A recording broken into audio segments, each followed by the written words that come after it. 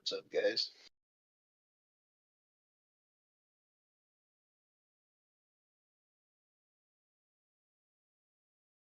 Yo, How we doing? What's good? Nothing much. Just came in to check out what you guys are talking about. Apparently, nothing. well, in the text, we're going on about the Israeli Palestinian massacre. Oh, dude, I got a video I need to send you with rubber babies. Rubber babies, yeah.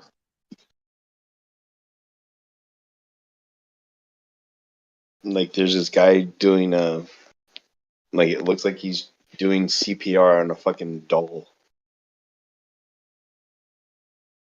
Like, you know how when like little girls play with dolls, how you can see like the head like flex and stuff, right? Like it like puffs up and I don't know when they squeeze them and shit, right? So this guy's doing CPR on a doll, and you can see like the head and everything like pop up. Kind of like a fake news kind of thing, saying that it's Yeah, a real baby. yeah. Here, hold on. Let me find the link I sent it to Jenna yesterday. Should be right here. Where'd you go? Doo, doo, doo.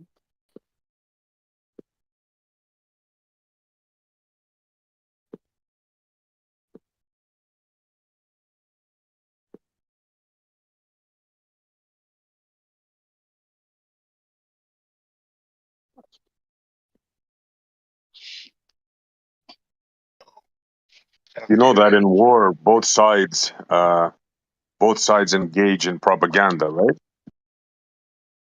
Oh yeah, no, I know. But I think this is even beyond like propaganda kind of stuff, you know? You remember the Iraq War when they were showing a woman in a baby room and all the incubators were on the floor, and they were saying, "Look at these barbarians! What they did to the babies." Yeah, Remember that? Then it yeah. was found out that she was the daughter of one of the representatives of Iraq from the States, and it was all a sham. Yeah,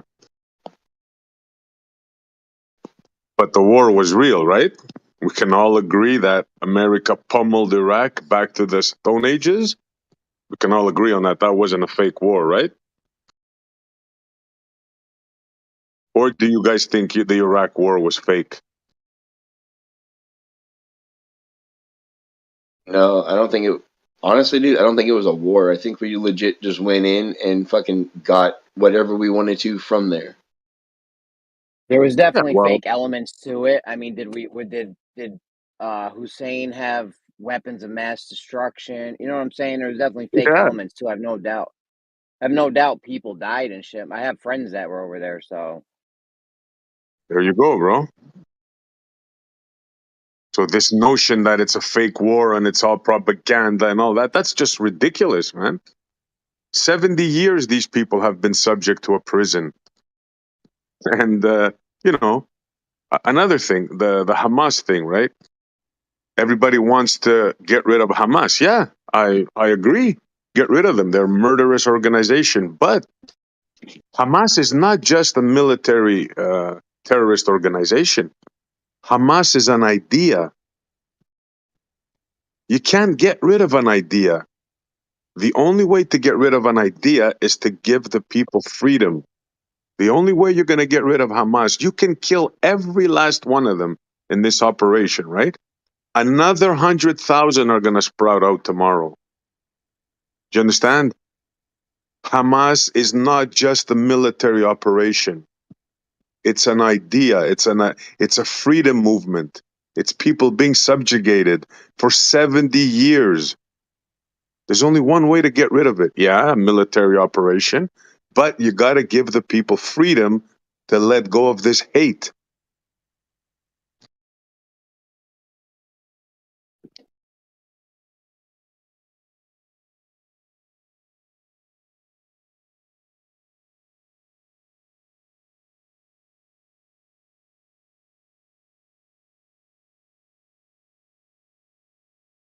Yeah, dude, I'm not sure exactly what's going on. All I know is that definitely not being told the truth on it, and that most of what I'm seeing,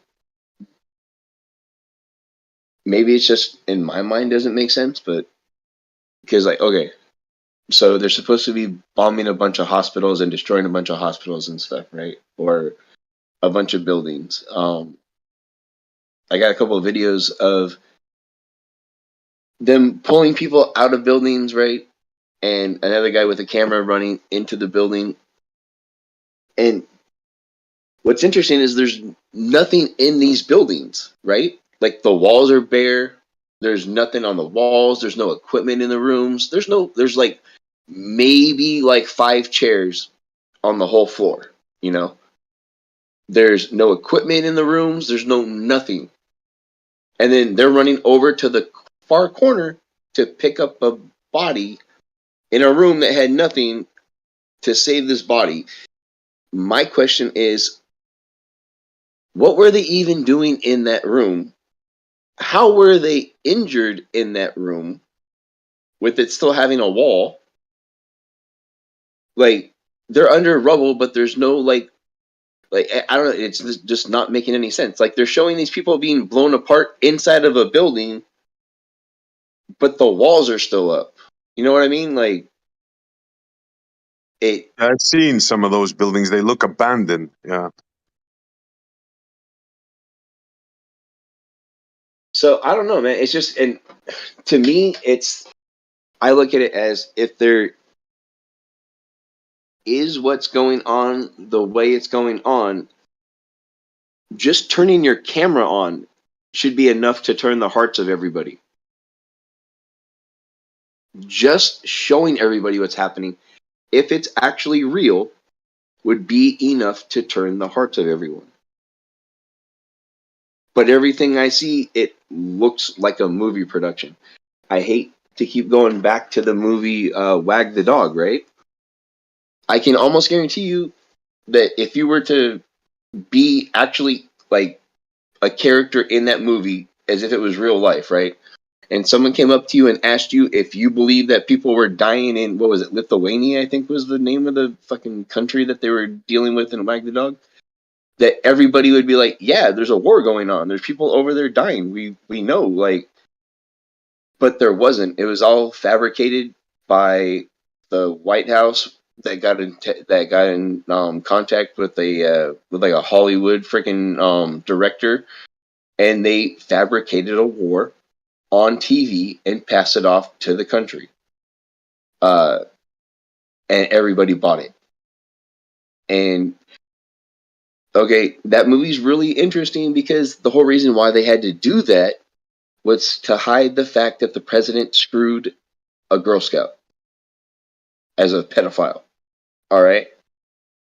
And then, like, look at who we have right now and with what they're doing with Russia, Ukraine, and then now uh, Israel and Hamas. And I know that Israel and Hamas is older than the Russia Ukraine thing, right? It's been going on for a long ass time. But it makes me wonder about the videos, man. Because if it was real, then where's all the regular real footage? Okay? Like the regular real stuff from normal people. There's another one where a guy is like running around showing like bombing, showing the bombs going off. Uh and then he's showing people on the ground with legs missing shit. Like it looks like a massacre, right? And then he turns around and takes a fucking selfie during it. And when you look up this guy's stuff, he's done this for all kinds of other events. So he's like a legitimate like crisis actor. He kind of reminds me of who is damn, I can't even think of the name of the guy that he reminds me of right now. Um but yeah. I on most of this, man, I'm really having trouble seeing that if anybody is actually being injured. But I do get what you're saying about the Iraq War, because I do have people that were they did sign up to go over there, and a lot of them did come back, and a lot of them are like fucked up. So Okay, I need you to understand something, right? Like, this is very important for you to understand. Like, I think you already know this, but it has to be said again. The Israelis control the American government. Like, it's a simple fact. The whole world knows, bro. You you gotta understand, bro. This is the final chapter. This is the final chapter of the American-Israeli bullshit. The world is watching, bro. 70 years. 70 years they've been killing these people. You can't hide it anymore, bro. You gotta understand, the world is changing. And it's a disgrace. It's a disgrace that America allows its military being controlled by a bunch of Zionist warmongers. It boggles my mind that people cannot see this, but the whole world sees this, bro. Just Google um, speeches from presidents in Africa, all over the world, bro. The jig is up. This game cannot go on anymore. You got to understand this, bro. Like, what you're saying, I can understand. Yes, in a war, there's the fog of war. People do all kinds of shit, but this is over. Like, there's nothing that you can say anymore. Like, it cannot be hidden anymore, right? No weapons of mass destruction, right? The Israelis are controlling your government. They say so openly. Bibi Netanyahu has said openly he controls Congress. They're bought and paid for. Everybody knows this, bro. I get You it. So gotta let it go. when I say that it's a production, right? Who do you think I'm thinking is behind the production? Well, I hope you think it's Israel and their stronghold on the media. You know that Israel controls the media in the States, right? Look at all their So reporters. They're all I would Jewish, bro. say not even Israel, not even like Israel the way most people think. I would consider it like the Talmudic Jews, the Kabbalic Jews, the fucking Zion. Yeah, no, those guys uh, Yeah. are the ones that are behind it. So no, I get that, but what I'm saying is that they're behind like a full deception going on. Yes. It's like they're Yes. actually both sides of it. They created Hamas, correct? Yes. Yes, brother. So Now you're like talking. no, I do. I know. That's what I'm saying. It's all a production because you have one side controlling both sides and then filming it for everybody and then putting that film on TV the way they want it to be with their tricks, with their I don't know, dude. I just keep seeing people with they're supposed to be having like things like blown off and they don't. Like, look Bro, at these listen people to that me. have like their blood, like their shirt is completely drenched in blood, right? And they don't have a mark on them at all. I'm not saying there's not crisis actors, and I'm sure both sides are engaging in propaganda. But surely you don't believe that this open air prison exists. Surely you don't believe that they have them like walled off and they can't do anything. Like, do you believe this, or do you believe it's all a lie and they're living freely and they have full control of their lives? I want to understand how you're thinking. Dude, at this point, I've never actually been to Gaza, so I couldn't even tell you, man. I let me give you a little bit of insight onto where I'm coming from with that. So I live in Ohio now. I moved from California, right? What was it, like 2, 3 months ago or whatever? Saw this thing about a hurricane or something or a tornado or whatever in in Southern California, right? So I hit up my grandma and I'm like, hey, I just got a thing for like a notification that there's like a high weather warning over there, like there's a hurricane or something like that, or a tornado or whatever. And she sent me a picture of the sky, and it was bright fucking blue, dude. Not even a cloud in the sky. But there's reports that there's like a tornado going on over there, or a hurricane, or I forget whatever the fuck it was. And like, dude, that was just real time, you know. And that wasn't anything big. Nobody had a say in that. You know what I mean? Like who really cares? Why do I care in Ohio that that's happening over there if it's not? You know what I mean? Like, why would you need to lie about that? Is my problem. So when I see them lying about shit like that, to go where you're going right now, of lying about it, Israel and why should I believe that when I can't even believe what they tell me about the fucking weather, dude? Because they straight up lie about that. You know, like, and it's the Jews that are in control of both of those fucking things because the Jews control the media. The media is what's telling you what the weather is, kind of shit. You know, like But that's yeah, just that's a start, bro. Yeah, that's a start. So you know who controls the media, right? You know who controls Congress, right? So, dude. like, I've known that for a man, long time. America is a great country, man. This fucking, excuse my language, this little puny country has destroyed your reputation, bro. Has made you pariah throughout the whole world because of one freaking country, man.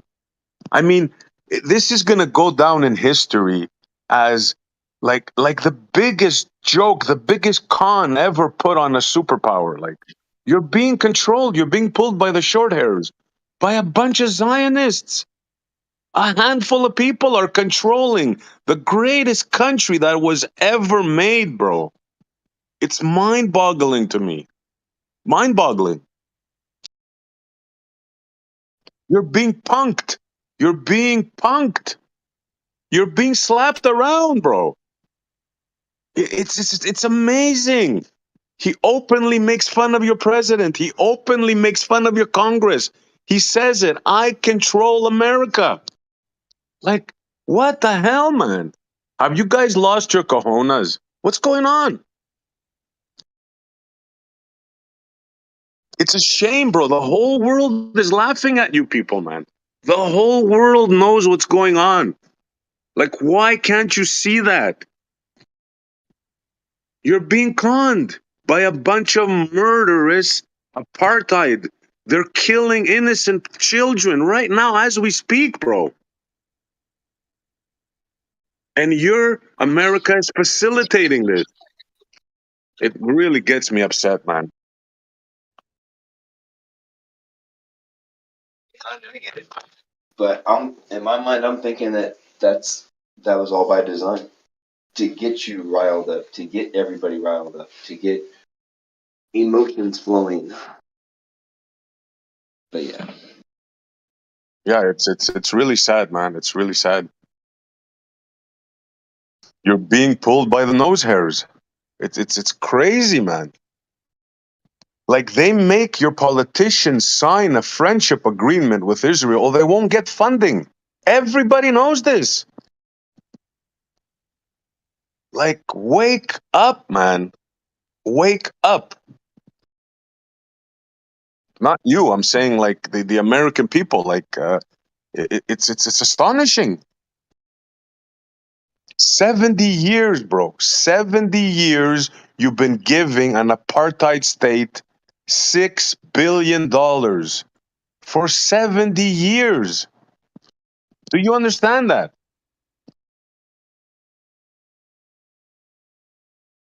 yeah, no, trust me, I know. Ever since fucking it was birthed after World War II, right? The United Nations and shit, or not? Was it the you know or was it the United Nations? Hold on, I gotta go back to my fucking history. But yeah, no, it's been 70 years. Dude, you're right. Yeah, bro. Like, this is the truth, bro. Like, look at South Africa, right? South Africa was the same thing. Apartheid. They were killing people in the streets. They were putting tires over their heads and burning them. And people were watching until this guy called Mandela uh, gained the sympathy of the world. And everybody started saying, wait a minute, man, these Afrikaners, they're killing people.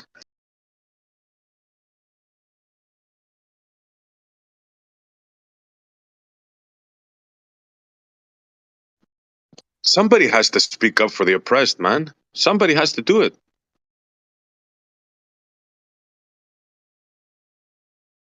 If it's me, so be it.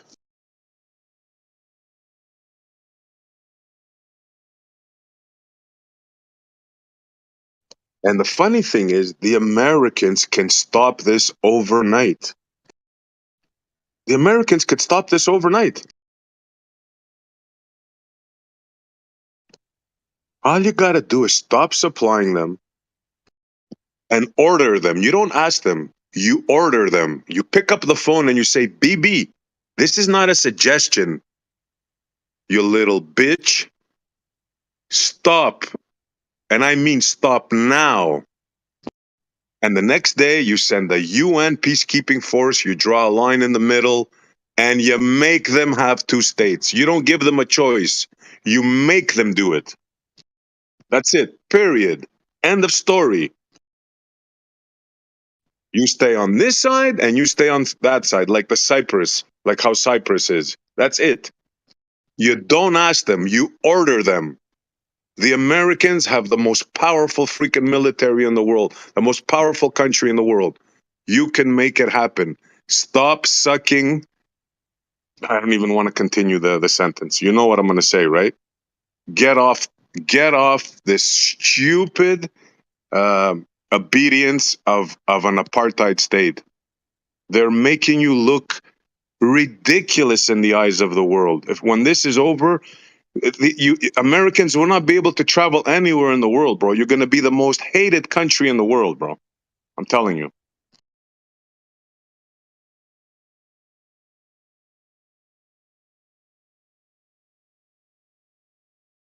Enough is enough. That's it.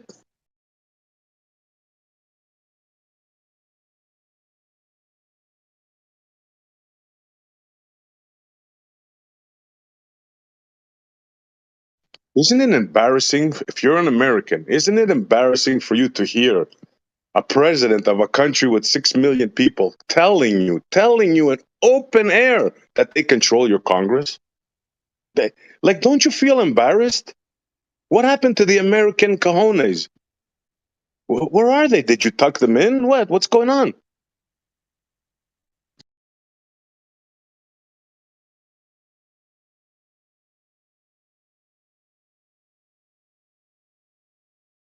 Dude, America is not America anymore, bro. Yeah, it's very frustrating, man. I bet you that we probably get taxed more now than we did when they got all pissed off and dude, but okay, so here's the thing, man, is I actually question about the fucking history that they show us about that. About 1776 and all that bullshit, dude. I question all that. I wonder if we ever did win the Revolutionary War because why are all of our presidents still connected to the fucking King John that signed the Magna Carta, dude? Like, why are they still all related to fucking English kings? If we separated from them so far, so bad, so much, why are we that connected that all of our leaders are from their family? Right? I don't know. America is not America. I don't think America really. You ever heard that it was the America was the world's great experiment? You ever Yeah. heard that? Mm-hmm. Like, Look, ask yourself this, bro. The fires in Hawaii, right? Just that alone. How much money did your government put down to rebuild Hawaii? How much money? I know they want to put 100 billion to Ukraine and all these other places. How much money did they put for your country? Sorry, I gotta take a call.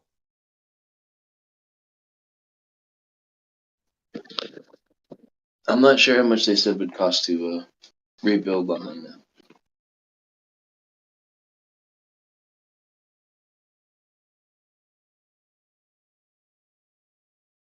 Listen, Biden already said he was laser focused on Hawaiian relief.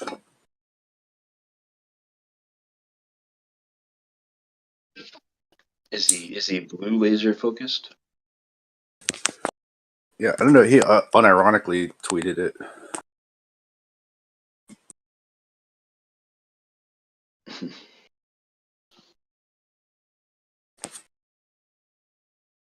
Why is it? Yeah, like that whole St. Peter's Square is not a square. Okay, looks like a big skull upside down. Right, got a big obelisk in the middle of it. St. Peter is actually Jupiter. He's not St. Peter. Right, because the whole thing is serpentine, right? Because it's a basilica. It's like a basilisk. It's a king place. That's what the root of it means. Basilisk and basil and basilica all have the same root. And according to multiple sources. And then it's just interesting because it's like the cross is pointing north, right? So that's its orientation. There's an obelisk in there, which is really a sundial, and then this Egyptian, which is also something to do with Caesar there. It's not a square, but it looks like a giant inverted skull.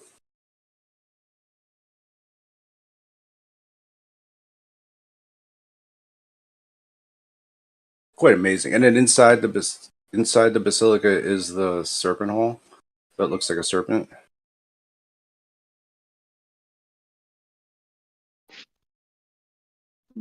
Right? So these are all just accidents. Or happy coincidences. Or the whole thing is like everything's built on snake stuff, and so there's no unbuilding that. So we just have to stay with that and pretend it's some other shit.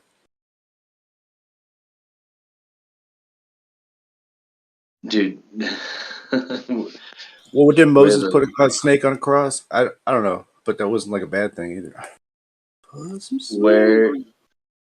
Where the head, like what looks like where the head would be, it's funny that it's green shaped in like a triangular shape, and those two things in the front almost look like eyes of a snake, dude.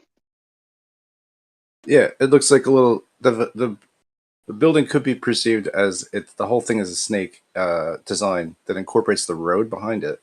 So it's like a big long snake pointing north, and the Vatican is itself the head of the snake, and it's wearing a little crown on it because it's the king, because it's the basilisk.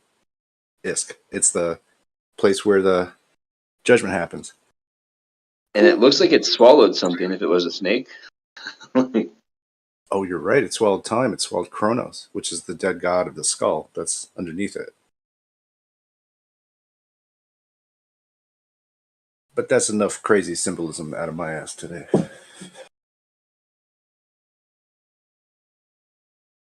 I mean, it's all there in plain sight, right?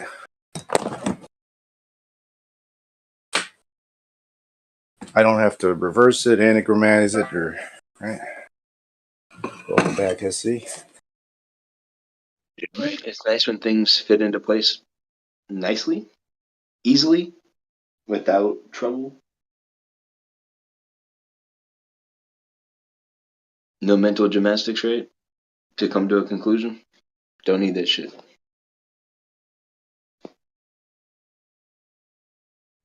Look, this is clear cut, man. Your government doesn't give two shits about you. There, I said it. Proof. You're giving hundreds of billions of dollars to other countries fighting wars for a freaking Zionist regime. Meanwhile, people in the States are suffering. I saw a thing on San Francisco today that blew my mind. You know what's going on in your country, in San Francisco? Do you have any idea? It's like the Wild West there, man. Stores are being looted. Big chains are leaving. Everyone's leaving San Francisco, one of the greatest cities in the world, bro. They're leaving your country deteriorate and they're sending hundreds of billions of dollars to Ukraine and to freaking Israel now. Did you say one of the greatest or one of the gayest? Both, probably. But just have a look at the cities around your world. Look at Detroit, man. Look at Detroit. It's like a fucking, it's like after World War II, bro. Whole cities are abandoned. Houses are RoboCop's left coming. in ruin. And you're giving billions of dollars for war. Like, what the? This is like, it blows my mind. Look at your cities, bro. In ruins and tatters. Look at the homeless people you have. Look at Hawaii. They just left it burn. And the same week, your president gave $100 billion package for war. Man. Dude, with what you're saying about how America doesn't care about its people, dude, I've known that most of my life, bro. Like that's not like a new thing. My grandpa taught me that when I was fucking younger. Cause, all right, so this is gonna sound kind of weird, but I noticed when I was going to college, right, and I was being told to apply for scholarships and stuff, right. And these people kept coming into our school and being like, yeah, there's tons of scholarships out there. All you got to do is apply for it, right? All you got to do is do this. All you got to do is fill this out.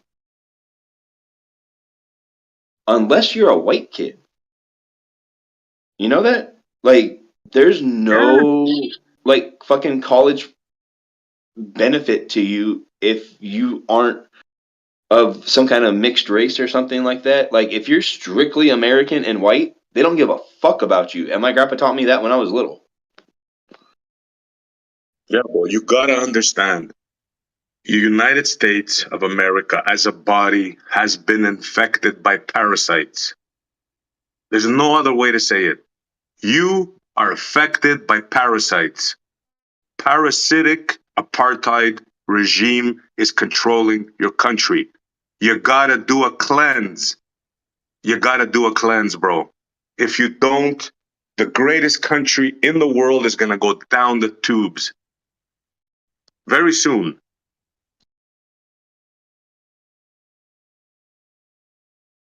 Every country that matters is against you. Every country right now is fed up. They're making plans for the dollar. They're making plans for oil. You're going to be erased from history if you continue like this. Of think of when England controlled the whole world, right? You don't think it could happen? Trust me, it can. England they said the sun never set on England, right? Well, right now, England has one time zone. One time zone. Just keep that in mind.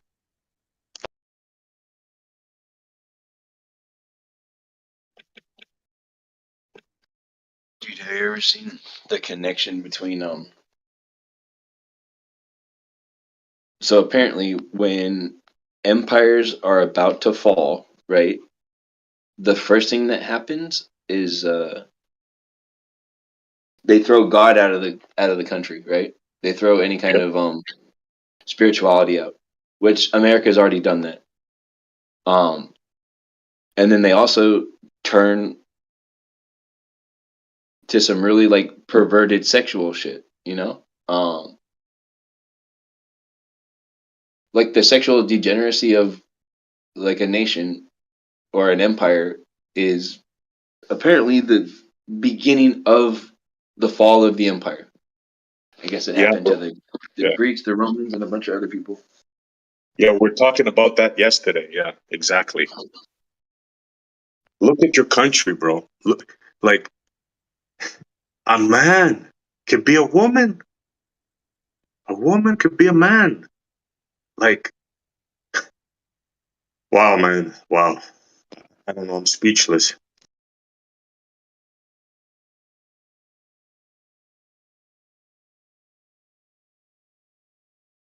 Yeah, no, you're right.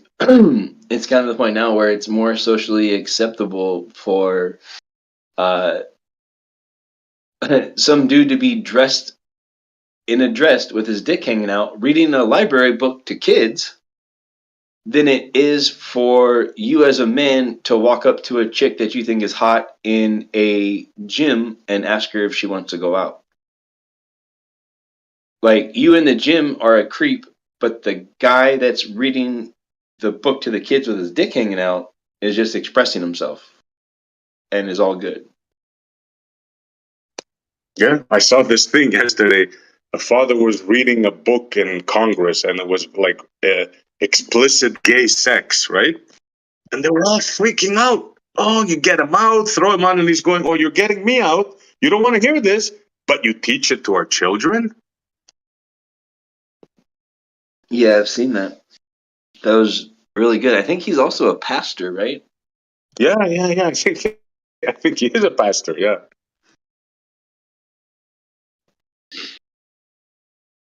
It's like So I it's give, like, for him being a pastor, I give him props for not trying to do the whole like fucking Sunday school shit, trying to like make the words different words and make them sound cute so they don't offend anybody. No, he read the word that was in the fucking book, dude. I give that guy props.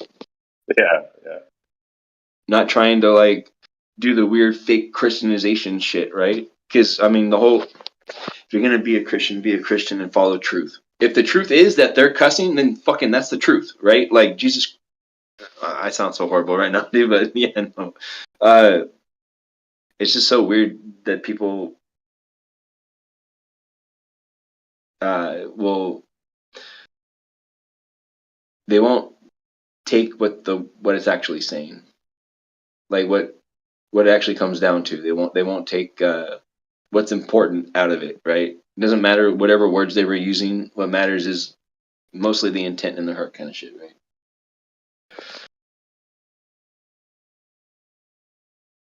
Yeah, it's really sad, man. It's really freaking sad.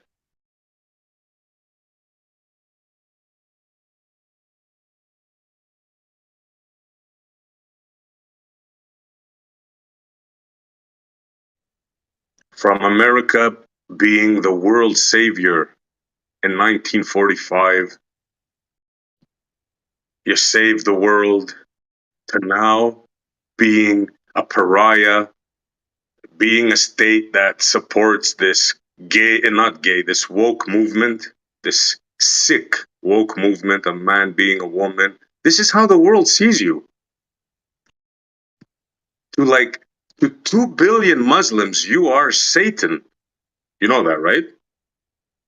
The Muslim world thinks of the America as the great Satan, the facilitator of evil.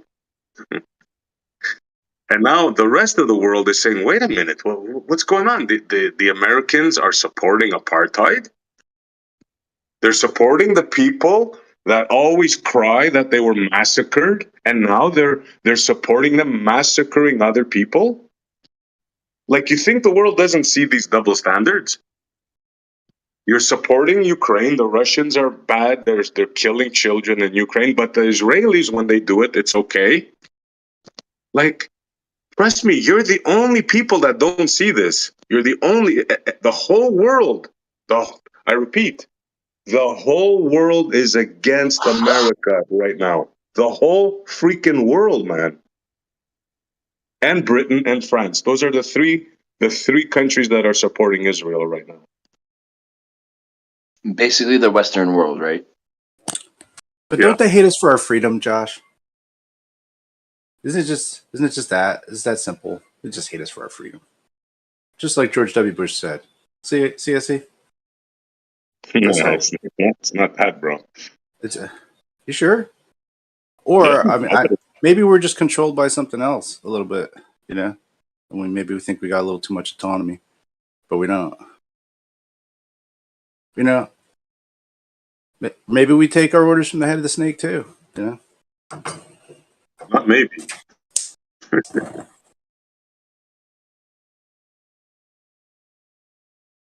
Bro, the jig is up. It's as simple as that. The world is watching. What happens next is going to determine the fate of the states for the next 100 years.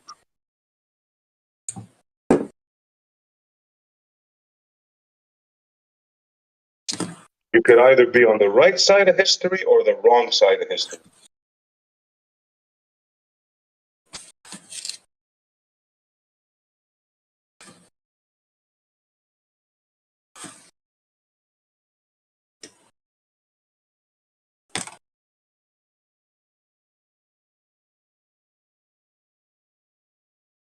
Here, look at it this way, right? Let's say the terrorists, Hamas, right? Let's say they didn't go into Gaza. Let's say they ran into Israel proper. And let's say they were hidden within the civilians of Israel proper. Ask yourself this. Would the IDF conduct the same operation? In other words, would they bomb Israel proper to the ground and then go in like they're doing now indiscriminately? Or would they do special forces like and avoid killing their own civilians? Ask yourself that.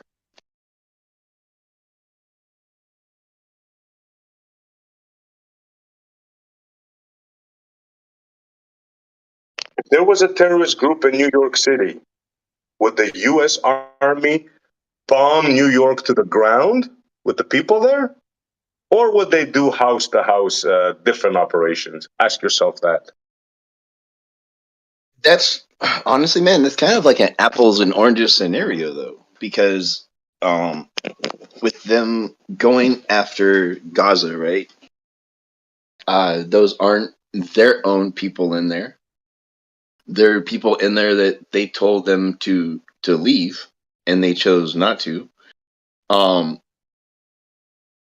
mean, I get the connection you're trying to make, like if it was New York, right?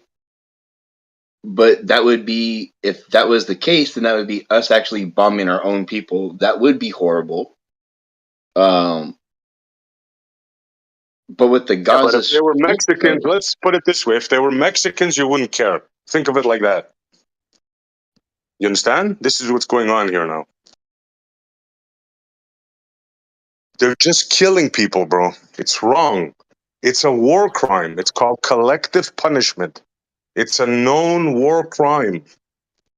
They were Essie, thinking of putting Putin under war crimes for doing what Netanyahu did. The only thing that's different is they control your media and you think it's different. That's the only thing different, bro. You're being manipulated. I'm not being anything. I don't think that the Israel that's in there right now is actually Israel. So I'm not being manipulated for anything. I think it's a show.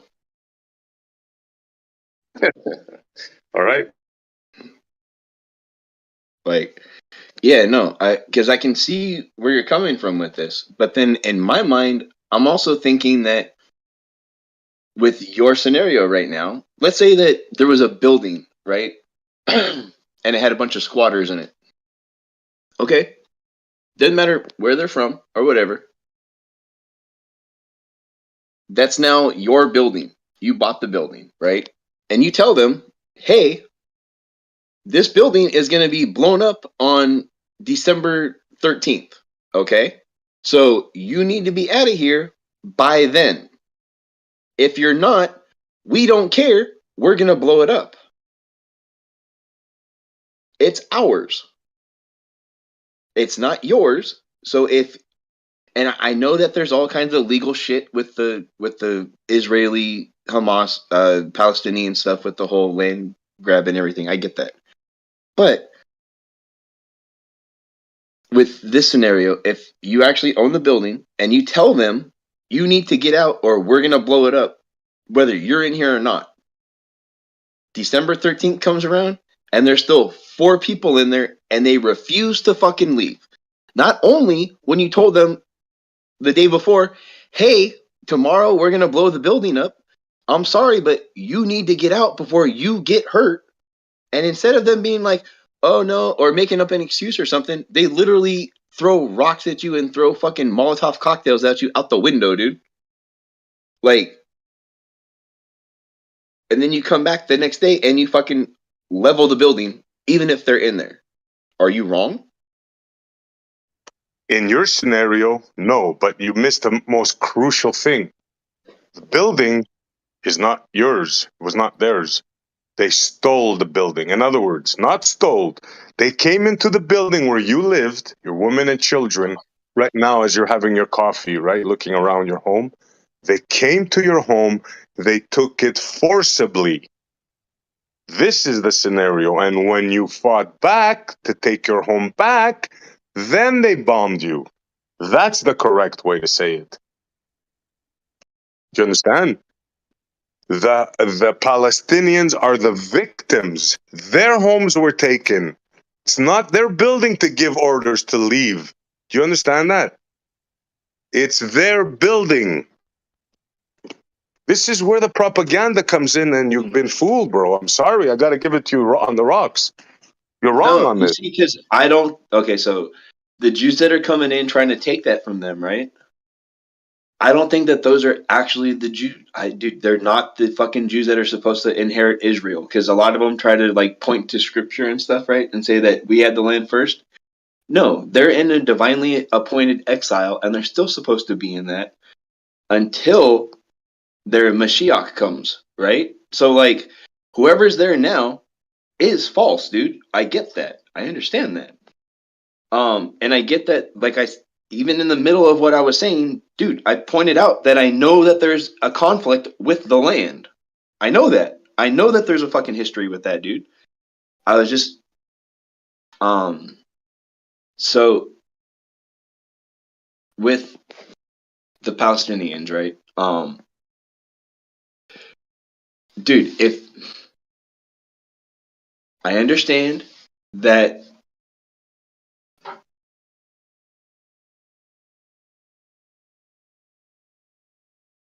the land,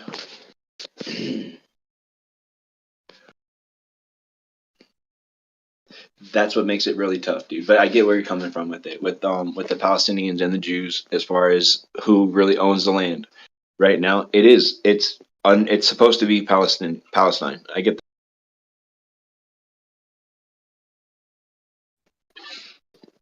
Look, I can't blame Because you when you think, right? You've been subject to the mass media in the States. So obviously, all this anti-Semitic, just look at that word, right? Anti-Semitism. Okay. Do you know any other word of given to any other people? Think about it. you How do many realize that people have everything that's died around happening. the world? You do realize that everything that's happening right now, though, can't be classified as anything that's happening can't be classified as anti-Semitic because the Palestinians are also Semitic. Yeah. So, like Yeah, but everything what do you about think? this, no matter That's a what good side you're on, if you're point. against the other side, it's anti-Semitic, dude. It's fucking ridiculous. This is so like the people don't know the words that they're using and shit. They don't realize that this is a family fight from fucking 1,000 years ago, kind of shit. You know, like.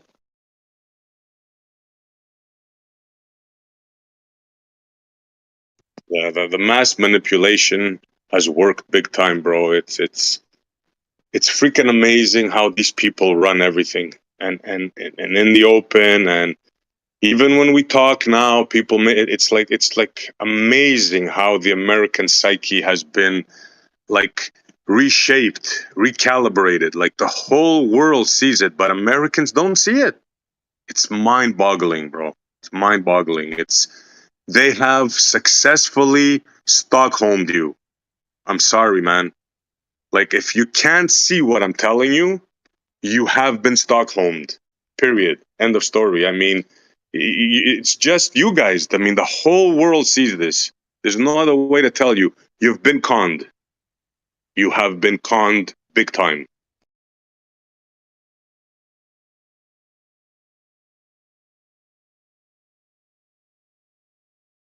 Like if you have 1 inch of sympathy for Israel right now, you have been conned. If you can't see the war crimes being committed right now, if you can't see that Israel is an apartheid state, I mean, I can't help you. I'm sorry.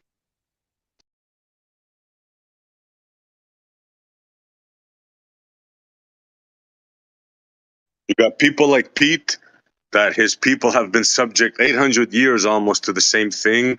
They just went through like occupation, subjugation, all kinds of things, and he just doesn't see it. It's worse for people like him because his people have been subjected to the same thing, and he doesn't see it, man. It's amazing. It's amazing.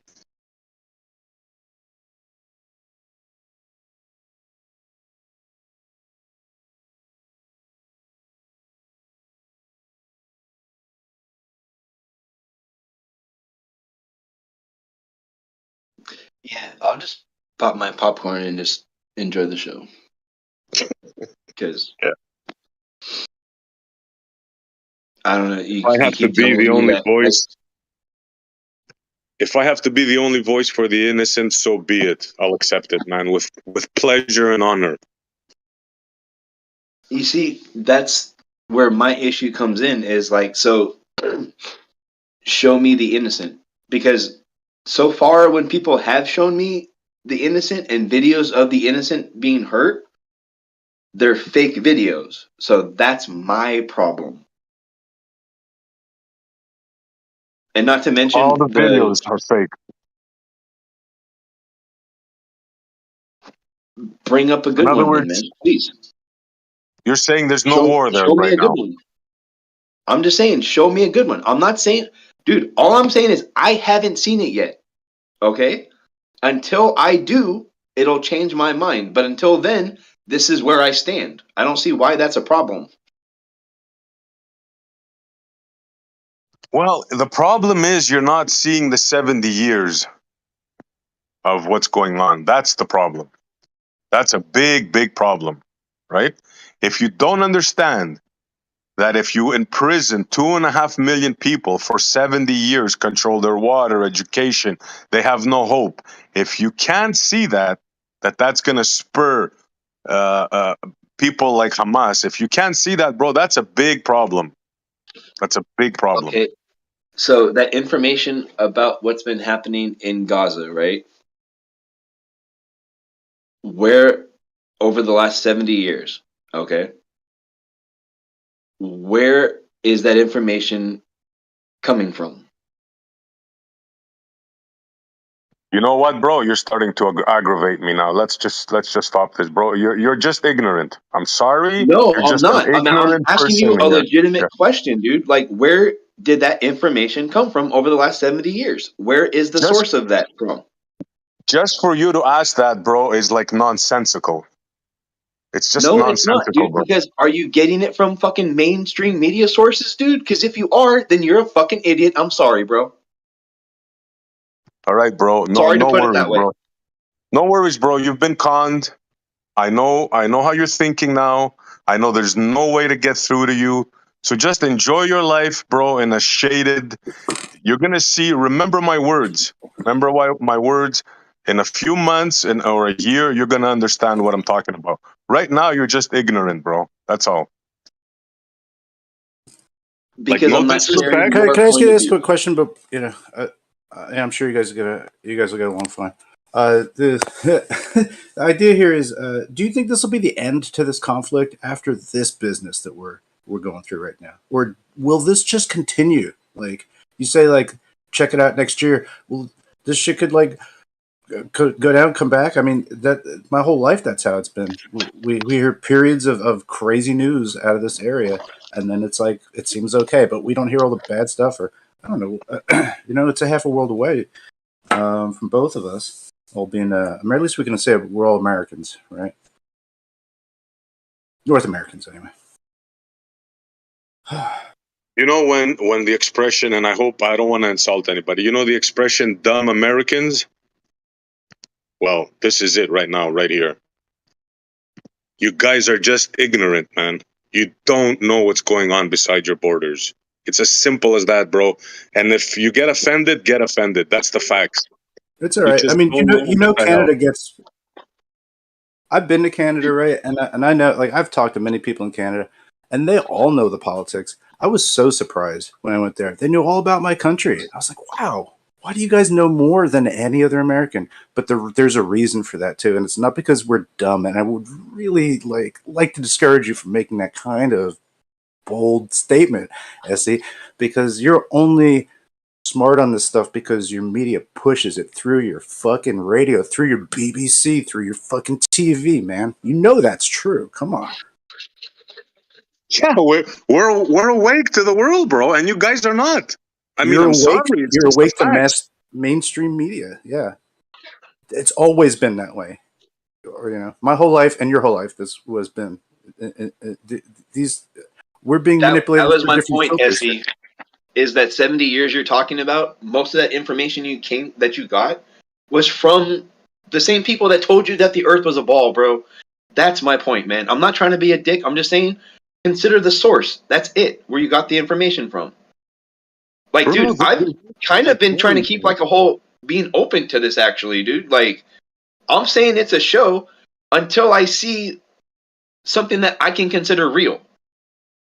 Why? I don't understand why that's such a problem. Like, it's a I don't big see it. problem, bro, because the whole world knows this 70-year history, except you, maybe. Dude, How is that possible? How there's a could you million not know people this, out there. man? Dude, there's a million people out there that will tell you that the whole world knows that it's round. You can't use that argument, Se.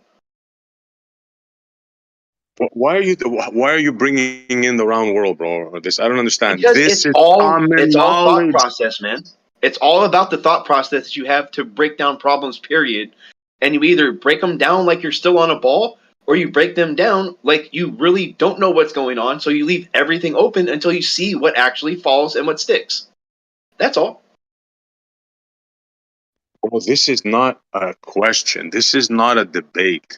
Everybody knows what Israel is doing, except some Americans like yourself that are ignorant of the facts, bro. I The mean, fact you that you're cannot saying see that. this. You cannot see what I'm telling you. Only Sith deal in absolutes, bro. That's all I got to say. Yeah, it's an absolute fact. Gaza is an open air prison. So you double down. Okay. I'm Thank going to you, triple down, bro. I'm Arthesi. going to triple down because it's a fact. South Africa was an apartheid state. Fact. So it's a South fact. Africa is no It's a longer fact an apartheid that the state. news told you. Fact. It's a fact that the news told you, though, right? Oh my God, man. This Is it guy is. not? Is it not? Am I wrong? Am I wrong? Did the news not tell you? Am I wrong? Bro, it's not just the news. It's everything. It's It's all the also things the that I people that getting that information from the news. Yeah, you're right. It's not just the news. It's the people getting the information from the news, spreading that. So yeah, like, I mean, dude, if you were to come to me right now and tell me about some, honestly, dude, there's, yeah, I don't, never mind. I don't know, dude. My bad, Se. I didn't mean to like piss you off or nothing, but dude, I'm not buying from the beginning, dude. I haven't said that there's not a conflict over there, man. You keep fucking putting me in that camp. All I keep saying is that what we keep being shown is not real. That's all I'm fucking saying, bro. maybe so, but I want you to understand, and I don't know why you reject the fact of the 70-year thing, right? Are like, can You you at want least me to acknowledge? agree with you, and I won't. Sorry. So you don't agree that the Gazans have been under like an occupation. Not the You way don't you're agree on this. imagining it. No. 100% not the way you're imagining it, because nothing we've ever been told has been 100% true. Am I an idiot for thinking that? No, I didn't say it's 100% true. There's lies on So both sides, if but it's not 100% true, by definition, that's a lie. yeah, it's impossible to talk with you, bro. So like, I mean, I think you're the only person that I've ever spoke to that doesn't believe in Gaza is an occupied territory. You're the only person in the world that I've ever spoken to that has told me this. So this is just amazing me. It's blowing my mind. You keep taking what I said and then like jumping me fucking a light year away, dude, in some other camp. All right? Like, You dude, said it yourself. You said you don't believe that 70 years of occupation. You said it just now. Did you not? I said, should I believe it because of where the source came from? Everybody knows that Gaza's been occupied. Israel was occupied 70 years ago, dude. Even the Hebrews know that. Even the Zionists know that, bro. It's Come on. occupied. Bro, What I'm saying is what's happening over there with what I'm saying is what's really happening over there with what they show you on TV. Is that really what's going on? That's not what he's asking you, though. Do you not agree that Gaza and Israel were occupied 70 years ago? Yes, I said right, this so a what's fucking why- minute ago. so what's There the is a problem? conflict there. I get that. do you know what But apartheid I don't means? think it's what we've been being shown. Why is this so hard for you guys to fucking understand? Where I'm trying to come from on this? Jesus Christ! Like, Nah, I agree that there's propaganda on both sides, but he's just asking you a simple question, yes or no. Is Gaza being occupied? And the answer is yes. but There's no not in the way we're being shown.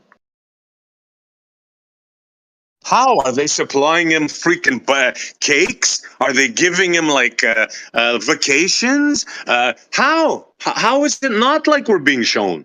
Tell me. Because Are they because not nothing that controlling ever us? comes out is actually the truth, dude. That's why. That's how I know. Flat out, without even looking at it, it's because the history of everything that ever comes out, it's never the actual truth. So why should I believe what actually comes out? Right? I don't get your logic, bro. I'm trying too hard, bro, but I just don't understand how you think. I'm sorry. You don't get my logic. So we're constantly Oh. lied to on a daily basis, and I don't believe anybody. That's hard to understand. No, that's not hard to understand. What's hard to understand is even our buddy just told you now. It's a known fact. The whole world knows that Gaza is an open air prison. Your president, Carter, said so. Like, you're the only person that doesn't get this, man. Why?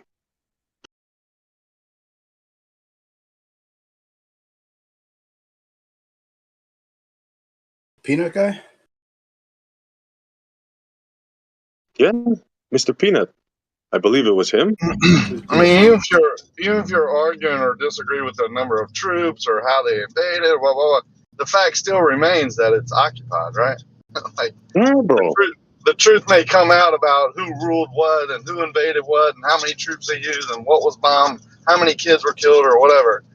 But the occupation is what was the question, and you have to say yes, right? But in comparison, America occupies a lot of territories. We got Guam, we got the Florida Keys, we got Puerto Rico, right? Wake Island. We occupy a lot of territories. Virgin Islands. The Virgin Islands. America took Puerto Rico from Spain, bro. The Spanish-American War, right? So they occupy Puerto Rico. Puerto Rico is just a territory. And the people in Puerto Rico actually don't want to be part of the United States. Like, half of them are divided. So, like, I'm just saying, like, we do the same things that Israel is doing, but Israel is doing it in an inhumane way. No, where they don't have, you even dare well, say hold on, that. hold on. The way that Israel's treating the Gazians is inhumane. That's the only difference. Yeah, bro. You got to understand, what they're doing now is a war crime. There's no disputing that. When you give collective punishment to a people, right? That's a war crime. It's as simple as that. Doesn't matter who does it, doesn't matter what side. It's wrong.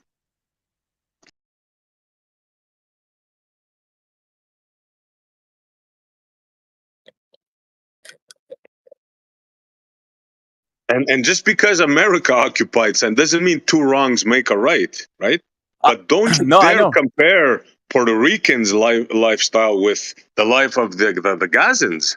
Don't you even try to compare. Yeah. But Puerto Rico is always fortunate, right? It's even before America occupied Puerto Rico, it was a fortunate island. with resources. Gaza has been a desert wasteland even before Israel occupied it. There was a third world country. People were, they needed water even before. You know what I mean? They always needed water. It's a desert wasteland. But I just want to say that, whether you believe in nuclear bombs or not, Puerto Rico was being used to test nuclear weapons, bro, right off the coast in Vieques. And it caused a lot of problems. The U.S. military was doing all kinds of experiments in Puerto Rico. Vaccination Oh, damn! I said the word, but all kinds of experiments, bro. Yeah, bro, I can And the tell you Federal crazy Reserve was stories. established. If you look into the history of the Federal Reserve was established in Puerto Rico because Puerto Rico was a territory and it doesn't have the same rights as the state does. And they were able to through loopholes, they were able to circumvent the Constitution and the Bill of Rights by establishing their headquarters in Puerto Rico. There's a lot of deep stuff going on in Puerto Rico, bro. Look, bro, all I'm trying to do is I'm trying to save the soul of America. I love Americans. I love America. They're right next door to me. You guys just happen to be the freaking greatest superpower that ever existed. And you're being manipulated by parasites, bro. You have a parasitic infection in your government, bro. And you gotta get out of it. You gotta do a cleansing. I'm sorry, bro, but somebody has to say it. Yeah, drain the swamp, dude. Trump ran on that for 4 years, dude. Yeah. He'll probably run on it again. But don't get fooled. Trump has his face all the way up the Israelis' butt. Yo, Trump. Don't get fooled. Trump Yeah. started his election thing in Waco. You know that Trump is the only president that moved the Israeli, is it the consulate to Israel? The capital. Yeah. He's the only president that did that. Trump is bought and sold by the Israeli lobby group. Just know Absolutely. Maybe. Oh, I know. Could have something That's to do why I with don't like Russia. Trump. Might be something to do with Russians too. Who knows? Some connections in New York with that. Figure it out. Yeah, man, it's Anyway. freaking sad, man, to see the greatest country, people that I love, being manipulated like this. It freaking boggles my brain, bro. It Yeah, I guess really bugs me. you're up in your feelings. That's cool. Yeah, I'm all up in my feelings now. I know you got love for everybody, man. You don't like seeing the shit go down. I don't think we do either. But believe me, we are powerless to fucking stand in the way of this stuff. You know. I know, bro. I don't blame the average American person. Like, I don't know. People that haven't been to the States don't realize how good American people are, right? That, like, the people around the world, that they think of you now as evil and like supporting this the woke movement and all that. But people don't realize how good and humble American people are. I know, I've experienced them. And they're easily manipulated, man. That's the freaking problem. It really depends what region you're in, bro. Honestly.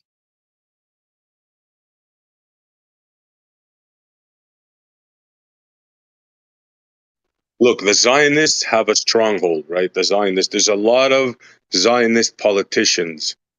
That's how they're doing this, man. It's sad to see.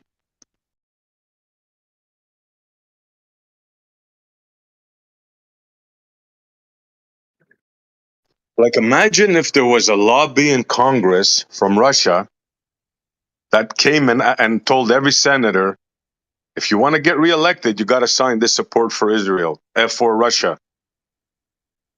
Just imagine that. Would you allow that to happen? Obviously not, right? But that's what Israel is doing.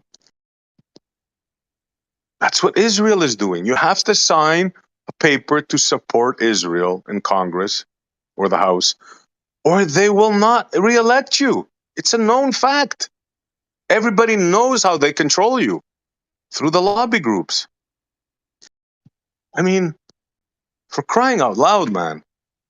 Somebody's got to put a stop to this, or they're gonna bury your country, bro. All this woke movement, it's all them doing this.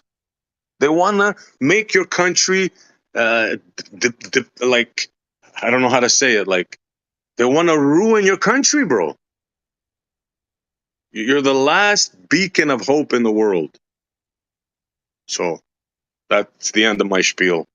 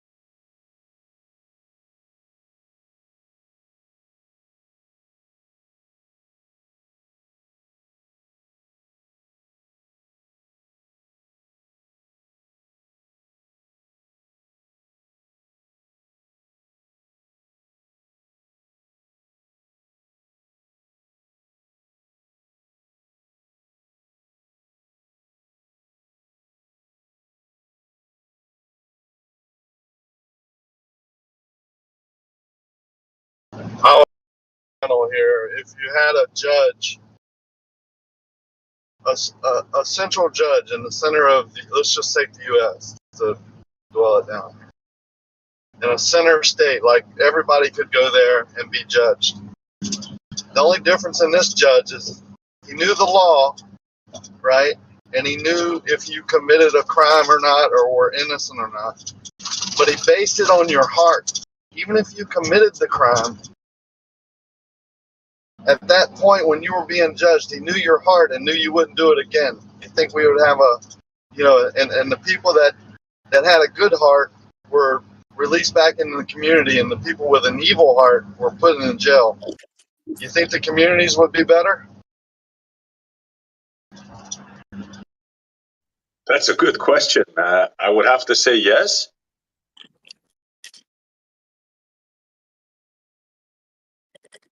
What do you think, Rukia? I say absolutely yes, and there's where I find my hope, because I'm promised that. So no matter what football team or flag or country or that I'm for or against, or what war I'm for or against, or what law I'm for or against, I have the promise that my heart will be judged. That's where I find my hope. Right. Yeah. Fair enough. I wish there was such a place. I really do.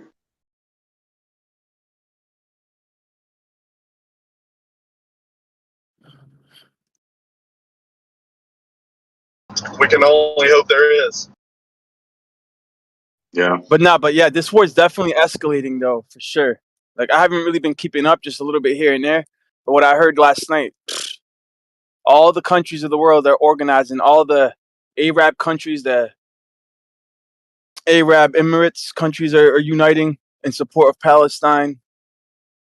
You got Iran, Syria, Lebanon, Russia, Ukraine. Like, it's literally like it's shaping up to be a world war, like, indefinitely. Yeah, bro. We don't know when this is going to stop. It doesn't seem like it's going to stop anytime soon. America's redirecting resources from Ukraine to Israel, and Ukraine's now like, the Iron Dome has been exhausted. The last shipment, they just got it like 2 days ago. The last missiles for the Iron Dome, and those missiles were supposed to go to Ukraine, and they redirected them to Israel. And then after that, after they use up those missiles, they're basically sitting ducks in Israel over there, because they were they're heavily dependent on that Iron Dome to protect them. So yeah, things are gonna get real crazy. Yep. Sounds like they should have. Sounds like they should have taken the deal that Hamas gave them to accept the prisoners of war, but instead, fucking Netanyahu decided to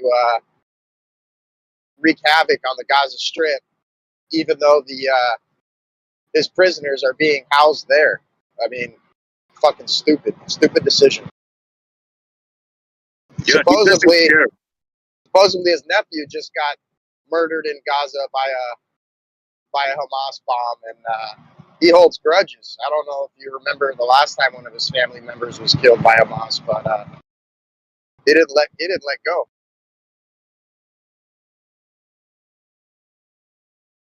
Yeah, man. Yeah. It's I just remember a rocket hit his truck.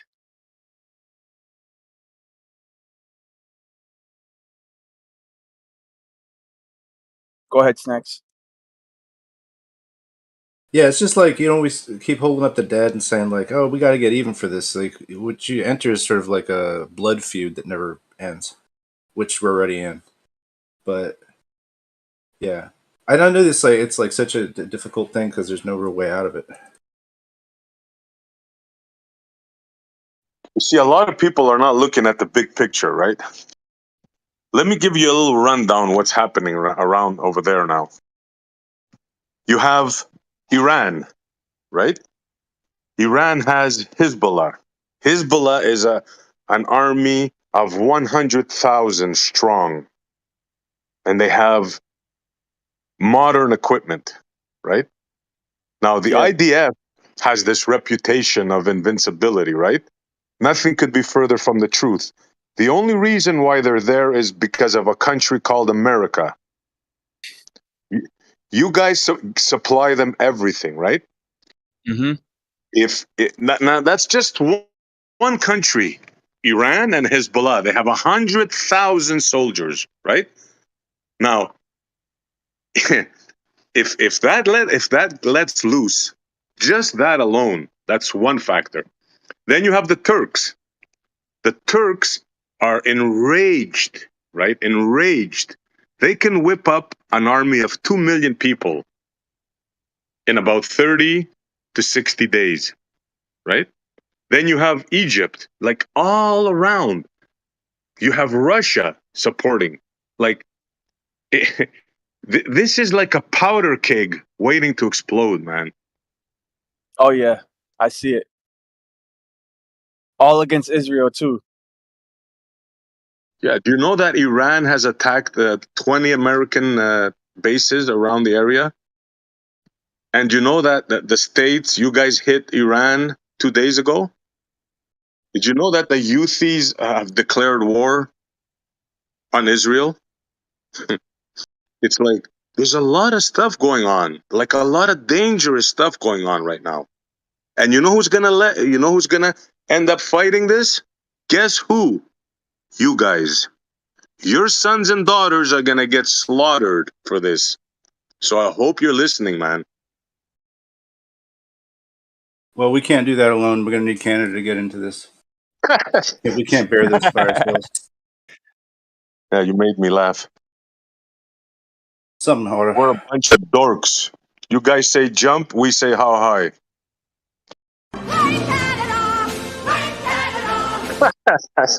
Yeah, yeah.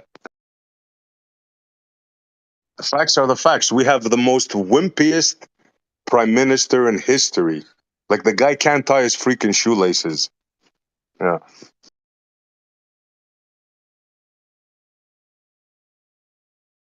Yeah, but you know what I mean? Like, we get fed different sides of stories. And I don't mean we get totally different stories, but we get fed a slightly different slice of it. You know? And it's the slice that makes sense to us. And you get the slice that makes sense to you. We could argue about what the truth is objectively. I don't speak to people on this topic. Like, I don't go around and just like ask people on the street, like, "Hey, what do you think's going on?" Like, I don't really know what the pulse is. I just know I live in a land where people just put lawn ornaments on there. Like they support Ukraine or they support this and that. But I don't see like a lot of Palestine or Israel support around here.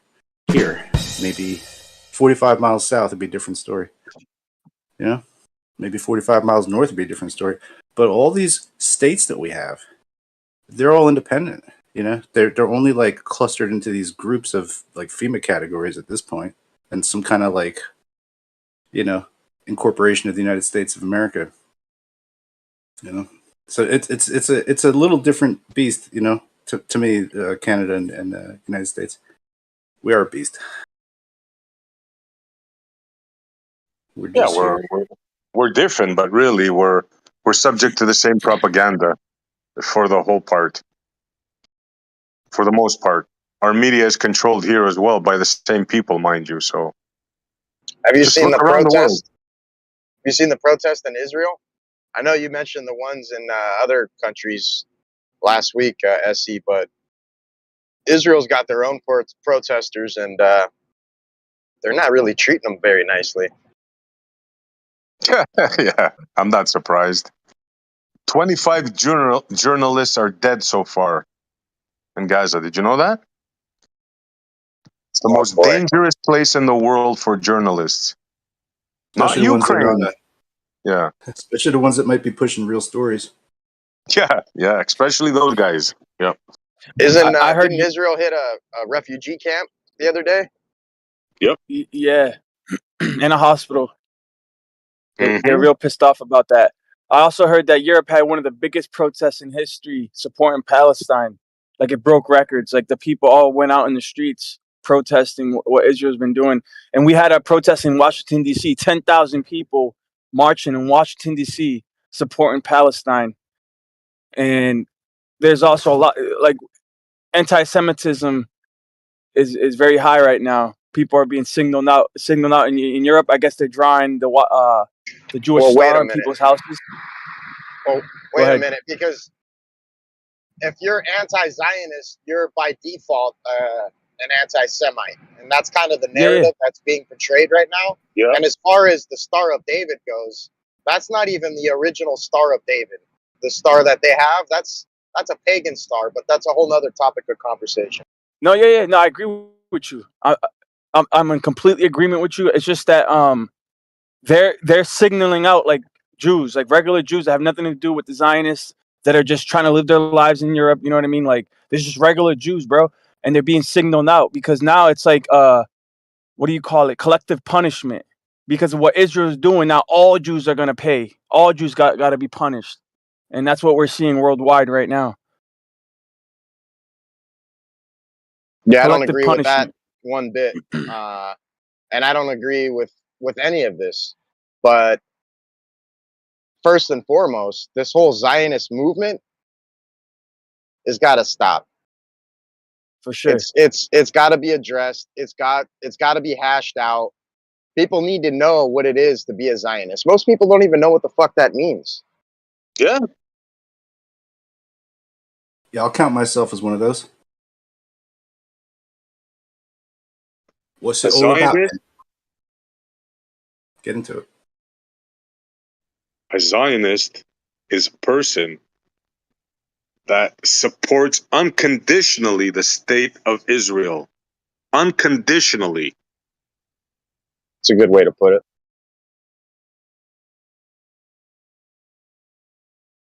So like when me and some other people were hanging up like banners over like Parkway overpasses that said "No blood for oil," trying to protest the beginning of the Gulf War Part 2 after 9/11, then we would have been.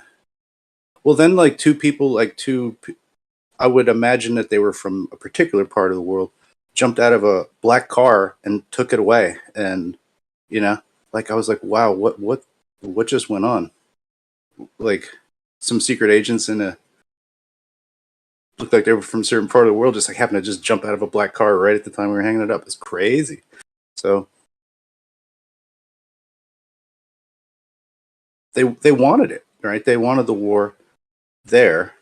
Some of these, you know what I mean? Like there's all these different people on different sides here. Would they be Zionists? Do you think? Just like they think any war is good for supporting Israel or whatever. Yeah, unconditional support for the state of Israel. Yep.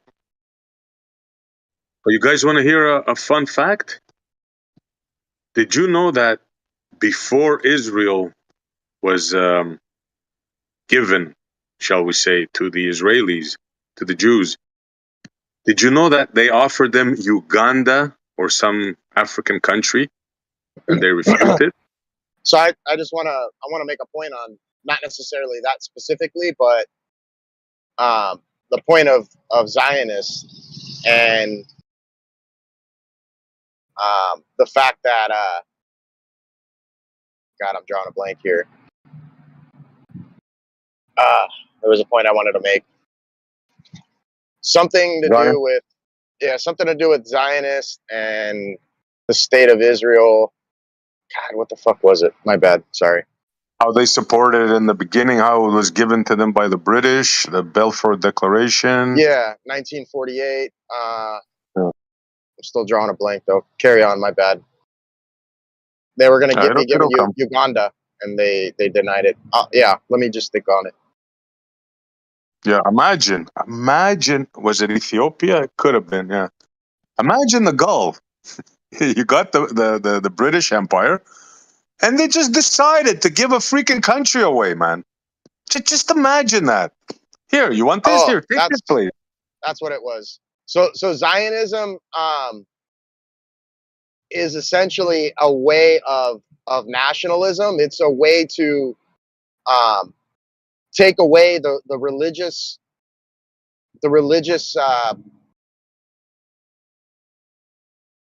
basically Zionism has nothing to do with religion. It has to do with nationalism.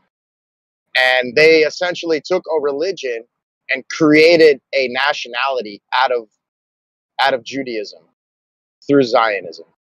So it's the merging of religion with the identification of a people in a particular region.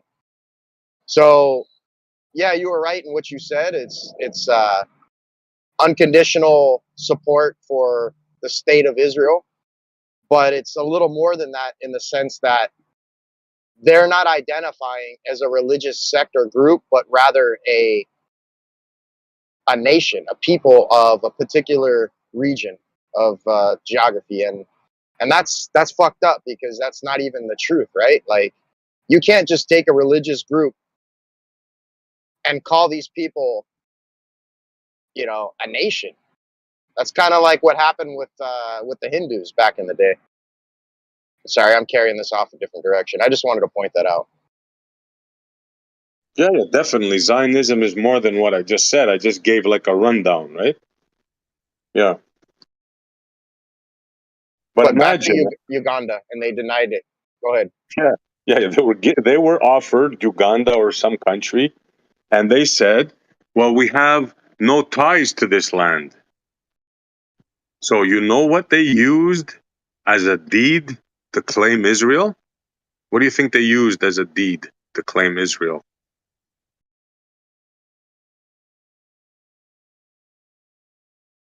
I'll tell you, the Bible. The Torah or the Holy Bible? The Holy Bible. Netanyahu was holding it up in his hand and he says, "This is our deed. This is our deed to this land. God promised us this land." I'm telling you, bro. Yeah, Oh, wow. Yeah. That sounds like quote mining and cherry picking at its finest. Yep. But guess what? They're able to convince a lot of people of that. A lot of good, innocent people. Christians. They Yes. convince the Christians. Yes, bro. You've got a shit ton of different Christian denominations supporting Israel unconditionally, i.e., Christian Zionists. Yes, brother. This is how they did it in the Bible Belt. The good people of the Bible Belt. Scary shit. Yeah, man. Yeah, I see a lot of it. I see a lot of these big time Bible guys, who've got huge cult followings, just supporting the shit out of Israel. And all these people just go right along with it. They have no care in the world for historic accountability or anything. It's just quote mine misinterpretations to justify the means of their actions. It's scary. Y'all better get on board. Y'all gonna burn in hell. Yep. Yes, sir, brother. Boogie boogie. Yep. I'm from the Bible Belt. I'm in Louisiana, and we're populated by like 40% people who came from Canada or through Canada. So we're really screwed up here. Yeah.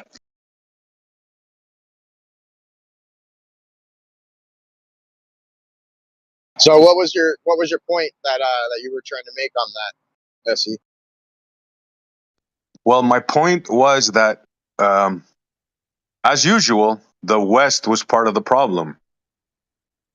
They just gave a country away. They just said, here, we took it over the Ottoman Empire. We control this land now.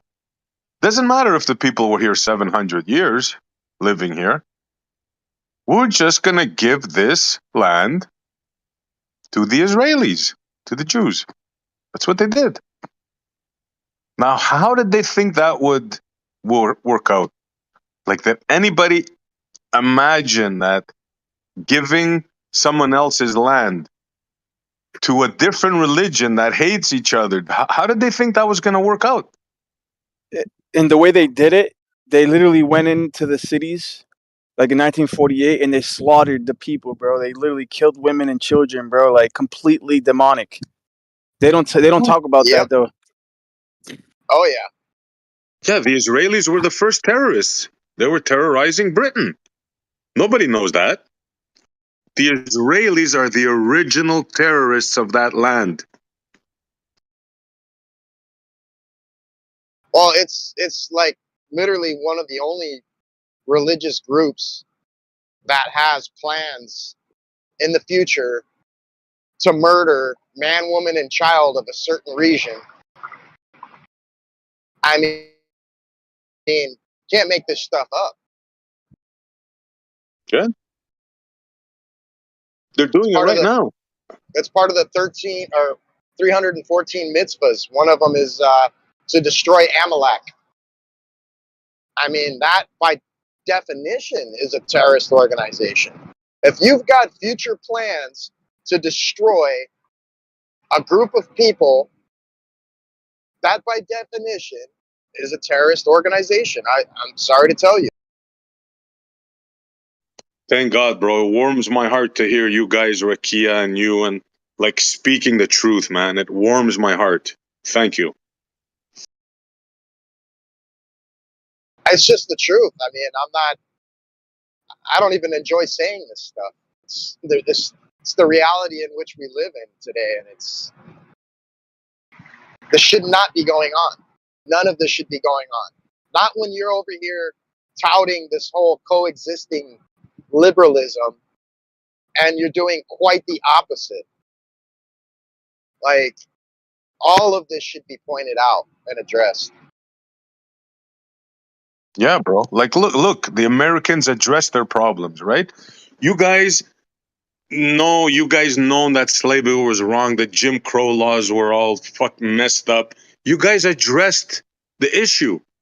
You guys solved that problem. You put it under the table, right? You admitted that you were wrong, and now you live peacefully with African Americans for the most part, right? Now, the same thing has to happen down there, and they're not going to do it. You're going to have to do it by force. It's as simple as that. The Israelis do not respect you. They think they run you. They think they own you.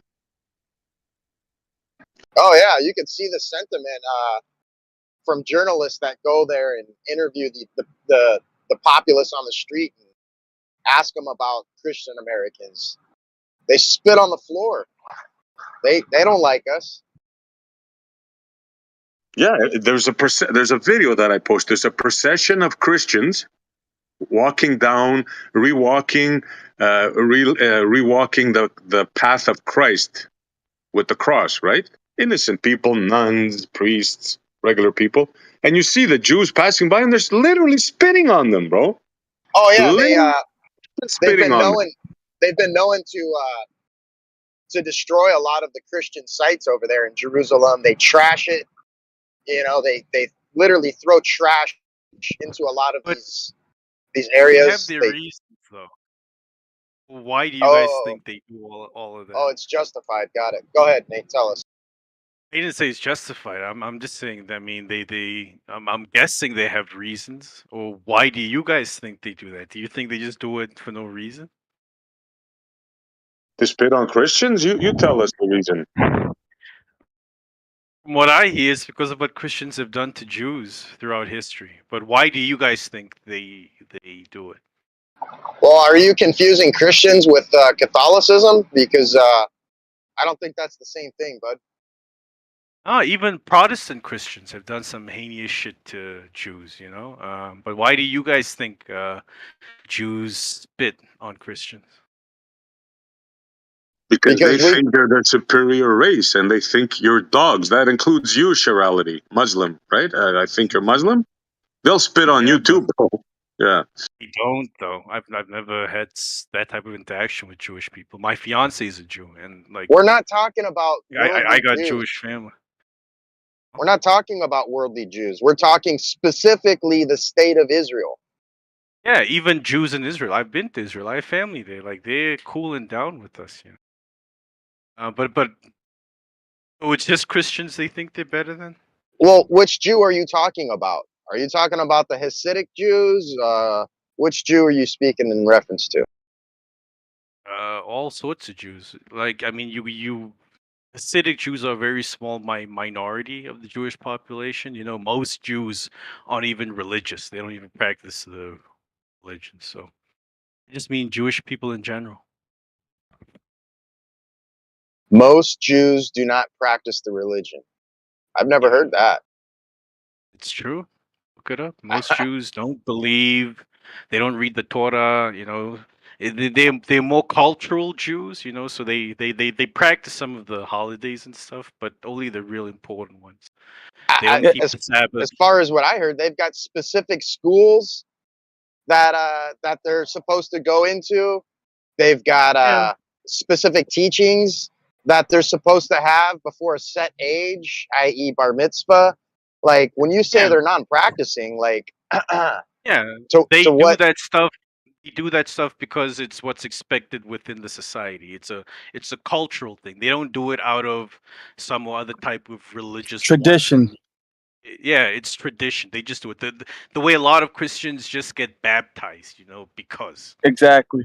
I've never Yeah. been baptized. I'm a Christian. Why weren't you baptized? What happened? Oh, I haven't been baptized. I don't know. Like That's hilarious. Well, you all like you are an anomaly, Dicelo, because the overwhelming majority of people that claim to be Christians that were raised and born into Christian homes are baptized. You are like an outlier. Yeah, but I agree with what you're saying that most Jews are culturally Jews. They're not really Jews inwardly, right? They just kind of follow the traditions of their parents and their grandparents. Same thing with Christians in America, bro. Christians don't really read the Bible, dude. Self-hating Jews? No, I'm saying Christians don't really. Most Christians don't really read the Bible and practice the Ten Commandments and actually take the faith seriously. They're just traditionally Christians, and they hear about Israel being attacked, and they automatically, you know, assume the position in support of Israel because traditionally they're supposed to support Israel. They don't know anything, bro. They're dumb. They don't read their Bible. They don't know nothing, dude. Yeah, and it's the same with most Jews. Like what I'm saying is not a controversial thing. Most Jews will admit to this. This is well, maybe you don't interact with Jews much, Dicelo, you know, but speak to any Jew you meet. The chances are very high that they don't practice their religion. They don't believe in it. They don't take it seriously. It's like Lion said. They just do things because their grandparents did it, you know, have a bar mitzvah and whatnot. People do Easter. Why do they do Easter? Because it's traditional. I go to a lot of Jewish houses every day, and they all got that thing hanging on their doorway. They all schmooze each other in the synagogues and do business deals together, and you know, and boast themselves. Sounds like you generalizing and talking about stuff from a movie, bro. Trust me. I'm just saying, most Jews here got a lot of money. Where's he? Yeah, they have money, but what's that got to do with the religion? Well, they have money due to the fact that they're together, and they're together due to the synagogue, and the synagogue is Not, part of their not religion. really. I agree with everything you're saying, except for they're together because of their religion. They're together because of the uh, the viewpoint outsiders have towards Jews. You know, it's a very interesting social phenomena that wherever Jews go, they are ostracized. They're not allowed to Not join the. phenomenal. They're parasites, bro. Let's get down to the nitty gritty. They're parasites. Okay? Wow. Okay. Now, let me finish. Let me finish. Let me back up what I say. They're parasites. Every country they've been to, they've been expelled from 140 countries. Every country they go to, they do the same thing. They start off by taking over oranges. Then they'll get into palms or whatever, oil. They'll take over all the industries. They'll put aside the people of the country. That's why they hate them. They're parasites. That's how they operate, right? They've been thrown out of 140 countries. It's not by mistake. The only Where's country that? that hasn't realized they're parasites yet is America. That's it. Where's that number coming from? 140 countries. It's all throughout history. Research I it. got 110. I don't know where he got Yeah, 140. yeah. But either That's way, what I also get. 110. And from my understanding, that 110 number is not accurate. It's a number people that don't like Jews just come up with. You know, N- there hasn't been a country outside of Europe that's expelled Jews, and they are not 110 countries inside Europe. So I don't know where that number comes from. Now, it is prophetic that this would happen, that they would be hated. They'd be considered, there would be a byword to all the nations. And everybody hates the Jews, bro, because they're very successful at what they do, bro. They stick to their own. And it's like black people in America, they stick to their own. Mexicans stick to their own, but they're not as successful as the Jews are. The Jews will literally I take don't over agree with that. the faculty. They'll literally take over the faculty, bro. They'll Yeah, I don't infiltrate the agree with faculty, that. bro. I don't think they're hated because they're successful. I think they're hated because of what they do when they become successful. It's what? What do they do? What do you mean? What do they do? Look what they've done to I'm America asking you. since the 1950s. They've taken over media. And do you trust the current state of journalism today? I don't think anybody does. And you think that's by accident? Do you think Julian Assange and Edward Snowden getting thrown under the bus is just by accident? I don't know. No, it's not. Yeah, bro. So they control the media, they control the record labels, they control the fiat currency, dude. They control everything. That's what the problem with them. They literally take over at a rate that nobody in history has been able to do, bro. They're very successful at what they But do. that's the part you're missing, Lion. They don't do it for the success. They don't do it to have more money than you. They do it all out of power and control. They don't do it for the right reasons. Yeah. I agree. And I don't hate successful people. I don't hate rich people. I don't hate Jews. What I hate is evil. And when you're going to become successful just to gain that power and control for evil intent, that's what I hate. Yeah, but I mean, is it all Jews? Because I know plenty of poor homeless Jews that are down on their luck, you know. Yeah, look at Are you Smurf. sure about that? Smurf's a Jew. Yeah, he admits that he's a Jew. I can bring you. I mean, I can bring you people, Dyslow, that are homeless Jews. There are plenty of Jews out there in poverty. All right. Well, let's just put it this way: the synagogue goers. I've got Jew in my blood. I'm like, did my what? Yeah. Well, now the truth comes out. I'm Ashkenazi. I knew it. I knew there was something deeper to this. Okay. Yeah, same here. You Honestly, crypto love your Jew. I'm 5% or 0.5%. Do it. Yeah, I'm like 2 or 3% Ashkenazi. But point is I don't go to the synagogue. I'm Christian. I don't consider myself Jewish, regardless of my bloodline. Point is, do you interact with any Jewish family, Dyslow? Do you know any of your family that's Jewish? No, I don't have any known Jewish relatives that I can Okay. account for. Okay. I do know that some of my bloodline in Italy goes back to the first Jewish speaking people of Italy. And I don't want to give away my mother's maiden name, but there's a whole town No, in don't. Italy that's So, Hey, anyways, Dysler, didn't you start the Church of Satan as well? I thought you told us before you were Anton LaVey. no, people said I've looked like them, but no.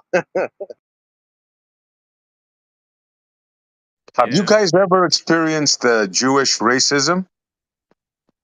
No. I'll tell you a story I here in Canada that I blew my mind. I couldn't believe it. One of my customers, I walk into the office one day, and I'm Christian, right? Orthodox, and we wear like gold crosses, like the Italians do. So I walk into the office, and we're talking about these Ashkenazi Jews with the hats, the hair, the whole garb, right? And he looks at me and he points to the cross and he goes to me, "What's that?" I couldn't freaking believe it, man. I was shocked. At one point, I froze. Like, what do I do? He's a customer. I was like in shock. So I think I told him like, "Hey, listen, buddy, don't even try to go there." Something like that. Like I went straight on him, you know? And like, I was in shock, bro. In Canada, in a democracy, religious freedom, he points at my cross and he starts laughing and he says, "What's that?" Couldn't freaking believe it, bro. It was So an yeah, honest question, Essie. Like, what's wrong with that question? Should have it was told them an that's honest the question. aftermath of what you did to my Messiah. Yeah, that's But an I honest mean, question.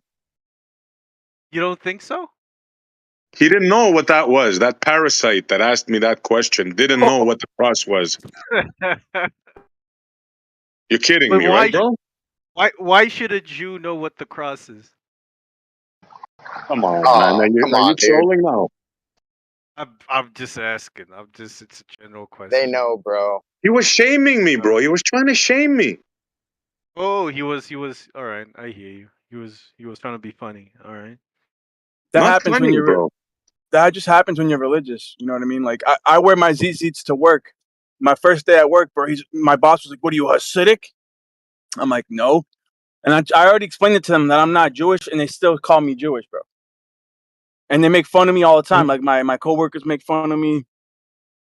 Yeah, It is what you it is, do bro. act pretty Jewy, bro. No, Yeah, no. you They, are they'll, pretty Jewed out, bro. they'll Yeah.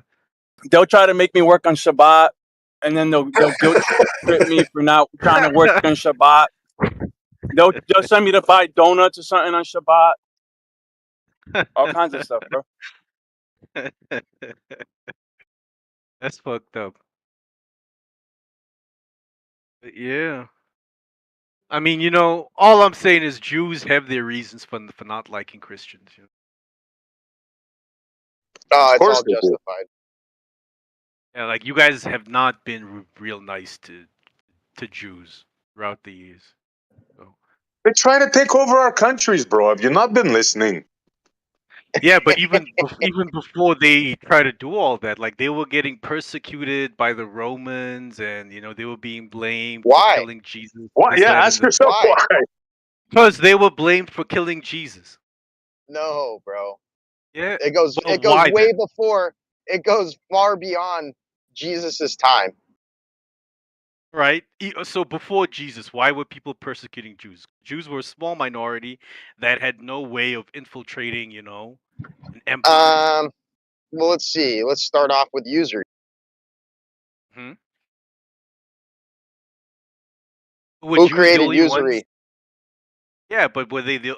I don't know. I'm actually not sure who created usury. I would like to think that usury was a thing before the Jews.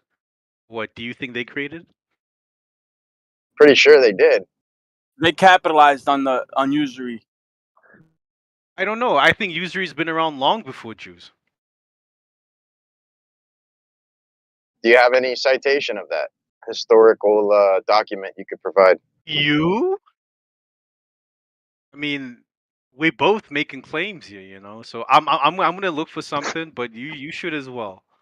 Yeah, I got it. It's called the Holy Bible, about the only time Jesus ever got pissed off and started freaking out at the Uh-huh. steps of the temple when the money changers were charging interest to enter All right, into the church. I found something. Apparently, usury's been around 5,000 years before Christ amongst the Mesopotamians, Hittites, Phoenicians, and Egyptians. So these were people all around before, quote unquote, Yehudis. You know, interest was legal and often fixed by the state. So it's been around 5,000 years before Jesus, and the Jews weren't around 5,000 years before Jesus. So let's get this straight. 110 countries kicked out the Jews just like that because they felt like it. No particular reason whatsoever. 110 How do we? countries. How do you know that number's accurate? Because as I said, Essie, not a single country outside of Europe has said we don't allow Jews in our country, and Europe does not have 110 countries.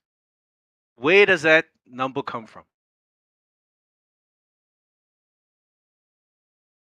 That's a good point. That's a good point, actually.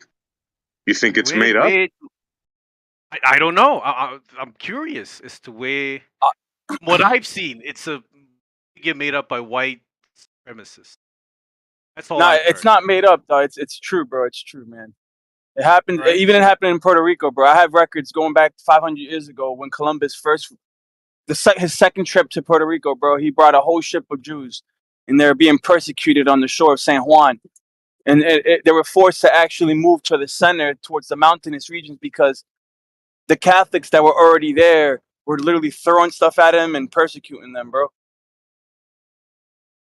The But was Anosim. Puerto Rico a country at that time, or was it just part of the Spanish Empire?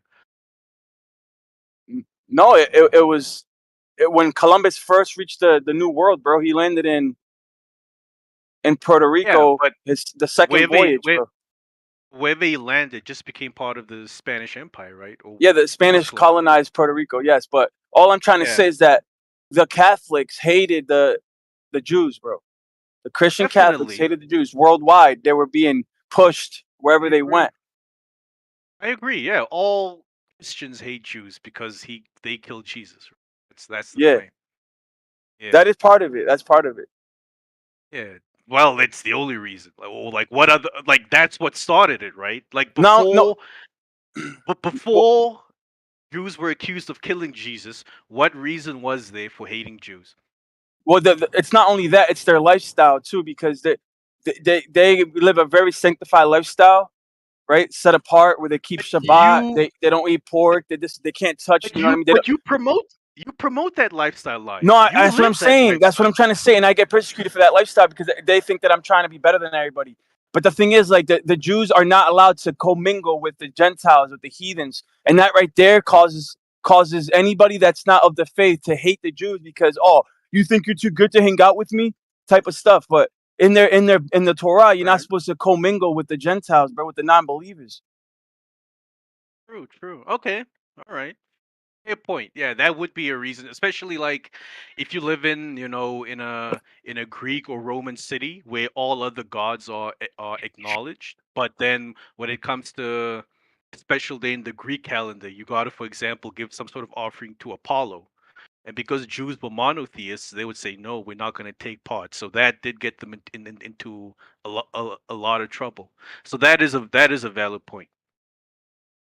You invite a Jew over for Easter dinner, bro. He's like, nah, I can't go. Why can't you come? You know what I'm saying? That's going to cause conflict. It's Passover, bro. And I mean, what is he doing celebrating Easter? With Christians. That's the problem, though. You know what I mean? They don't get it. But then is that a reason to hate Jews? Like, maybe that's just people being stupid, right? Like, Jews just want to be left alone to do their own thing. Should we now get them out of our countries and persecute them and attach all this other stuff to them? I don't know. I'm just asking questions.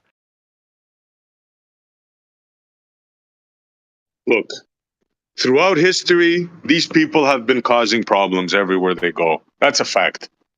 It's a fact, whether you like it or not. Look at your country right now. It's being run by them. Look what's happening right now. They're genociding people. It's an open air prison. Now, if you can't see this, bro, that's on you.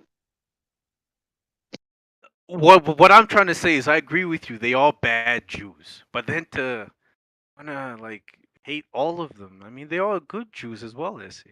I don't hate them, bro. I hate the Zionists. I don't hate Jews. I got no And problem with Jews. you and I are on the same page because you know that they are Christian Zionists and Muslim Zionists. It's not Yes, I just say Jews it. who are Zionists, Bro, I right? say it all the time. You hear me talk about the Bible Belt?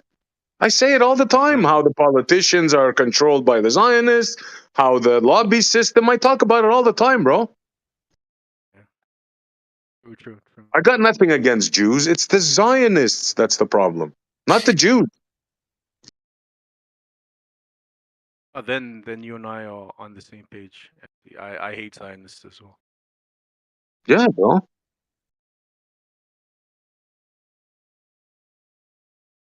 Jews are the same like every other person. They have families.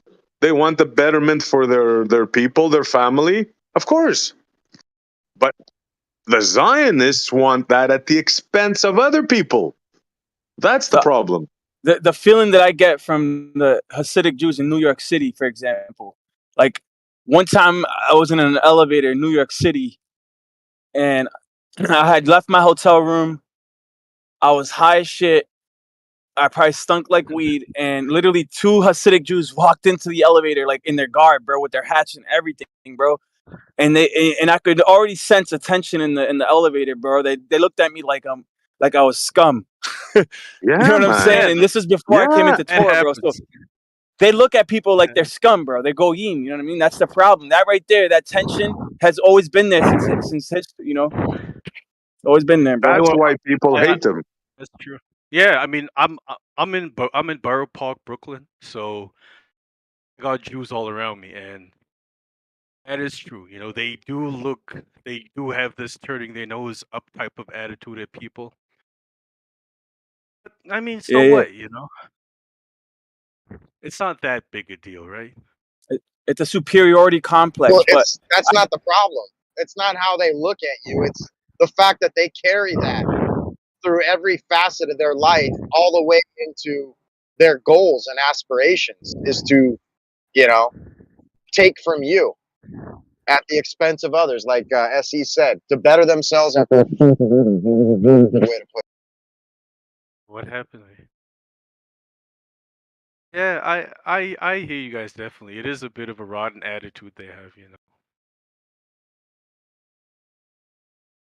So but this is why they've been thrown out of all these countries throughout the years, and it's just a fact, man. I mean, they're not a good people. The Zionists are not good people.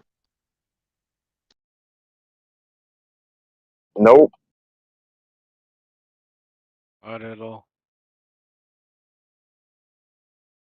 Oh, I'm glad we came to an agreement.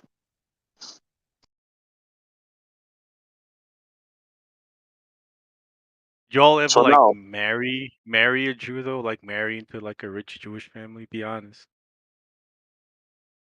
you're gonna have an interesting life, bro. If your wife is Jewish, holy cow, bro. Get morality prepared. feels lucky. He struck gold. I struck gold, dog. I ain't even gonna bullshit. Except Ah, life.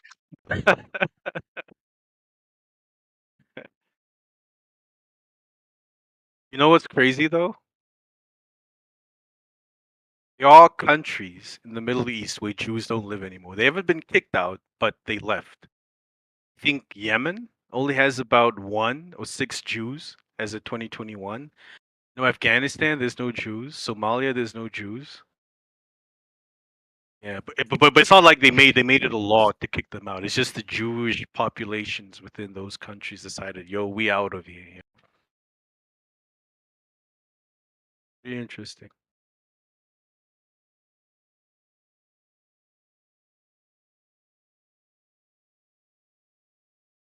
And you know what their secret is? The secret to success? Play the victim. Play the victim. That's their game. Been working so far. I don't think that's it, man. But maybe part of it. What do you think, bro? I just think it's the fact that they have their tentacles in every like system, bro. Like they can manipulate the systems, bro. They know how to manipulate the governments, manipulate politics, media, all that. You know, I was reading some article that said Jews as a race, on average, have the highest IQ. I think it's only Asians that really can compete with them. Well, yeah, but that's because Jews design See IQ that? test. Yeah, it's Oh. making me the smartest person here. They can shape public opinion. So like if you think that they're gonna be acting like victims, I don't think that's the case because people with victim mentalities don't really make it anywhere, bro. No, they don't have the mentality of victims. They portray themselves as victims. Holocaust, bro, anti-Semitism, right there. 2 words that they use. They even tell you in how do they say it? In the States, we say anti-Semitism, and in Europe, they say something else. I forgot. It's a known thing. That's how. I forgot what they say in Europe. Damn it! When does a religious group become a nationality, a race of people? When they get a country all to themselves, right? Well, that's my whole point. That was the point I made earlier about Zionism. Like they're trying to identify far beyond what their capabilities are.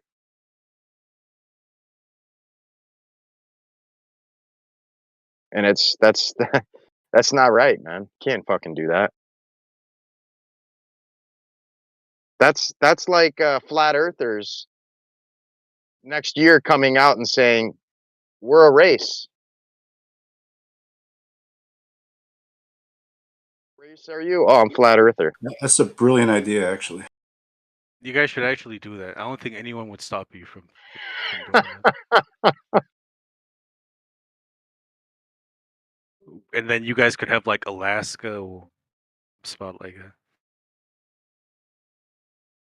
That is a good idea. And then if anybody challenges us, we can clutch his pearls and say, "How dare you? Don't be an anti-flat. You're being an anti-flatty. Anti-flatism. Yeah. If you question our race, our practices, our beliefs, it's illegal because it's anti-flatism. I don't know. I just don't think it's right. It's like they want to act like they're white when it's convenient for them, and then all of a sudden, when white people are getting demonized, now they're Jewish. That's fucked up. Yeah. Look, there's no question about how brilliant they are, right? The Zionists are freaking brilliant. Brilliant. Very smart, intelligent, manipulative people. Like, respect your enemy, right? Rule number 1, respect your enemy.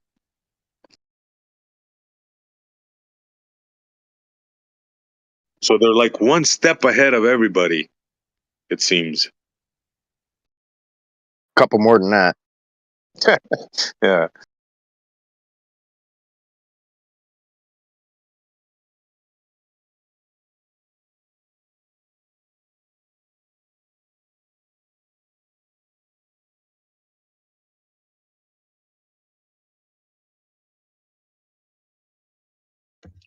Yeah, the whole racism thing, I think was created by these people is pretty amazing when you look at it.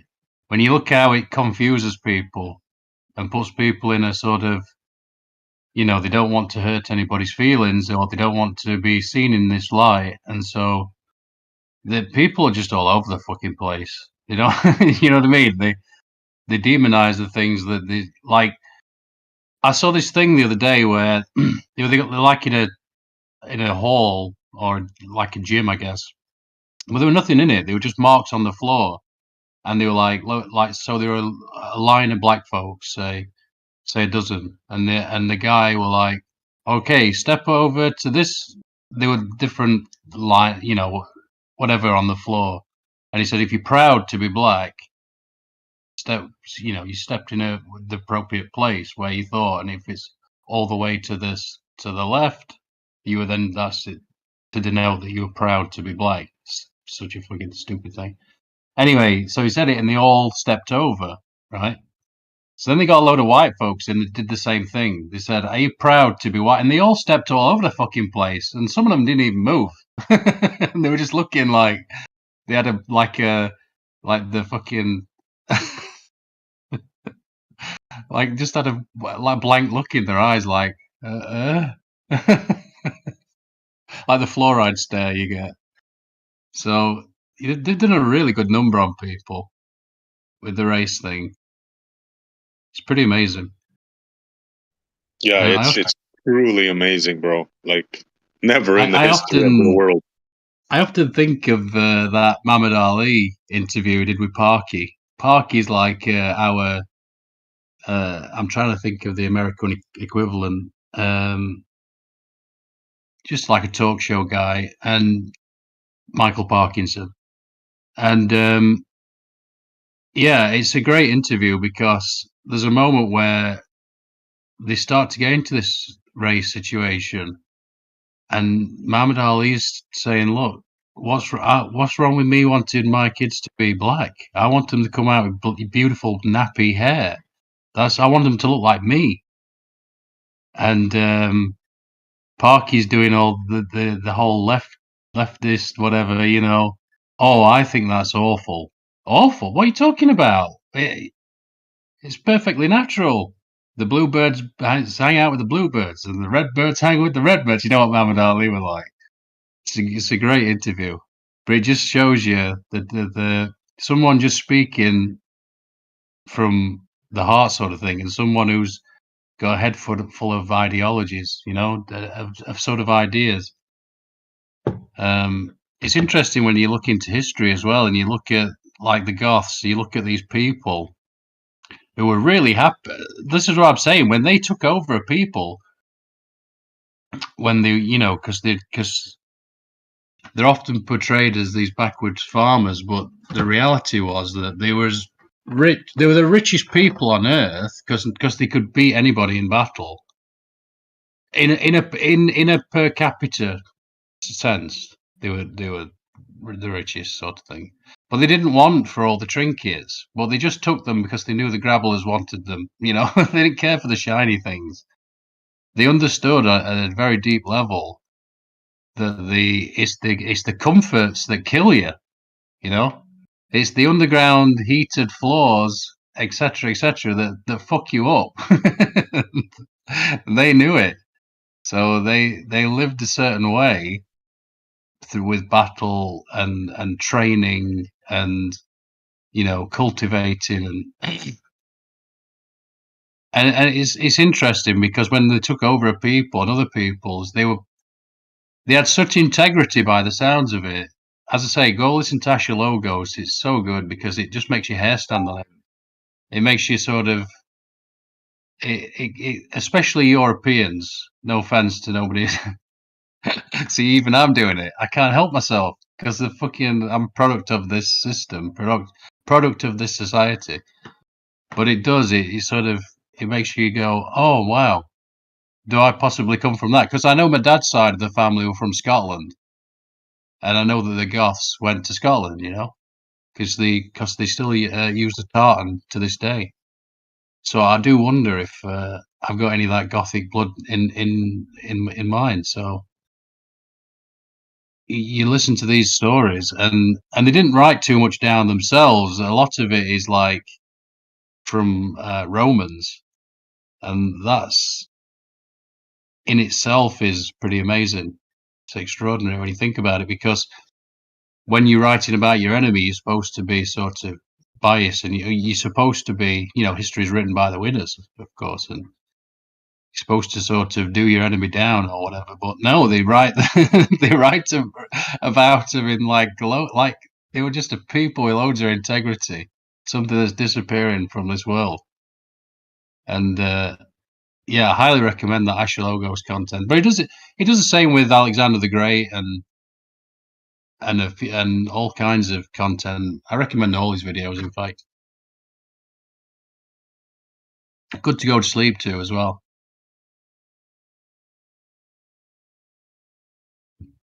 All right, Sorry, thanks for that, I was Andy. We waffling. lost our Yeah. momentum on Jew hatred. Sorry, I was waffling.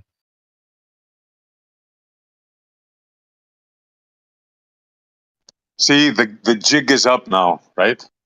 The jig is up. This is going to be a defining moment in world history. I know it doesn't look that way, but it most certainly is. And you know who's on trial right now?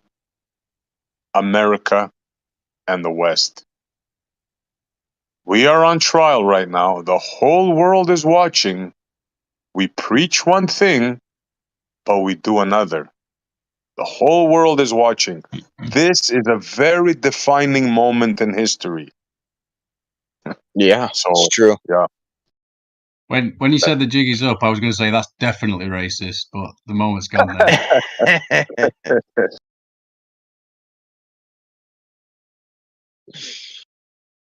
Yeah, I agree, man. Everybody's on the edge of their seats, seeing what the hell we're gonna do. We're supposed to be the spotlight of the world, and making the right choices and for everybody's benefit. And here we are, man. Here we are at the crossroads of something that can never be turned back. Depending on which way we go with this. Well said, bro. This is going to define history for hundreds of years. Yeah. Indeed. Could be thousands. I mean, just look at history. So there's still time to set the ship straight, to get on a good bearing. But that's the problem, though. It's like I just don't know if, we the people are not steering the ship. That's the problem. Exactly. That is exactly it. The people that are steering the ship are the people you should be fighting. This is the craziness of it. Yeah, we got our oars out the side of the boat. We're paddling, but the rudder in the back is not being guided by the will of the people. That's for damn sure. Well said. Yep. The people can't come together, though, can they? I mean, we've got to be realistic about this thing. I don't want to sound pessimistic, but you can't beat these secret society people. I'm sorry. They've just got it too... I mean, look what they did. I've talked about that quite a lot with the Templars in whatever year it was, 1314 or something like that. And they rounded them up and killed quite a lot of them, and most of them went underground. And then re-emerged. Yeah, I know why. But, well, the thing is, this French king borrowed all this money, and then he slandered him, and then. But the thing is that he might have had a good point of what he was saying. He might have said, "Well, look, they're all practicing sodomy, or they're not," because there was there wasn't many women in the Templars. Whatever they were doing, look, we weren't there. That's the point. We wasn't there, and they eventually got their revenge with this king, the king of France. They cut his head off in 92 in the French Revolution. That's a fucking hell of a long time to carry that grudge, and it just shows you that these people are planning in centuries, and an individual can't do jack shit, and so you'd have to create another organization, and that's the only way I see you could do anything. This is why I keep saying about L. Ron Hubbard. People take the piss out of him as some failed, terrible sci-fi writer, which that might be true. but they never gave him credit for starting an organization which is now tax-free and owns half of California now. So credit where credit's due. He understood. And I'm sure when he was hanging around with the right or wrong kind of people, depending on what side of the fence you're on, that he would have been invited to each group, wouldn't he? They would have said, oh, come and join, you know, this lodge, that lodge, whatever it is. And he was like, you know what? I'm starting my fucking own thing. So credit where credit's due. That's where I see it. But a people, an individual or whatever, or even just a small, you know, 2 or 3, you can't do anything against secret society people that have got a person in each place, in each, you know, they've got a judge here, they've got, let's face it, I imagine most of the judges, if all the police are bloody associated with masonry in this country, I would imagine that extends to the court system. You know, as as Eustace Mullins said, that any court you go into in America, you're essentially going into a Freemasons lodge. So, yeah, I mean, they've got it locked down.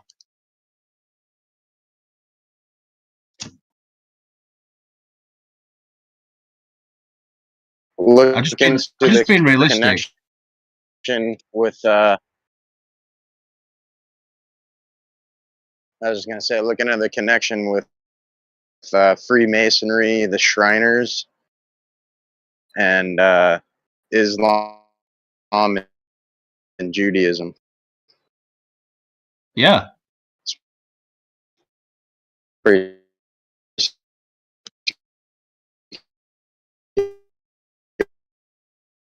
You're cutting out a bit, Isolo.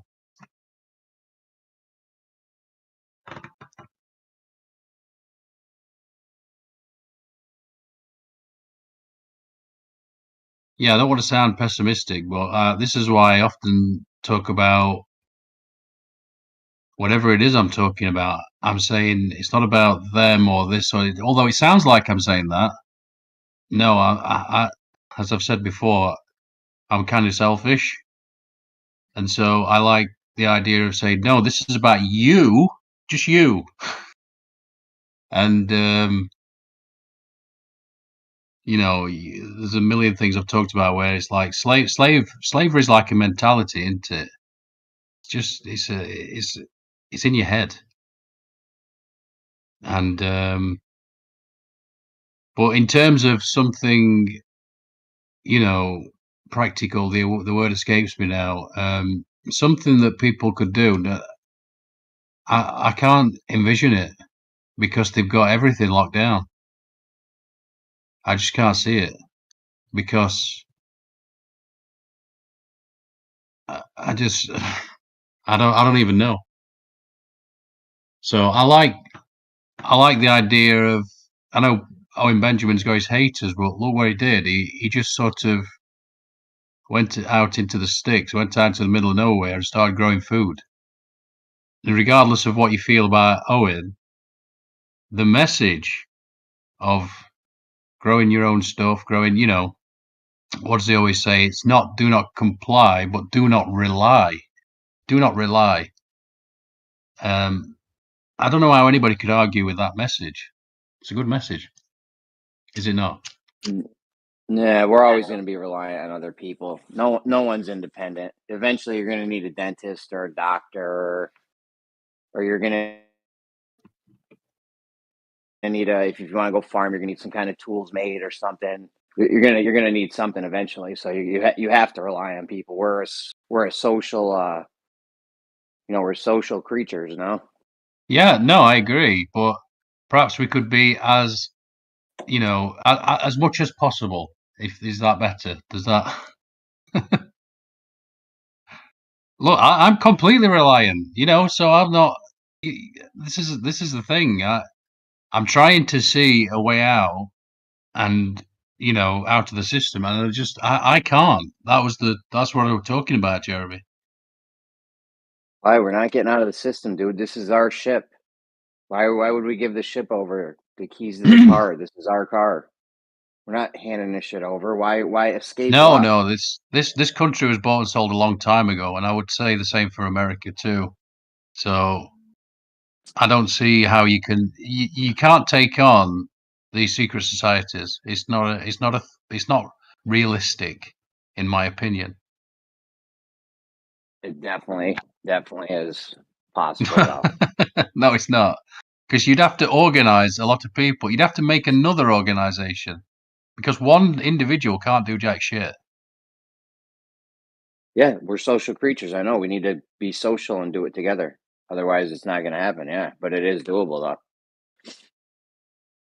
Otherwise, And let's then that, just lay down and die. Why? What are we even doing then? but then that organization becomes the head of the snake. So it's just that's why I keep saying it's for me. It's a personal thing, and and again, slavery is just in your mind. Even though yes, they've managed to make a system where they've made slaves out of everyone, but nobody quite knows it. It's very clever.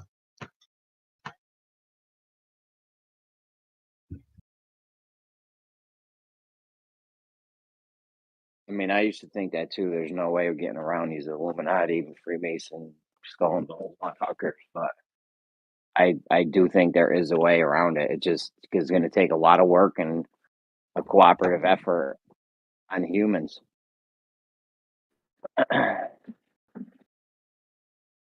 Nah, I don't see. I'm just being realistic. I mean, if I talk to the average normie, I mean, fine. Look, I'm talking to you guys. You guys get it. If I were talking to the average normie, I wouldn't even know where to start. So much so that I probably wouldn't. I wouldn't even. What's the point? They couldn't even begin to imagine. I mean, I might tell them something like a small group of shareholders literally owns everything. That might be a little, as I said before, there's a sequence of words like from the perspective of like wizardry, where you can change someone's perspective as long as it hits home. And that could be one of them, just to say, look, a small group of shareholders literally own everything. I'm not even sure they could understand the ramifications of what that means.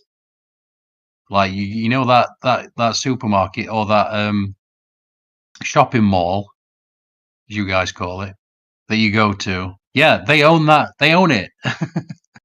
They own the stores inside. They own the chain. They own everything. That could be a start to getting through to someone, maybe. I don't know. But yeah, if they've got a person in every position as well, from the judge to the lawyer to the you know what I mean? Every position, even the cop that's arresting you. How do you, where do you even start to break that down? You just can't. And they have a little motto, by the way, which is you're either with us or you're against us. You know, I don't want to be against anyone, but they've already made they've made it so. You're with us or you're against us.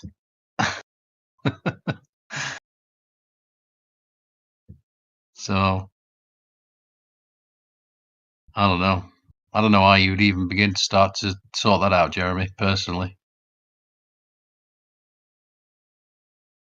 Tell you how you start. You start with the basic necessities of life and us regaining control of them. Because as of right now, if they want to hit the reset button, which I believe they've done in the past, maybe not, it's irrelevant. But if there is an Illuminati and they're not going to just lose control, so they could just hit the reset button and collapse society probably pretty easily. But we have to take control so they can't. There's no reset button to hit. Like we need to get control of our water supply, right? We need to all be having water. We need to get control of our food supply, our electric, just some of the basics. You know what I'm saying? Before you can even think about, taking these guys on. Have all your shit and all your shit together. You know what I'm saying? Like you ain't gonna take these guys on and you don't have a food supply. They control the food supply to the utmost degree. 99% is controlled by them. Yeah, and they're poisoning it.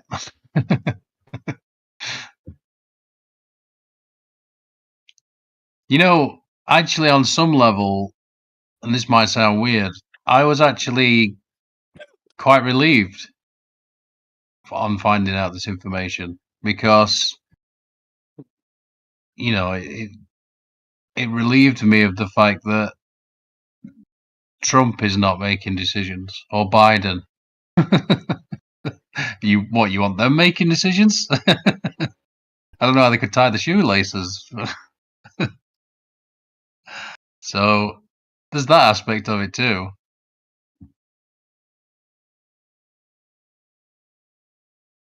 The idea being like Socrates talked about democracy, or you know, it was like a bit of a boat analogy. I mean, I assume there were lots of boat analogies back then, but he sort of said that if you have 100 people on the boat, right, and all the the captain and the crew, they all got sick or just died or whatever. I can't remember exactly. But basically, you've got nobody left to steer the ship, and you're in, you know, you can't even see land. You're just in the middle of the ocean. So, what do we do? Do we all take a vote on which way we should go? Or do we ask if anybody's got any experience in possibly navigating back to land? And I think the answer is You just pretty need obvious. experience with leading people. Yeah, We don't need a celestial navigator. We need experience with leading people. But like I said, there's nothing to lead until we have our shit in order. Like, you can't do anything until you regain control of your own food and your own water, at least. Like, there's not even nothing to talk about until then. That has to be like, in my opinion, that needs to be like step one. We got to regain control of our own food and our own water. You can't go against people that control your stuff. Saying you're gonna against someone that controls whether you eat or not, you're not gonna do good.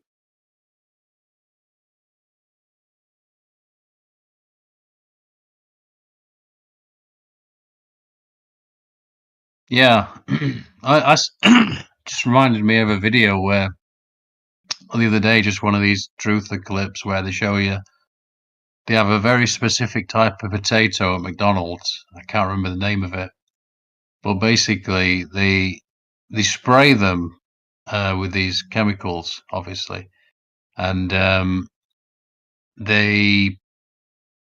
the farmers won't even go out into the field without the full hazmat suit on. They will not go out, and when they pick them, they put them in a barn for 6 months, and nobody goes in there. They're so toxic. Yeah, I saw that same clip. It's McDonald's. They require a certain brand of potatoes. Yeah. And yeah, they won't take them if there's like a brown spot on them because they want their fries to look picturesque. You know what I'm saying? Yeah. So they won't take them if there's a single brown spot or whatever on them. And yeah, that's what I mean, dude. We got to take control of our food supply. Fucking first things last. You know, we're not gonna get anywhere until that happens. You can't even go against, like I said, you can't go against people that control whether you eat or not. Like, what do you think? You're gonna win that fight? You can't. They'll just stop the food. Okay, you want to fuck with us? You're done. You're not gonna eat today. Well, they're doing that in Holland, aren't they? Closing all the farms down. They're doing in Holland.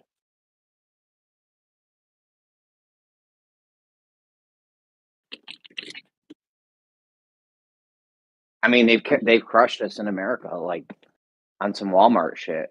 You know, they did Walmart with farms. Like, the little farmer can't compete with the big farmer because he's buying, he's getting shit in bulk. So the little guy can't compete and gets put out of business. No more little farms.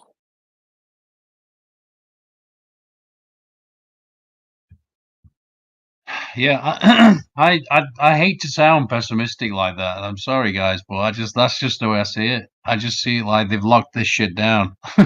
So I'd focus more on the individual and just say, look, this is about you. And like you're saying, sort your water out, sort your food out. And for the other people, I mean, I couldn't even persuade people not to eat McDonald's fries. My own brother, I tell him all the time. I say, look, it's not even food. He won't listen to me. It's food. They're potatoes. We just went over Uh, the potatoes. They may spray a shit ton of chemicals on them, but it's still potatoes. Did you see that I like bloody? What was that documentary? It's years old now. It's probably I was 05 or just about to something. bring the thing where they Yeah, left the McDonald's French fry out for that yeah, long. yeah. I They was just left it about out to for a say that. year. Yeah.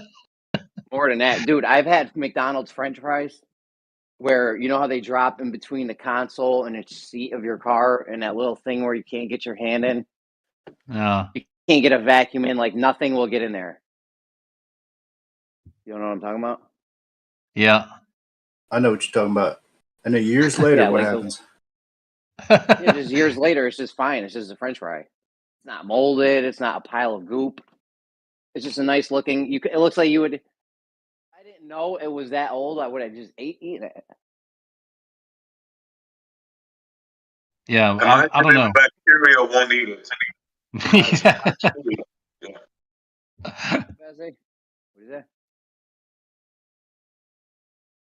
Well, I think when you talk to the average person, and look, there's no way around it. They don't even comprehend the ramifications of what that even means. They just go, huh? So there is a sort of evolution of sorts that's been forced onto us, and maybe it's for the better. And I know that sounds really cold. I don't mean it to. I love people. I swear, I love all you people. But if you see that, just the inevitableness of it, you just sort of accept it. You just go, oh, okay. And they're not willing to learn. So just lay down and die. Then that's what we're doing. We're just gonna lay down and die. Well, I'm talking about the people that will not listen. They will not. Yo, we are the people. Yes, well, you know what I'm talking about. The people who cannot accept what you're telling them a thing like, look, that thing is not biodegradable. You shouldn't be eating that. But they'll just go, huh? It's fine. Can't get through to them.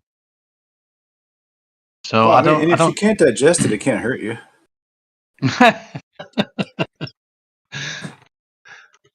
I don't know where you'd even begin with these people. So I'm just saying that them dying is not. It doesn't. It's not that bad. That's why you I know. can't just tell them. You can't just go up to someone and be like, "Hey, don't eat McDonald's. It's bad." I know it's bad. I almost got McDonald's 20 minutes ago. You know how bad I wanted a bacon, egg, and cheese biscuit? Unbelievably bad. What you got to do is you have to just give them the food. But yo, don't buy that shit. It's all laced Yeah. with chemicals and sprays and shit. Don't eat that food. Here's food. And you just give them the food. That's why we all need to grow. Like, yeah, it's cool. Go grab a little piece of land and grow some food. But we need to start doing that as a whole. The way you can get at people like that is you can tell them about the chemicals in the food that they're getting.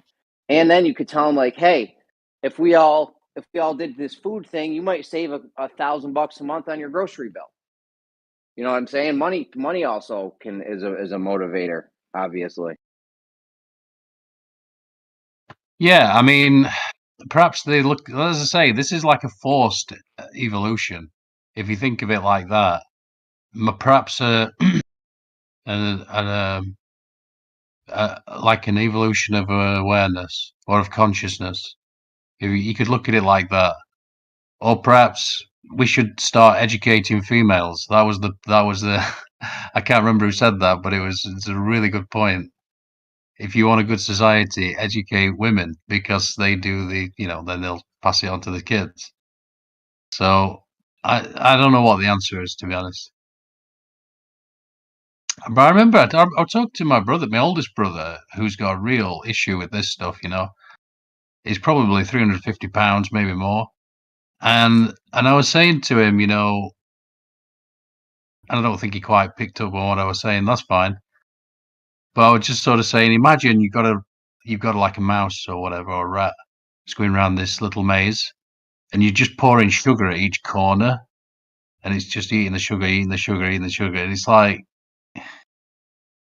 who's to blame in that? You know what I mean? I don't think he quite picked up what I was putting down. So, yeah, I don't know. It's a weird thing, Jeremy. It's one thing to say, well, you just give them the food. It's a curse, though, and a lot of times it's because of childhood trauma too. People overeat. They're depressed. They eat. They're depressed. They eat. Every time they're feeling down, they eat, bro. Mm. And then they eat because they're depressed because they're fat, so they eat more. Yeah, no, it's a vicious cycle. The point is, though, don't listen to Andy because he's just gonna have us lay down and die. All right, guys, we can still come back. No, I didn't say that at all. I just said that there's a lot. It seems to me, and this is what I was saying back in like 2019 or whenever it was. You can paint the dots together yourself. I was sort of saying to people, this is Operation Kill the Stupid, and there's a part of me that's like, or perhaps better to say a lack of awareness. That might be a better phrase, a lack of awareness. And ultimately, I think it's not such a bad thing. I don't know. That sounds terribly cold, I know. I don't think it's the awareness because I'm aware. And like I said, I almost went and got McDonald's. If it wasn't a money thing, so it's not, I don't think it's an awareness thing. Well, I know for me, with alcoholism, it really helped when I suddenly understood that there was something inside, don't ask me what it is, that wanted me dead. So that was like an awareness thing. Just that recognition was like 95% of it or something like that. So how I don't even know I'd breach that with normies. I don't even know. I'm just saying awareness isn't going to do it. There's no one that's more aware than me. You know what I'm saying? There's very few people that are more aware than me, and I still. You're right. Like I said, really, if I didn't Jeremy? care about spending $10 at McDonald's just now, I would have went and got that thing. Yeah, but that's the thing, though. You know it's bad, and you're still getting it. You're still doing it. So that's a lack of awareness, there, in my opinion. No, it's not a lack of because the same thing with me, bro. I know how bad it is. We know how bad it is, bro. It's a vice. Like we know that sniffing coke's bad, right? We know that eating fast food is bad, and we still do it, right? As human beings, I'm talking about the collective but like we know things are bad for us, and we still do it, bro. It's lack of discipline, not lack of awareness, because we know that shit's bad for us. Is I'm telling you right now, if there was somebody out there handing out bacon, egg, and cheeses, I would have definitely got one.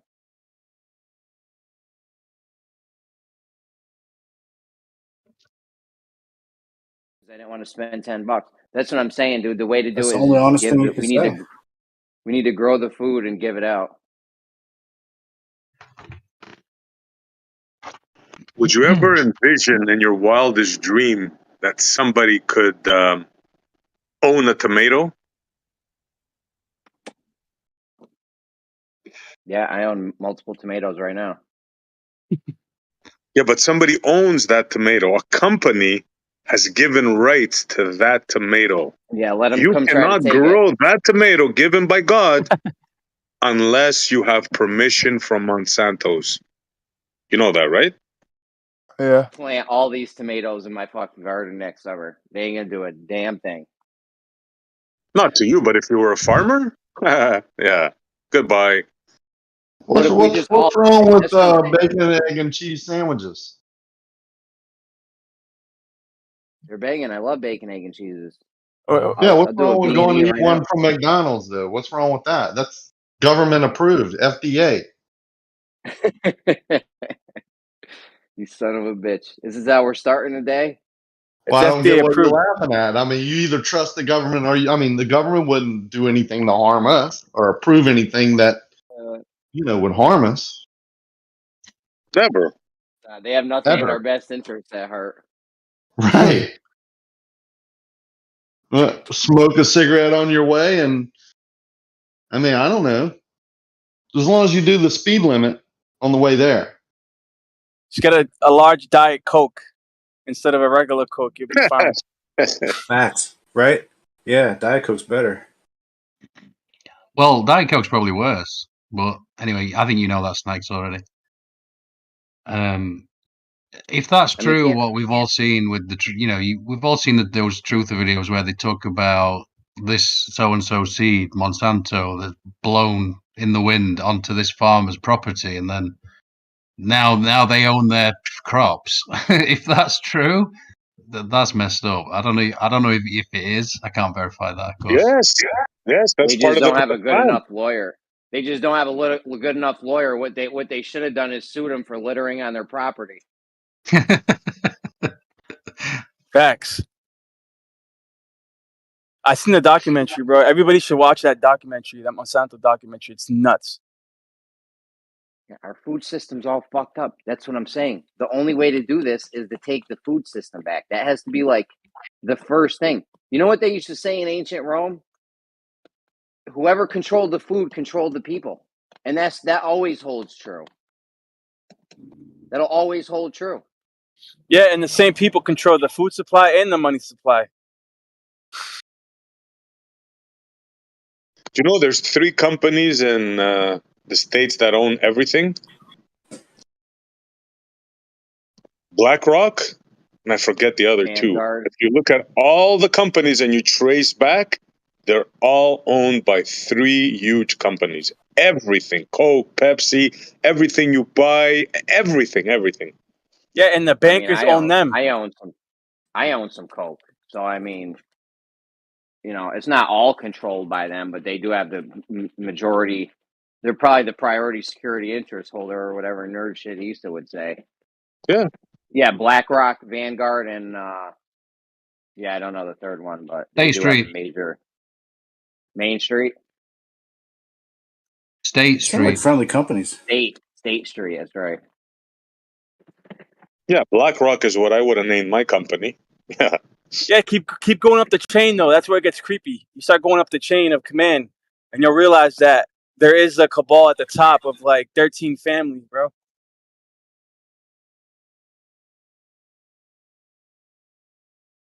Do you think they named it after that black cube that they're always talking about? Yeah, man. Like, Yeah.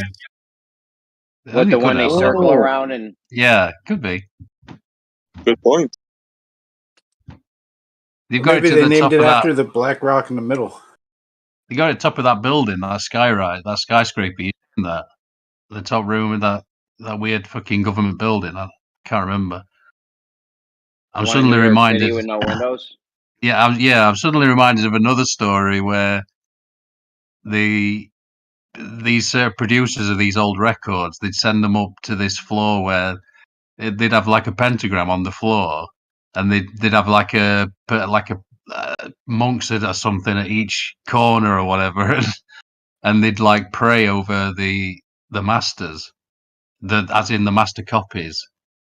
Each copy. The idea was that they would basically curse each copy that went out. I don't know if did you ever hear that conversation between the producer? It was like a recorded telephone call. But yeah, there's so much shit out there. You think, you know what I'm like? I'm quite skeptical about these things. But yeah, I wouldn't be surprised if there's some witchcraft involved in it. I wouldn't be surprised at all. But that was kind of interesting phone call. I don't know if anybody's heard that. But just back to what we were saying about the Monsanto thing and the seeds blowing over onto some poor farmer's unsuspecting property. They do say that about people, don't they? With the juice, with the chemical, cocktails that they put into the body, and they've changed the biochemical makeup. I'm sure Jace would have something to say about this. That they now own you, basically.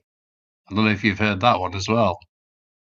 if you've partaked in these Right.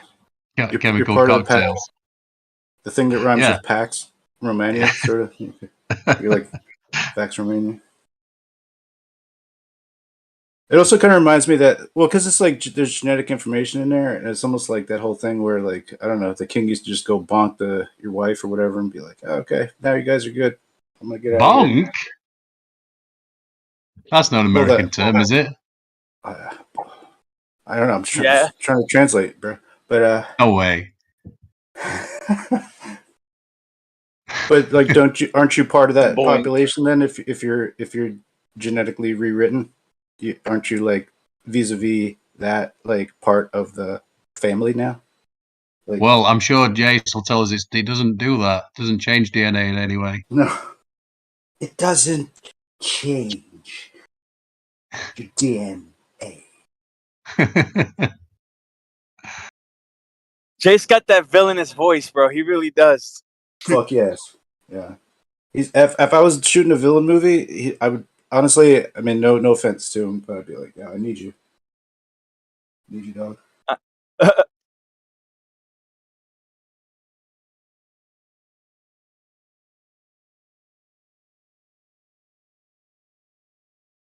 Did you? No.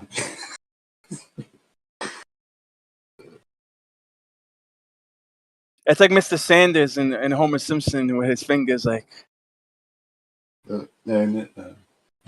he got Mr. Sander vibes. Mr. Burns, you mean? Oh, Mr. Burns. I said Mr. Sanders. Yeah, Mr. Burns. He's got a little Agent Smith vibes too. He's great. I love him. No, I'm not insulting him. Just Nah, it's just fun. Yeah, it's fun.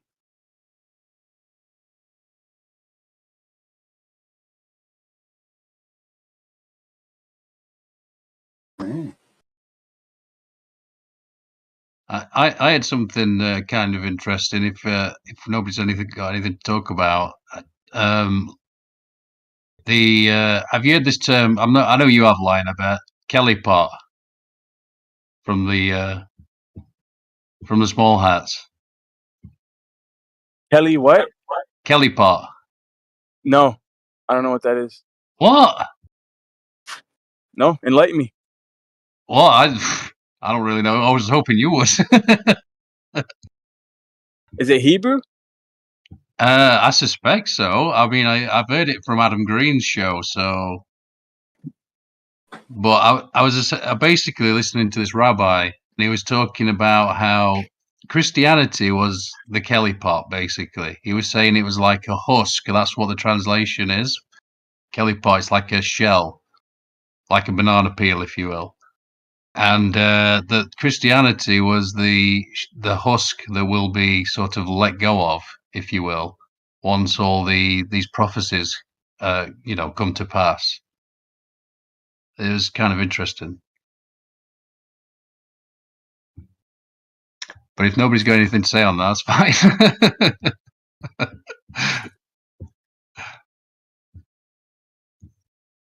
Well, there's some truth to that because in Revelation, and I'm not trying to get into political talk, but in Revelation it talks about the white horse conquering the world, right?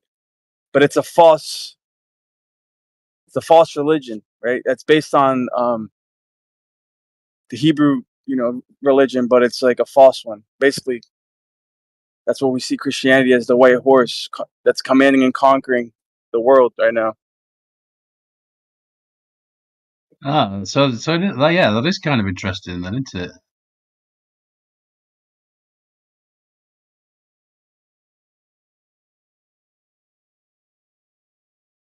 What you're seeing now is the dismantlement of what Christianity did to the world. And I'm not blaming any particular, you know what I'm talking about, right? Christian countries. So what you're seeing right now is a fight back to colonialism, expansionism. This is what you're witnessing right now.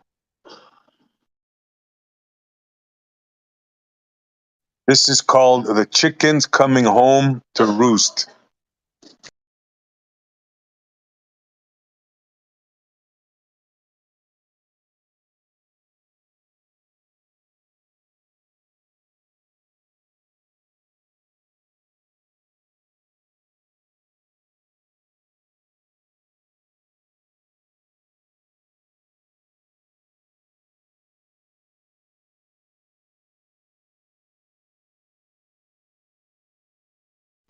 Example, you started the war in Iraq to get rid of ISIS. 20 years of war. I don't know how many hundreds of billions of dollars. What did you accomplish? You made your enemy stronger. ISIS is stronger now than ever before, and they run the country.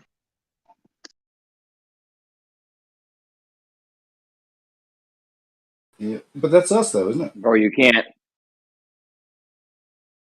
win a war like they're fighting guerrilla warfare. You can't win that. Look what happened in Vietnam. You can't win that. Yeah, you can't fight an ideology. No, they were fighting people, but they were fighting guerrilla warfare tactic, and you can't. That is extremely hard. I don't even know if it's possible to beat that, but maybe. No, you can't. You cannot defeat an idea like that, right? Because essentially, they're correct. What are you doing in their country? You understand? You can never defeat an idea like that, ever. Just like Hamas, right? It's a terrorist group. Yes, they should be wiped out. Yes. If you wipe them all out right now, the conditions there are going to breed another group. If you don't give people hope for their own lives to be able to advance their society through politics, through self-government, well, you're going to breed terrorists. I mean, it's not difficult to understand. You can never wipe out an idea like that. Never, ever. What idea? Freedom. We're fighting freedom. What's the idea we're fighting? So, sorry, say again. You said we can't beat an idea. We're going to war with an idea or something. I told you no. We're fighting people, and you're back on the idea thing. So what's the idea we're fighting? Okay, you were fighting people in Iraq, right? Yeah. Because you thought they did a terrible thing. You thought they had weapons of mass destruction, Yep. right? So you went in, you destroyed a whole country under false pretense. Okay. Well, what's the Okay. idea we're fighting now? You're Terrorism. fighting. You're the colonial oppressor, man. Don't you see it? We're fighting terrorism. That was the ideology, and the pretext for war was fighting terrorism. Right. That's the pretext of war, but that's not it. You were there to supply your oil. You were there to deprive people of their resources. That's why you were there.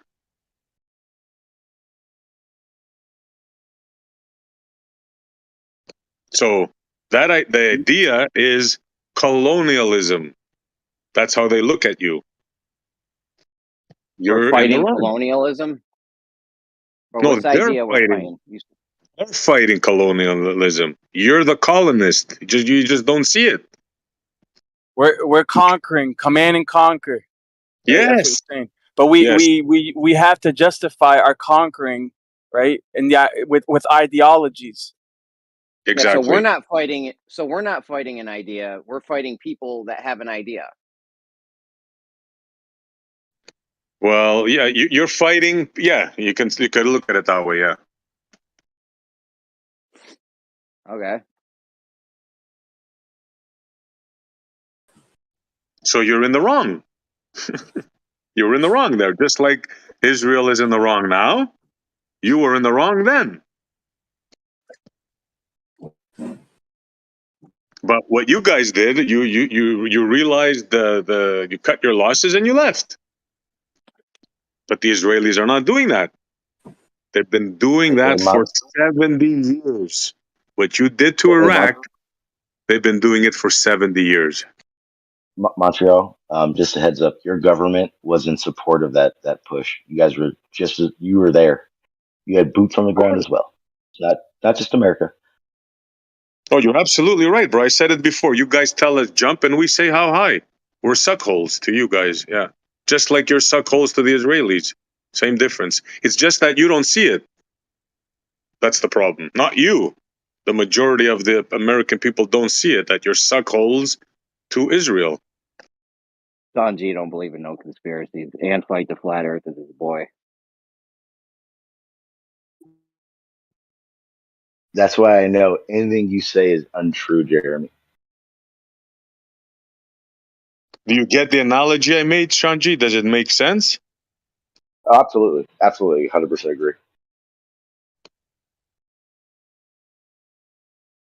Well, I'm glad, man. I'm glad people are coming to their senses. I mean, we've known this for a while, bro. Maybe not all people, but like the people you're talking to right now, we all been knowing this shit, dude. Well, some people think it's all an act on TV. So I'm not sure if you Part of all it know all probably this. is. Part of it probably is an act on TV. I wouldn't doubt it. Propaganda during wartime. Yeah, They've been doing propaganda at wartime since catapult. yeah.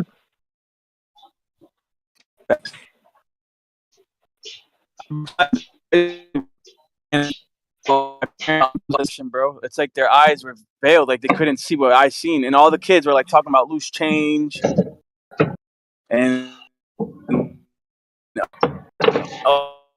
Hold on, Sean. Sean, you're shuffling. Lion's roboting and Sean's shuffling.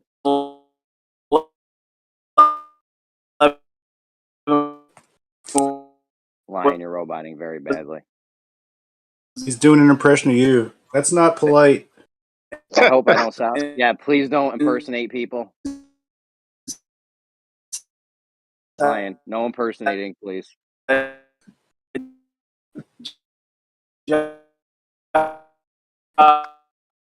Come on. I'm gonna just mute him. Hold on. It was funny I the didn't first realize time, it. Lion. Am I that bad when I'm at work? Oh, that's horrible. Not lately.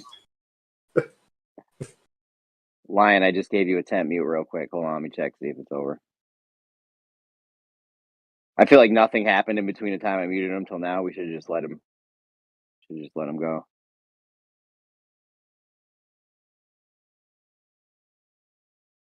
Get to a better spot, Lion. I unmuted you, but you're probably still roboting if you didn't move. We can't hear Sean G ruffling and shuffling around his abandoned airport hangar while you're roboting.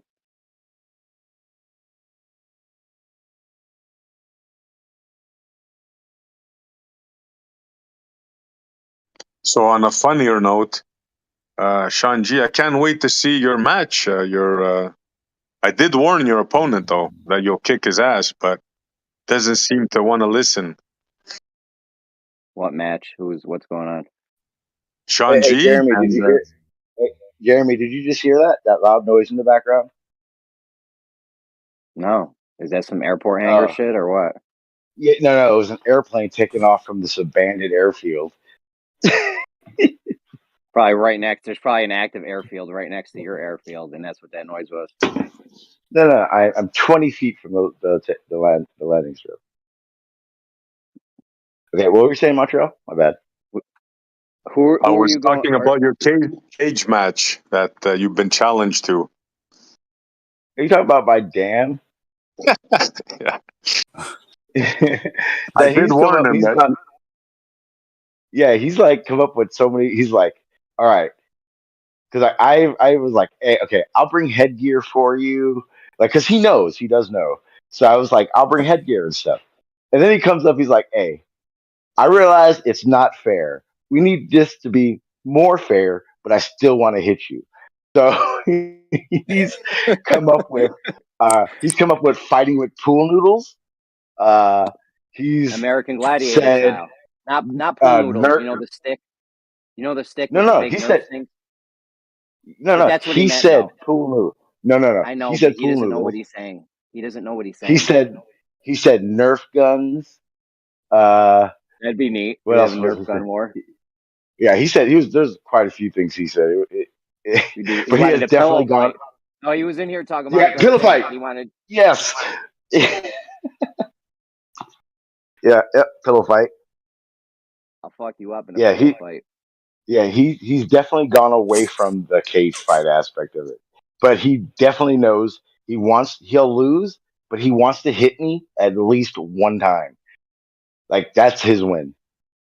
He just needs to do a cage match, go and hit you, and then fall on the ground. And be like, all right, so That's basically what. Yeah, that's his goal. That's how he wins. When he told me, I put the broke out in headgear on. laughter. I told him, "You know, Shanji is a trained fighter, right?" And he's like, "Yeah." I go to him, "Are you a trained fighter?" He goes, "No." I go, "He's gonna No. kick your ass." He's gonna Yeah, sucker punch. All you he gotta goes. do, He goes. No. He said this is how he looked at it. He goes, "I have a chance." He goes, "All I gotta do is hit him one time and I win. That's it. It's just one time and I'm satisfied." That's literally how he throws looks a at punch. If he throws a punch as hard as he can, he's gonna break a hip or something. He's getting it up there. it. What about paintball? I would I pay to told him see that match. I would do it, but I told him because he was like, because he didn't want to do the cage fight because I have training there. I told him I was like, I was in the airsoft league for 3 years. I don't know if that's gonna. I don't know if that's like a good idea. So I don't know if he's still on that one. Like I'm trying to make it so it's a little bit more to his advantage The because the I would best he feel can do bad. is the best he can do is thumb wrestling. I don't know. I have double jointed thumbs. Does he? Yeah, you should do. I came up with a solution, right? That even he can do. In the gladiators, those Q-tip things there to stick with Yeah, yeah. two. Yeah, Yeah, maybe they do that that is shit in the military and shit. That's the pool noodle he was talking about. When he said pool noodle, he meant those American Gladiator things. Oh, I he don't think meant he that? did. I don't think I so, don't think bro. so. No, he did. Pugil He did sticks. because we went over it. No, you didn't. You fucking lied. He did. No, we went over it. We went over it one night here. Uh, We talked about it here one night. okay. Yeah, you did. Okay. He Okay. just Yeah. didn't know what to Hey, I call do them. that. What are the names of those things? What are the names of those things? I, Nobody knows what they're called. Pugil sticks, aren't they? foam. I think so. Yeah, I think they have a name. Yeah, they have a name, but nobody but Snacks' nerd ass Ooh, knows it. I have an idea. What about with the foam with foam joust? We do jousting. I'm not down for that real jousting shit. Foam jousting. You know what I think would be the I best? don't. You ever see those Suma suits that they put on? Sumo Oh, that's a wrestling good suit? one. Yeah, No. the Nope. inflatable Nope. joint. No. Hell no. He has the fat advantage. He's already fat. That's not fair. That was Dan don't mean. need a I suit. shouldn't have said that. Dan don't even need a suit. We only got to buy one suit for this, so yeah, let's do it up. I would be down to do like a whole medieval events thing, like different events, medieval style, With sword some foam fighting, swords. foam swords. Yeah, Yeah, yeah. like hard I'm foam, not hard down for foam, the death. not like a pool Yeah, noodle. yeah, yeah, yeah, yeah.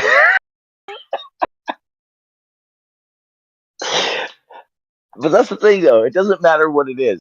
He doesn't look at it as he needs to win. He looks at it as all he wants to do is put harm on me one time. Hold on, what are the names of those things again? So we know what to call them. Snacks. He's got like a putrid or something out there. A pube? What? I didn't say pube. You fucking No, he said pube. 3-year-old. What's the name of them? Snacks. Q-tips. I was just kidding. Snacks. You're not a nerd. Well, he can't get away with it. He said it yesterday. So, yeah. I'll send it to you in the mail so you can read it. There you go. Boom. Pugil sticks, bro. Pugil. Pugil. There Or we go. pugil. It's not a word I say very often. Yeah, there it is. Proof. All right. No, we got that all sorted out. It would But be there's neat going to to be have a a little. pit, right? It's the pugil sticks are fine, but we need a pit. Are there going to be spikes in the bottom? What kind of Or thing you fire. fall into? Yeah. What? Yeah, barbed wire. That's not going to Spikes or kill you. fire.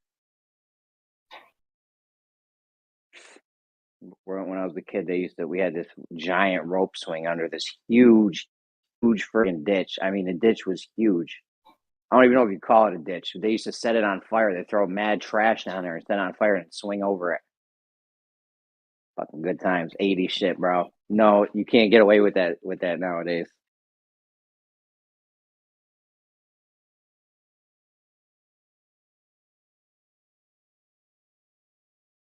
All right.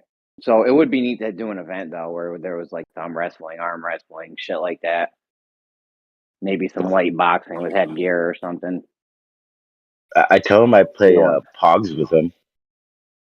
Pogs, is that the thing where you spin them real fast and then put them in a little concave dish thingy? No. That's the little disc that you with the slammers and you flip them over, put them upside down. You hit it with a big slammer, and if Oh anything my gosh. faced up, you got to keep. You should remind him that Waterman would be all over flat Earth Pogs. Here's some of his other ideas. You guys remember Pogs?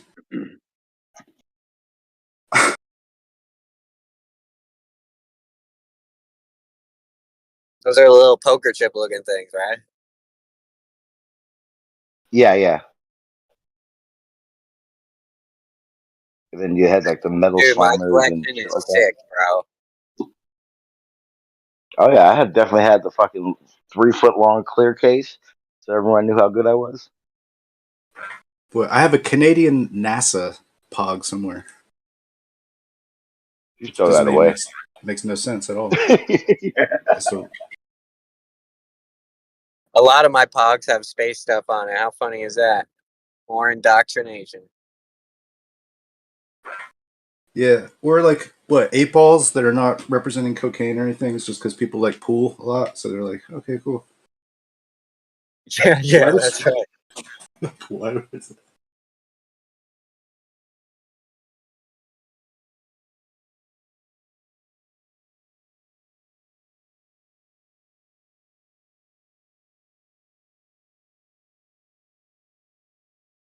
Anyway, what's it prove? Just to get aggression out? Is it what this whole thing is? At the end of the day, Just Sean. as like right? some fun competition, I think. Yeah. All right. Well, Dan wants to violently hit Sean, but other than that, I think for me it's just like some fun competition. We'll do potato sack races, Dunk tank. Yeah, we'll put Sean G in a dunk tank. Do like Maybe we can play tug of war and call it push of war. Uh-oh. Did I do that? Jeremy, I suggest you not talk shit, because if you talk shit like that, I'm gonna have to talk shit about you, and then we both know where I'm gonna go with that. Exactly. Yeah, we heard you, Johnny Five. You wrote about it a little, but what do you think your role is in this carnival like atmosphere we're about to put on?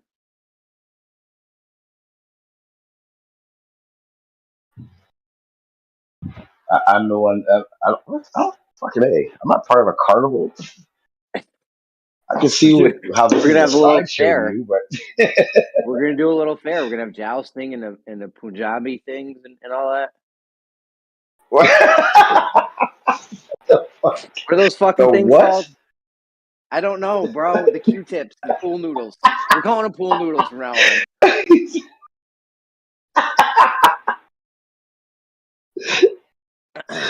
You say pool noodles, we know what you mean. You know what I mean. American Gladiator pool noodles. AGPL. Someone asked Zant what they're called. Wasn't he on it? Zanuck, yeah. Gio posted a picture of Means them he should know. racking up. I call them Q-tips, man. Q-tips. That's it. I'm pretty sure they call them like they gotta be like jousting sticks or some shit.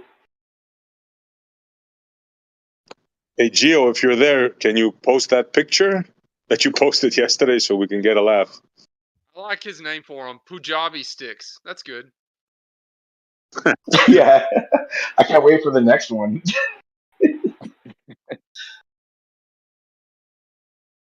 Come on, Jeremy. What's the next name you got for I don't know. We'll have to just wait and find out. That's why I'm gonna just call them pool noodles. Get out of hand. I kind of feel like that was so awkward hearing you say that.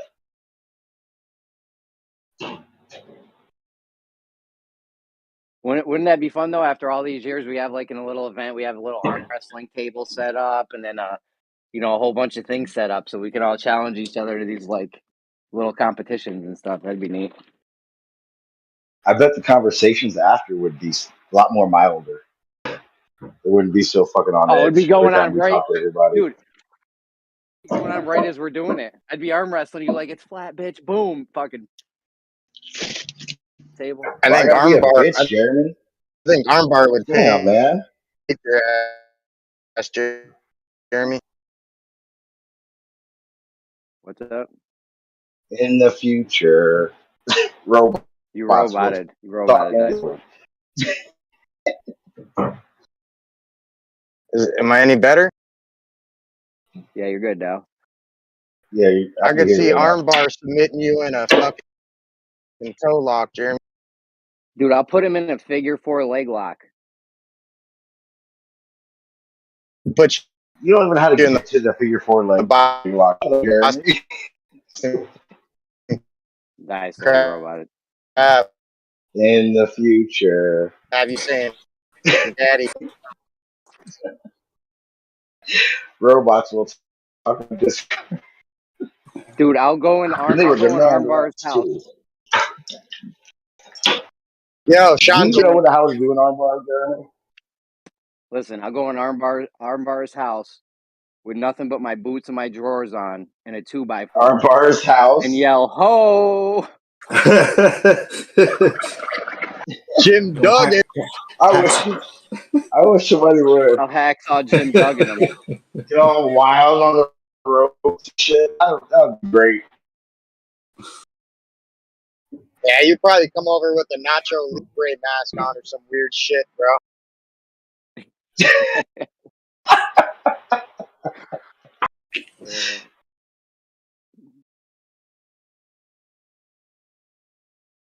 All right. That actually would be a fun event, Jeremy. Yeah, you know what I'm saying? We have a whole bunch of little competitions set up. I'll put Kosho's mom in a Karma Sutra lock, bro, and make her tap out, bro. Wow. The wheelbarrow or the donkey? Man. The wheelbarrow?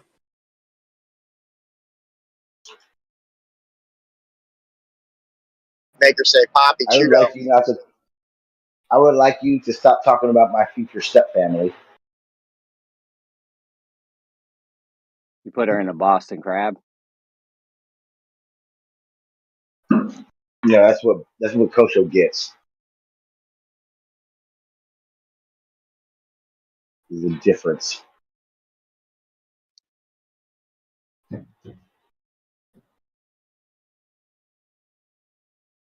Sean, if we were to draw, let's get serious now. Let's get serious. If we were to, do you want to get serious or what? Yeah. Okay, I know what that means, man. It sounds weird when you say it. We're about to get down to business. If you took a Wow, it's globe even model, weirder. But go ahead. if you took the globe model, the globe, where all the stars are, all the geometry of it, right? You take all the globe geometry, the heliocentric geometry, and you draw. You mean geometry? Go ahead. All the geometry of the heliocentric model, yes. Now, if you were to take that geometry in the globe model and start drawing straight lines to luminaries, celestial bodies, moons, stars, whatever you want to call them, would that not be a problem for the globe? So if all of us on voice chat pick the star and put a laser pointer that reached that star, what would be a problem with that? Okay, so you don't realize there's a problem. It's fine. I'll teach you the problem. Yeah, please teach me. Yes, I'm also going to want to see you after class. So you're at 1.23 Wow, that's degrees. weird, teacher. What the fuck? I don't roll like that, yo. You're at 1.23 degrees south latitude. Okay. You're standing there, right? You with me? Okay. 1.23 south latitude. Okay, which part don't you understand? I understand, Jeremy. Okay, so you're at that latitude, 1.23. You can see Polaris, and you can see Polaris from that You Okay. draw a straight line to Polaris, and you can see it because you could draw a straight line to it. Okay. Okay. From in your opinion, where in the sky would it be at that point? Where would it be? Would it be close to the horizon? Would it be close to your zenith? Well, Yeah, where did you say it would be? it'd be close to the horizon. Yes. Okay. Continue on. Okay, but nonetheless, you shouldn't be able to see that on a globe from that latitude Why? Why? because refraction is looming it up over the horizon. Normally, it would be below the horizon, but since there's refraction, it's now above the horizon. Why are you trying to teach me the reason for the globe model? Now, why do you say we're able to see it? No, I'm teaching you that there would be problems if we Okay. started drawing straight lines to celestial bodies, which is Okay. becoming a I would say challenge for some this. reason. Yeah. I would say this. Hey guys, it's a good idea that we don't pick any stars along the horizon there because they could be looming and not actually in its exact representation. I realize refraction's a thing. All I'm trying to get you to understand is that if we were to use the globe geometry and draw straight lines Mhm. to things, there would be a serious issue because you shouldn't be able to see Polaris if you draw a straight line to it. It would be blocked by the Earth, the globe Earth, in your model. Can I ask you something? Can I ask you something? Would Go that be a ahead. problem if we didn't pick a star on the horizon? There's other issues. Can we just focus on this one example? Because there's other examples I could bring where also drawing straight lines is an issue, but Okay. Okay. I feel like you're having a Okay, hard time Jeremy. grasping this one thing. I'm not at all. That's why I'm asking the question I'm asking, which is, may I add, on point. You ready? Here we go. If we don't look at stars on the horizon, is it a problem? I answered your questions, Jeremy. I feel like you should answer mine. There are other problems, yes. Okay, like Other what? problems. Okay, this is how we move a conversation along. Now, what But are hold those on, problems, Jeremy? Okay, before we move we'll go along, back. you hmm understand the point where if we used all the globe geometry and then drew straight lines to all the stars from everywhere on the globe, there would be a serious issue. If we looked at the stars on the horizon so far, now you're saying if we understand, okay, yes, Jeremy, stars on the horizon, I feel cause a problem with that geometry. Now, I would say, let's move away from the horizon. You said there are still problems. What are those problems? There's a multitude of other problems. One of them is the Selenelian eclipse would be another problem where you can't draw straight lines to things. Again, that's part of the same topic or subject that we just talked about, and I admitted that the refractal qualities of the observation make those not good things. We've already that's one problem. You can't. That's not another problem. That's still the same problem as why you're able to see Polaris from the latitude you asked for. So let's talk about the other problems that don't involve being near the horizon. Okay, well, when Polaris is at 45 degrees, is there refraction? Let me remember real quick in my head what degree they say things start going away. Yes. So at 45 degrees, I believe you can draw a straight line to Polaris. So you don't think there's any refraction going on? Very little quality. Very little. So there is refraction going on. There's refraction going on when you look at your hand, Jeremy. Okay, fine. So there is refraction going on when we look at Polaris from 45 degrees. So we can't even draw a Okay, straight line to it at Jeremy. 45 degrees. Jeremy, If when you your do, hand is at 45, go ahead. if you put your hand at 45 degrees in front of you, is there refraction going on between you and your hand? That's not the point though. No. Just The I point answered your is, you question. can't. Please answer mine. Hang on. I answered yours. Please answer mine. Work with me, Jeremy, like I just worked with you. Yes, there's refraction going on. So we Okay. can't draw straight Now, lines no, though, hang on. just like Polaris. No. Hold Yes, on, you hold can. on, Yes. hold on. You can, Jeremy. You can. Hang on. You can draw a straight line to your hand. Now, the reason you can draw a straight line to your hand at 45 degrees is because the refractal qualities that change its approximate geometric location are extremely small. So small that it makes zero difference to the observation. I would say at 45 degrees, there is not enough refractive quality to make it not be able to make a geometric straight line to that star, theoretically. But you agreed that at 45 degrees, Polaris was refracted. I believe there is refraction at 45 degrees. The quality of that refraction to make its geometric location not accurate, I don't believe is enough. That means if there's refraction at the 45 degree Polaris and we draw a straight line, it's not going to be touching Polaris. Again, I don't think there's enough refractive quality to make the geometric location not be where it would appear to be, exactly like the conversation that we were just talking about when objects are near the horizon. I believe, I could be wrong, but I believe at 45 degrees, that refractive quality does not adhere in that observation. Therefore, I can draw a straight geometric line to Polaris at 45 degrees from my location. So there's no refraction. At 45 degrees, Polaris isn't. Oh, Jeremy, you're I so don't know cute, what's so man. funny. This is it. Hold on, Sean. I don't know why you're laughing. There either is refraction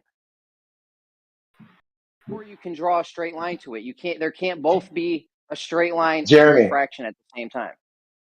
Jeremy, is there refraction between you and your hand at 45 degrees? Agreed. I already agreed. Yes, this isn't about my hand. This is about Okay. Polaris, and they're either being Now, no, refracted yeah. or they're being. It's not a is there refraction or not conversation. It's the amount of refractive quality that would make that observation happen. Again, I'll say it again. There is refraction involved between a Polaris at 45 degrees, the same way there is refraction involved between your hand at 45 degrees. Here's the difference: the amount of refractive quality between you and the object you're looking at. We've already discussed, and I believe the number is at 15 degrees. If I'm wrong, I'm sorry. I believe at 15 degrees from the horizon down is where everything starts becoming a geometric illusion, right? The illusion you were talking about, Jeremy. So when you ask me, is there refraction? And I say yes, and you say then you can't, we've already established refraction is not the ability to see something at its geometric location or not. It is the refractive quality that makes that geometric observation possible or not. Okay, now let me ask you a question. Do you understand that if something is refracted, and let's say I have a bullet that goes in a straight line, perfectly straight line like the one we're going to draw. If something's refracted and I shoot at it with my perfectly straight bullet, am I going to hit the target? That has nothing to do with the conversation you're talking Coriolis. I don't know why, We're but I talking about a caught it. straight line. Okay, We're if you talking want to about talk making a about straight it, line. You freeze frame okay, Earth. Freeze but Earth, and what then you're you doing see. is you're making an observation with light, and then now you're making an observation with a physical object, which have two different reasons for doing what you're asking me about. So, which one do you want to talk about, Jeremy? I'm talking about making a straight line to a celestial body. If there's Okay. refraction, you can't make a straight line because refraction means the line's bent, right? Okay. Again, no. The refractive No. quality is whether or not the refractive quality is what determines that, Jeremy. Refraction happens between you and your hand. Can you draw a straight line to your hand, Jeremy? Yes. So If refraction it's isn't refracted, that distinguishing quality. If something's refracted, is it in its actual position? Yes. Yes. Now, let's Hold talk on, about the bro. quality. Hold on. No, you hold on, Jeremy. You Do hold you on. want to talk about the no? Do you want to talk about the refractive quality that determines that observation, or do you want to just talk about refraction itself? Because again, Jeremy, you admitted that there is refraction happening between you and your hand. Can you draw a straight line to your hand, Jeremy? The answer is yes. So your whole argument is ridiculous based on that one thing. Fuck, man. Don't talk to me like I said something Just that relax. blew away, made your argument make sense. Fucking A, Just Jeremy. relax, That's bro. ridiculous. Relax. Okay, let's just take it down a notch, please. You So should if take it down something's a notch, Jeremy. so you're telling me if something is refracted, if there's refraction with something, that it is in its actual position and it geometrically is where we see it. Is Everything, that Jeremy, everything you see, look around right now, your hand, your phone, the wall, the ground, everything is refraction. Refraction is only talking about the light that hits your eyes. Now, we can talk about what happens in between the observer and the object, and then we can talk about the refractive quality, the quality of refraction, the amount of atmospheric conditions that are happening between you and the object. Everything you see is refraction. Get that to your understanding, or maybe understand that in your argument. okay? Fine. So you're telling me that just answer this for me. If something is refracted, is it in its actual position geometrically? How much atmospheric conditions are in between you and the object, Jeremy? Enough to make it be refracted. Enough to make this geometric location not in its location? Is that what you're asking me, Jeremy? If something's refracted, that the definitionally, it's not in its actual position geometrically. So the index of refraction is high, is what you're saying, Jeremy. No, I'm saying if there's any refraction at all, you're not seeing the thing where it is. Jeremy, There's refraction. is there refraction? Yeah. Is there refraction happening when you look at your hand? Don't know. Maybe there is, maybe there isn't. I'm willing to agree with you on that. And if there is refraction, that means Okay. my hand isn't in the actual position that I see it in because it's being refracted. That's literally what refraction means. It's something's not in its actual No, it's position. not. No, Isn't it an apparent doesn't. if something's being Refraction, refracted. again, no, Jeremy, you're wrong. Can somebody please correct him so he doesn't make a bad argument? Refraction Correct me, please. is only, yes, okay. Refraction is only the discussion about light hitting your eyes. What you were talking about is how that light hits your eyes and why. And if we're doing that, then we are talking about the index of refraction. So let me make this clear to you. When you look at the wall across the room in your house right now, it is because light is hitting that wall and then hitting your eye. When that happens, that is refraction. Now, if we put a fire in between you and that wall, and you notice it's all wavy, and that if you put a dot on that wall, that dot will not be in its actual spot because the index of refraction between you and that wall is high now. The atmosphere between you and that wall is doing a lot of stuff. And because of that lot of stuff, its geometric location will change. Refraction is only that light hits your eyes. So there is a considerable amount of refraction at 15 degrees and 45 degrees. You're saying that there's barely any refraction, but there's a considerable amount of refraction because the as you increase the angle of incidence, there's a exponential curve up because there's more dense. It's, the denser it is. Mhm.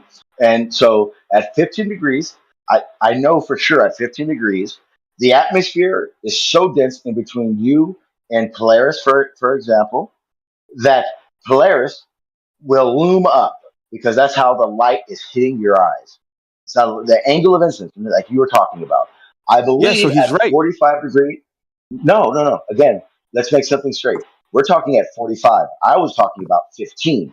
So now I believe At 45 degrees, that angle is not as bad, and the atmosphere between you and the object is far less turbulent. So I do believe at 45 degrees, you can draw a straight line to that object, like Jeremy was asking. At 15, I don't believe you could. I've already conceded to that. But what Jeremy is doing is trying to make the word refraction mean distortion and not in a geometric location, and that is not true. Yeah, Well, if something is it is true refracted, though. if something is refracted, it's not in its Oh, geometric God. location. It's in an apparent position. Everything you see, Otherwise, Sean, you're not listening, bro. Relax. I am. I Not am being. listening, Jeremy. You're not listening. That's the It's frustrating really this part. simple. That's why I'm getting frustrated. Just hold on. Just hear me out. If something's being refracted, not in its actual position. No. If And something that's where the has a problem high lies. index, if something has a high index of refraction, then geometrically it may not be in its location. But everything is refracting because the wall across from you, Jeremy, the wall across from you right now. So if you draw a dot on that wall and you back up and you look at that wall, the light that hits that dot and then your eyes is refraction. That dot is in this geometric location. Nothing is changing that. Then that is refraction. Now you put a fire in between you and it gets all wavy. The index of refraction has skyrocketed. The air between you and that dot has become turbulent. That is a high index of refraction, and then its geometric location may not be in its exact spot, and it becomes in its apparent spot. Nothing about what I said says that its geometric location changes because of refraction. Refraction is why you see things. Okay, so you're telling me something can be in its geometric location and also at the same time be refracted. That's what you're saying. How about this, Jeremy? What level of refraction are you talking about? A high level of refraction? A high index of refraction, Jeremy? Is that what you're saying? Any amount, Yes? the tiniest, Then I the will agree teeny with you. tiniest. Yeah. Hold on, the No. teeny tiniest amount of refraction. If something's being refracted, is it in its geometric location? How much refraction, Jeremy? Again, let me Any make this amount. very clear. Yeah. No. Any Yes, it amount. will be. Yes. Yep. A small amount of refraction does not change the object's geometric location. A high index of refraction can change an object's location. What does refraction do to objects? Gets it to the light to your eye. That's it. That's all refraction is. The light's Once going to go to my eye without. The light is going to go to incident. my eye without refraction. So what does refraction do? Oh my God. The light. Okay. Are you purposely ignoring what I'm saying? Are you purposely not hearing me? I think you are. It feels like you really are. Okay. Then let me say this one more time, Jeremy. And it's surprising no one's speaking up and saying, Jeremy, why are you acting so full of shit? Light refraction. Go put a dot. If you go put a dot on the wall, the reason you see that light, the reason you see the wall or the wall that dot's on is refraction. That is negative. light. See, I don't agree with that. Hold on. Okay, that's your problem, not mine. You're telling. Yeah, you're telling me the reason we see objects is because of refraction. That is why we see things. Yes, Jeremy. Why do you think we see things, Jeremy? I think light bounces off objects and goes to our eye. I don't think it has. If there was no refraction, that's fucking refraction. I didn't say there was no refraction. That's not refraction. Never refraction once. is the bending of the light. Listen, I want to make refraction is light. No, refraction is light hitting your eye. The index of refraction is why light react. Okay, Jeremy. Go look up refraction. It's the angle at which light hits your eye. Now, why light hits your eye in a certain particular angle changes the index of refraction. But refraction is just how light hits your eyes and the angle at which it does. That's it. That's it. Doesn't explain anything else. Okay, here's the definition of. Here's the physics definition for refraction. You ready? Okay. The fact or phenomena of light, radio waves, etc., being deflected and passing obliquely through the interface between one medium and another, or through a medium of varying density.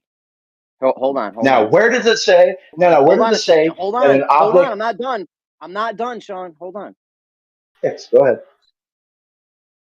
Change in direction of propagation of any wave as a result of its traveling at different speeds and different points along the wavefront.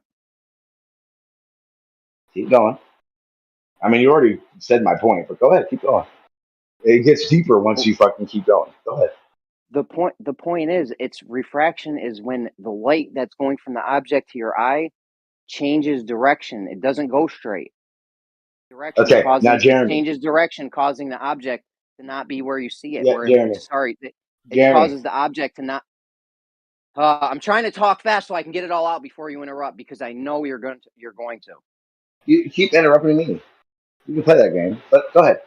I have not barely interrupted you.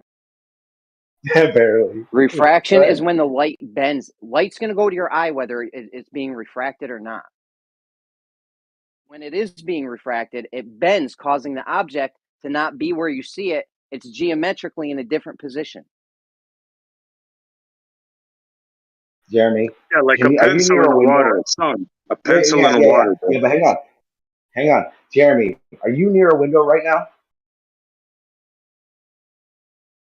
Yeah, I'm near a window. Okay, look out that window. Do you see a object? I see a pumpkin. 2 pumpkins. Perfect. Now, is that pumpkin emitting light, or is the light from something, doesn't even matter what, something hitting that pumpkin, and then the light from that pumpkin hitting your eye?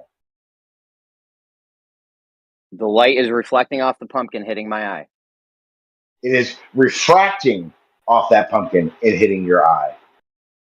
It may be refracted. It may not be being refracted. I don't know how you would know that. The point is, we can still. Are you saying we can't see anything? Are you saying we can't see anything unless? I'm saying this. John, are you saying? No, Jeremy, you asked me a question. Are you saying we can't see anything unless are you saying we can't see anything unless refraction happens? Yeah, you asked the same question from beginning to end without interruption, and then when I start answering it, you want to repeat it. Don't repeat it.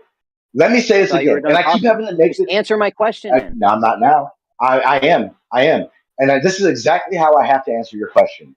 Every time I answer your question, Jeremy, I have to make a declaration of my claim because you don't represent my claim at all. I asked you a yes or no refraction. Yeah. I don't care. I'm gonna say what I want to say, like I let you. When you are looking at something, it's a pumpkin outside your window. It's not emitting light. Light is refracting, not reflecting, refracting off that pumpkin and hitting your eye. That is exactly what you described in what you read 2 minutes ago. So let me make this very clear. When I say refraction, it is whatever is emitting light hitting an object and then changing direction to your eyes. So when you ask me, is something in its geometric location? Yes, Jeremy, that pumpkin is in its geometric location because the refractive angle that is happening between the light object that's making light and your eye is changing dramatically and or not, depending on the conditions between you and that object, i.e. the medium. Okay, I just have a yes or no question. Can you answer a yes or no question? We'll see. Can we see objects if there is no refraction taking place? No. Wow. All right. If there is no refraction taking place, you are sitting in a pitch dark room, Jeremy. Did you say? That's weird. Did you say AE or IE? AE. IE. It's I'm pretty sure I said IE. I'm pretty sure I did, but I could have fucked up. No, I was just confused. No, I may have listen. Yeah, listen. Jeremy, you're funny. Dude, refraction, when something's being refracted, it means it's not in its geometric location. It doesn't matter how much or how little refraction is taking place. Why is that Okay, funny? Jeremy, whatever you, because you are That's how making your up a shit works. definition for refraction. You just read what refraction is, and it did not say that. So you are making up a definition for refraction, and it's It weird. heavily implied what I'm saying. It heavily Okay, how implied. Yeah. about this, Jeremy? It said the light Jeremy, rays how were. about this? How about this, Jeremy? Can anybody else in this room, globe or flat, back up what Jeremy is saying? I back it up. It implies 100% that it's not in its actual position. Yeah, I back up what Okay, Jeremy's so saying too, what is because you're Yeah, that you're okay? comparing a pumpkin that's a couple feet away, and theoretically, yeah, you're right. If light's refracting off that pumpkin, it's gonna seem like it's actually in the actual position because it is in the actual position. But when you're comparing Okay, a stop. luminous Okay, object, please hold stop. on, no, I'm No, not it's done yet. not. You're comparing apples and Jesus. oranges. You're This is comparing an a light outrage. it's a luminary, bro. It's a luminary. It's No, self-emitting. It's not gonna. okay. Here's the Here's where you're Go ahead. misrepresenting what I'm saying, and this is why. I promise you, I am not comparing the pumpkin and Polaris. Only thing I'm establishing is that what Jeremy is saying is wrong because you just said it. And I'm sorry I cut you off, but it was very important what you said. You said that between the pumpkin and you, there may be refraction happening, but there's not enough for it to not be in its geometric location. Therefore, it can be. Now, that's the only thing was trying to establish in that example. Because Jeremy keeps saying if any refraction is happening, it's not in its geometric location. That is a fact. That's a fact. If there's no refraction, Okay. things are in their geometric location. If there is a refraction, Eh, things get knocked out of their geometric location. That's a Okay. fact. Whoever I was responding to just now, is Jeremy correct in what he just said with what you just said about the pumpkin? No, Jeremy, respectfully, depending on the amount of refraction, an object can still be in its actual location, not an apparent location, but actual location. All No, I'm trying to negative. establish, Why Jeremy, do you is think that that? I just gave the refraction doesn't mean what you're saying. That's all I'm trying to tell you. A negligible amount of I just refraction is not going to cause the object to shift from its actual position. You need amount, something any between amount you of and that object. this AirPods are cutting off the first part of my sentences. I think that's what the issue is there. Go ahead, Jeremy. You and him go back and forth now because at least understands what I'm trying to say. Yeah, if I put a little dot on the pumpkin, bullet that shoots right out of the center of my eyeball, and only goes in a straight line, and I aim it up at the dot I put on the pumpkin, but the pumpkin's being refracted, am I going to hit the dot? The dot is just big enough for the bullet. Am I gonna hit that dot?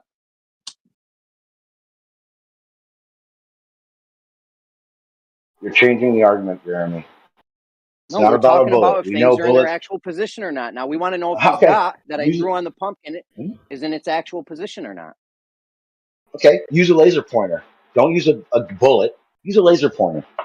The laser pointer bends. It's going to be refracted also. If there's refraction going from the pumpkin to me, there's going to Oh, be Jesus refraction going Christ. from me to the fucking pumpkin, dude. Come on, use your head, Sean. Again, Jeremy, your understanding of what refraction is wrong. There's nothing else I can say to you about it. I'm sorry. Sean, He let me even try explained this. that you're wrong. Let me try this. Give me 20 seconds with the pumpkin, Yes, sir. right? Yeah. You have the pumpkin, it's out the window, right? Now, yes. Think of the same scenario, Sean, but take that pumpkin and put it in a swimming pool. Yeah. Right? Yes, correct. Now, do you understand what Jeremy's trying to tell you? No. If that pumpkin, I'll explain it to you. If that pumpkin is in the swimming pool, then you're not seeing its actual position due to the refraction. You know how when you go Exactly. Why? spearfishing, you got to shoot Yeah, ahead but of the why? fish. Yeah. What's changed between the pumpkin and the pumpkin underwater? What's changed?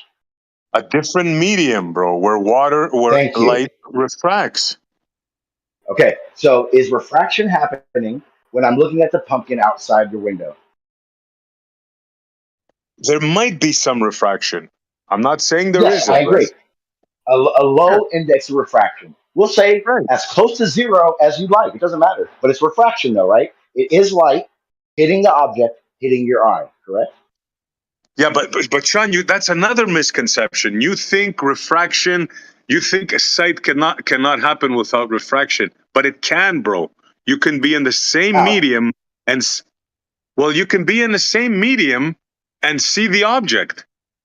Let's Yep. say you're in a vacuum. Here, I'll give you an example. Let's No, say no. you're in a Better yet, better vacuum. yet. Let's say. How about this? How about this? You yourself get in the pool with the pumpkin, right? If you at that point, the pumpkin underwater, you underwater, the object is in its geometric location in that pool. Guess what, Montreal? That's still refraction. The difference is there's no change in medium when you do those two different examples. When there's no change in medium, Sean, and Sean, by definition, refraction is light going through two mediums, bro. Why can't you no, it's see? Why not. can't you understand? Yes, it is by definition. No, by definition, refraction is the angle at which light hits your eye. That's it. This is where the disconnect is, right there. Okay. Well, whoever was speaking a second ago and was trying to explain to Jeremy how he was misrepresenting what refraction is, do you agree with Montreal's keeps arguing now? Well, hold on. Then I asked that guy a question and he didn't respond. So if he's going to You're talk, let right. him He answer my didn't. question. Absolutely. If he's going to talk, I don't have a it's lot the of same reception, question. bro. What causes Again, the angle of incidence to shift abruptly is the change in medium, right? That's so you can be in the same medium and have light refract. That's what he's right. Sean is right about that. Like when we see trees, when we see objects, the reason that we see those objects is because light is bouncing off those objects or propagating yeah, off those objects, right? Technically, propagating off those objects. But either way, it's bouncing, right? And for it to bounce, it's going to hit at an angle and hit at your eyes at an angle. So it's literally refracting, but it's still going to be at the actual position because it's not changing mediums abruptly, right? So but this is where you get into gradient densities, which the atmosphere does have gradient densities, which does cause yes. a luminary to shift from its actual position. So Jeremy's right ultimately. Absolutely. No, no, no. You are right. Yes. Again, Yeah. I, No, I I'm right. conceded He to said Jeremy. it. No, no. Again, I conceded to Jeremy. When that median becomes turbulent, again, the difference, the change in median, the change of that angle of light does change this geometric location. That's what we were talking about with Polaris being near the horizon. That was the beginning of this conversation. Again, what is being argued right this second has nothing to do with Polaris. It has everything to do with what is refraction. And you said it. Refraction is only the angle at which light hits your eye.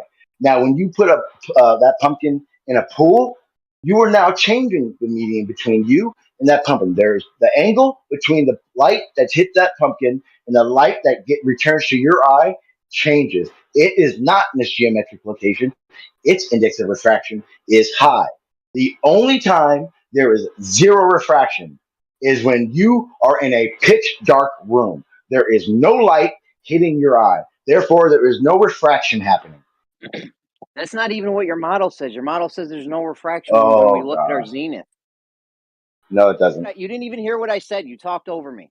Yes, I did. You said Even in your that's why our model, model. they say when you You look said our straight up. model doesn't say there's any refraction at zenith angle. That is not true. I did hear what you said.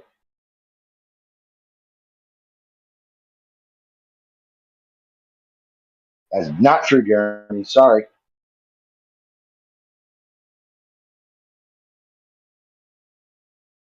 Yeah, you can see further. You can see light further at night. That is interesting though. Like lighthouses, etc. You can see them like a further distance. You can see at night further. Yeah, less turbulence between you and the object. The more turbulence, the more the angle is going to deflect, and then yes, its geometric location will be apparent. But again, refraction is not about whether or not it's at its geometric location. Refraction is only talking about the angle from the light source to the object to your eye. That is all refraction is. It is not its quality. Let me ask you something, Sean. A clarifying Yes, sir. question. Go ahead. Okay. We're in a vacuum chamber now, the big vacuum chamber in the Sangaska thing, right? We take Yes, out sir. most of the air. We have those fake suits. Let's pretend they work, right? So we're safe. Now, I'm on one end of the room and you're on the other, and it's quite a big room. You've seen that room, right? Yeah. We can Do make you it an think infinite there's size, any but it doesn't matter. yeah. Do you think there's any refraction enabling me to see you and you to see me on the either side of that? Because we took most of the atmo out, right? So what do you All the say to that? atmosphere out. I say yes. Refraction is the reason I see you and you see me. Assuming that there's lights in there. Right. Okay, now I understand. So you think no matter what, in order for you to see another object, there has to be refraction involved, correct? Yeah, that's silly. Yes, That's the absolutely. disconnect, bro. That's That's where the crazy. disconnect is. Yeah. There's more than that disconnect. So we got you on record, Sean, Okay. saying that things. Hold on, just for the record, things can be refracted and still be in their geometric location. You agree with that statement? Due to refraction is the reason you see objects. Okay, but just the thing I just said though, things can be refracted yet still be in their No. geometric location. Do you agree with that? I am going to continue on with what I'm trying to explain. I'm not going to change my words like you are to change definitions like you are. Refraction is the reason you see objects. Well, that's crazy. Okay. So you're telling me when we're looking at the horizon, we do a time lapse of the horizon, and it goes to way below level, way above horizontal, below horizontal. You're telling me that there's some point there where there's no refraction, where we see it in its actual geometric location, it like blinks out and we can't see it? Nope. We are as far as the horizon is concerned, because of atmospheric conditions changing between you and the object, and the conditions changing, varying. There's always an atmospheric index of refraction high enough that it becomes the apparent horizon. We do Okay, I not like that. observe the geometric horizon. We do not observe the geometric horizon due to a quantifiable amount of atmospheric refraction. We pull a perfect vacuum. Let's say we pull a perfect vacuum. You're saying we wouldn't be able to see anything inside the vacuum because there's no refraction happening. If we're looking at the horizon and we play the mythical game of no more atmosphere, the world is that vacuum chamber. You will see the geometric horizon. Okay, but we pull a perfect vacuum. You're saying that you can't see in that vacuum because there's no refraction happening now. Again, me and Montreal just had this conversation, so you're either not listening or you're purposely being dishonest. You tell me. I'm just trying to get it clear, bro. You're saying refraction is the reason we see. So if we get rid of refraction, we can't see anymore. You can't get rid of refraction, Jeremy, unless you turn the lights out. Well, what if we pulled a perfect vacuum? Hypothetically, we pull a perfect vacuum and all of a sudden you can't see in that vacuum now, you're saying? If there's a perfect vacuum, Jeremy, do we have a light in that perfect vacuum, Jeremy? There's a light Is there in there. light in the perfect vacuum? Yes, there's light in it. Yeah. You Well, will I don't see. know. According to you, we can't have light without refraction. So I don't know. Is there a light in there? You're either not listening or you're being dishonest on purpose. You tell me. You're wild confused with this whole refraction thing. So we gotta get Zanuck in here. I'm not confused at all. You one are second. There's a light in the purposely vacuum. you're purposely not hearing me, or you're purposely being dishonest now, Jeremy. You tell me. Hey, wait, Pete. Oh, Jesus Christ. That's not true. Pete. One second. That just came in. So Can very I give simple you this? matter on No, the no, Pete. table. Yeah. Can I give you the And you have scenario? a dark room and you have a light that's switched on. Is there refraction in the vacuum chamber in the dark room when you switch on a light in the vacuum chamber? Simple question. Pete, what do you say? Yeah, thank No, you. no, what do you say, Pete? No, but hang on. He was looking for an answer from you. You're saying there is because there's light, but there's no medium. And you say, 1 second, there's no atmosphere, Sean. Take it easy a minute, please. Now there's no atmosphere, so there's no cause for any deviation of the light. So there'll be no refraction. Okay. Refraction is light hitting an object and hitting your eye. Correct, Pete? No, that's It- not No, what that's refraction is. Sean, that's it not sounds, correct. Sean, That's it not. sounds like you're saying that Jeremy, refraction occurs Jeremy, within your eyeballs. Therefore, using our eyes, we will no, never see something's true position. It sounds like that, but I no, know people are getting you to no, clarify. no. Okay, again. How about this, Jeremy and No Tanks? Let me talk to Pete because both of you are either not listening Anybody or being besides Pete? dishonest, and I'd No, Yeah, let's rather. go to somebody Pete's gonna else. Okay, clear this okay. all up. No, Pete's gonna clear this all yeah, up. I'd rather talk to Pete. Moderation, Jeremy, take Okay, over. so Pete, Jeremy, moderate. so Pete. Oh, Jesus Christ, No Tanks. So Pete, the scenario is this. I'm gonna let. Is that all right, Jeremy? If I lay out what we mean, you talked about at the beginning, and move to the chamber. Is that okay?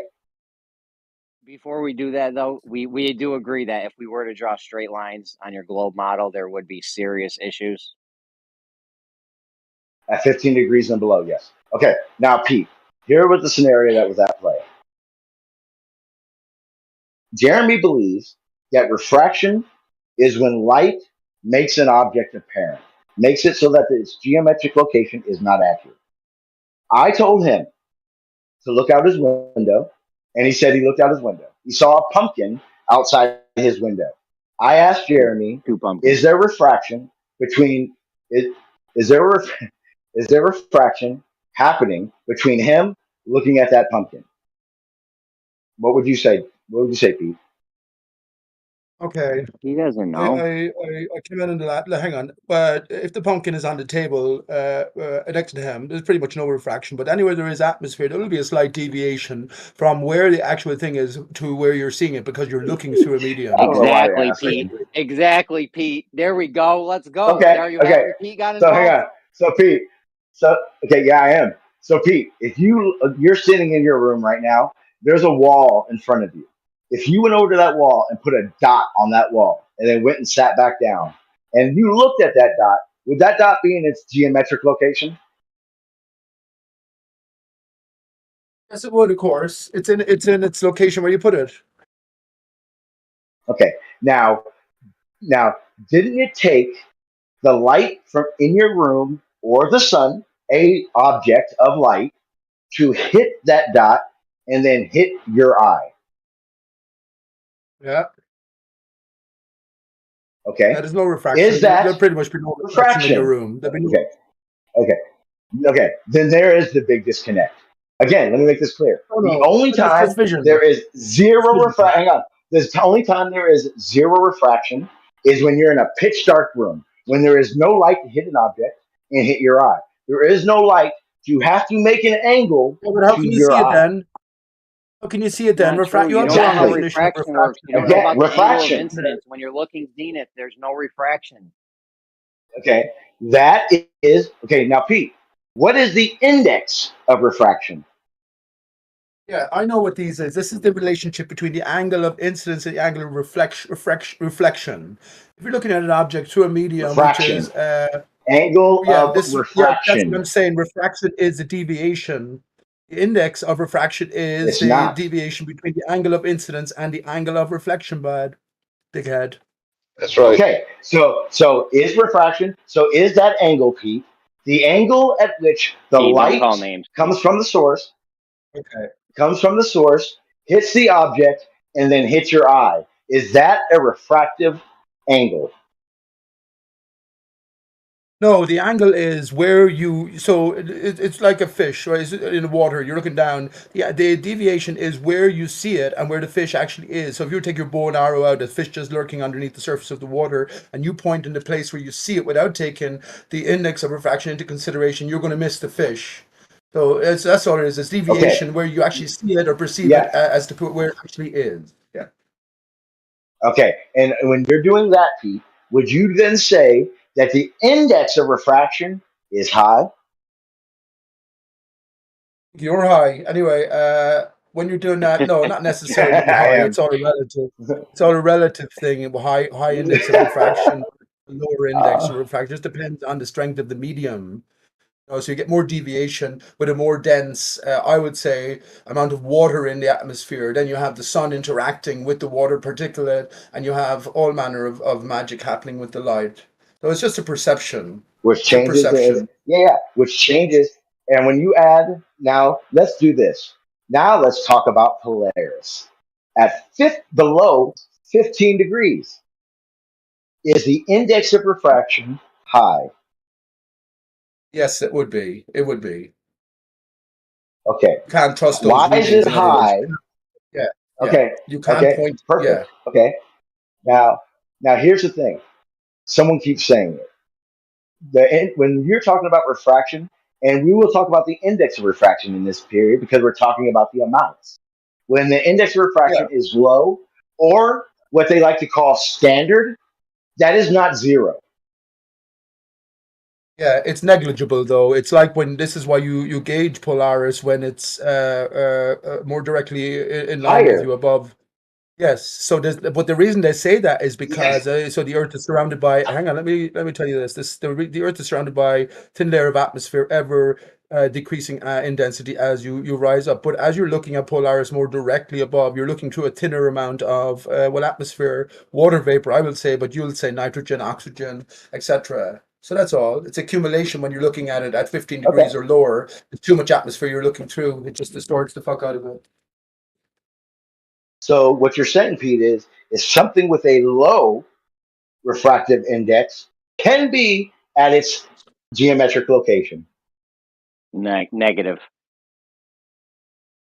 I No, asked that's Pete. not On. true, Sean. It's not All about, right, go ahead, about Pete. the object having, yeah, 1 second. It's not about the object having a It lower or high is. refractive index. It's about the conditions that give you this deviation or this The index. refraction. So, Yeah. yeah. The conditions that give you the index of refraction. You're correct. Now, if the conditions are in a vacuum, can refraction be at zero? Absolutely, it can. Okay.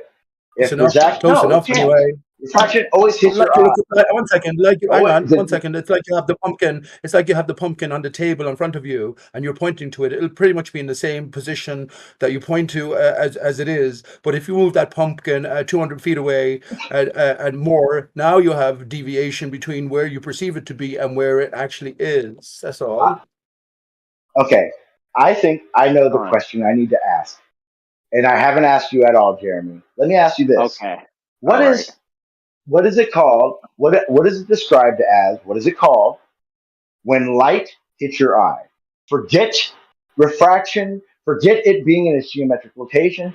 What is it called when light is hitting your eye from a light source?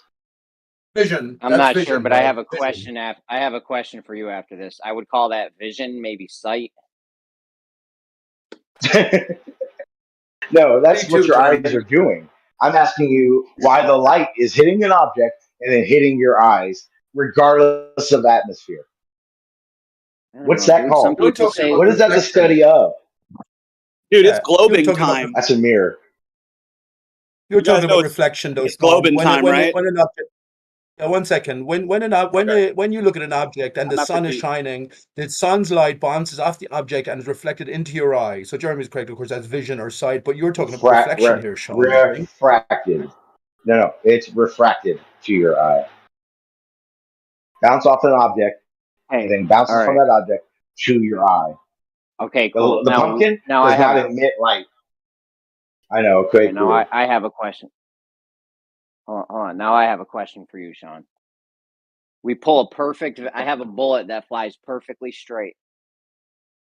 Right, the bullet is 1 millimeter. I don't know, whatever, however wide a 9 millimeter is. You got a 9 millimeter bullet.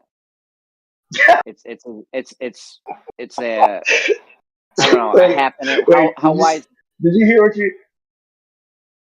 9 millimeter in diameter, Jeremy. Okay, 9 millimeter. We got a 9 millimeter bullet. I draw a circle on the pumpkin.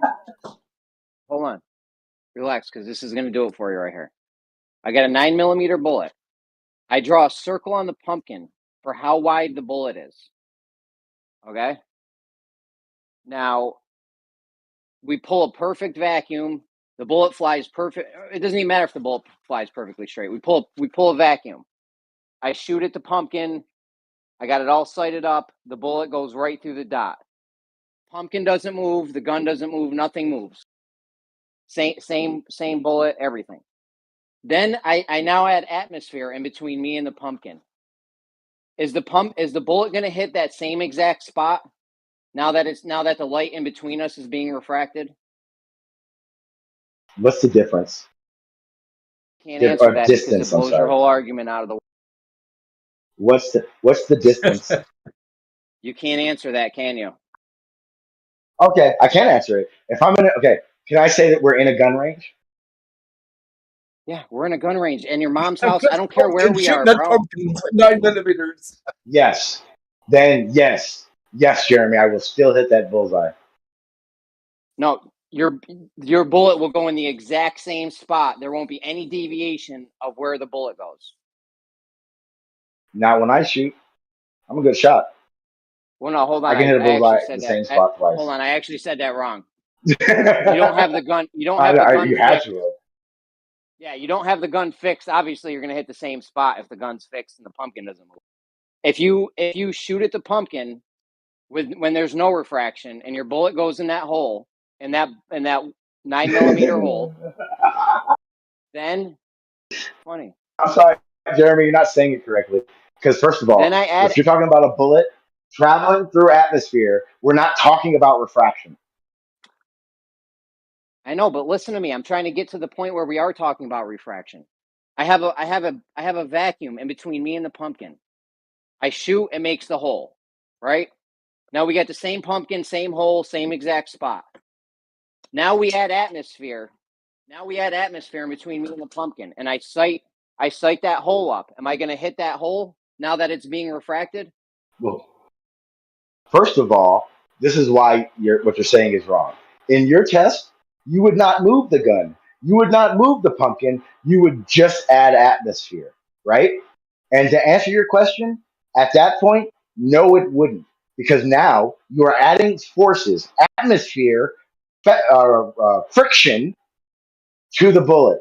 That has nothing to do with refraction. Try again. Well, we have Sean, a you're bullshitting hypothetical bullet around. that What's just. going on? Pete, hold on, Pete. Pete, hold on one sec. We, Sorry, go ahead. we got a hypothetical bullet that just goes straight.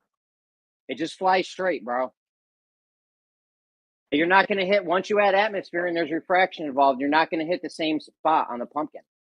Or if you leave the gun fixed, Okay, again. the crosshairs won't. Or if you leave the gun fixed to a static position, the crosshairs won't be on the same position because now it's being refracted. Okay, Jeremy, what you're saying is illogically incorrect because I can hit a target Illogically incorrect. through atmosphere. Now, let me explain something one more time. If the gun is fixed, I and the called that pumpkin's too, Pete. fixed, That was like in illogical. a vacuum, and you shoot the bullet and it hits the pumpkin, nothing changes except for you add atmosphere. The atmosphere, the drag and friction that now the bullet is adhering to can change its aim, can change where the bullet hits. That is not refraction. Okay, let's change up the scenario. Refraction. We got a crosshair. Hold on, Pete. We Yeah. got the crosshairs of the gun. We're in a vacuum. We got the crosshairs of the gun. We draw a line, a crosshair. We draw a plus sign on the pumpkin. It perfectly matches with the crosshair. There's no overlap. It's perfectly covering the plus sign on the pumpkin. Then I add, now the gun's static and the pumpkin is static. Now I add atmosphere into the room and there's refraction. Now there's refraction happening. Hold on, Sean.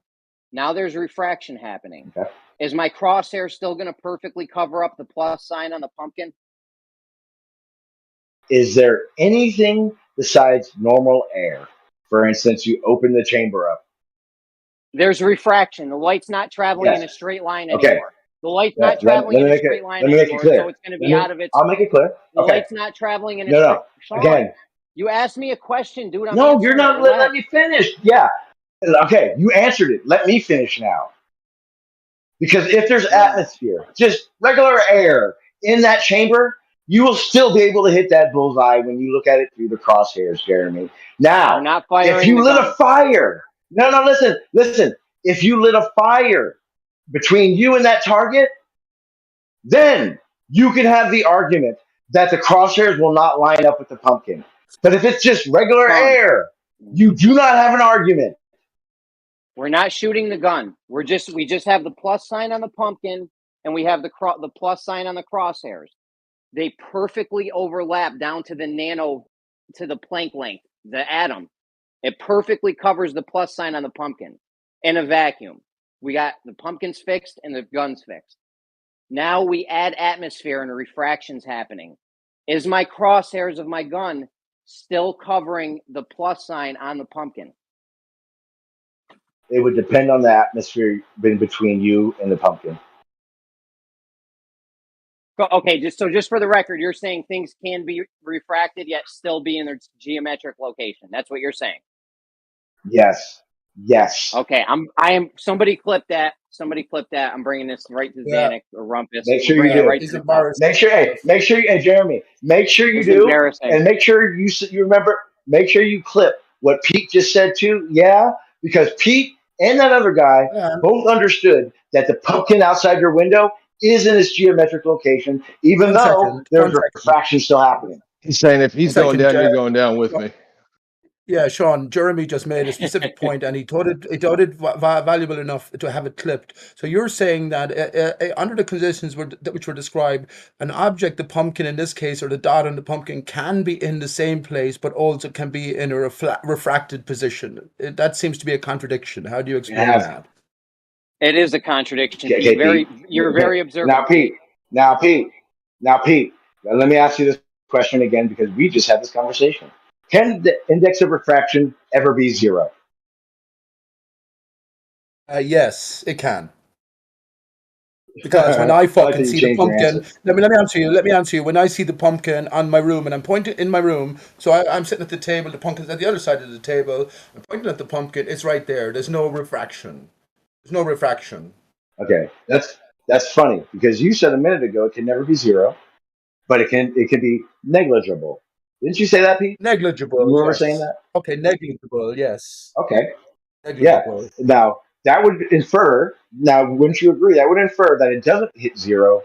But even if it's 0.00000001 or 0.0, Yeah. maybe even 1, it would It's not true. change its geometric location. Thank you. Fucking Yeah, A. well, Now, Jeremy, yeah, you're gonna but tell me how hang on, everyone agrees Sean. with Let you me still? respond here. Let me respond. This comes back to then the point about an object external to yourself. How do you know it's in the position you're in? The more you hone in on it, the closer you'll be able to measure the deviation from your expectation to begin with. So you're down a slippery path here, and I'm with Jeremy on this one. You're not being very clear. You're not being very consistent as well. I'm being very clear. He called you Jeremy. What Jeremy is trying to infer is the fact that if refraction is happening, an object is not at its geometric location, which is just untrue. That's a fact. I think No, if it you want is to, true. yeah, go ahead. Oh, thanks, Pete. Thanks. So it absolutely is true. If refraction is happening, if Pete's hosting this, if there is refraction happening, if there is refraction happening, that by definition means the light from the object is bending. Refraction means bending light. Then by definition, Yes. it cannot be. By definition, it cannot be where 0. you see it because the light's bending. God. Yeah. It cannot be 0 unless the object is straight in front of your face, right in front of your face, and with no median. Yeah, but right? that's what he listen to mentioned this. about a Now, I want you to vacuum understand then. something. No, he didn't. But listen, that's why I asked very clearly: is there light in the vacuum? I make this point for a reason, Pete, because again, if there's light in that vacuum, and this is why the vacuum came up. Montreal said we're both in the vacuum, looking at across the vacuum from each other. If there is light in that vacuum, is light hitting him and then hitting my eye? That's a good point, actually, Sean. I'm a bit surprised at you, but the problem is we can't actually get into the vacuum chamber. If we were looking at the target inside the vacuum with the light hitting off of it, there would be deviation because the vacuum chamber is probably made of thick glass or something, so you'd have a refractive index there. But yeah, in that You ideal want to know why, sense, Pete? you're You correct. want to know why? Yeah. Hey, Pete, you want to know why there cannot be 0 refraction in a vacuum? I'm so happy I just realized this. You want to know why? Because we can't make a perfect vacuum. No, that's nonsense. That's That's a me nonsense doing that. explanation. I thought you were going No, to wait, wait, say. wait, wait, I wait, wait. thought you were going to Wait, say. One second, what? Pete. What? One second, Sean. I thought Pete, you were going to say how that. dare you? Can you stop talking over me, man? I thought you were going to say that the reason you gave is wrong. If you have one or two particles of atmosphere in the vacuum, that's not going to affect the target or its position. But the problem I thought you were going to say is we cannot ever be in a vacuum chamber observing the light hitting the pumpkin in the vacuum chamber. We'd always have to be outside, and then if we were able to look through, it would have to be made of glass, and we would get a distorted view of what the light is doing as we're looking externally into the vacuum with the light. I know, Very good. but when Montreal proposed that, he did say hypothetically if we could put suits on that worked. So it is a hypothetical, 100%. The problem is, in Oh, my well, hypothetical, then I'm you wouldn't still right. see, yeah. Well, then you wouldn't see any deviation. And you're trying to say then in this hypothetical that because it's not a perfect vacuum, there would be an ever minuscule amount of deviation because there's only one or two air So nope, atmospheric I say atoms or refraction. something like that. Deviation from what? Ask him deviation from what, Pete? Yeah, Yeah, deviation from what, deviation Sean? from what, Jeremy Pete? wants to know. Nate, Okay, who hold am on. I Nate's I'm asking? here. telling you Nate, right Deviation just from now. what, start. Jeremy? Hold If on, it's hold so on, min, hold if on. it's Everyone so stop. even in atmosphere, the deviation is insignificant, like you said, Pete. Okay, stop. Nate's here. He's going to clear this all up for us. You hear, Nate? What's up? Okay, if something's being refracted, is it in its geometric location? What do you mean when you say geometric location? Like it's actual, real Thank you. location? Hold on, man. Yo, everyone stop. Everyone stop. Geometric location, its actual position. And something's being refracted. Are you seeing it? Are you seeing it in its actual geometric position? Or are you You are seeing it so displaced? misrepresenting my point. Are you seeing it displaced from that? I don't know. Did you hear me, Nate? There's a With lot of respect to background what? talking. What do you mean with respect to what? I mean, this is you have to have a relative reference frame to make that assertion. No, you don't. Dude, we're looking at something. We're looking at something. The You're median. looking at a light. You're looking at a lighthouse a mile away, or a star, or anything. And if it's being refracted, is it in its geometric location, Nate? I would say no. If it's being refracted, we're not seeing it in its actual position, Jeremy. I mean, Okay, that's the whole point of the thing. that's perfect.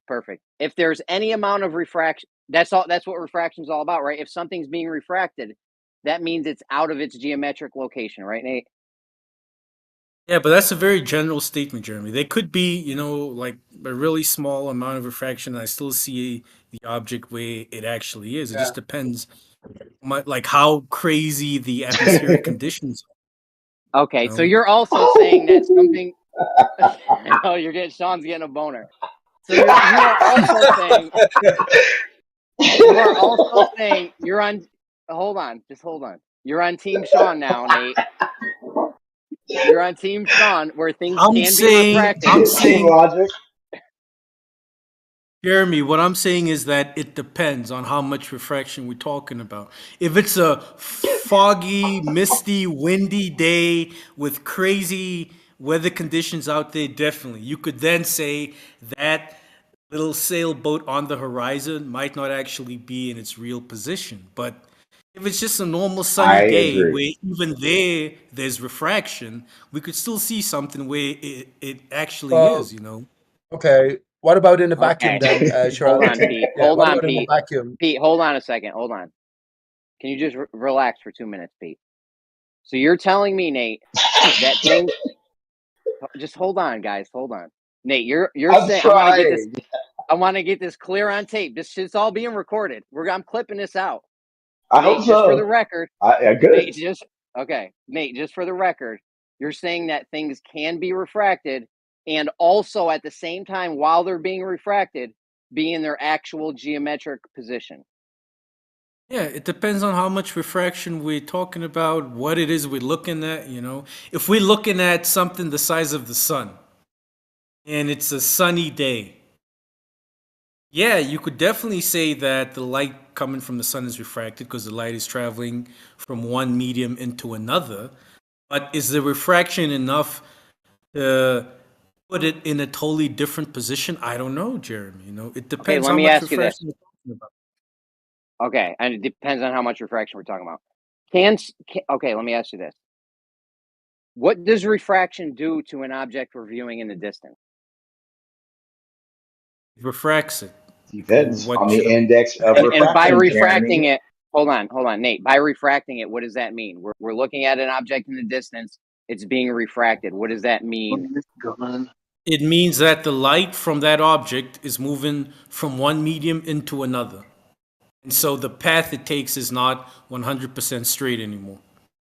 So you wouldn't be able. So if anything's being refracted, you can't draw a straight line from your eyeball to that object because it's not going to be there. Again, the Right, amount Nate? can be negligible, Jeremy. Yeah, You but with me on that? It it's can be like negligible. if That's what I you're said to looking at you. Jeremy, if you are looking at an object and this object covers the whole of your horizon line from left to right, all you see is this big rock in front of you. This Yeah. rock is being Now we get- refracted. Are you then going to say the rock isn't in front of me? It's No, covering not your at whole all. field of vision. Never said Exactly. Yeah, but I'm Yes, you asking are you. saying that, I'm Jeremy. giving you. I'm literally That's giving you a exactly what you're situation saying. where there's refraction happening, but this thing is covering your whole field of view. But the way Okay. you are asking me questions, it's like you are insinuating that even though this thing is covering my whole field of view, because there's some sort of refraction taking place, this thing is not really in front of me. It sounds like that's what I you are never trying said to that. say. Hey, Jeremy. No, I never said Hang on. that. I Hey, never hang on, said Jeremy. that. Nate, Jeremy, there's a dot. Jeremy, hang on. Jeremy, hang on, Jeremy. Jeremy, hang on. I'm about to take off because I'm done. It's gonna get loud in here, so I'm gonna mute myself. And I feel that I've definitely It got my only win gets over loud because Jeremy. of But you. Jeremy, you have Clobing Jeremy. You time. no, Sean G is you tired of you have telling us a great about the day. ball. All right, Sean. Good talk. Globing time. Come forth, all ye globers. Set the flat earthers straight for all. 1 second. Let's hold. Nice one, Fatty Bush. Let's hold chirality to Jeremy's now. We all understand the greater point. But Sean, do you agree with Sean G when he's okay? It's actually an interesting question. In other words, there's always refraction taking place because there is an atmospheric consideration. But inside in the vacuum chamber where the pumpkin has been placed and the light has also been switched on in a dark room, is there refraction there? Would you say yes or no? And let me just finish by saying, would you say yes, according that Sean G would say only, but it's a very, very, very, very, very negligible because there's only 1 or 2 atoms of atmosphere left in the chamber itself? Or would you say for all intents and purposes, there's no refraction in that chamber? Go ahead. I would say there's no refraction because refraction requires a whole medium, not just 1 or 2 atoms or particles. Well, you disagree with Sean then. Nice one. Yeah. Nate. Also, But Nate. you can have situations where you are in a medium, you're in the atmosphere, but if something is at your zenith, right above you on the normal line, it's not refracted. Impossible. Sean said we wouldn't be able to see without refraction. That's impossible, Nate. All right, hang on. Yeah, What did you mean but he was by bringing that? he was He bringing said up you can't see. the eyeball. I will say this. There is no point where there is zero refraction unless you are in a dark room. And I even say Sean, in a vacuum Sean, what chamber, if in the something? example that he's given, there would still be amount of refraction. Regardless, it would be negligible in the chamber. That is my stance. But Sean, what if something is right above you on your normal line? Is there refraction there?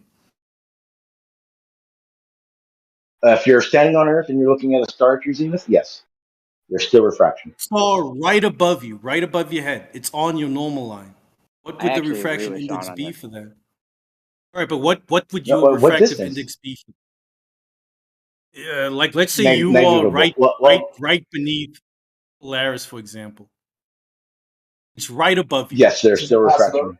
There's still refraction because the medium between you and that star change. You're looking but through just 2 because different it's a mediums. change in medium, if it's on your normal line, how is it refracted? Do you understand what I'm saying? Because there's still a medium. Yes, because One, you'd have to show that it is truly above you, and your zenith is just directly above you. It's not an approximate angle. Oh, I have a Again, brilliant question then. because Yeah, of one that, second. because hang on, I'm not done. I'm going to finish. But you were supposed to be Because of gone. that, because the median, I don't care. Because of the median in between, there is refraction. It would be negligible Okay. above. You would use it as your zenith. Okay, let me ask you a question. On the moon, right? Neil Armstrong. There's a picture of Neil Armstrong taking a picture of Buzz Aldrin or whatever. It doesn't matter. But they're up close and personal. Loads of different pictures to have rocks about. Is that picture that's taken without refraction? Because of course we're told that the moon has no atmosphere. So is that an example of a perfectly unrefracted capture where the image is in the exact spot that it's represented? Excellent. Again, I would not believe. I think it would still Again, be I have to go insane to to the do it. shops to buy a pumpkin. Let's go for it, Pete. Yeah, but it's a fair enough question. I'm wondering where you're at. Are you trying to find out the truth? The point is Just hold, clear and simple enough.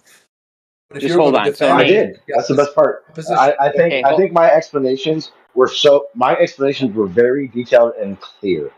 Anything okay, besides so what Nate, I'm saying is a diversion from it. So understanding that Jeremy keeps talking about the refractive quality of something, the fact that we know that the index of refraction exists, the fact that John, are no you one a is saying that scientist? at any point.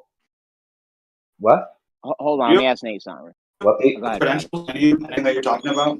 No, no, you guys have been going for fucking an hour, and I've been just chilling here. I just want to know if he's yeah, got any go ahead. credentials, real Sorry, quick. Chris. Go ahead. Pete's hosting this, I so I don't just even want to hear the tell my go ahead, question. friends some of. I just want to regurgitate. I just want to regurgitate some of the arguments that you've been bringing up today, Sean G. And when I cite the person, I don't want to just say it was a random guy on the internet. I'd like, if you have some credentials, I would just like to be able to add those to your name. He's just talking shit. None of the things he said even make sense. It's called physics. Oh, okay, cool. Went to There the you go. Cool. University Physics. of just made it up. Cool. MSU, Sean G Major did the The Civic same impossible. university that you guys went to. The Sean difference G is did the I give a impossible. fuck. He became an ex-flat earther. That's Now, impossible now as far since as you I'm want to play concerned. the person, and Jeremy, since they're going to start playing the personal game, I am going to say goodbye. It was a fun But conversation, Jeremy. I do enjoy conversations he like this. asked you. But you Yeah, have it a good was a one, good Jeremy. talk. It was a but good yo, talk. hold He on. asked you for a citation. No, that's not. He wasn't going into like personal shit. Yo, real quick. Yeah, no, I Because So he you don't was, guys, have. hold on, remember, hold he's on, like, hold I on. want to Let me get in know real quick, please, since please, you're an please. expert, Yo, what listen. the university you went to. I don't know. No, done. Bye. Have a good one, Jeremy. Yo, real quick. Yeah, Yo, no, I Sean. mean, isn't that a normal Yo. question? Yo, Sean G Sorry, go slick. ahead. Hey, Lion, my bad. Sean Go ahead. G's slick, and you guys got caught up in the minutia of it all because he was diverting from the conversation, trying to muddy the waters, talking about refraction, right? Theoretically, right? We know in a vacuum, right? The light is parallel, and then he's talking about the minute atoms in the vacuum, and then he's talking about the lens. We know that there's going to be refraction no matter what. Why? Because the eyeball, right? The lens in the eyeball, that convex lens, the light's going to refract into the retina. So regardless, there's always going to be some type of refraction, but that's irrelevant. And you guys are getting caught up with the irrelevant. With it's all irrelevant, bro. You should No, my have whole point. challenged him. You should have Go ahead. challenged him, bro. And because he was bringing up, yes, there's refraction at 15 degrees and below that's going to considerably displace the luminary, right? The star, the Polaris. But then you should have asked him, what about at 45 degrees? And he was saying That's that what we were it's a talking about. minute amount, it's an insignificant amount of refraction, but it's not an insignificant amount. It's a considerable amount at 45 degrees. But then he's smart, he's slick with it, so he started trying to talk about all this other bullshit, which is irrelevant. Okay, but listen. Hold on, let me just ask Nate one question real quick, and I'll back off, and you guys can take over. Nate, if something's being refracted, that means the light ray is curving towards our eyes, right? Depends if it's is it moving from a more dense to a less dense, or less dense to a more dense? What is the angle Well, of incident? if refraction is happening, does that mean it's going in a straight line or a curved line? If refraction is happening, it means the path that the light is taken from the source to your eye is not straight. Okay, so if we try to, we can't draw a straight line to it then, right? Straight line to what? The source? Yeah. To the thing we're looking at. Can't. We're I'll be looking at right back, bro. something. I'm getting a phone call, man. In like 10 minutes. All right. I Oh, we know. can't wait. We can't wait because we're all waiting. We're bated bread with the truth for a truthful answer. Yeah. Yeah. It seems obvious, Jeremy. The You point seem to have is, the patience with Job. Yeah, it seems obvious. Why are these people objecting so much to something that seems obvious and just abundantly apparent to the rest of us? yo, even All, Glovers are DMing me right now saying this is terrible luck. They don't know why Sean G doesn't understand refraction. Yeah. That's because Pete's in here kicking ass with this ghost leg. Hey, you'd rather have a kick from my real leg than from my false leg, bud. I can get much more momentum into a But false leg yo, because it bongs you up the arse. I want to ask Jeremy something real quick. Yo, Jeremy, but you do agree that the way that light works, everything that you see in the world is due to refraction. Everything that you see, light is being, and I'm not talking about like the electrostatics and the propagation of light. Let's just keep it simple, stupid, right? Let's just use the refraction and reflection. Light's being reflected. Yeah, reflection. Everything's being reflected, right? But it's actually Yes. refracted, right? Because when it reflects from the pumpkin, it's reflecting at an angle, right? That angle of incidence is going to Right. hit your eye from that pumpkin. Just because it's refracting doesn't mean that it's going to change from its actual position. What makes it change from its actual position is atmospheric refraction. And atmospheric refraction is Right. it's insignificant, bro, at 8 feet. Right. But there's more to it. I also brought that up, Lion. How you doing, by the way? That's one of the first things I brought up with Sean, and I did say, yeah, the reason we can see the pumpkin in the first place is because of reflected light from the sun, according to their principles, anyway. And because we can't see it in the position that it's actually at, it has to do with the medium that we're looking through, and that's why we brought it to the atmosphere, or to the lack of atmosphere in the vacuum chamber. And as Jeremy asked to have it clipped. Chirality agrees with us, not with Sean G. So yeah, very good. No wonder his You would The have PhD in whole the you the US. whole point. Hold on, Ryan. The whole point of this was if they draw straight lines on the globe to the luminaries, the celestial bodies, stars, whatever. If you draw straight lines using the globe geometry, that doesn't work, and there's a serious issue because there will be a point where you're looking at Polaris, but it's supposed to be through the curve of Earth, and you can't see through Earth curve. Yeah, Yeah. he knows that, bro. He secretly knows that. He didn't want to concede, so he diverted the conversation with all this minutia bullshit. He conceded to that. He conceded to that point. I'm just saying that was the whole point of this whole thing because this guy comes in here. There's a guy that comes in here and acts like we'd start drawing straight lines to stuff, and it's a huge problem for us, but it's a huge problem for them also. They're disregarding that point.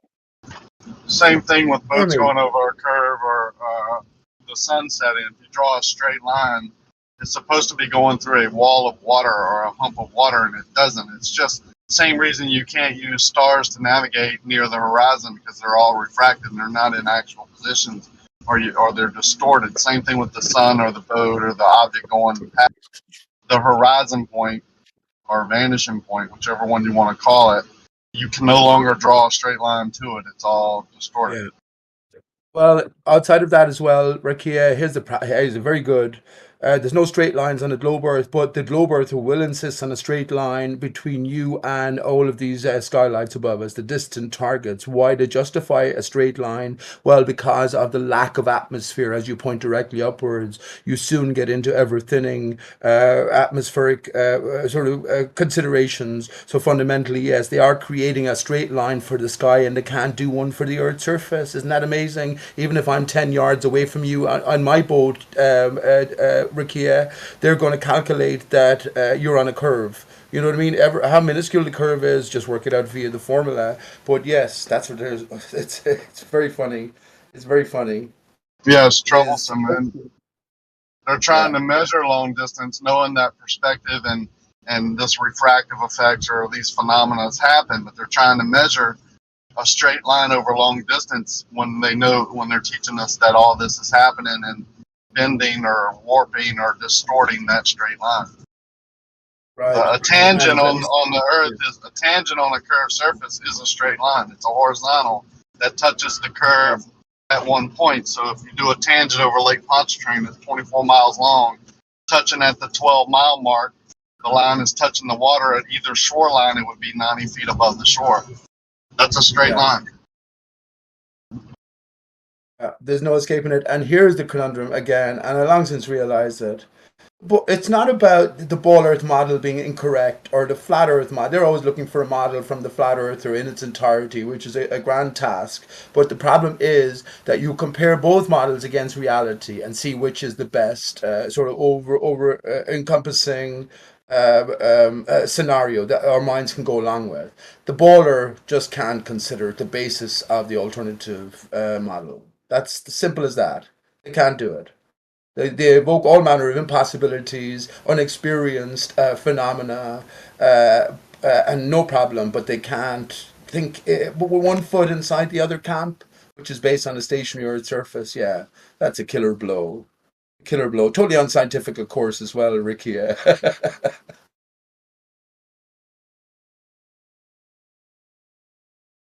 What do you mean water is flat? What do you mean you measured water to be flat? It can't be. You know what I'm saying? Then they'll revert to their model. My model says this, so then these different things have to be invoked. That's the purpose of the rumpus. You were talking about the rumpus earlier on. SE was talking with Snacks, I think it was, about the rumpus and all of his papers, all of his work. The rumpus went further than any mainstream or even university level offering to this point in his venture towards explaining refraction. He got to the very last chapter. We haven't heard the final outcome, but there was loads and loads of work put into it, and it was loads and loads of valid groundbreaking work as well in terms of explanations for these phenomena. Yeah. Yeah, he lost at last hurdle. He stopped. We don't hear any more from him then because he knows he's flummoxed. Sorry about that. I know I have a tendency to go on, but I've met all these characters many times before. Sean G did the impossible and went from being a flat earther to being a ball earther. When I ask him, and when I've asked him many times, what made you be a flat earther in the first place? His only answer is, I was a fool. I was a fool. I got swept up in conspiracy, and I fell for Mark Sargent videos or debate videos. But then he was educated in the meantime, and he reverted back to the ball earth. That's Sean's story. Believe it if you like.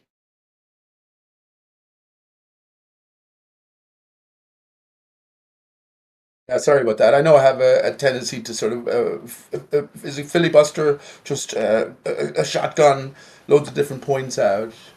But yeah, that is ultimately my point about the inability of the opposition to consider an alternative model and to compare models not against models, but models against reality. Against reality. Okay, there you go.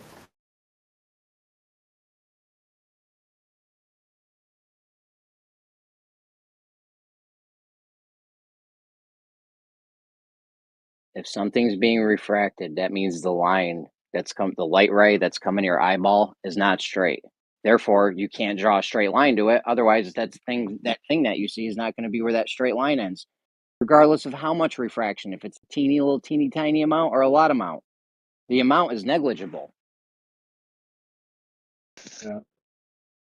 Well, it could be straight, Jeremy, but just deviated from its position. Remember, we're talking about reality, so it could be straight line, but just yeah, the baller doesn't accept a straight It can line. be straight and curving at the same time, Pete. The baller says that this is what I'm saying about models. The baller says that as I'm looking, that's why I mentioned Ricky and his boat, and I have my boat, and I'm looking at his boat over a flat, seeming stationary lake. They'll say that that's not a straight line; it's a curved line, a geodesic, if you want, something like that. You know what I'm saying? So I say fair enough, but for me in my model, it's an absolute straight line. That's the only way to determine straight. It's a water level sort of.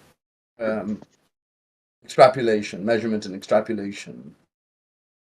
Yeah, but You then you understand run it's into not a whole one is nother. wrong, Jeremy. Then you run Yeah, into well, a one whole second, nother Jeremy. problem What with do you think that about line my of point? thinking. Hold on, Pete. Yeah, Pete, if I yeah. gotta tell you to hold on one more time, I'm gonna time you out for like a day or something.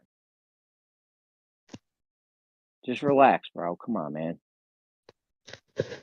If you are, there's a problem with what you said, because if you're at the oil rigs and you say that thing is where I see it, and then the next day, or you just stand there and don't move, and it changes positions. Well, which position was it really in? Because the oil rig's static, you're static.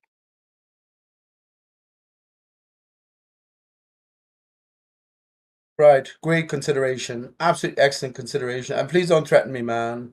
You came in a little bit late. It's not a threat. Just Just wanted to add relax. a point. Okay, thank you. Excellent consideration. That's where the black swan comes into it. If you want to delve deeper into this, I'd certainly be interested. I've been talking and thinking about this for a long time. Yeah, what is the relationship between the when you get the truest image of the geometric position in relation to the fixed target position on the beach? Let's take the black swan. Well, that's where the black swan comes into it. There was no distortion. That's it was also down low to the sea level, right? And it was a particular time of day, and that's the true representation. Everything else is a distortion of that, even if it's completely invisible. There might be waves, there might be fog, or there might be some sort of weather system, maybe a little mini weather system, maybe 2 miles away. Do you know what I'm saying? So yeah, that is the ultimate question, Jeremy. Deciding the standard. What is the standard? No, the point is, if you say you see, And let me just, yeah, go ahead. Yeah, go point ahead. is, if you say, all right, I'm looking at this thing, that's where it is because that's where I see it. There's an issue with the at the Black Swan site because if you just stand there, that thing's going to move. So which position was it actually in? The one you first saw it in, the one you're looking at it now, the one it's going to be in later? Yeah. That's the question. Now you have to develop your model. The ball earther will tell you, of course, that it's absolutely impossible that the oil rig will be seen from 6 inches or 12 inches above the water surface. Absolutely impossible. The standard is that it won't be seen at all, or there'll be certain droppage away. Fair enough. That's your model. So the flat earther has to come up with another model, and there you go. There you go. You tell me what the standard is. Is that a standard? Actually, let me just ask you this, Jeremy. The black swan, is that a standard? Are we actually seeing a geometric located object, the oil rig in this case, from a standard position, and we're actually getting a true look into the relationship? Or is there something false about it? I mean, I don't know if there is a point where you see it in its actual position. I don't know. There has to be though. Imagine you had your rocket man boots on, and you had the ability just at the instant you took the photograph to travel to the oil rig horizontally 6 inches above the surface of the seemingly stationary flat water. Then would you hit the target? I think you would. But just generally, because the sun here, see, I have much more to say about this. Conditions change, and when the sun comes along and affects the atmosphere, more particularly, it affects the water in the atmosphere, Jeremy. If you think about it, nitrogen, oxygen, they can handle high and low temperatures without any transformation. Water is more fickle in a sense. So yeah, we're looking for the standard view and the set representation, and then all of the other distortions are built upon it. All the other distortions then are built upon that standard set view. And as I said again, the Bowler standard set view is according to the curvature of the Earth. And at 8 inches, you should be able to see nothing. So the very fact that you're seeing something, enter rumpus then, enter ruhif, infinite refraction, that sort of thing. So it's just a model that they're adhering to. That was a can opening.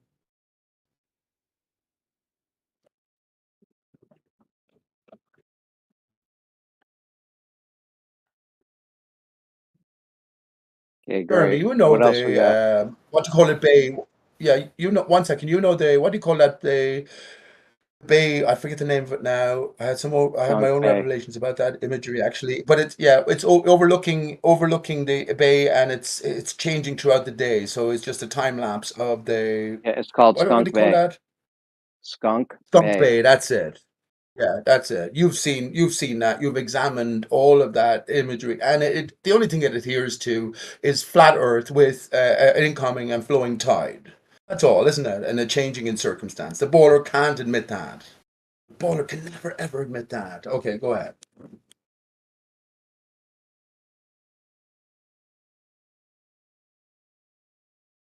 All right. The bottom line is, if something's being refracted, it's not going in a straight line. The light is bending, coming to you. Therefore, if you try to draw a straight line to that object, an actual straight line, it's not going to be where the object is. Any amount of refraction. That's all there is to it. You can't have something being refracted and be able to draw a straight line to it, because, and if there's refraction, that means it's bending, and then it's out of its geometric location. Yeah, that's where I disagree with you, Jeremy. Well, that's what refraction is, bro. Refraction is when the light bends. Refraction is when the light bends on the way from the object to your eye. The light's bending, making a curved line.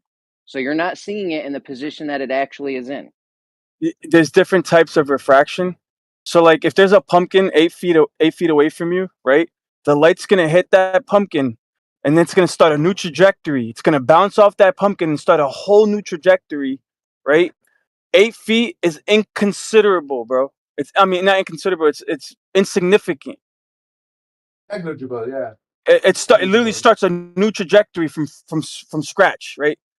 Regardless of how long it took that light to get to that pumpkin, once it reflects off that pumpkin, bro, it just started a new trajectory. So it's being refracted off that pumpkin and hitting your eyeball. The light's not bending at all. What causes light to bend isn't necessarily refraction. It's the gradient density that causes light to bend. Yeah, but what light are you talking about? And that is gradient. Hold on, the gradient density between the pumpkin and your eye is insignificant. Dude, if refraction, do you understand? If refraction's happening, it means there's a curve. The light's taking a curved path to your eyeball. And not necessarily curved path. It's taking an angle, right? So it could literally be a right angle from that pumpkin to your eye, not a curve, but a literal right angle. Okay, meaning not a straight line. Yeah, but it's a straight line. Well, no, it's a straight line. It's a straight line to that pumpkin. The reason how's it a straight line and it's because it's bouncing off that pumpkin. Okay, there's a straight line from the pumpkin to your eyeball. We're not talking about anything before the light hits the pumpkin or after it enters your eye. We're talking about what you see when you look at the pumpkin. You're seeing curved light rays, right? If it's being refracted, the light rays are curving. Right.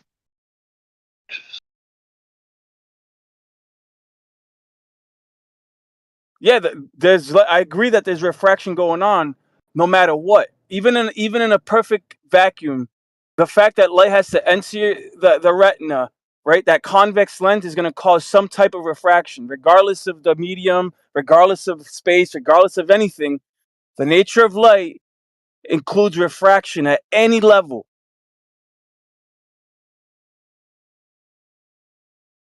But just because there's refraction, hold on. Just because there's refraction does not mean that you can't perceive an object at its actual location. You understand? That's exactly what No, I don't understand, because that's exactly what refraction means, that it's not in its actual position. If there was no refraction, you would see it in its actual position. If there is refraction, you're not seeing it in its actual position. No, because what happens is when you have a considerable amount of distance, like you talked about the range, right? If the pumpkin's 8 feet from you, you're not going to have a considerable amount of refraction to cause it to shift from its actual position. Once you start adding like miles, like 2-3 miles, bro, right? Plus different layers of densities, like different moisture readings, right? Or barometric pressures, whatever you want to call it, right? Different, like literally, if you have more vapor in the atmosphere in a certain location and then not in another, and you light's traveling through those two locations, you're gonna have a reflective index. It's gonna cause the object to shift from its actual position. But at 8 feet away, bro, you're not gonna have none of that. The light's gonna be straight.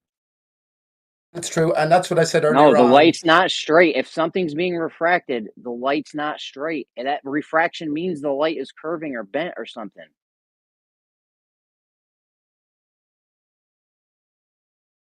Yeah, it is angled into your eyeball, but it's not going to shift its actual position. The pumpkin's still there in front of you. You know what I mean?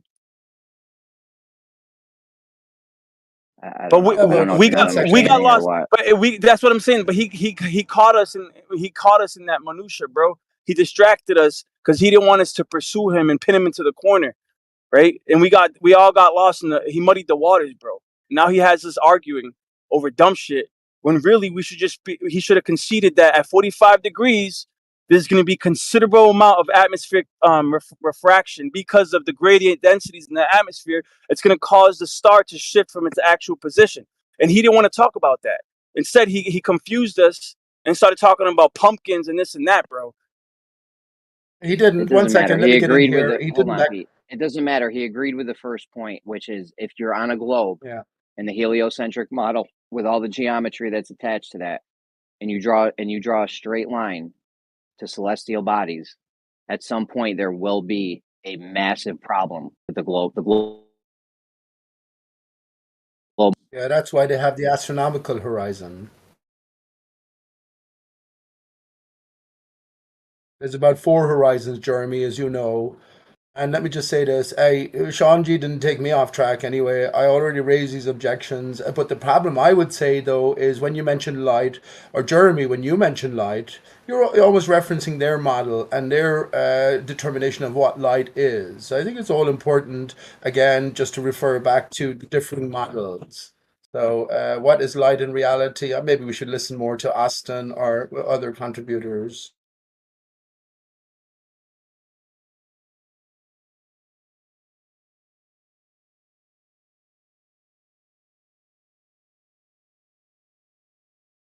The observation, the phenomena remains the same. The explanation, though, differs. When you have characters like Sean G coming in, ex-flat earther, well, you know when to take things too seriously and when not to. Go ahead.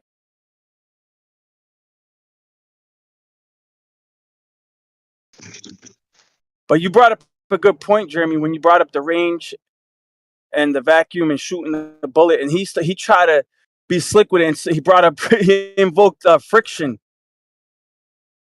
Dude, it's like we're talking about a hypothetical scenario here, and he's trying to divert and talk about friction when that's all irrelevant, dude. It's a hypothetical situation. There's zero friction, right? Zero friction. You're aiming at a target. Clearly, if there's a considerable amount of refraction, right, the target's not going to be on point, dude. And he was trying to distract you with friction and this and all this other shit.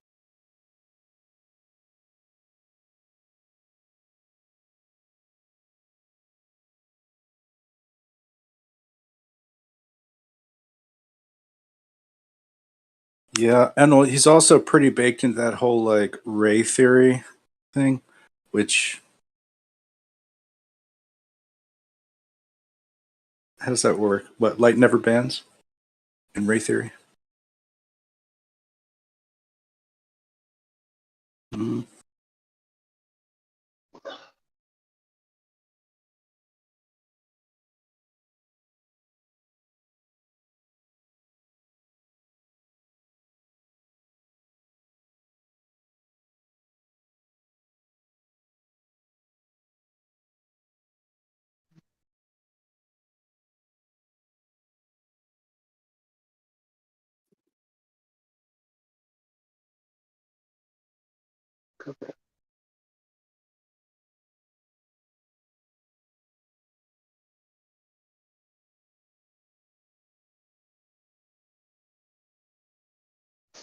Yeah. Anyway, reefer action aside, Sean G was his natural self, I guess.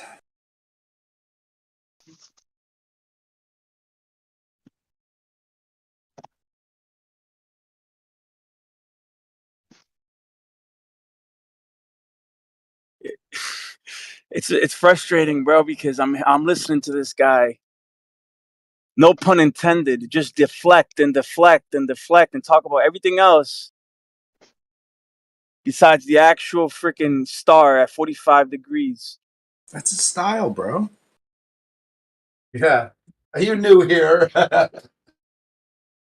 You're never gonna. He's here to rev you up, not the other way around. Hey, Elias, you might know this, that Sean G was such a passionate flat earther that he set up his own channel. He had an association with another passionate flat earther called Dread. But they had their own forums. This is going back maybe 2016, 17, maybe 18 or something like that. Anyway, I had their own forums, and it was just like we are experiencing right now. He was a very passionate flat earther, and suddenly he did a ranty on it. He did a U-turn, a big UE, and well, he's just back now playing the role of the baller, just to the nth degree. What do you reckon, Snacks?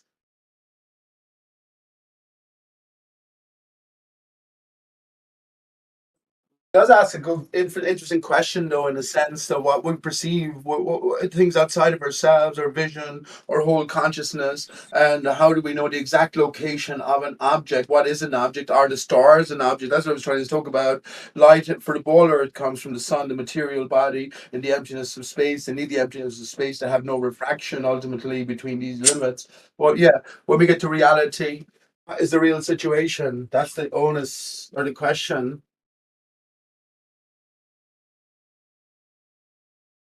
That's what we're concerned with, Snacks. What else?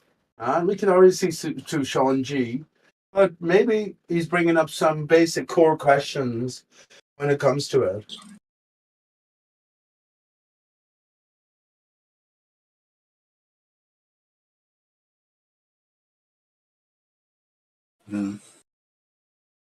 Yeah, sometimes I think people can navigate the argument but not understand the concepts.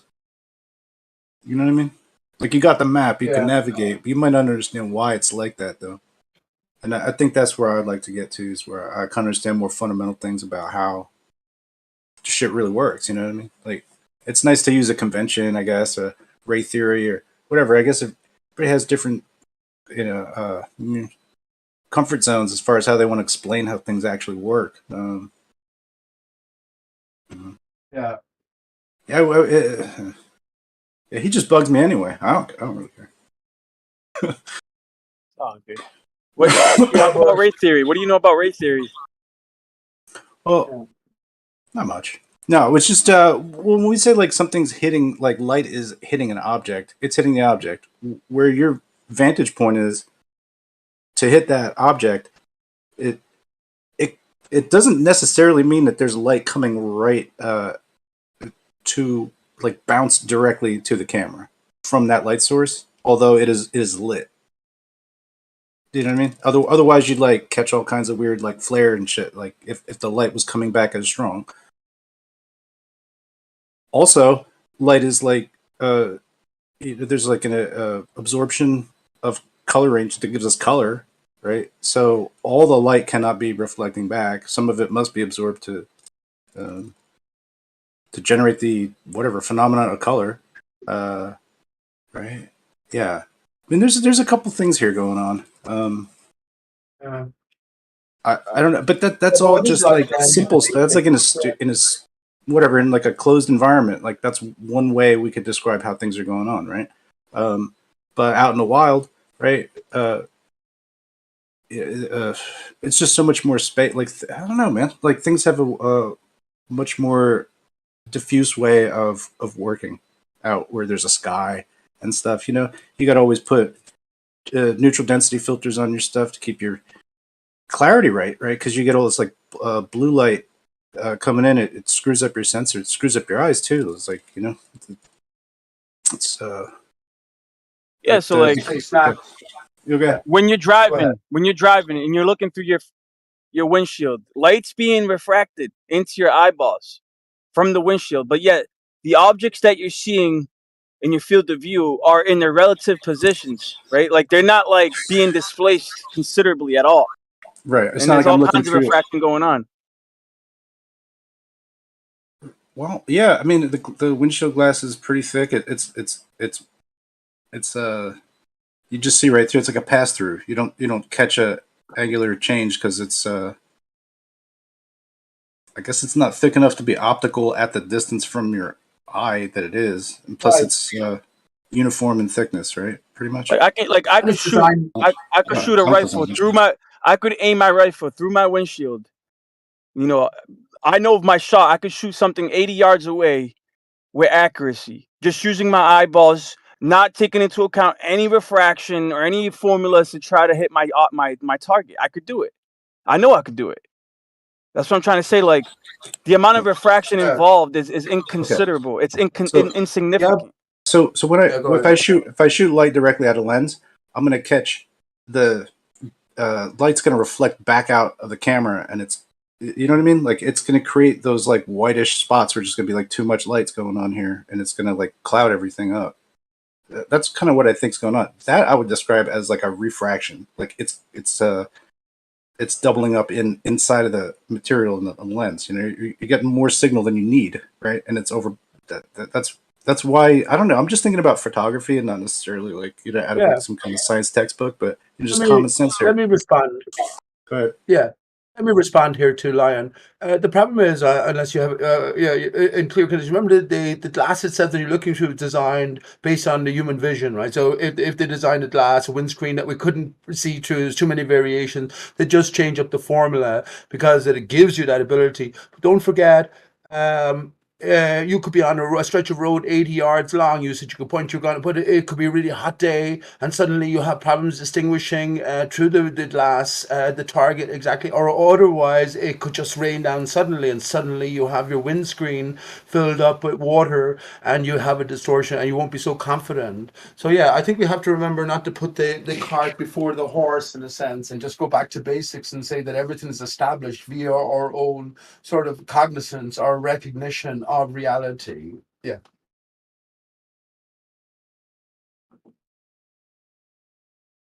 Like in order to create refraction with lenses to which like I'm pointing my camera at something and then I have another piece of glass in it that is like creating almost like I'm looking somewhere else, like, you know, like that to me is the type of like internal reflection that's going on, and I would say that that's more like what refraction has to do with visual stuff, rather than it just being like, oh, we can just apply it to this because x equals y, and then therefore, you know what I mean? Like I think that that's kind of, that is a little bit cart before the horse, but it's just trying to get the argument, trying to win the argument rather than understand what's actually going on with the Right. light.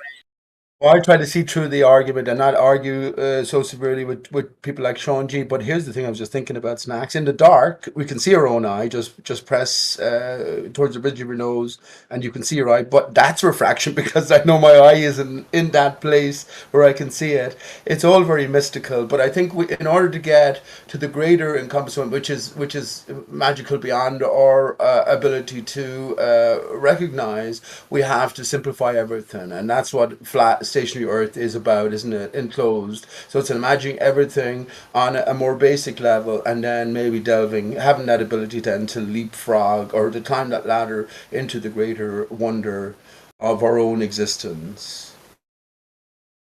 Yeah, I just think it's a given that refraction is part of the way that light operates in a medium. But we only see effects from refraction that we can say like, oh, well, that's a something, you know, like chromatic aberration, distortion, you know, an object that's not where it is, you know, those Lens kinds. flaring. Okay, lens flares. Yeah. Yeah. Like if you ever done mushrooms, bro, where your pupils are like really dilated and you start looking at the lights, dude. I know you can see those halos around those lights, dude, and you see all that, like what you see in cinematography, bro. Your eyes start Yeah. seeing like all these flares Yeah, and the stuff. actual, I yeah. feel If I defocus my eyes when I'm on the mushrooms and I'm looking at a light source, like it swirls around to me, like it swirls in my, like I just see the light spinning around, which is a lot like how certain types of bokeh look, you know, like a swirl bokeh, out of focus area. Right? Yeah, I love it. That has something to do The with bokeh, yeah. the way light is working and the way light wants to work. Yeah, like there's a, like light is not just like a pinpoint line. You know what I mean? It seems to operate within a field. Like it's not just like an individual piece, like a spaghetti strand. You know, you've got a garden hose Yeah. for spraying. You know, so that's how because I. there's interacting forces in play, Snack, in this reality. I was actually thinking today, I went over to get some bread in the shop, and there was a big you were talking about ray or colors in light. There was a little bit of an oil slick or whatever, but there was water in the oil slick, and there you have the colors of the rainbow. How do we equate this? I was thinking in my own terms, of course. I think I come up with a good explanation for it. But how do we equate everything with our new eyes, I think is the question. Ultimately, it comes back to light, isn't it? When you mention refraction, then you have to go and understand that you're coming away from their definition of what light is in terms of its emanation from the sun, its massive body, whatever, material nature. But now coming back to well, a new reckoning, simplified reckoning. Where do we go from here? So, what is light, and what is the connection between rainbows and water in oil? That's a great question. Now, water in oil and rainbows. Not that you have to give me an answer, just maybe you might consider it, or we can all consider it so easily. Sorry, I got busy for Pete's sake. It's all right. Yeah, it's okay, man. I tend to go on a bit too much. Well, I mean, like all these, like, there's different categories of lens flares too, and but it's based on like how the lens build is, and some lens flares are colorless, some have color, some have rainbow, some are ring shaped. It really all depends on like what the lens construction is. I don't know if that helps anything what you just said, Pete. But were you talking about rainbows? Well, I was thinking, okay, based on what you say, isn't some of the greatest philosophers were all lens grinders? Isn't that interesting? I take it as a clue. We can't see beyond 100 years or 150 years of reality, not to mind what's going on right now, more than ever. We're photo hoaxers in a sense, but why do they place all the great philosophers, not all the great, some of the great philosophers anyway, as being lens grinders, and especially in more modern times? Well, you know better.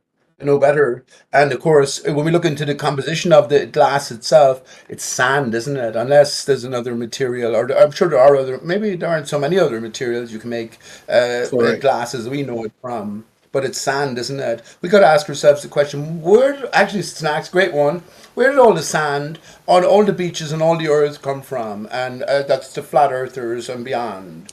No, I'm All an earthers expert will on have that. their own.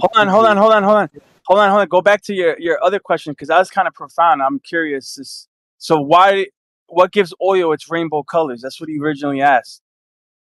Yeah.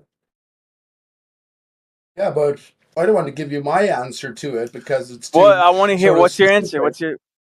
I'm curious. Well, it comes back to what oil is. It comes back to the external, internal sort of reflection relationship between the body and the earth.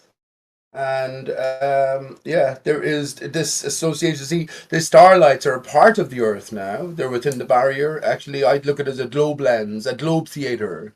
That's the way I look at it. So yeah, everything is, as XO says, everything is within. Earth is something different. It's the entirety of something within this watery bound.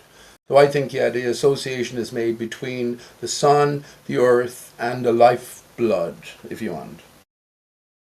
They say that oil is basically fossilized or petrified plant matter, not dinosaurs, but plant matter. I would say this to you: trees have veins, right? Or gold has veins. You look for a vein of gold. If there's a different story in play, that's the only terms we can think of. I come up with a new word line, metaphorisics. I've said it a few times, but I think it's a good word because now I'm living in a metaphysical expression reality, and there's all of these clues laid down. The Scooby Doo clues, snacks, right? Laid down, and the truth is delivered to us via metaphor. Via metaphor. So anything that's delivered to you on a plate as the absolute truth, you've got to take it apart and sort of reassess. That's the way I Yeah, think. metaphorically, my snacks are food for thought. I like it. But yeah, so plants capture sunlight and turn it into energy somehow, right, through photosynthesis. But do you think that maybe that's why the oils have that rainbow color? Because somehow there's like, even though it's transferring states, what you think maybe that's why? I'm just speculating, spitballing. I have no idea. Okay, no, yeah, no worries. Let me. I'll speak openly and honestly. Let me get to the bottom line where I'm coming from in my thinking, which is well, the pot of gold at the end of the rainbow. is the sun itself.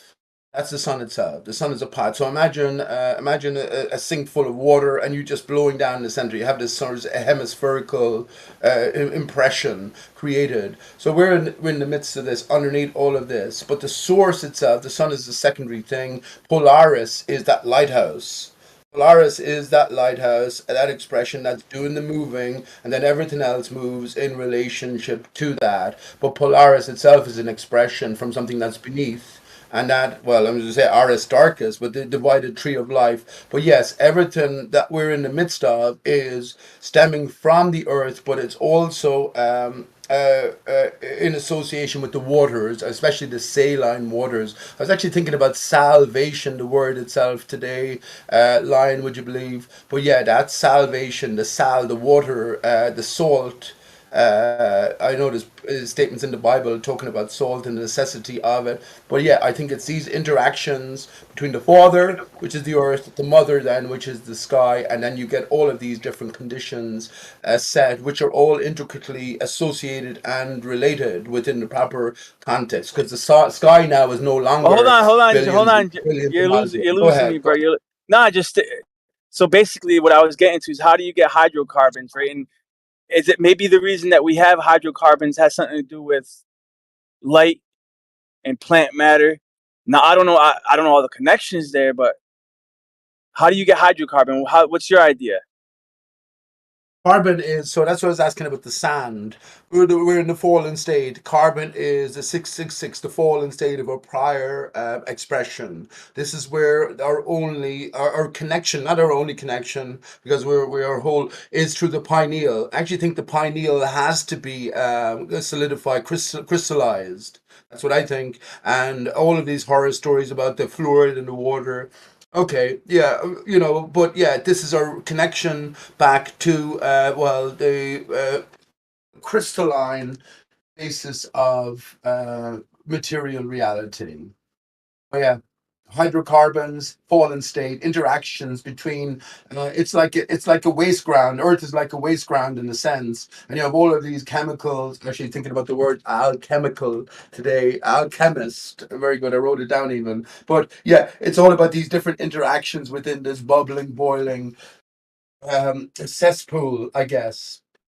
Deviation from the natural state. Go ahead. I don't know. You ever heard of Shilajit? Who? Shilajit. It doesn't ring any bells, but Apparently, a lot of people were drinking it at Flattoberfest. It's gaining popularity amongst flat earthers and truthers. Now, I've known about it for years, and I'm glad that it's spreading. But it's basically like a tar substance. It literally smells like tar. It looks like it's toxic. It looks like it's something that you shouldn't. It's not edible, but it is edible, and it's extremely good for you. It has all these trace minerals and Nutrients. fulvic acids, humic acids, and like depending on where you get it from, you can get it from like mountaintops, but you can also get it from shale. And shale is basically just a layer on top of where you find oil. It's like you got peat bogs, and then below peat bogs you might have shale, and then below shale you could have petroleum deposits. But yet Shilajit is like this incredible substance that's known to repair DNA, rejuvenate cells, rebuild cartilage. It has all kinds of benefits, bro. It's insane, but at the same time, it looks like oil, bro. Like that sounds like black goo to me, man. I've heard it is. It's a black goo. That's what it is. It's a black goo, but it's medicinal black goo. Hell yeah, it is. It is. Yeah. Sign me up. You're so funny, Pete. But yeah, that sounds awesome though. But imagine me on mushrooms. Imagine me if I took a proper hit of mushrooms, Sydney. I tried to make my own DMT. I'm living in Ireland here though, and they only made condoms legal back in the 1990s. So yeah, there's nowhere to go. If I get weed, I just go to the local guy, whatever he has. Like nowhere else to go, right? Well, Anyway, I'm glad you can. I do not. Nobody wants to be around me on THC. any form. It is not a good. It is not no. But I admire it for whoever is able to, reap the medicinal, whatever. Man, I wish I could. Anyway, I can imagine your fun on mushrooms, though. I'm more of an acid person myself, but yeah. I'd be just lost though. I'm just saying you wouldn't hear from me again. I'm thinking because I did try to make my own DMT and I made an arse of it, but I had a good sound sleep. But yeah, I didn't get the full hit, even though I tried. And I'm thinking maybe everything for a reason. Everything for a reason. Yep. But just that you mentioned THC, wonderful. Cannabis, God's gift to man, 420, Mm. 42 times 10 is Although I 420. do like it for like other purposes, like I like fabrics and other things like all sorts of things like that. But yep, Psilocin. Shilajit. I like that. The word itself is interesting, It's and I mean, How I do you guess spell that word, ultimately, Lionel? We're shilling for I How do you think Shilajit. spell? Wait, what? syllogism. what up? Syllogism. Shit. How do you spell Shilajit? It's SHILAJIT.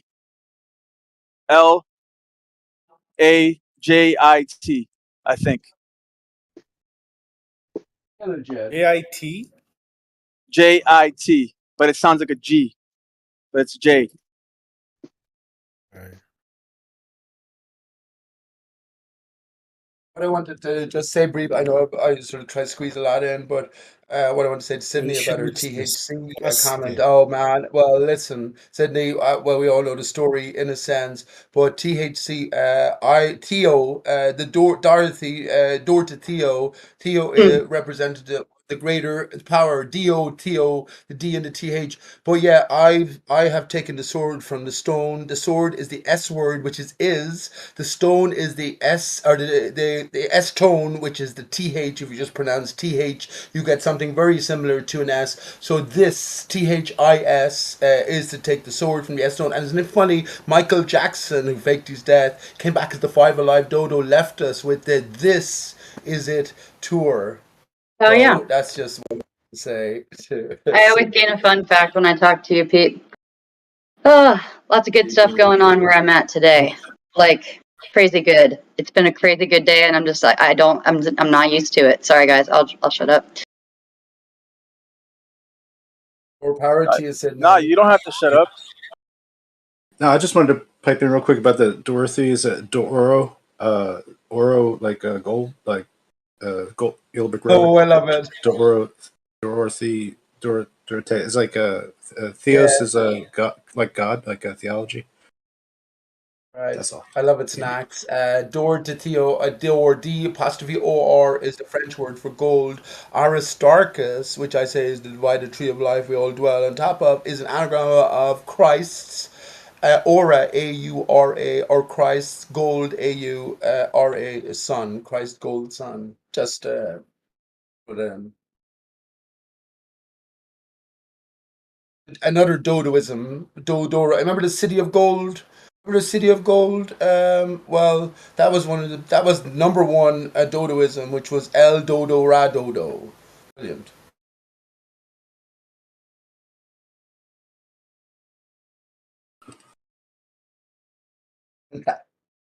That was to you, Snacks, because you've been here all Nice. along. Yeah, I'm just playing with my camera setup right now. I don't know. Having a good time. Finally got this thing set I right. like the way I like the way when I was just listening in. Of course, all conversations are interesting, but I didn't really know that we never got the chance to go deep into this. But you were talking about the inspiration when you were asked by the Sapphire today, was it about the inspiration for your name? And you were talking about 9/11 and Back to the Future connection. Very interesting. Isn't it all so interesting? Isn't it all so interesting when it's put right before us once we sort of come out of a fog? Yeah, that was that was pretty. Like I always loved that movie. So like when I realized that there could be another way to look at it, I was amazed. And yeah, I think I only I think I had like no you had like no avatar for a long time. I don't know. Whatever. It's not like it's funny that I stuck with this all the time. I don't know why. Well, Snacks of the Future, Scooby Snacks, Scooby Doo, the clues. I think, yeah, following the clues is the It's key. just so awkward of a name. And It's like hard to forget. You know. it's great. You're unique, man. You're one in 110 million Americans, as far as I'm concerned. You hear that, guys? Thank you, Pete. It's probably true. I'm one I of think 110. so. I'm just one of. We asked. Hey, here's a great one. As we move, hang on. Here's a great one actually, and it's actually very beneficial to think in these terms. That as we're reading the clues, well, the clues have already been laid down. It's like you're doing a jigsaw puzzle piece, and not understanding that there's a greater sort of designer to it. Not to mind what you see or what you get on the image presented as well. I actually think this is what the Economist covers are about. I already decoded the Economist 2015 cover, but someone posted the 2012 cover, and I hadn't looked at it yet. But it seemed to be predicting or preempting what's happening now in Israel with Palestinians coming in as suicide bombers on paragliders or whatever. Oh, I seen that. I seen that, man. I was like, what? Post that. Yeah. I'm driving. I can't, but somebody post that. The last 2 years of the Economist magazine. Well, the point I was trying to make was it's sort of like a greater jigsaw puzzle piece, so or puzzling sort of endeavor that all. So if you don't recognize that the clues are laid down, and once you get to a basic layer, if you imagine yourself as Sherlock Holmes, well, then anything obvious is obvious. So there's obviously more to go, and that's where the glass onion, in a sense, remember the glass onion with the Beatles comes into it. That there's many different layers, and ultimately maybe we'll get maybe somewhere or nowhere at all. Try to make a dovetail joint, Pete. Ah, yeah, what's that one? There's a hole in the. Is it a hole in the ocean?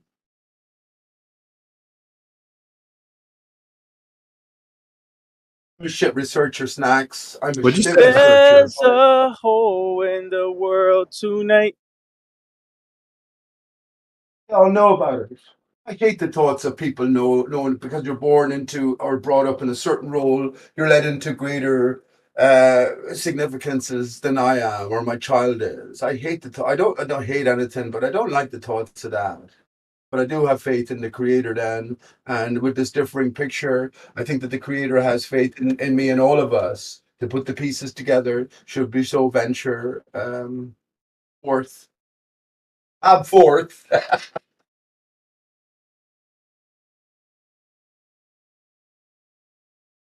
I knew it would all come back to Paul McCartney, though, Snacks. Michael Jackson is the dodo, but I'm the first one to declare that Paul McCartney / Fall is the dodo as well. The divided state. It's almost obvious in a sense. But yeah.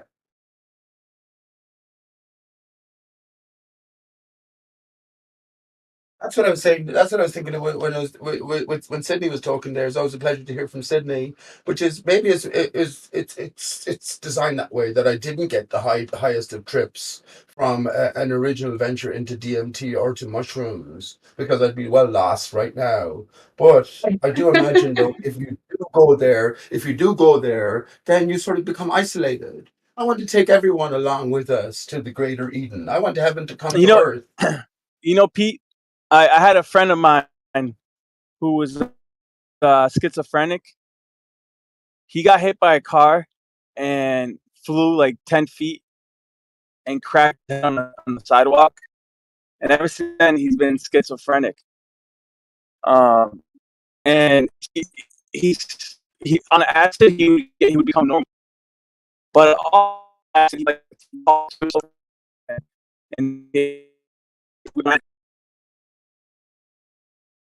maybe you broke up there how at the are you on appropriate acid? time. Well, you broke up for everyone there at the last. I'm speaking for everyone at the last sentence. You had a friend. He had an accident. Became schizophrenic, and then you broke sorry. up, man. Yeah, so my friend is schizophrenic. His name's Abel, right? And he has a Baphomet tattoo on his chest, and he says that the devil saved him, right? Like he got another chance to live, right? And ever since then, he hears voices, he talks to things that aren't there, he has imaginary friends, and he's a full-grown man. I Yeah. experimented with him, right? I gave him a couple tabs of acid. This was years ago. And on acid, it's like he's normal. It's like he completely how becomes weird. normal again. And I'm like, what I the would hell? say Like, that I couldn't we're the understand it. schizophrenic. So, Yeah. Yeah. I would so say what? we're the You're like right schizophrenic now. kind of men. How do you react when you do acid? Do you become like more like relaxed and normal, or are you just as crazy as you are now? Yeah, I'm Yeah. not crazy at all, man. I'm not crazy at all. I'm Yes. absolutely completely sensible and sober. But I think we're all the crazy ones. Your friend who had the accident is just seeing into greater realities. The Baphomet, I could tell you what that means to me, but I'm not crazy at all. Things I say are crazy, absolutely. I'm But not we live saying in you're a crazy crazy, bro, world, but you're man. like you're wired, bro. You're wired, and my friend's kind of like that. No, Like no, I'm not. he's a little Listen, loopy. yeah, but listen, I'm not wired. This is not me naturally. We're here in a forum that I don't know when I'm going to get muted next minute, or someone else is going to come in and take the conversation away from what I'm thinking about expressing at this particular time. So I have to sort of rush it. But that's just through years of being in this environment or forum. But yeah, let me just say to you about the schizophrenia aspect or the Baphomet. I think he's just, yeah, I think the devil is a female. The biggest trick the devil ever played was not that whether it existed or not, but that it was male. Man, my That's mind goes okay. a million places whenever I think about that. I've been thinking a lot about that lately. I think there's a lot more truth involved in the biblical text with the weird genetic altering with, that's why we had to wipe them out. Like whether that was circuit board Earth or like Lion, you can probably talk more about this too with Genesis especially. But I was doing a little bit of listening to this guy called Gary Wayne who writes on this. And I'm going to post a link to his book because I think you'd like it, Lion, as well. But a lot more Yeah, truth because I know who he is. yeah, like I'm just seeing, not only am I seeing, especially living in the mountains now, I'm seeing melted circuit board earth buildings everywhere around me. And I'm just like, daggum, this might have been exactly what it was with, even in biblical text, kind of linking into that with, the flood that happened after the meltdown. There's a lot of theories going on that I think can all be plausible, but yeah, it's like, oh my God, we're just standing on top of buildings and we just build on top of them. It's like we have no idea, but the red brick and everything else that was going on back then, it's like everything about me right now is like focused on that because it's like, it is like everything. It's everything around us. It's amazing. I don't know. But the whole, mixing, the angels being bad and doing whatever the hell they did, I think that's, the dark forces that we would call, demons that just need to use us, basically. Isn't that, there's something to that. And at least in my spiritual work, I can definitely attest to that because, one of them got me for a while, before about 12 years ago. Thank God. But yeah, I think it's all part of it too. I don't know. We're gonna figure it out though. Yeah, I had a friend interview Gary Wayne on his YouTube. I haven't talked to Nice. him in a couple years. Nice. But What's your yeah, friend's channel? I agree with some of the things that Gary. I can't drive. I'm driving right now. I don't remember the name of it. I'd have to look it up. But he's part of the. He's a Hebrew. He interviewed Gary Wayne, and but I don't agree with everything Gary Wayne says. Same. You know what I mean?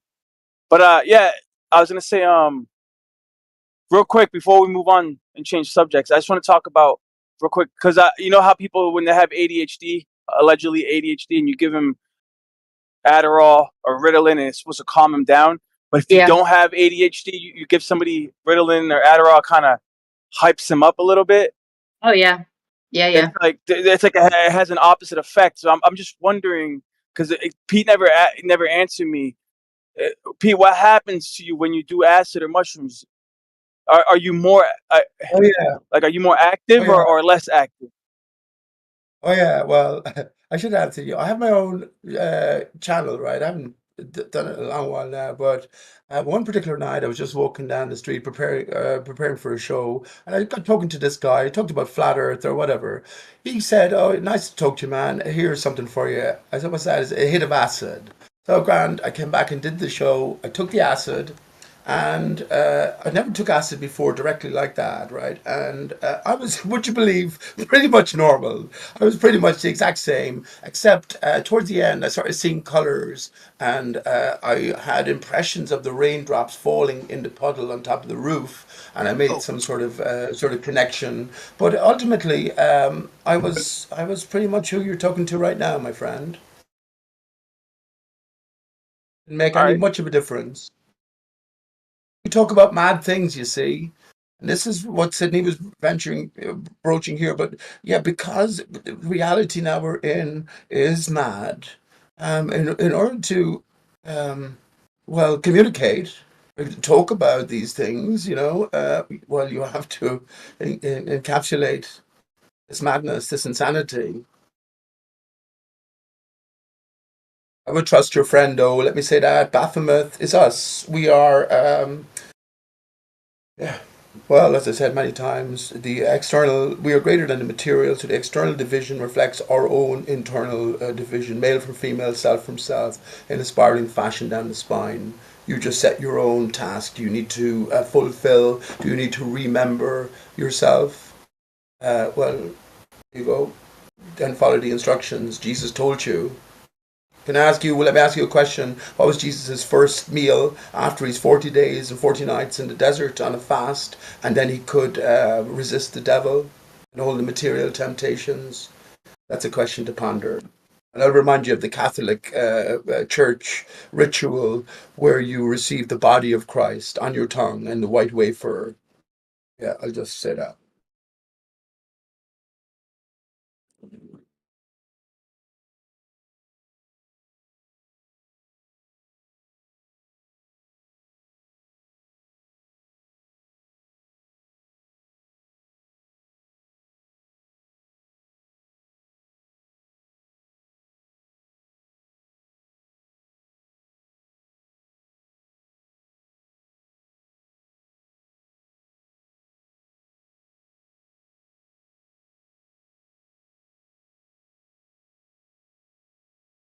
I'm losing reception, so I can't talk right now.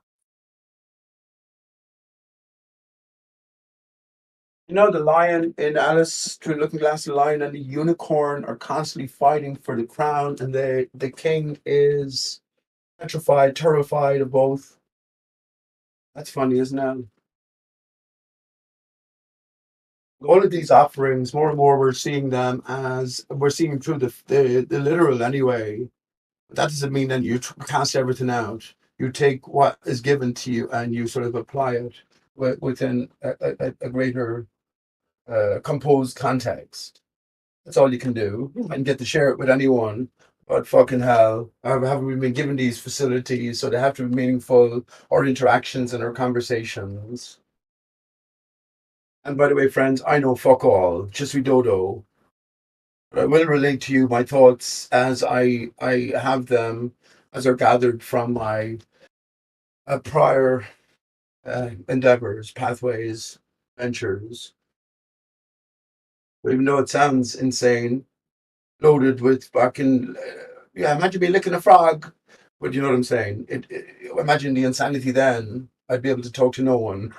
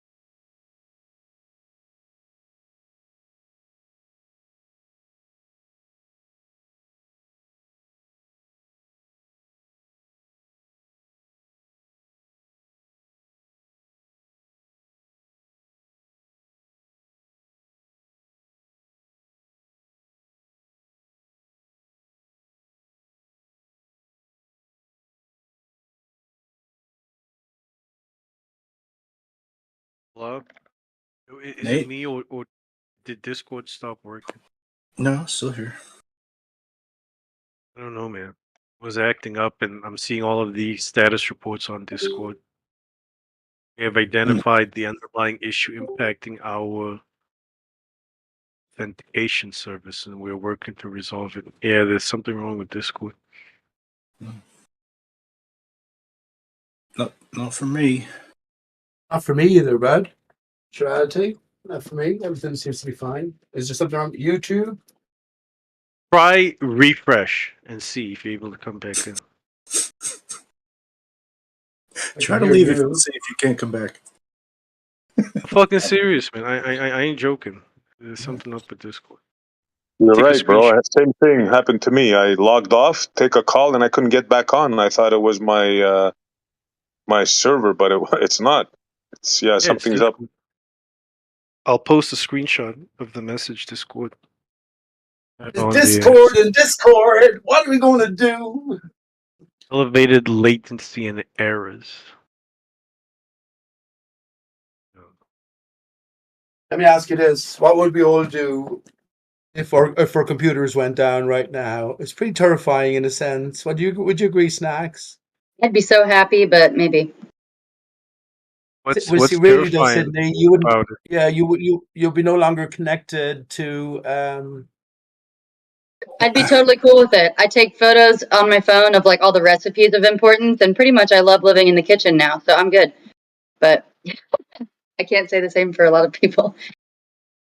What are you going to do? But you have who are you going to talk to? Who are you going to share your What do you mean? There's insights people with? outside you can talk to. Like, what do you There's Yeah, no one I'd be outside good. you can I talk would to. just, yeah, I'd be totally good. My husband, I don't know if he could do it just because of his work, but I'd be totally good. Oh, What would that's you do, great to Pete? hear. If like the internet went down, what would you do? Would you be able to survive and carry on? Or Well, see, it's a sort of a loaded scenario because if that happened, then everything would sort of have to change. There's plenty of people working from home at the minute, and in a sense, that's why they brought in the 5G no, and this I'm asking upgraded. about But hang on, what would you. I do? That's a good question, Yeah. man. Then, if for me personally.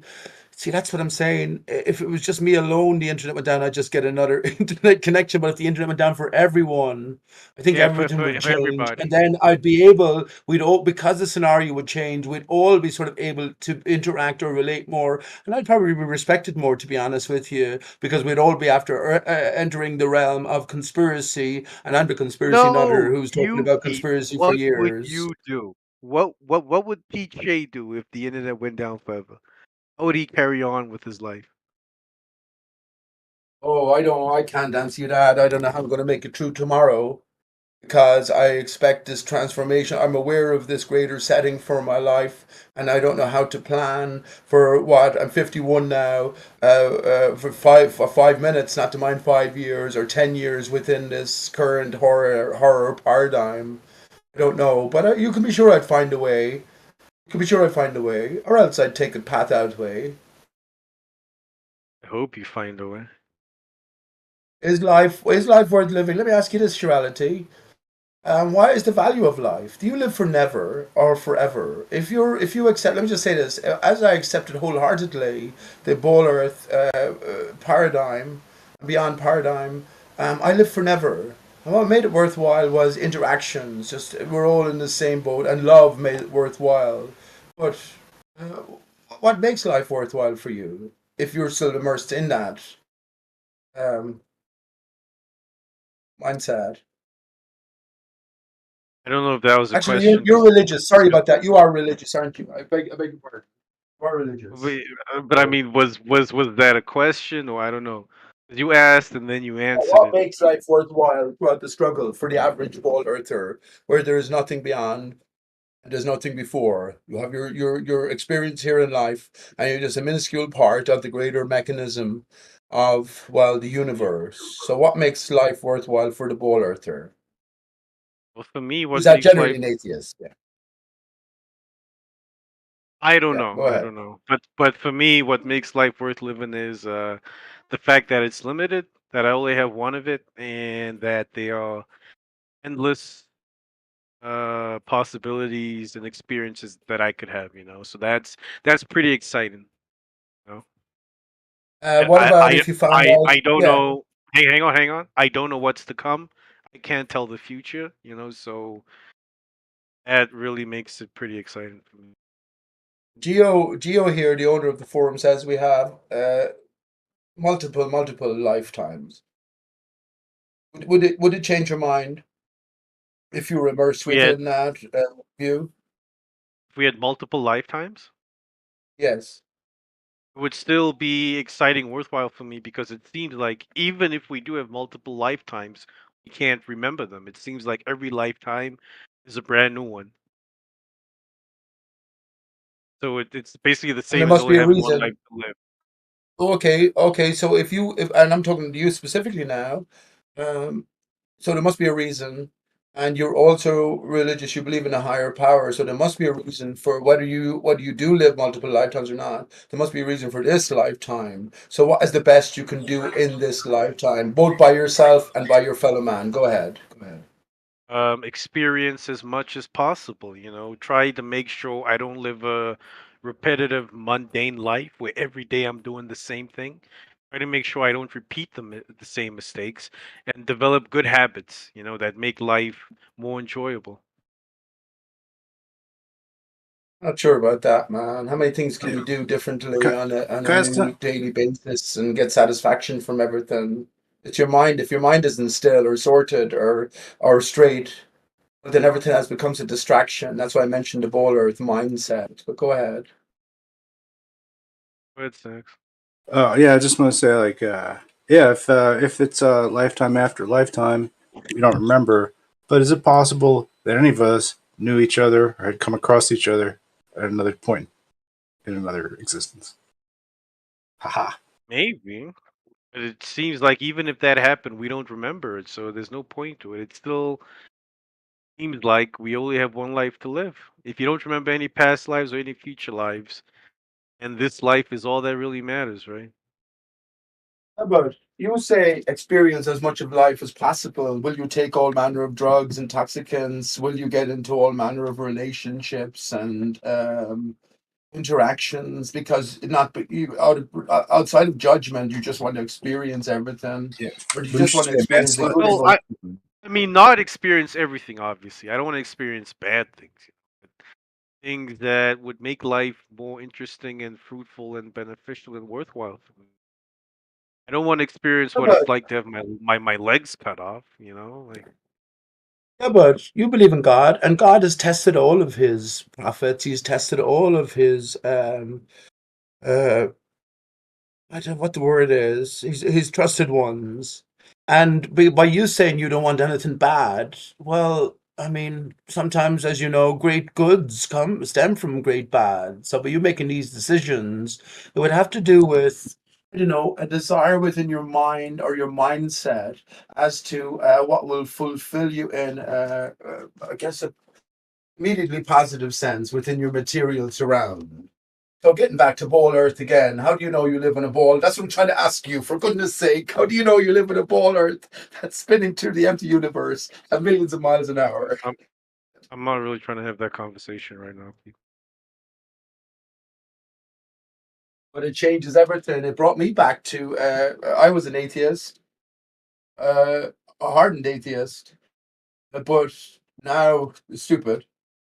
But take away the A and thesis and yeah, atheist. And look, the bottom line I can come to look, there's two possibilities. I'm part of God, always existed. We're here having an experience, or else there I think is a greater power I that think I it's a have no it's a bit knowledge sad. of, and I have no knowledge of the power of that greater power. Yeah. Yeah, I think it's a bit sad that questioning the shape of the earth is what brought you back to God. And you're incorrect in the sense that your mind, if someone was to hit you with a hammer over the head, your memory's gone. So you don't know who you are. So now you're in the moment, and your future moment will be decided on the culmination of your thought process up to this point. You say we don't remember. Remember is a good word. Remember. We put back together what is separated or divided. So I think it makes all the difference where your mind rests right now, especially in these times of controversy.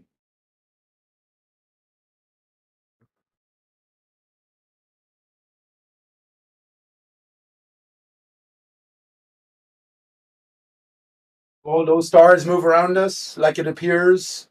Reality. I think so. But yet there's a greater connection then to the earth itself in motion, giving us the stars. It's just a re-examination of, well, the greater earth surround. That's what XO talks about, the water ball, Mr. Maestro.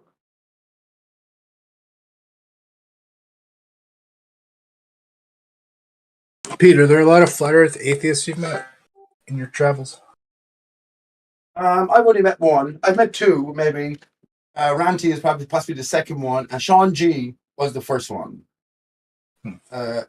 He was an atheist before he became a flat earther. He was an atheist, and he was an atheist after reversion. Interesting. It's impossible. It's snacks. It's impossible to go back from a stationary. Stationary has to come first, by the way. But a stationary of flat Earths around, back to the ball Earth, back to accepting the thing that we were all brought up to and taking it as a literal thing. And it's also impossible, logically, rationally, reasonably. It's also impossible to be atheistic. Even if I reduce down to the bottom line that I am part of God. Well, it's not that I'm separated from the higher power. I am the higher power. Or else, well, there's a higher power that I have no awareness of the true capabilities and power. That's what I just already said. They're the only two options. They're the only two options. So atheist goes out the window when you're a flat earther. Do you agree? Do you agree, Snacks? Logically, rationally, reasonably. It has to be true, doesn't it? I don't know, because I don't go on this creator thing with everybody else. But it does seem like I'm putting an effort to make it so. Well, like I don't know. I basically have to say, like, I don't know this, and maybe there are things that I do know, but I'm just trying to walk the process, I guess, as well as I can. When I say creator, I don't mean even. I'm looking for words to use. I don't like to use the word God. Everything is so loaded. What I mean is a greater, higher intent behind the surround, and I don't know. I'm separated from it at this stage. And the very least, as I say, I might be part of that greater intent and just have immersed myself within the game, or what do you call it? There is a greater power outside of my ability to reckon, but that there is a greater intent. I can't deny it. I can't see any way out of that. So it's not as if I'm being needy, you know what I mean? I must have. These are logical sort of formulations that I can't avoid.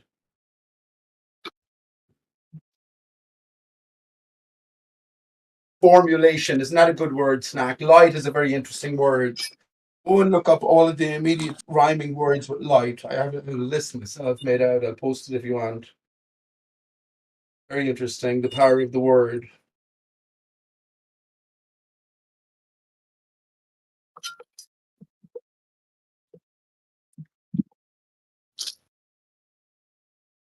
I'm thinking of the Mad Hatter and the H, the A. So all you have to do is look at the center of your keyboard. You have the capital letter H. In the sense, it represents you. Now you bring the two uprights together at the top. You get the A. Now you bring the two uprights together at the bottom, and you raise the crossbar. You get the capital letter T. So there we have the connection between the H, the A, and the T. If you do the reverse with the H, you get the L. And if that's something to do with our own sort of structure, form, construction, well, why not? Why not? Well, you think LL, does LL translate to a number for you as well? 7 snacks. 7. Fucking LL translates to 7, not 11? Okay, fine. Whatever. 777. There was 343 firefighters who said to have died in 9/11. Prime factors of 777. The other ally on the war on terror, Britain, they had their own 9/11 on 777 as well, or 77 2005. You know this. So yeah, 7. 7, Saturn, Satan, L, yeah, material, matter, il. That's why I think the devil is female, and God, Lord God, then is male. Why not? Read the book of Job. Where you been? I've been walk up and down the earth like a prostitute. Excuse my language. I don't mean that in any insulting way. I know nothing. But yeah, whore of Babylon, that sort of thing. And I'm not dismissing anything here, but or dismissing anybody or any genre. Yeah, but I'm still saying something, I guess. Now Pete's got me envisioning how a female devil looks like. How would a female devil look like? The Baphomet. Cardi B. What about Patricia Steer when she came in with she was dressed up as a Halloween character? What's in the movie with the big horns? Something like that. Yeah. Something like that.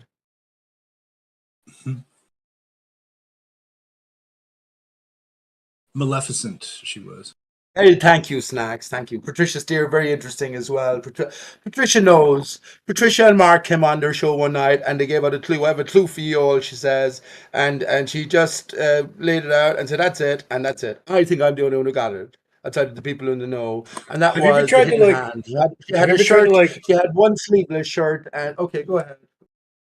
Oh, I mean, you do the anagrams. And so you've anagrammed each one of their names individually. Have you ever tried to put them in combination and see what happens? Oh, I don't think I've done that. Although I've connected both of them to the Beatles. Oh, no. So go ahead, Snack. What have you got to?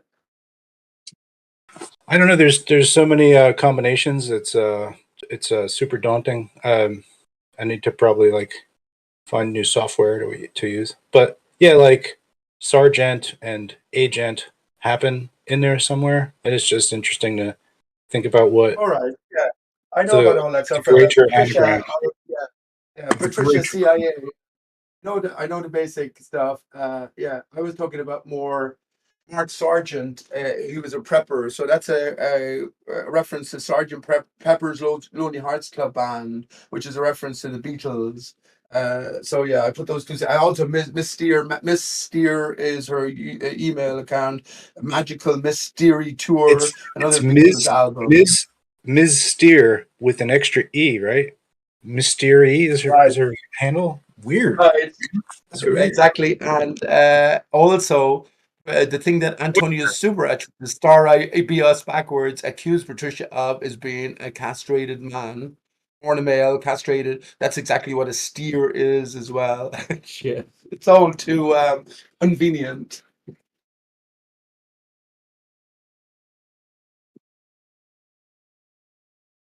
But let me say this.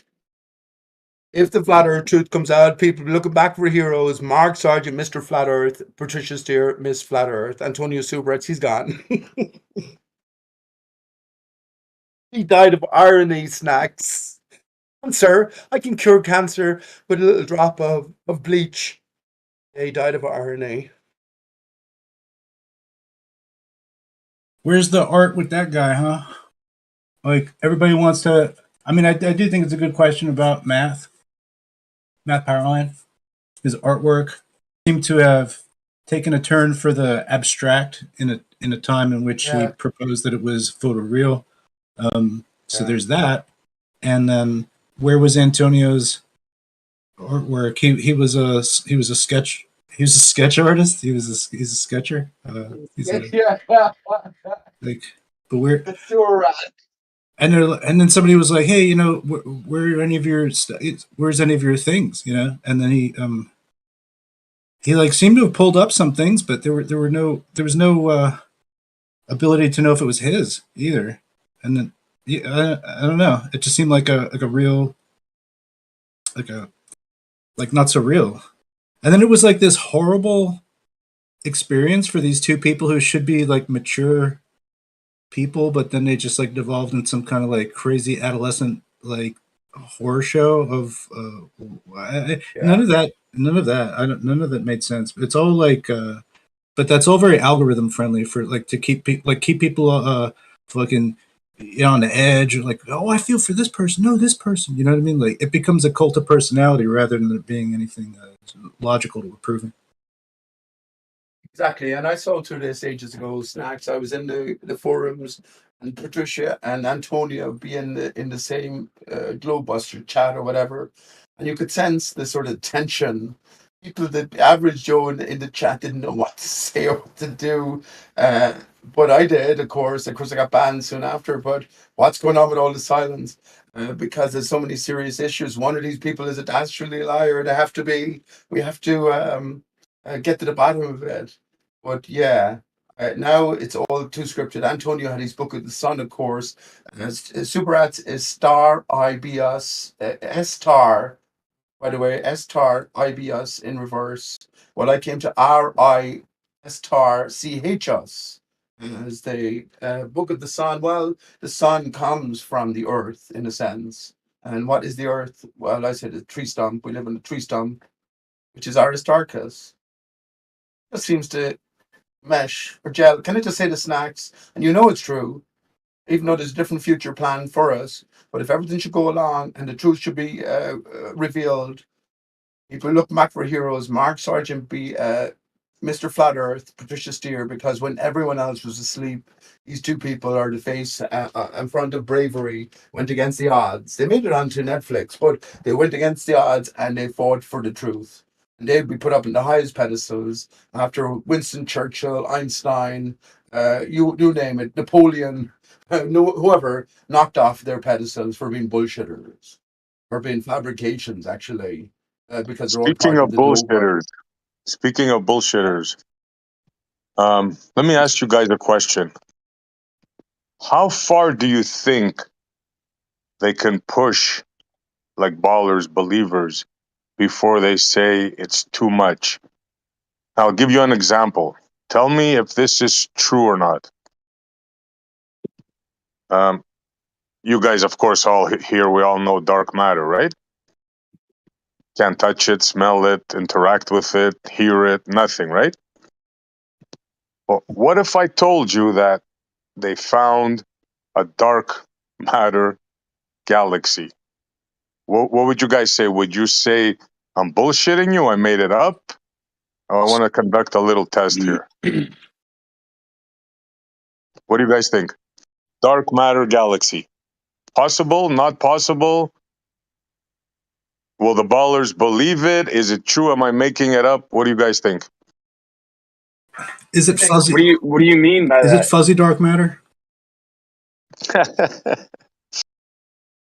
A dark matter galaxy. If I was to tell you, I heard news that they discovered a dark matter galaxy, would you say, SC, you just lost it? Have you been smoking? What would you say? I'd say it's possible. I would say it's possible within their model. Of course, their model is highly improbable to say the least, but it's possible. They'll just invent something like a galaxy revolving around a sort of a miniature in relation to our own central black hole, a miniature black hole, and there is no sort of bright matter, there is no explosions as we know it. The galaxy itself is formulated around the central sort of dark spot, which light even has to succumb to. So I can easily believe how everything is a fabrication. I believe how the ballers, well, why would they not believe it, SC? They believe every other fucking piece of shit that's given to them. Good point, Pete. Have a look in live text one. See, how are you going to find a dark matter universe if you can't even find dark matter? They've never found it.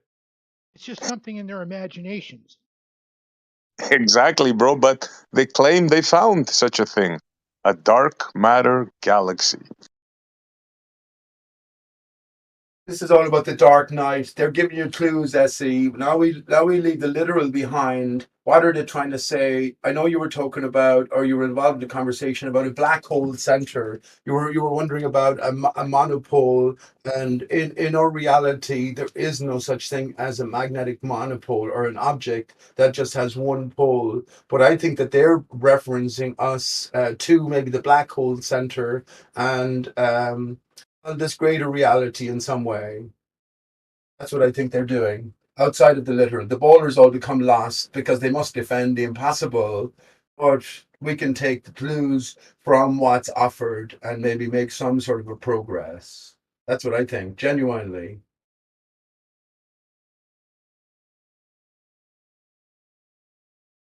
Otherwise, what's the point, SE? You're just left with all of these constant fairy tales, and you just rule them all out. I'm not saying you're incorrect, but I'm saying maybe there's another possibility as well, and that everything, the lie is built on the truth. We have to take the lie, see through it, and then decompose it. How about that one? Decompose it and maybe apply it to reality. Dark matter does exist, but Right. Reverse engineer the lies that they're saying are the truth to figure out what they don't know and having to cover up for. Easy.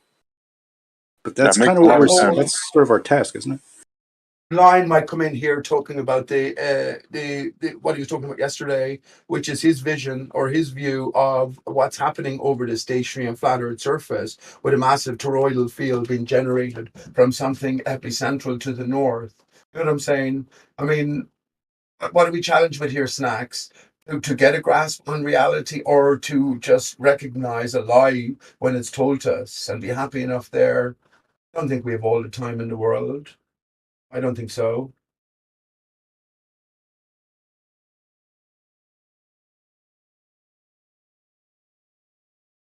Anyway, either way becomes fantastical. The minute you become a flat earther, any story you have to tell becomes absolutely fantastical. Ask Austin, one of the greatest orators with ability around, especially in this forum. You know what I'm saying? You lose everyone. In darkness. I think we shouldn't be fair. This is what I would actually, let me say this. Light is light, SE. We know light is not what they let me ask you this. We know light is not what they say. So in other words, it's stemming from an exploding thing 100 million miles away in empty space. We know light is real as well, at least what we relate to light. So what is light then in reality? I'm not asking you as if you should know, but what's your best venture? Because you not think that the people who gave us the lie know or have a greater idea of what the actual arrangement is? That's my question. I have no idea, Pete. My guess is as good as anybody else's. The best thing I can tell you is when a magnet and the copper, and you spin and you get that spark, that's the best I can do. That's light. I think one is the opposite of the other. So the copper rejects the ether, the magnet, or there's only very few materials as well which are capable of being. Well, everything is magnetic in a sense, or everything is ethereal. But the copper ultimately rejects the ether, and the magnet, or cobalt, or equivalent, accepts the ether, absorbs it, sucks it in. So I think this is maybe a distinction. This is why we get electric current then when you pass one through the other. When you have motion between the two, and you have the constant stream of ether, then which is there to be siphoned off. But yeah, It's the man, break. listen. It's the break. It's the smashing in between those two things. You know, But it's it's all the violent, medium. right? This is most Yeah, important, SE. Honestly, it's now this is most electromagnetic, important because is what it is. Yeah. right. It, So as we try to get to the ele- core of it, One second, let me just get this electricity. out to SE. All right. Yeah, 1 second, please. Let me just get this out to SE as we get to the core of it and what we can know, or at least what we can sort of venture forward with some sort of confidence as well. The minute we decide we're a stationary flat Earth surfaces, now all the skylights have to move pretty much in motion on a daily, nightly basis, and there is now an energy surround. So you have to bear in mind this energy surround, and there's a closer connection now between the Earth and the sky stuff. Go ahead. Was it Lion? Go ahead. Yeah, I was just gonna try to answer your question. So basically, like both Tesla and Walter Russell agreed that what we call electricity or electromagnetism and light are manifestations of the ether, Right. and it's just different modalities of the ether. Yeah, I could have said something fancy like that too, but you know, it's what I see, right? How do we make light? We can make it with magnets and copper. So it's electromagnetic. It's very simple. And I it's believe, yeah, reversible. And it's reversible, right? You can make right, also yeah, magnetism. So you can make right. magnetism on one side using electricity, and you can make light from the other side using the magnet and the copper wire. So it's quite astonishing, actually. But it's not the copper or the cobalt in itself. You know, that's what I'm saying, SE. And the Lion coded Tesla. And who else did you code as well? I also suspect, yeah, Walter Russell. yeah, Walter Russell, yeah. I suspect fabricated characters in a sense. Unless Walter Russell talked about flat Earth, like Ken Wheeler, unless he talked about flat Earth, well, the context is wrong for all of your deliverances. So obviously, you're not given the whole story. You're just being said and led. As I see it, anyway, Tesla is a counterpart to Einstein. Einstein, a fabricated character. So now, once the conspiracy pathway is laid out, especially now, Tesla is to the forefront of all of our conspiracy sort of considerations. Especially when you think about the name Tesla being made so predominant by Elon Musk.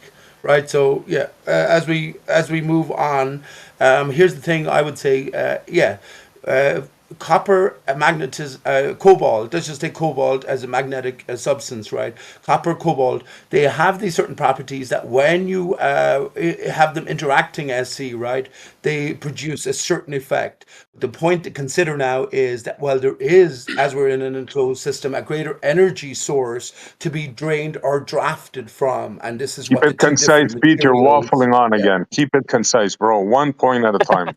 Please. I wasn't waffling on. You just You don't were, bro. like You to said answer this. three Okay, things there. I Come was on. just You said finished. I was just finished then. So what you have to consider, and can you consider this as we're in an enclosed system to summate my point, that we are now within an energized system that, and this energy essence is in motion. Can you consider that? yeah, absolutely. Motion. It does involve motion. You have your magnet, you have your coil, and you have to move it. Without motion, there can be no light, as far as I'm concerned. Maybe I'm wrong. It's just my opinion. You see how fast and concise Oh, I was, Pete? Under 30 yeah, you're seconds. right. You're right, but you didn't actually say much. Let me ask you a question on the But top hold on, of hold on. church roofs. On the top of church roofs, let me ask you this: do they make the electrical conductor, lightning conductor, out of copper or out of cobalt? Out of a magnetic substance or out of a differing substance? What do you mean? The You see how it lightning depends, rods? Aren't they made out of lead to conduct or the? copper? What's your point? Well, lead is not magnetic, so I they don't know what won't they're put made some of. sort I of mean, magnetic is it conductor on the steel? top I of. don't know. No, it's not steel. It's copper. The lightning rods are copper. Okay, that makes sense. A conductor. General, they could be lead as well. Lead would work as well. But the point I was trying to make is they won't put them out of highly magnetic materials for reasons. If you notice about the old churches as well, they have copper lined roofs. So copper has a certain resistance, ultimate resistance to ether. And all electricity is coagulated or collated ether. So you're just gathering the ether itself via some sort of mechanism. Mercury comes into it here because okay, but that's the thing. So now you have these materials, but you've got to decide what the materials are. What's the difference between copper and cobalt? Se. What is iron in a flat Earth sense? You know what I'm saying? No, Pete, I don't know No. what you're saying, bro. No. Nobody knows what You you're know saying, it. Pete. No, people know what I'm saying. You went from What I'm copper saying. roof to flat earth to like you know what? I'm getting out of this combo because you're starting to upset me, bro. I'm stopping.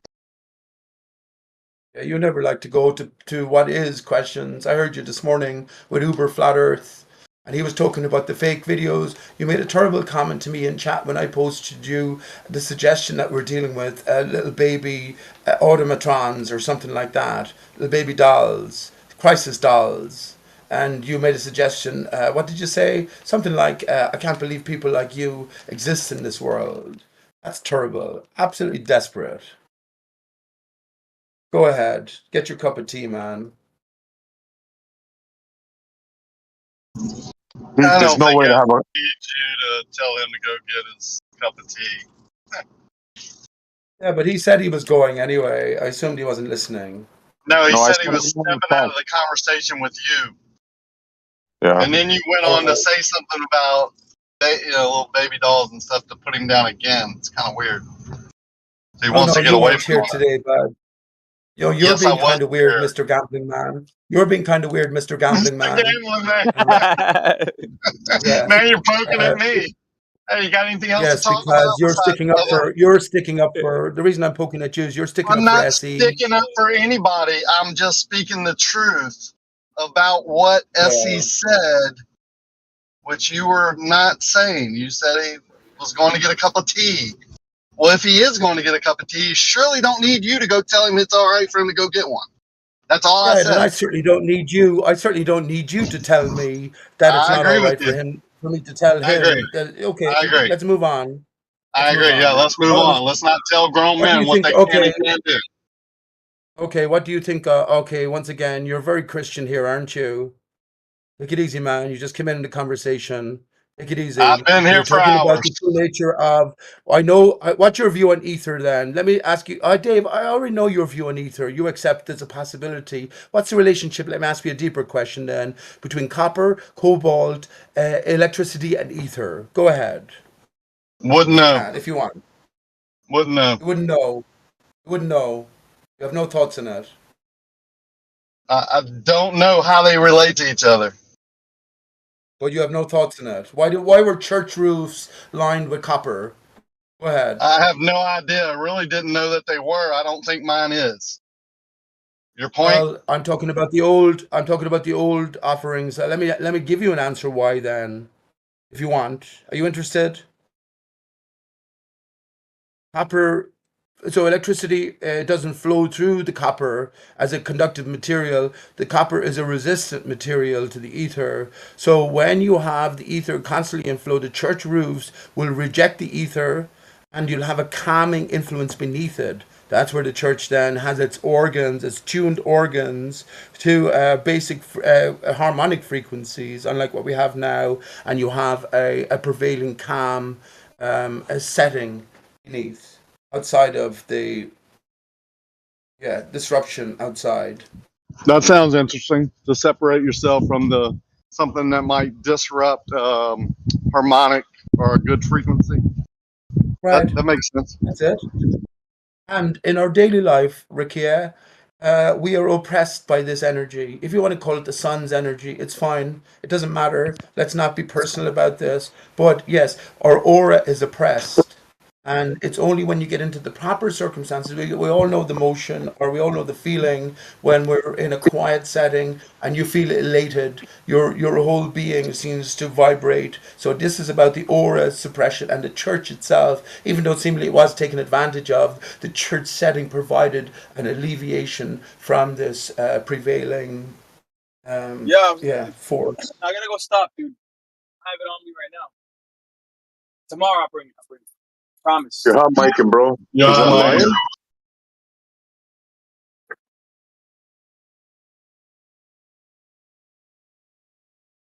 Lion? Lion is delivering guns for the mafia. I'm sure of it. Well, I think that relates to maybe being still and getting quiet. That way you can receive the frequencies of a higher power. It's also got to do with square buildings, square on square, block on block, grey brick upon grey brick. If you have a curved structure, it's all about the conducting of the ether. And this is the thing about a natural versus an unnatural external setting. We live in a natural world. We live in a natural world. This isn't the creation of the creator. This is a broken system. And wonderful as it is, can you imagine what's to come? That's why the picture painted for us, for our destination that we long for, is so differing than the one we find ourselves in. So yeah, appreciating this greater energy flow and well, the different materials that have a different interaction, I think is vital at this stage. What else? The road has to lead somewhere. Well, I would say glorifying the creator of those energies and greater forces. Yeah, but the son can only come from the father through the mother. If the son and the mother weren't here, the father would still be here. So this is telling us that there's more to come from. We're in the world of the son here, the broken world or the divided world, if you want. You know what I'm saying? That's not to dismiss anyone or anything, but yes, to accept that this is not us. This is not the greater encompassment. Something else promised.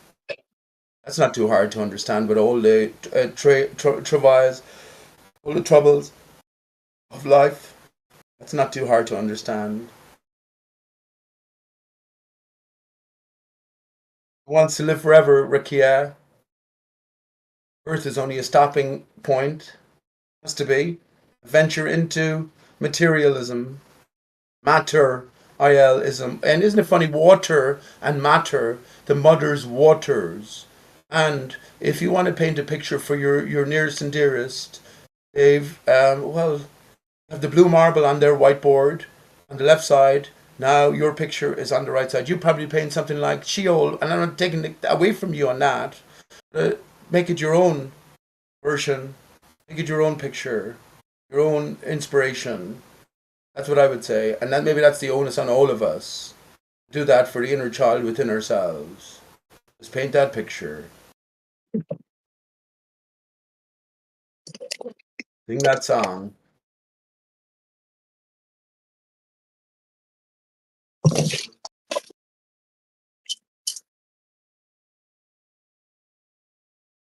So the thing we're talking about, the roofs before, the copper roofs.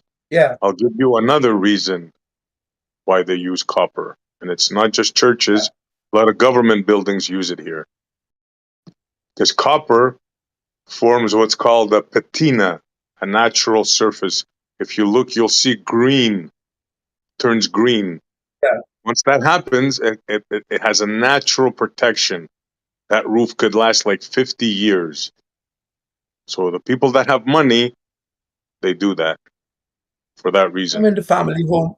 I'm in the family home here, and I remember when we moved in here, I was 4 years of age. I'm 51 now. The roof is grand. We never had to fix it. Only tiles.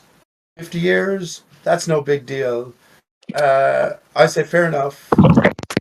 But there's an alternative story. There's an alternative story, and that's why I mentioned about the conducting rod on an airplane is made from copper or something similar. It might be lead. I think you're close enough when you mentioned lead, but you didn't maybe realize it because it has no magnetic sort of characteristics, right? But yeah, there's a differing story. The reason that they gave us, not so. It's not true. It's not true. It's about the ether, SE. And what do you think about Tartaria or Antiquitech? That was my question to SE. Yeah, go ahead. That was nice, concise. Tartaria. Yeah, I've heard a lot of stories about that. Who knows? It was the Irish, by the way, that they attribute to that ancient, great civilization. They say they were Irish. Did you know that, Pete? Yes, yes, I heard that possibility. The roots of civilization from the Irish. Yeah. Yep. Funny enough, here I am in Ireland. Ireland, Ire is land of the angry. We have the north-south divide. Well, I'm in Era, which is E father, a little stroke over the EIRE. That's the whole of the land. I'm king of this land, SE, and I know you'll respect that in the sense that we are all of a different source and we are all the highest authority on our own land. So I mean it like that. But yes, I've heard that possibility. What do you make of Antiquitech then? So the idea that they were taking energy with all of these elaborate buildings from the prevailing ether, if you want, the prevailing surround, and they were gathering it within certain structures for whatever distribution or for use or whatever. Oh yeah, the mud flood thing and all that. I've looked into that and I found, and I have many pictures. I'll see if I can whip some up of buildings being built on top of buildings. In other words, if you go to London, I think you can go 3 or 4 sections down. Same in New York. If you go to New York, you know how many metro systems are in New York? I think there's 4 levels. So building upon building upon building, that is a fact. Right under our feet. Well, I'm not talking about those buildings, even though that's a different matter. Actually, to snacks, we were talking about Patricia Steer, what's in a name, Mark Sargent, Antonio Suberts, Martin Leedkey. Martin Leedkey is the very one who was a prominent flat earther to begin with, and I know you know him, SE, associated with Nathan Oakley. But Martin went on then to almost separate himself from flat earth. Not before himself and Antonio Suberats were on a channel, Jamie Brown's channel, and Martin threatened to stab me in the neck because I was only asking, what's the truth? Is Patricia a man or a woman? Anyway, my point is he went on to an elaborate investigation into the idea of mud floods, previous, relatively recently established sort of societies, but most particularly the Antiquitech, or buildings composed or constructed according to their ability to sort of collect and collate and generate the powers behind the ether, in other words, the greater Have a look. prevailing Have a look in live local text force. one. Yeah, I know Have a you've look. heard about that. He's been years. He's been at it now. At this stage, years he's been at it. It seems to make sense that yes, even if the mud floods are true, there are buildings in play that do take advantage of this prevailing energy. So that's the idea. What do you think about that idea? Well, have a look. Live text one. There's your answer. What I think. Yeah, you know it, but I want to hear you say it, so I know you're familiar with these ideas. Yeah, we talk about this all the time, bro. Yeah, there's definite connection from the past to now, and we're not the first inhabitants here. That's a known fact. I say that for me. I think we're like Earthlings 3.0 or something, or maybe 4.0. We got pre-Diluvian. That's 12,000 years. Then we have Gobekli Tepe. That's 7,000 years. Then we have Samaria, which is around 6,000 years, 5,000 years, and I can go on and on, bro. Obviously, Right. we're Well, not the here's the first thing. inhabitants. So here's the question then. I think the one advantage or benefit, in the sense it could be argued, SE, that we have right now over any of these civilizations or characters within the civilization, we were alive, bud. We're alive. Now, maybe that's a curse. Maybe that's a curse. But if it isn't a curse, then there has to be some sort of greater significance to our being alive at this particular time, especially within the flat Earth, or the globe Earth and beyond consideration. Do you know what I'm saying? It's like we decide whether it is a significance or not. And not sure what you think about that. I genuinely am not sure. Not sure. About what exactly, Pete? That we're not just another player in the game. We have all this information to consider, and now we have the opportunity to plant ourselves within a greater or a lesser significance. I guess it's a choice, isn't it? In a sense, flat Earth becomes more blinding than ever. That, look, there's a real history in play, and I'm still just a bit part in the greater mechanism that I have no idea about. You know what I'm saying? We could get lost in that idea, which I think maybe you might be. SE, are you lost in it that you can never know anything for sure? Absolutely, we're all lost, but we all have certain knowledge, uh, certainly more than the average person on the street. So the only thing we can do is just talk about it to as many people like as we can. What else can we do? Yeah, but then you advise people not to talk about it because that's made me miserable. Finding out these things has made me miserable. Lose everyone, everything. And what's the ultimate point to it? There's no point to it. Well, I'd rather not have known then. I'd rather be a bowler again. You know what I'm saying? But that there's a sort of certainty or surety to believing in man. Stephen Hawkins, Albert Einstein was a hero of mine. From when someone asked me, "Who's your hero?" Oh, what am I going to say? But yeah, I just actually said Albert Einstein. But when I started looking into some of his stuff, the reason I made him a hero because I was thinking, well, he fucking figured out the greater universe in a sense from his armchair, from his brain, from his mind. All he had to do was sit down and think about it. Maybe I'm lazy at heart, but certainly that was an influencing factor. It sort of determined the greatness of someone. It's like the chess game, isn't it? Why we put people who have mental acumen up on a pedestal because, well, they just have to sit still and they can defeat you easily. But yeah, I no longer am in that position though, SC. That's what I'm saying. Flat Earth brings hope. Flat Earth brings hope, not ultimate despair. If you were to live up to your reckoning right now, you wouldn't tell anyone. Don't tell anyone, my friend, your family, your friends, your children. Don't tell anyone about it because it will just take you away from a greater sort of societal established norms and make your mind and your life Well, you can stay in the separate. pod if you want. You can stay in the pod, no problem, like the movie. But no, I think we should tell everybody, as many people as we can. And some of us do more than others. Some of us have the ability to travel and make a living out of this. And you know what I'm saying? And others can't. So everybody does their part for the truth. I mean, what greater goal can you have in this world? I don't know. Tell me. What is truth?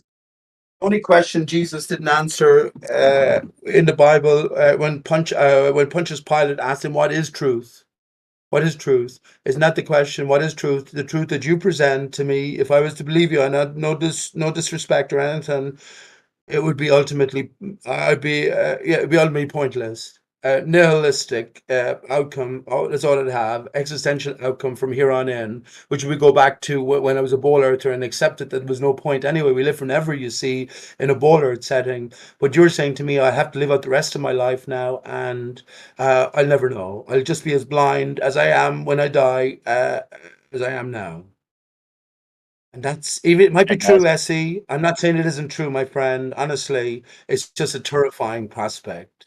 Maybe it's something I'll have to come to terms with. Chirality asked me, what would I do tomorrow if the internet went out? Well, what will I do tomorrow with that consideration accepted? I'll do something. I'll write a song with snacks.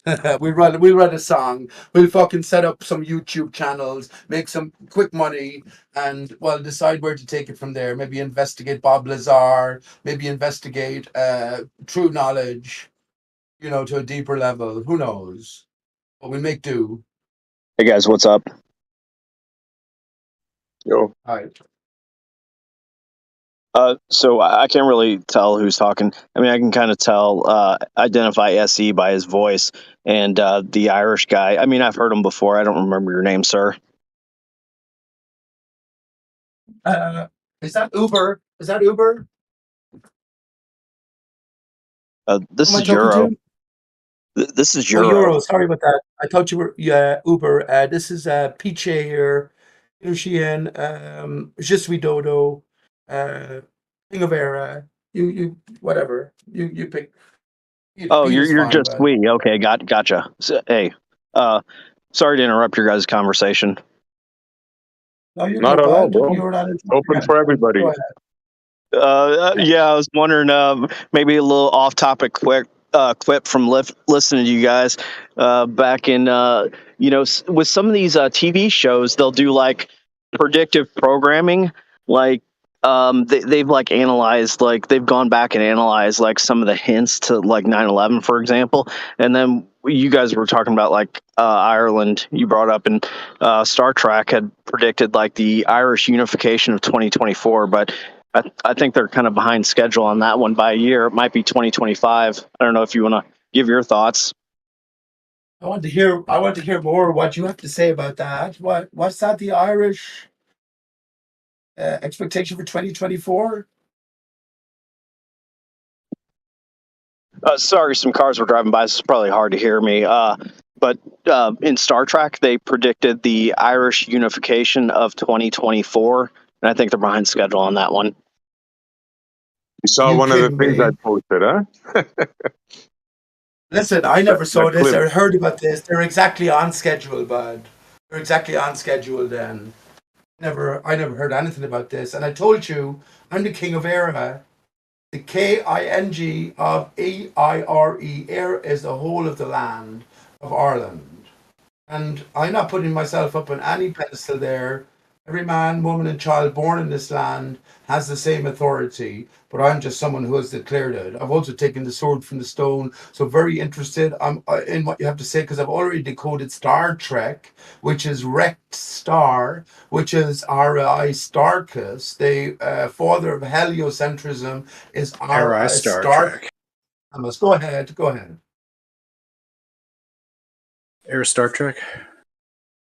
That's excellent, Snacks. I don't know. I never heard of that. The Irish were said to be pivotal in Star Trek lore for some transformation. Please elaborate, my friend. I think they're right on track, by the way. I think they have it right on time.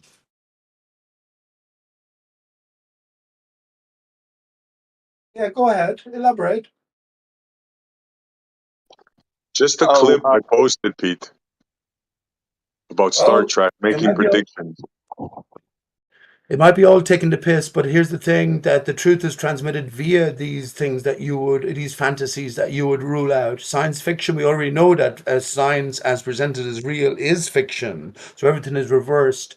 I will just say a few things. I could say a lot about this. Star Trek, Captain Picard, first of all. Picard. Remember Picard in 33 with the highest venture up, Snacks? And he had a twin as well. The Hennessy commercial, which had the son and the father, one going up through waters, the other going down through waters. Yeah, I have lots to say about that. Gene Roddenberry. It's all Hey, scripted out. Pete, keep in mind, right, that there's other people here. Don't go freaking right? out now. But, you don't have to I know, answer every question, Pete.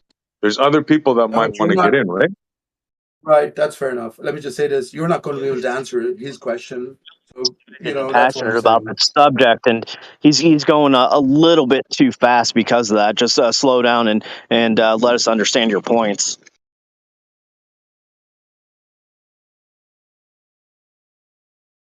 Okay, my response then is to you. I don't think that they're off timeline. They're right on target. If the declaration was made within the fabricated Star Trek endeavor, we still have a year. 2024 is next year. And by the way, 2024, here's a good one, Snacks, is 60 to 20.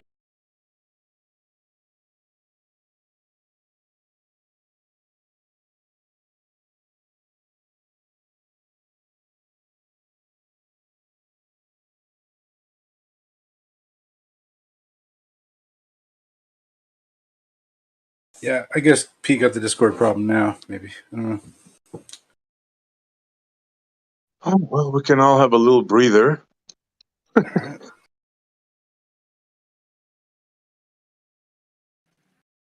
Hey, you guys want to know the easiest way to debunk an atheist?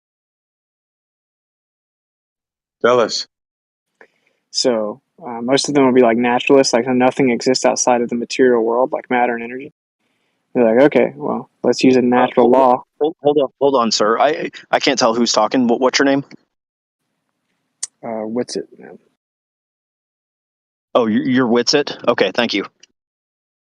Yeah, so if you apply the first natural law, or the natural law of the first law of thermodynamics, matter cannot be created nor destroyed, then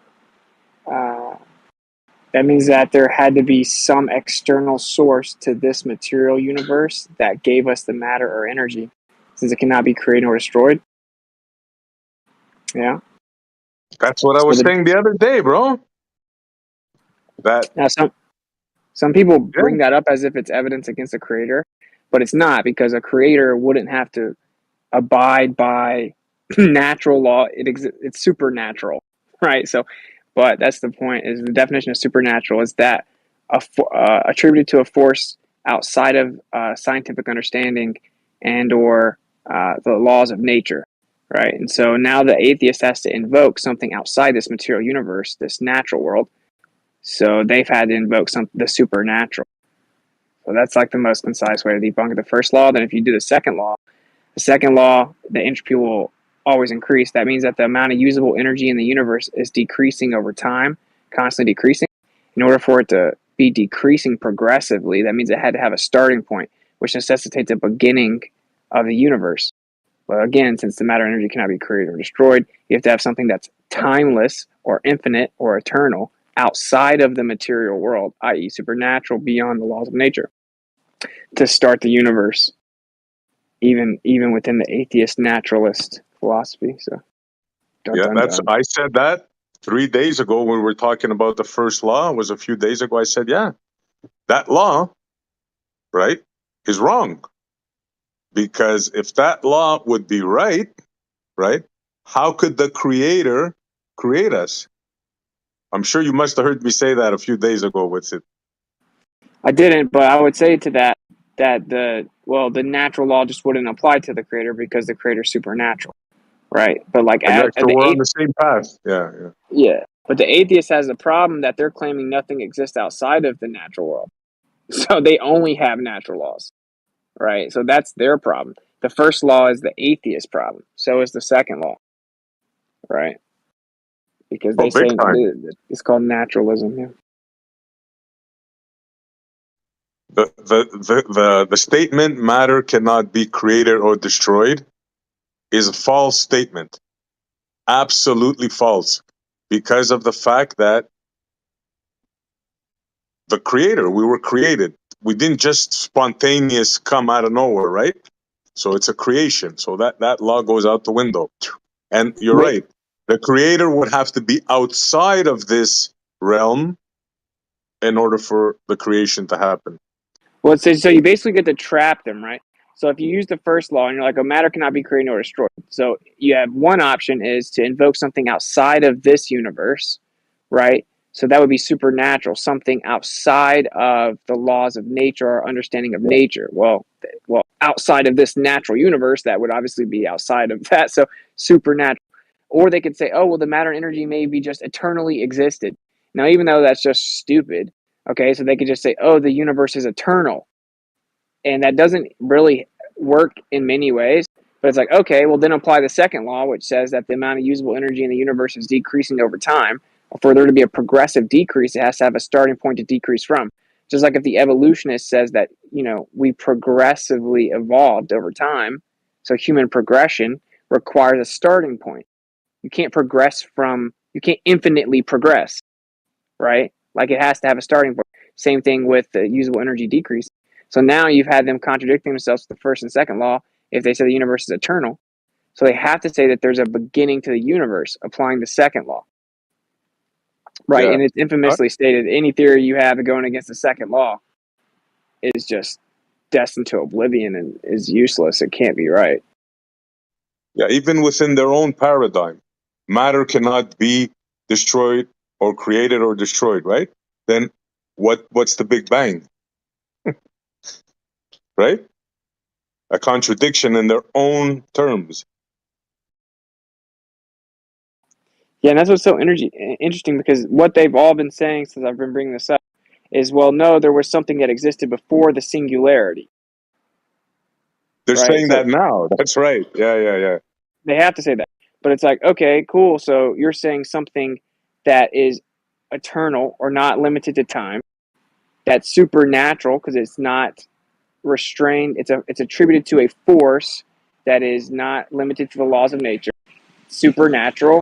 So eternal, supernatural, and energy, right? Because that's the ability or capacity to work from their understanding. Well, obviously, create like the universe, bringing about the universe is work. So it's some energy that's eternal and supernatural. Okay, why don't you just say a creator then? That's what you're saying. Exactly. Yeah, you catch them in a loop. Yeah. I understood your point about the first law. That was really interesting, and then I wasn't fully following you on the second law. Okay. Yeah. So like entropy will always increase, and some attribute that to mean like disorder, and that's kind of not really all that it means. But basically, it's just that equilibrium will consistently be sought.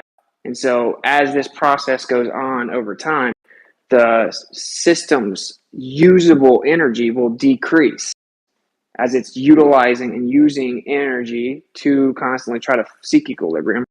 It's using it up. So the amount of usable energy decreases over time. I mean, you can talk to like any mainstream, if like cosmologists or atheists or anything, right? They'll tell you that the amount of usable energy is decreasing in the universe because of the second law, because it would have to. Does that make sense? Like the amount of usable energy is decreasing because the energy is being used to basically seek equilibrium. I'm following you so far. Right. So if the amount of usable energy is decreasing progressively, meaning it just keeps going in that direction, decreasing, then it has to be decreasing from a starting point. You can't just progressively decrease from nothing. I couldn't say humans evolved from apes without the apes, or without going all the way back to, they'll even go back to rocks or like the pond scum or whatever, right? But it has to have a starting point if something is progressing, like increasing or decreasing from that point. You see what I'm saying? So that means they have to invoke a beginning to the universe. That's what the second law would mean. And now the question is, well, what came before that? Of course, the question that also means you can't claim that the universe is eternal. Okay. And so now you have a problem with, okay, if the universe is not eternal, if the matter and energy here hasn't always been here, then where did it come from, since it can't be created nor destroyed in this universe, right? Where did it come from? So when you combine the two, you can trap them down into having to straight up say, there was a beginning to the universe, and prior to that, this external source of energy that is eternal and supernatural is what sparked this universe. So like they're basically invoking a creator. It's just, you just can trap them into having to say that there's a creator, is what I'm saying. You could even make fun of it without mentioning a creator, right? Because check this out: the second law destroys the first law, and this is why. You can't. The first law says you can't create or destroy energy, right? And then the law right after that contradicts it by saying, eventually, entropy, eventually the energy will get destroyed over time. What Woodson just said. But they'll say that it's just usable energy. Like that's their out. Is they'll say, the energy itself is not destroyed, but it's not usable. Yeah.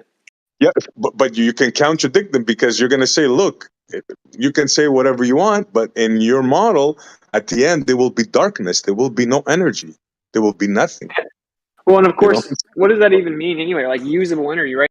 Like energy is the ability to do work. So you're saying that it has the ability to do it, but can't do it because it can't be. Exactly. Yeah. So there's so many ways to go at it. You can use God, or you can do it without God, whichever way they wish. Yeah, the best way is to just show why they're wrong. At the end, it all ends up to a creation. There has to be a creation. Even in their model, there's the Big Bang. Yep. That's creation, whether they like it or not.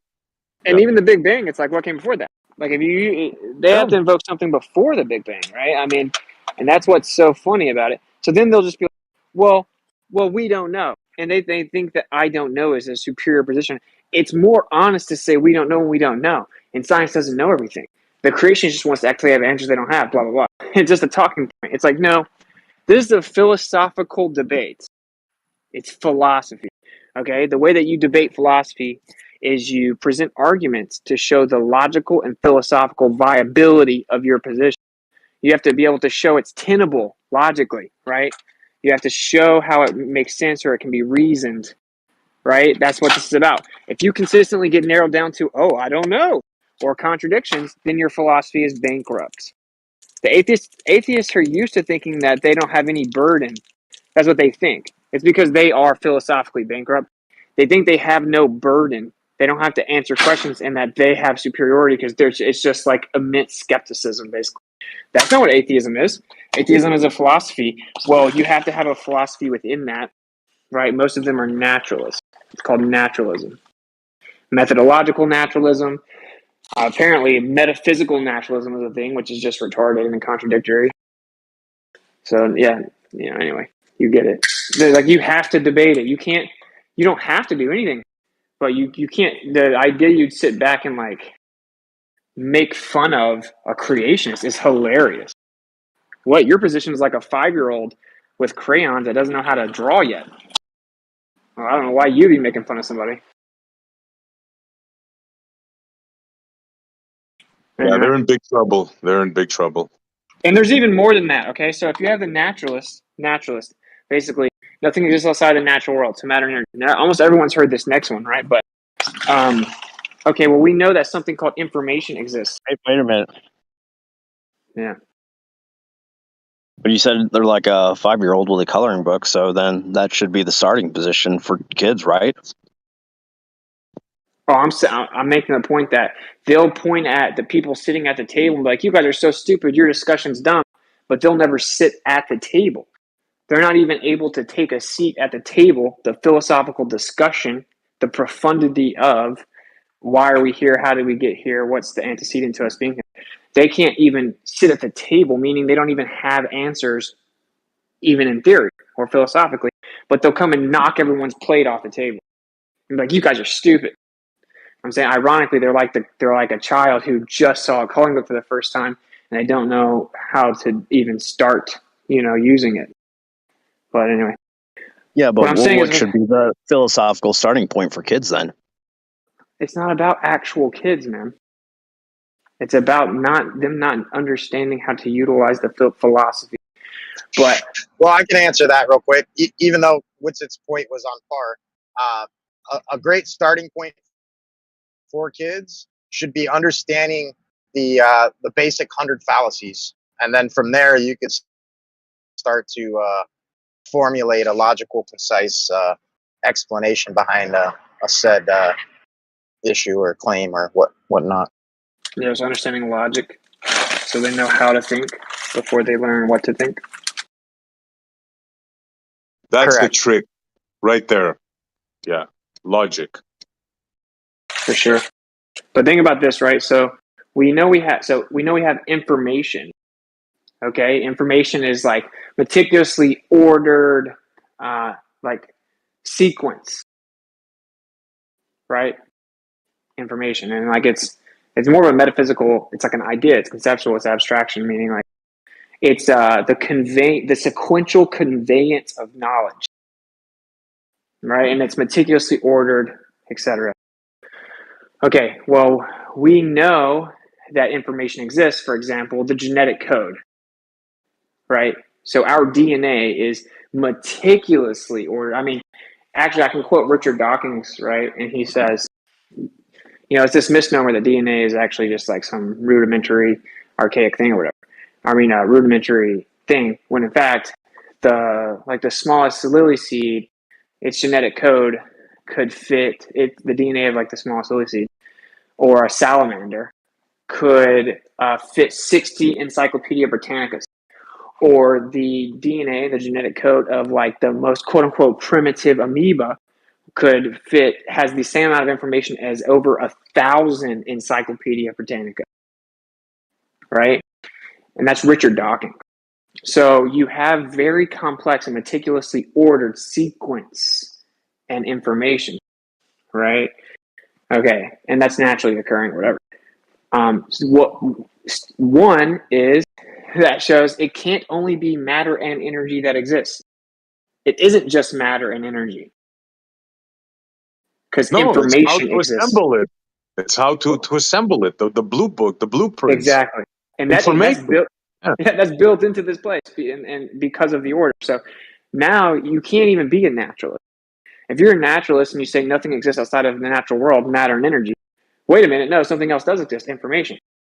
So that naturalism is debunked, and then what they've been saying to me is, okay, well maybe matter, energy, and information exist. Like, okay, you understand that you've invoked the metaphysical to invoke information. So you've thrown out, oh, well, maybe I'm a metaphysical naturalist. Well, that's a stupid term, stupid philosophy. So now you've invoked something outside the natural world or whatever, right? So that's step one, is you can say, well, no, it's not just matter and energy. Look, information exists. Information is neither matter nor energy. And I can give you specific verbatim citations of like well-accredited people that they would have to kind of concede to or whatever, right? Because they appeal to authority. So number two with that is, though, what's the antecedent for information? Right? A person giving that information. Correct. Or like a mind, or specifically, Yep. yes, specifically intelligent agency, right? Yep. Intent, specific intent, intelligent agency.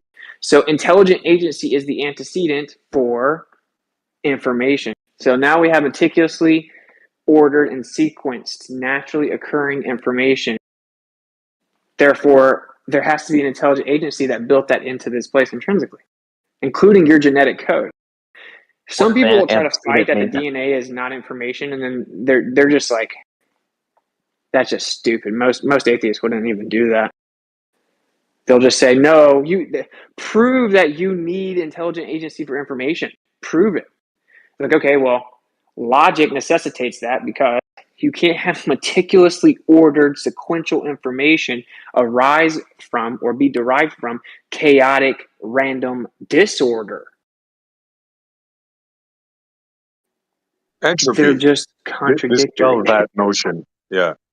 You're going a little bit too fast for me. What does antecedent mean? The necessary requirement. Put it this way: you're walking down the street, you find the book, right? You find the book on the street, right? You know somebody wrote that book, right? That those letters didn't just miraculously like assemble themselves, right? Well, the So you know Quran the wasn't written. antecedent to that book is somebody wrote it. Yeah. Does that make sense? You could ask Chirality. Appreciate that, SE. Reoccurring in sequential order requires like intention. You know what I'm saying? Like whenever that book was written, someone had to intend to put those letters in such an arrangement that they spell words, and those words in such an arrangement they make statements, and then those statements in such an arrangement they make paragraphs, they make pages, that make chapters, and convey specific information. It requires intention to place those in such a sequence that it gives you information. Do you know the Quran was never written?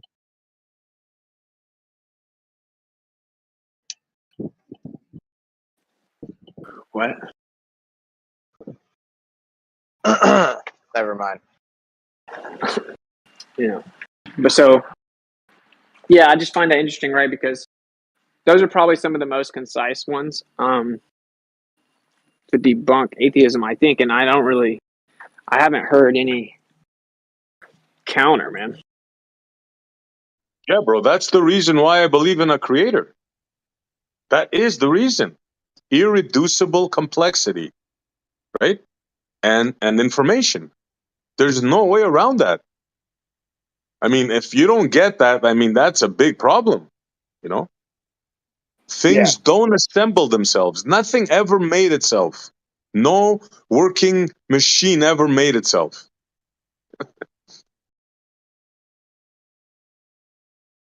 And so it's cool with me if someone wants to be an atheist, right? It's like if you want to believe that, or and you, this is what they say. Well, atheism is not a belief; it's a lack of belief. No, it is a belief. So stop lying to yourself. It is a belief.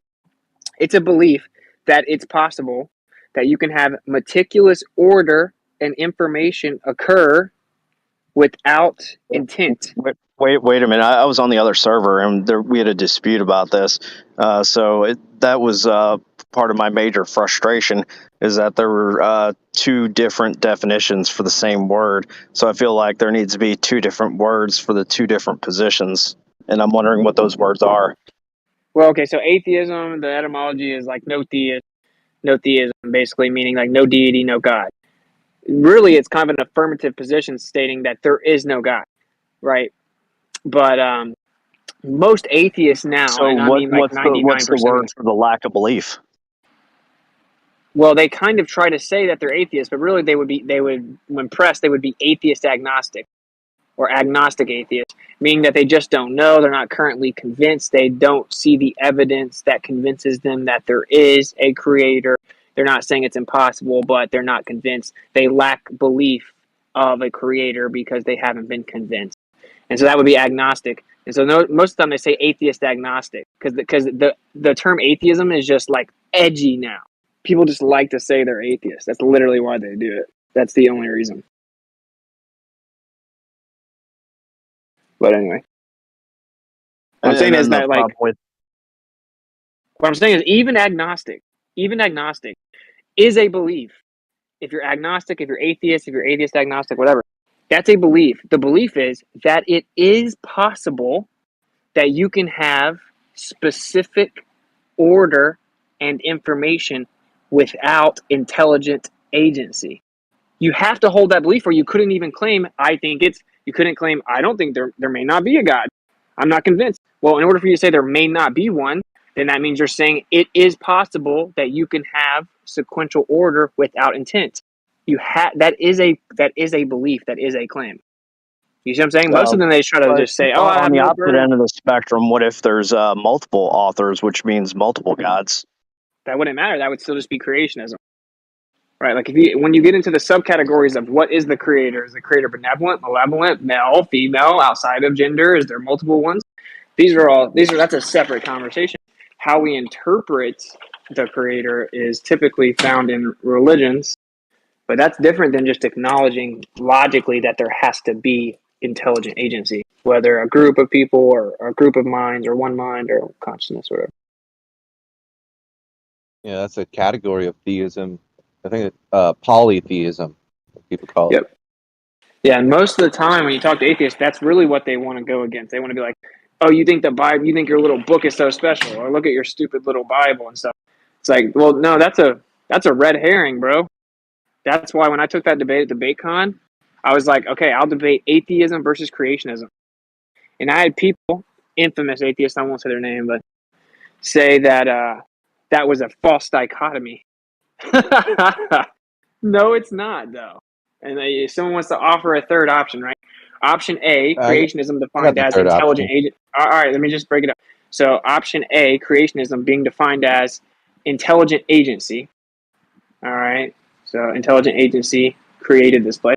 And then option B, no theist, no intelligent agency.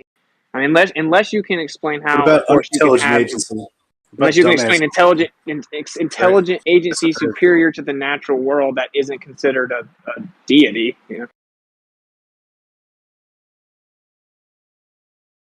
So I don't think it's a false dichotomy. But if someone got a third option, let's hear it. So it's when you were cornering their argument, and it is cornered when, like you said, they can come at you with the universe is eternal, right? But then, of course, like the second law, right? Yeah, that is a very fair corner. But what can save that, save the eternal universe is the recycling mechanism that goes against what's called entropy. Like, for example, like the cold moonlight, light that actually does the opposite of what light normally does, right? Kind of puts it back. The sun tears it apart, the moon builds it back up, you could say. You know what I mean? Well, I And don't so think we. Yeah, I hear you. if there's a recycling mechanism, then there can be an eternal universe with an eternal pendulum swing of just going discharge, charge. Yeah, so basically, like the usable energy, quote unquote, which is a stupid term, being used up and then just being recycled back to being usable. Yeah, somehow recycled or reset or pushed the opposite direction And I don't know what that would be besides the cold moonlight, but I'm not saying that would take care of everything, of course. I don't know how it would work, or if that is the Well, case, that's a. what is doing that job. I guess that's a theory that now is technically going against. I guess you would be arguing that it's not going against the second law, right? Because, Oh, I'm saying throw away the second law, right? It's like, oh yeah, well, naturalists can't do yeah, that. Hey, right, Fundy, right. you want to laugh? So it does corner. Go ahead. What you just said, you know, Penrose? You heard of Penrose, the famous Yeah, I heard his scientist? name. Well, he just came up with such a theory of what you just said, bro. Because they used Cool. to say the universe would expand and then crunch and then rebang. Well, Oh, sure. he says what you just said. It just keeps going, right? It gets darker, it dies off, and then it just rebangs. That's the Well, latest theory. Check it out. I mean, I've heard about the Big Bang and then gravity or whatever pulling it all back into a center point or whatever, the big crunch and all that. I'm not suggesting the Big Bang or anything, but just some sort of resetting mechanism that is like anti-entropy, anti-entropic or whatever. As I just gave it to you. borrowing their words. I just gave No, it to you by a famous scientist. but what you just came up with invokes the supernatural. So, like, this is to be specific, philosophical Could be a natural execution of, mechanism, well, it's philosophical like execution of the moonlight. philosophy of natural. Well, that's all still within the natural world. You're now actually, we're talking about the actual cycling of the natural world itself, meaning the natural world ceases to exist and cycles back. So, whatever mechanism is taking it from gone to back into existence is outside of the confinement of the Oh laws of yeah, nature. I see what you're saying. That's not where I'm coming from. I'm saying something that's always at work somewhere. Like there's, I don't know, some I don't know, just some sort of Intelligence. pull. No. I mean, like, what I'm saying is that there's something constantly at work within the universe mechanically that has the opposite effect of entropy. Entropy. Gotcha. Yeah. No. Yeah. I guess that's why I was And I trying don't to know what that would clarify it. be, But see, you of are course. not going to be your average person because I'm only claiming to refute naturalism, which is the Which you do, primary. yeah, It's the primary philosophy of atheism. Like, if someone wants to step outside and be like, "Well, I think the second law could be wrong," I think right. that because the main talking point we get from the atheists is these theists or these creationists, they just need a sky daddy and they want to fill in the gaps of scientific knowledge, but they want to deny science. And we have science, and we know science is real. Well, it's okay if you're a naturalist, then you have to adhere to natural laws. You see what I'm saying? And like at that point, once you render that, you render that position useless once they have to step outside the natural world or even natural laws, right? And Hmm. that's kind of my position. Well, they will do that though. They will just ambiguously appeal to possibility. But at that point, I don't know how that's any different than the God of the gaps, right? So, but So anyway, you get it, yeah. one way of like just hypothetically making my case clear would be giving the sun like all energy starts at the sun and enters into this realm through the sun, like some sort of portal where all energy comes out of the sun, but then all energy finds its way absorbed, like exiting through the moon, enters through the sun, exits through the moon, and then somewhere in the background, I suppose, right, then gets sent back to the sun, backstage to be sent back through again, so that like you would never run out of usable energy, I suppose. I'm not saying that makes a lot of sense. I'm just trying to paint a picture of like a cycle: out through the sun, in through the moon, and then it behind, backstage, the moon passes everything it soaks up and passes it back over to the sun to shoot it out again into the world.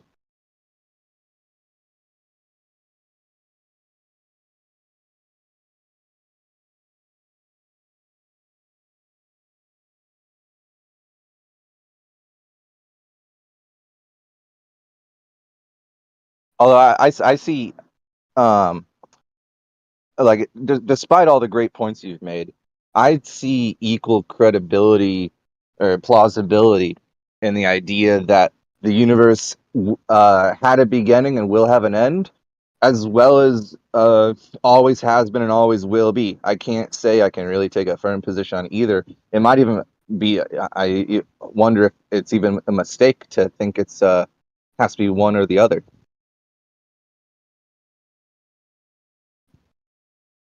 Even though logically, like, what else could there be? But still,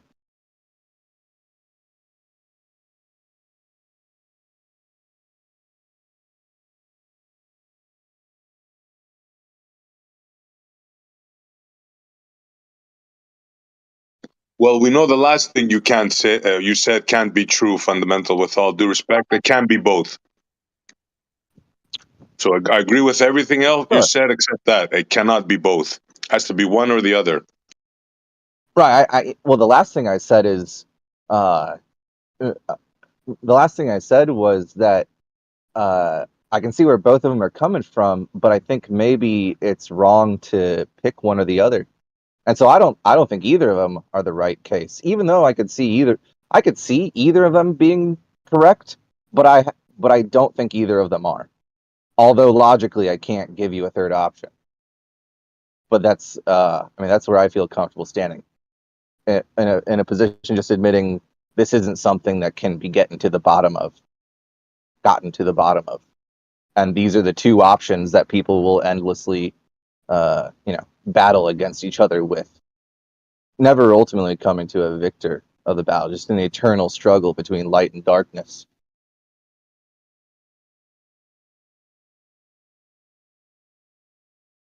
Or maybe the universe began and will end. Who knows? It's all on the table for me.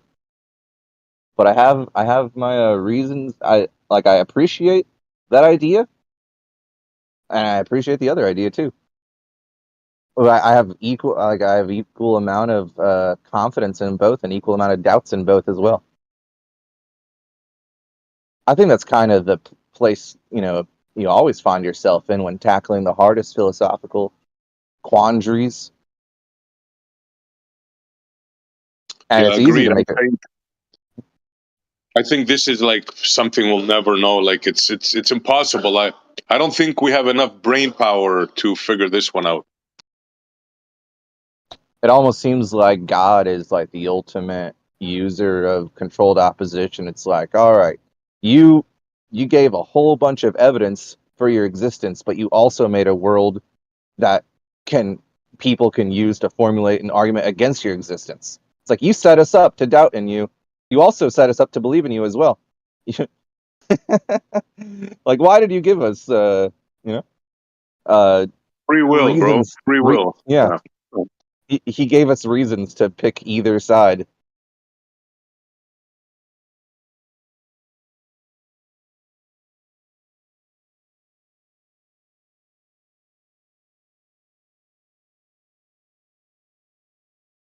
You look around, all you see is shit happening naturally. And you're like, okay. So why does there need to be something else if everything operates just mechanically, you know? But then again, you take it to the extremes and it falls apart. But I feel like you take either argument to its extremes and neither of them completely ever hold up. It's like, all right, well, there's benefits, there's pros and cons to both idea. That's where we find ourselves. I mean, some people are more confident than others. One side is right, and more power to them. I think the creator left us clues. What do I mean by that? Yeah, what do you mean by that? For example, I think pi. I know, but I want to hear you say it. Explain. Oh, pi. Like for example, Transcendental pi. numbers. Yeah. Yeah, man. Yeah, there's a lot of like crazy like beauty hidden in something as mechanical as math, where it's like, what? Like, I mean, a lot of people say they find God in math when they look deep enough, right? Oh, definitely. Just look at a shell. Look at a shell.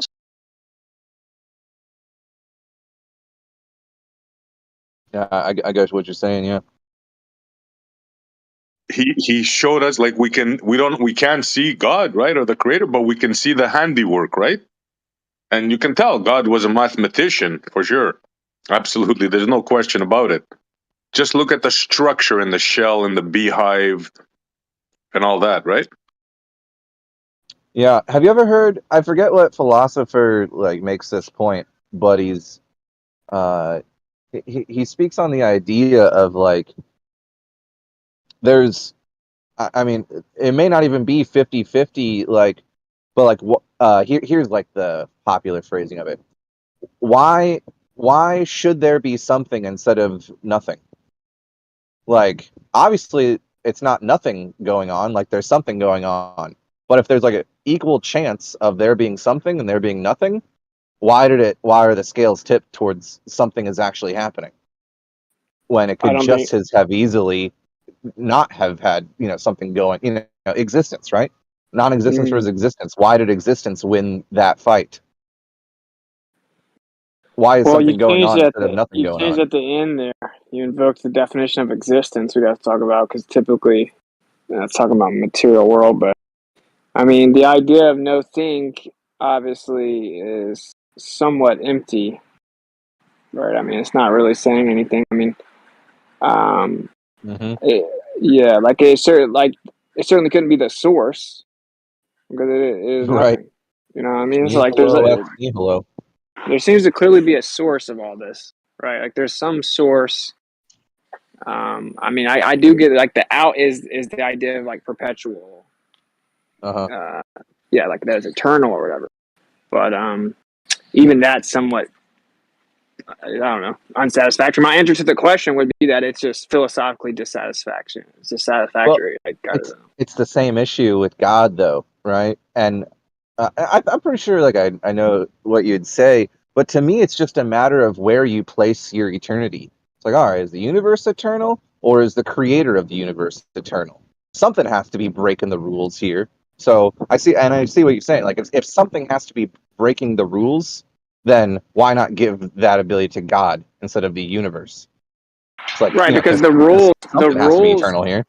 but where we got the rules is by looking at the universe, right? So like that's where we got the rules from. Like natural laws are not like we didn't like sit in a Right. room and come up with a theory or anything.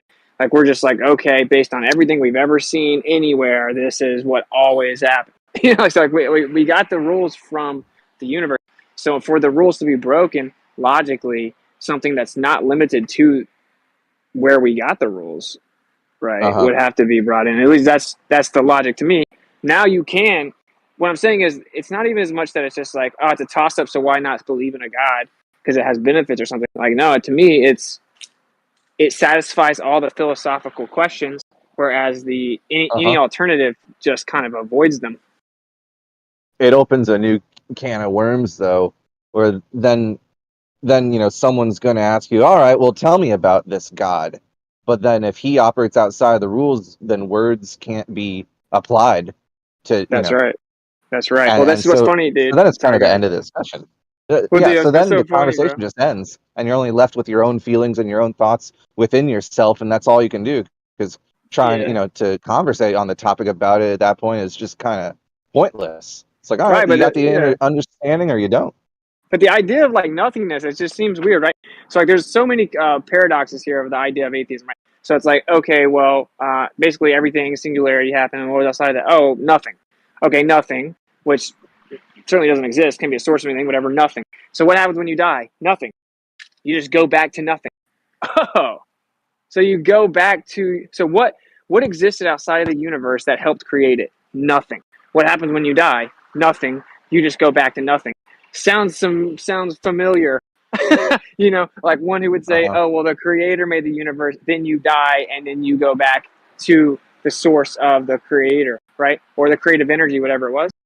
So that's just like this conundrum with atheism that I find funny because it still always cycles back on the claim of nothing, which doesn't really make sense, right? But whenever Uh-huh. you like, it just seems so weird to me that someone would long for that to be the case because it's ultimate philosophical dissatisfaction. It doesn't actually It doesn't mean anything, right? I guess is the part that I'm confused about. Is like when I was talking to this atheist yesterday, right? And you reminded me of it when you said like, oh, no words to describe it.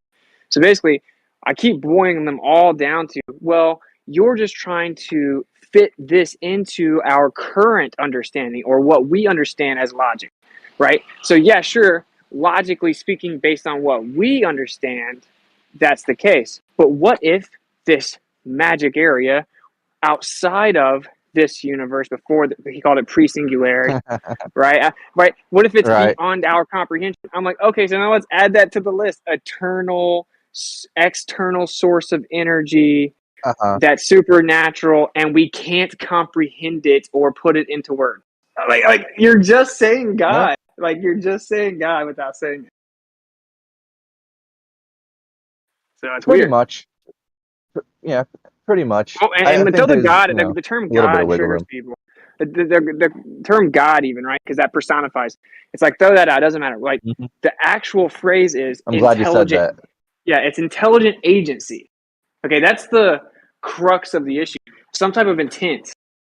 Like, we don't even need to personify anything. Although, typically in our minds, if we think of intent, we think of personification. Like, that's just how we've always experienced it. But, like, that's the missing component, is intelligent agency.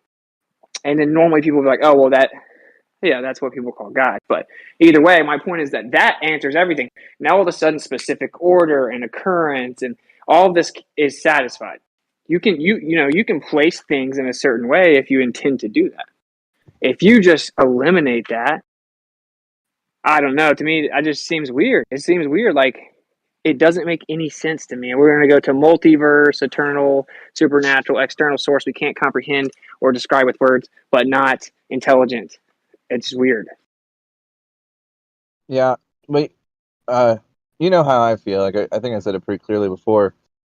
God to me, as great as an idea that I keep on the table that it is, when it comes to solving things, through philosophical reasoning, it is to me a bit of a passing the buck. Like, all right, it's always like, all right, there's something's got to be miraculous. Does the is the universe miraculous, or is something miraculous outside of the universe? Something's got to be eternal and infinite here. And is it the universe as a whole, or is something outside of it? But then, yeah, the conversation, like, I don't really think you can defend it. I think you can only propose God, and I think you can Well, I make your disagree. case. I think you can make your case, and it can be really strong, but it can ultimately only be something on the table, surrounded by a few other options that I would never blame anyone for, honestly, picking any of the three options.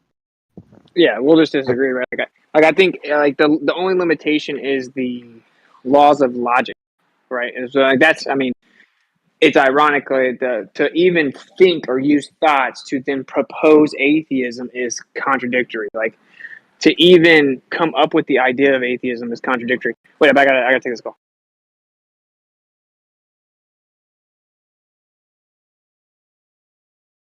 I think the epitome of philosophy is gathering all the proposals you'll hear put forth, and trying your best to see where everyone's coming from. And as long as you can live your life saying, I've put in the time to see where these people are coming from, and these people, you can have your favorites. I think it's a mistake to settle and just decide you figured it out. I think that's probably a mistake. But just go around, ask people to explain where they're coming from, and I'd say it's more about understanding people than it is understanding the universe. I mean, I feel like you can actually get to the bottom of understanding where a person's coming from, while at the same time, I don't think you can fully come to a complete understanding of where the universe came from. You can only come to understand where a person's argument is coming from and their reasons behind it. Let me see if I understand you, Fundy. Mm-hmm. Are you saying, and I'm not saying you're saying that, I'm asking you. Yeah, we're Are friendly. you saying? Yeah, it's a friendly question, Yeah, of totally, course, man. like usual. Absolutely. Yeah. are you saying that there is a third option? In other words, to me, there's either something created us because of the information and irreducible complexity. That's how I'm thinking now, right?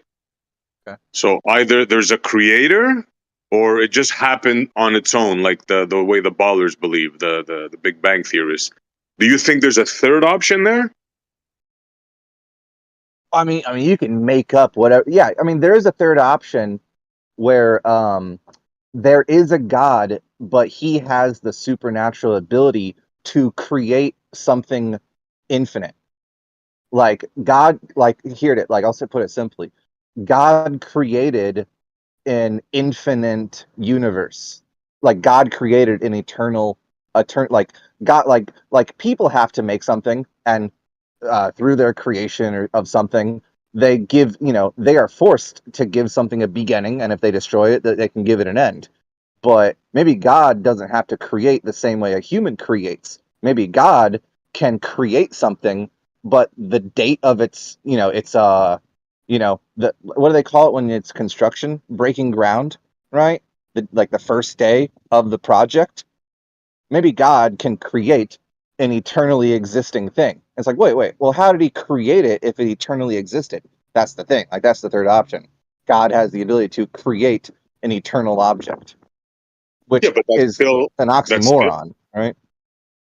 Yeah, no, granted, but I mean, that's still a creation there. But it's a Still a creation of creation. something without a creation. That's why it's sort of like an oxymoron, That's an oxymoron right there. Yeah. Yeah, that's the point. But that's like the permissions I'm allowing God in the third option.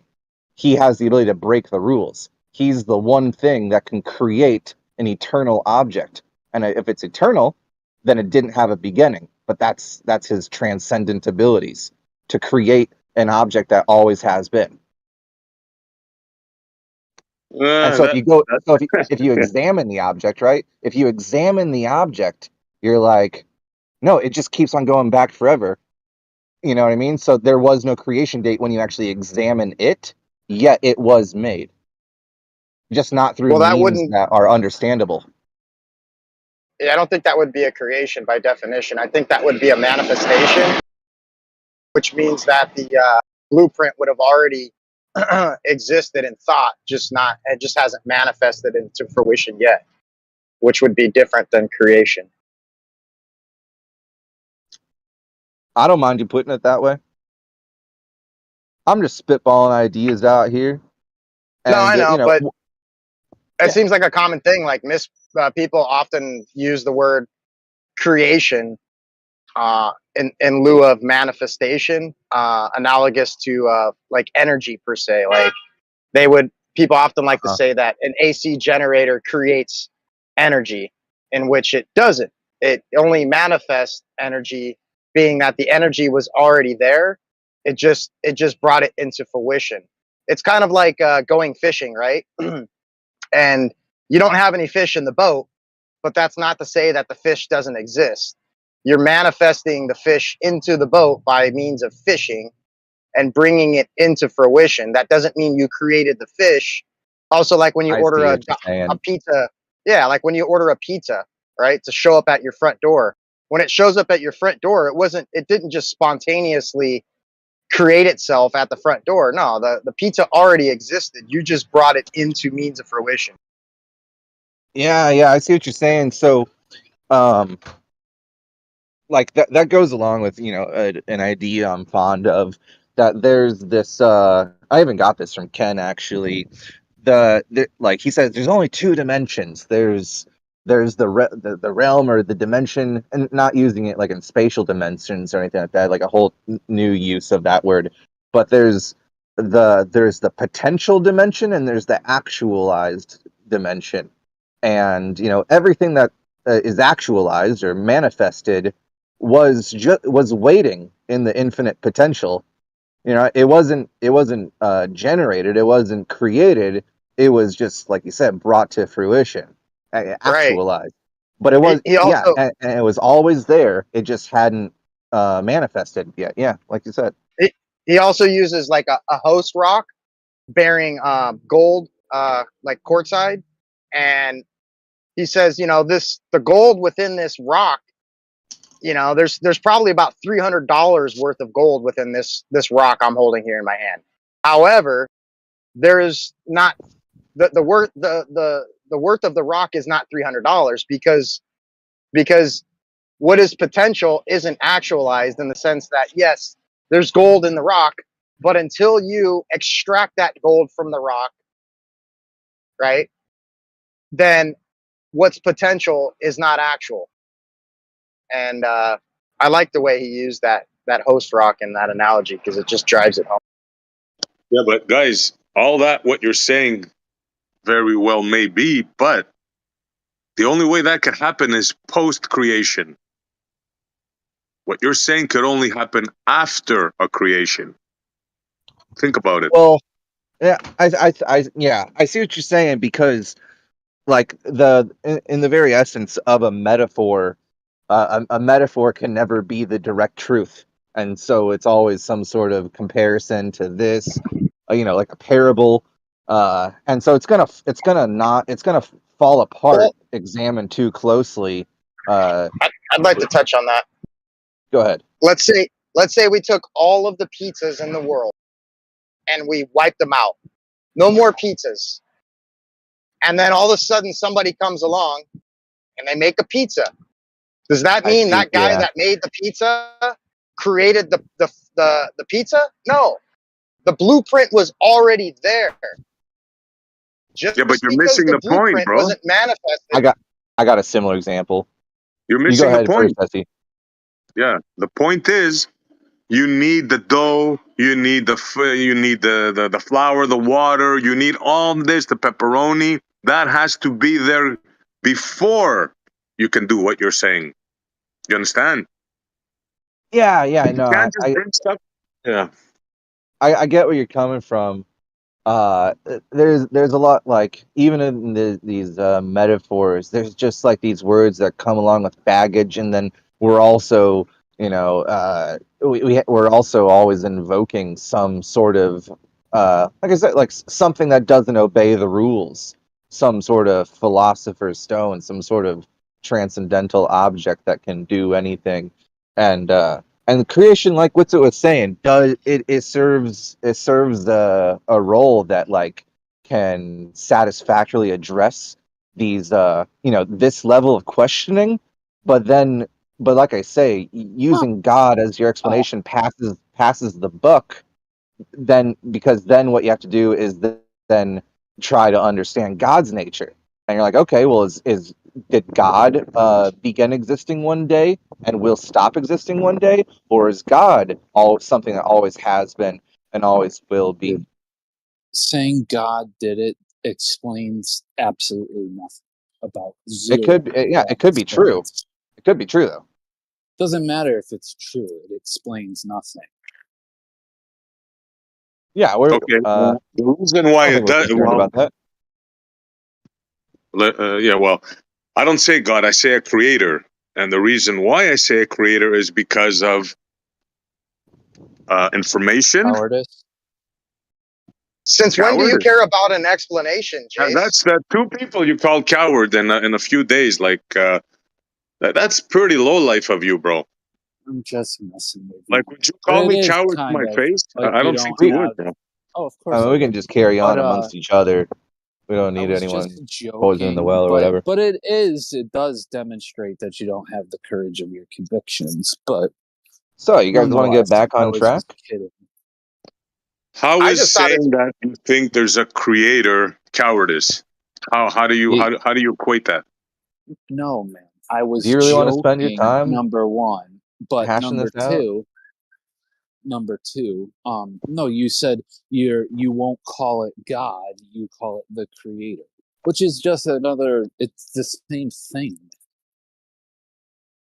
Well, it is in a way, but I want to distinguish myself from any like religions when I say that. I don't want to talk like as a Muslim or as a Christian or as a Buddha.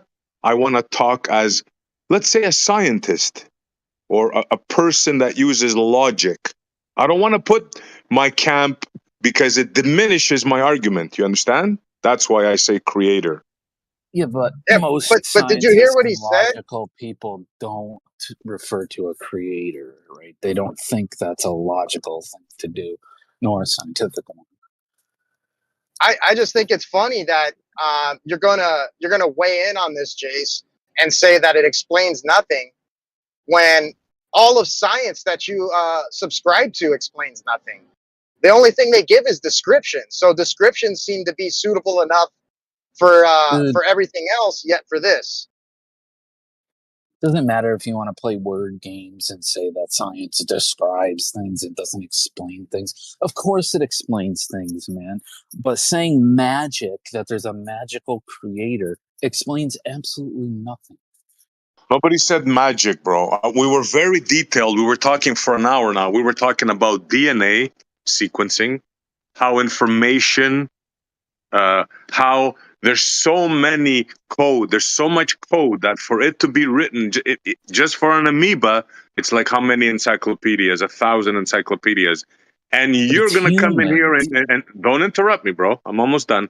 And you're going to come in and tell us we're crazy because we know that that cannot write itself. So you're thinking 1,000 encyclopedias could write themselves in a structured manner. That's what you're saying.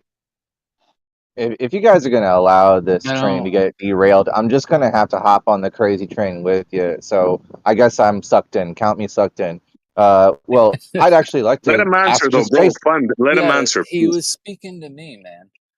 Yeah, so I don't Jace, get, man, do you think I'd say the God most does the, important no, part of our not you, conversation. SC speaking Oh, to me. jeez. All right. Well, I got questions for you because I guess we're all addressing you Okay, now. you You're can the go center of next, attention. bro. Just please Sure. let him, so they don't say we Go don't let ahead. him talk, right? I mean, let him answer, please. Yep. Come on, man. I'm the showroom model. You should know that. But nonetheless, I don't get it. I said, you think God is doing the genetic sequencing? Like, it's humans who do that. And number two, we can see that that code, which isn't really a code, it's molecules. But nonetheless, they mutate and change just naturally. We can make them do that. There's no God present there, no creator present. These things just occur naturally. So an Encyclopedia Britannica writes itself naturally, and you think we're on the wrong side of the argument? Yes. You hear what he just really? Yeah, we Encyclopedia. can write the code ourselves, dude. What are you on about? I Are could you literally serious, write the bro? code. Me I next. could write the genetic code for an organism, and then form all of the DNA needed. It's not that hard to do. We have machines that can do that. So you can create life, is what you're saying? I could create the DNA needed for an organism, and some synthetic biologists have made synthetic organisms. Yeah, but we're talking about life here, Jace. We're talking about everything. Tomatoes, trees, elk, deer, They amoebas. can't even Are you kidding me? make the most simplest form of life, which is a bacterium. They can't even replicate that. Don't let them fool you. That's not true. I know that. He won't fool me, trust me. All right. I'm going to chime in now. Jace, something I'm actually interested in discussing is it. I want to know if you'd play a game with me and try to name one pro and one con to the ideas of the universe always having been and always will be, and or had a beginning and will have an end. Are you able to give a pro and con to each of those? A pro and a con to Yeah, a support beginning and and yeah. ending. No. There's two options, right, that we were discussing earlier. A universe that began and will end, and a universe that always has been and always will be. Can you provide like a support and what do you call it, a doubt, for each of those? So 4 answers total, a pro and a con, and a pro and a con.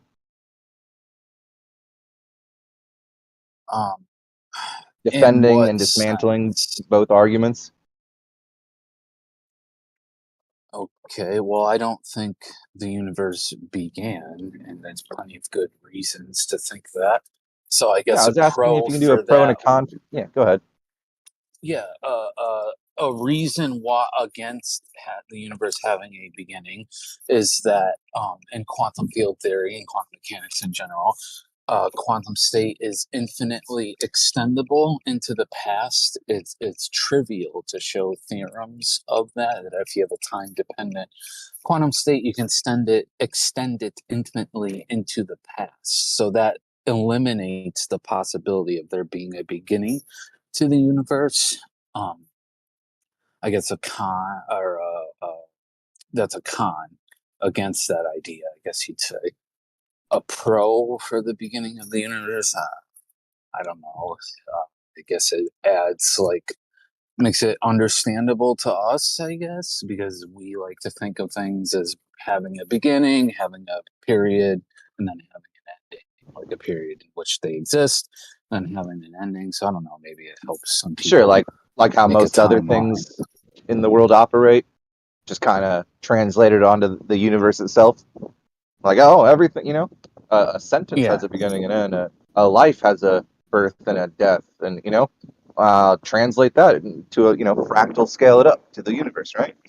Simple enough logic. And it's not great support, but it is something someone might bring up to defend it. Yeah. All right, now you want to do the other one now? Yeah, That's sure. fair. Yeah, and then of course religious and people who believe in the creator, obviously, a pro for them would be that the beginning of the universe is started by Right, God, all they the would put it religions. as. Yeah. So Yeah, with their I mean, creation stories. for the end, I guess.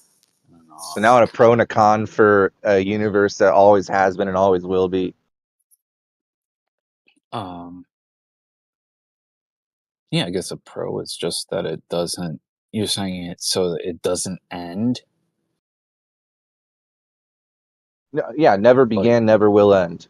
Can you defend? I mean, you kind of did that already, right? You're saying you have some sort of understanding of quantum states that suggests, in that field that the universe always has been and always will be based on quantum states somehow.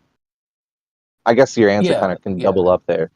Yeah, it's just a theorem in logic that if you have so it's like a formal proven thing in logic that if you have a time dependent quantum state, which most of them are, you can infinitely extend that into the past. You can also do the same into the future.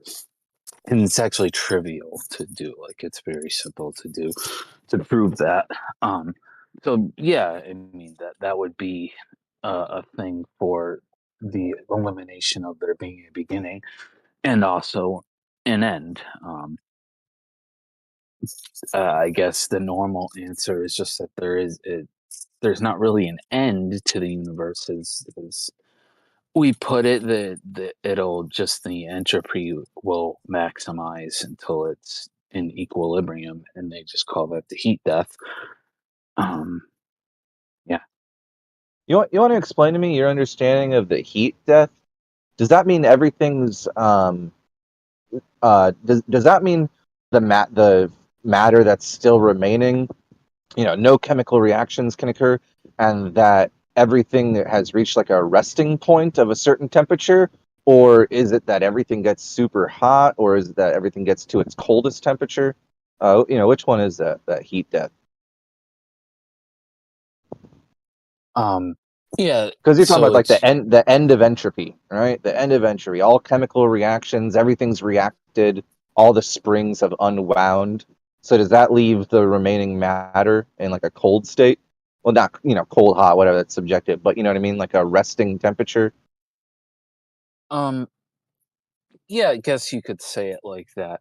Basically, the way I've heard it, way I understand it, is just that it's like the end. So it's not really energy that causes things to move or chemical reactions, all that kind of stuff. It's like energy gradients. Basically, you have to have like a change in energy or Sure, a like an gradient equal, of yeah. energy. what is that And equilibrium that can be reached, though?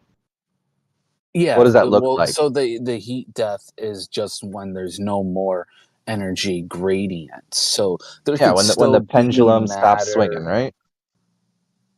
Yeah. There could still be matter and stuff, and it could still have energy. It's just all the energy will be uniform throughout the entire universe. There'll be no area where there's a different amount of energy than some other area, and thus that's it. Nothing can You know why that's happen at that impossible, point. though?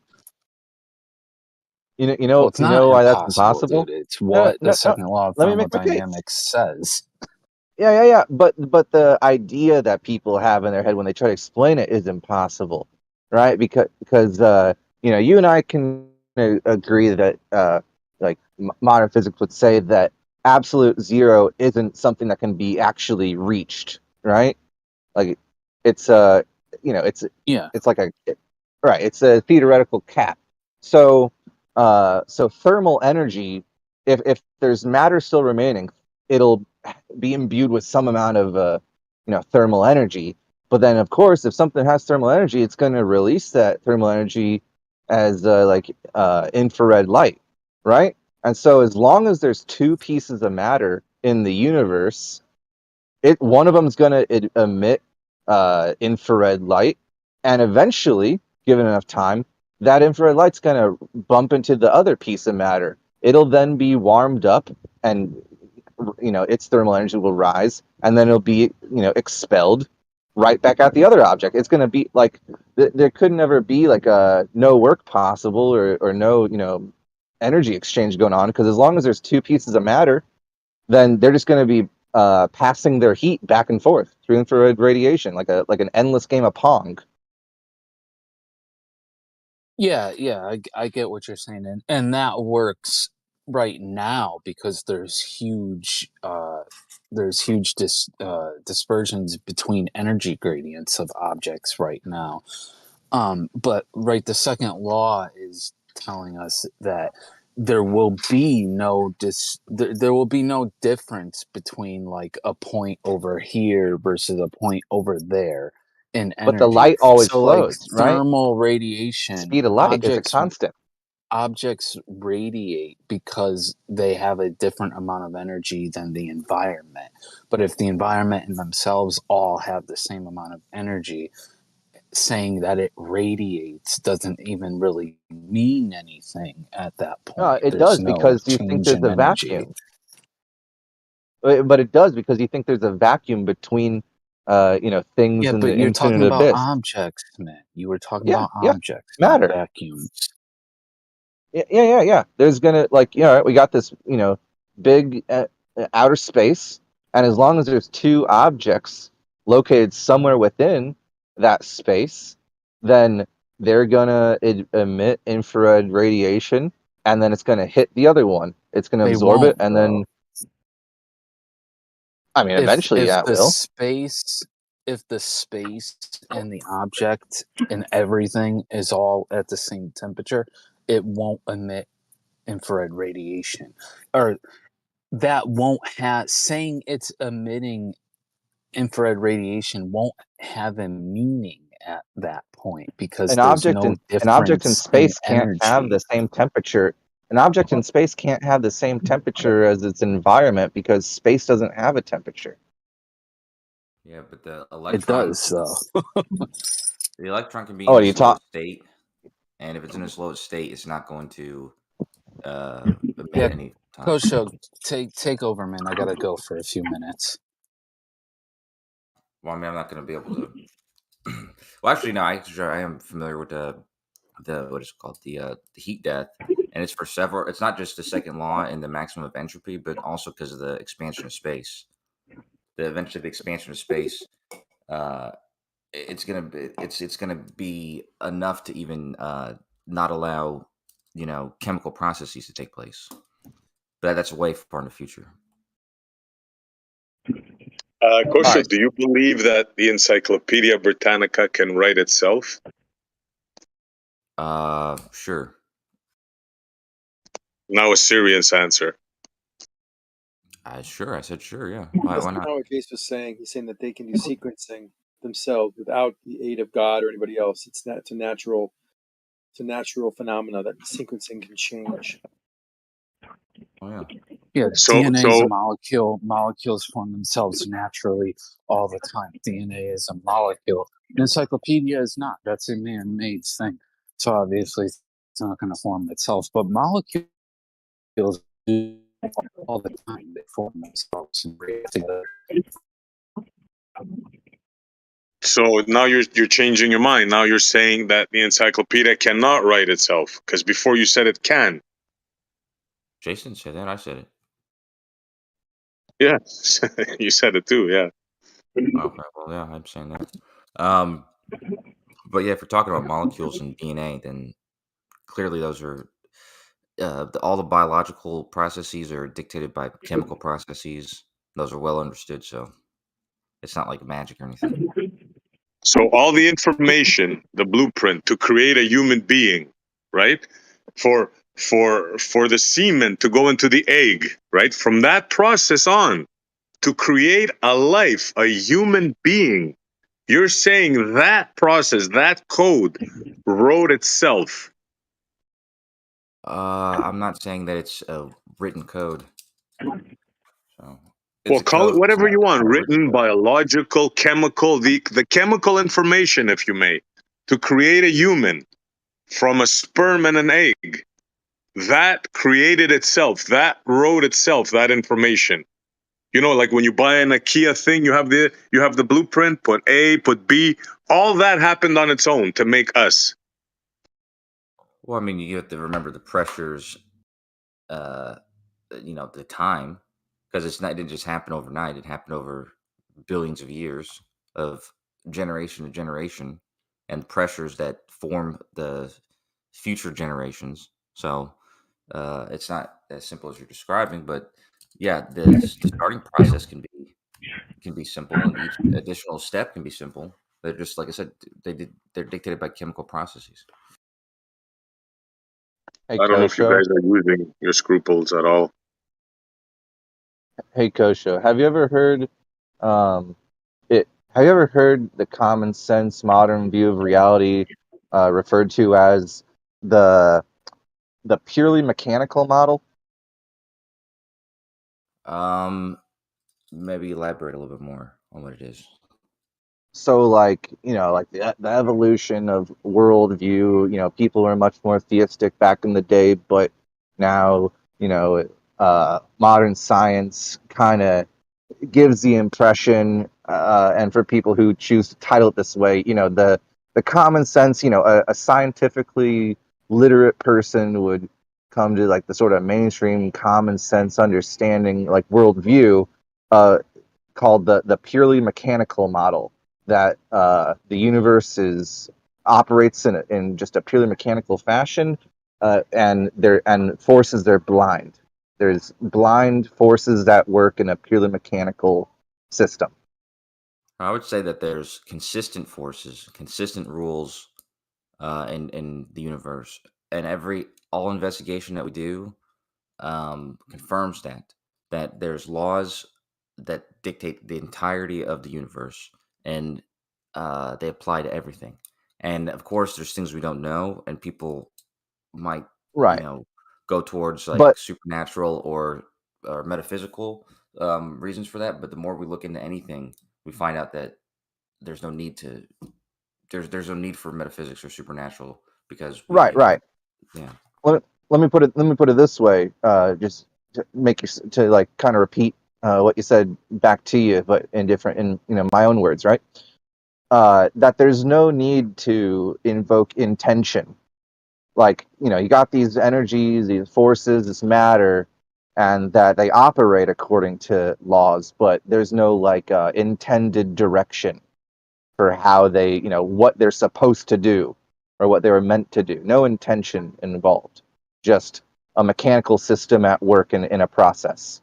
Just a process unfolding of blind forces and dumb matter, right? I wouldn't say dumb matter, but I would say even though that's not impossible, that there's some hidden intention, it's not necessary.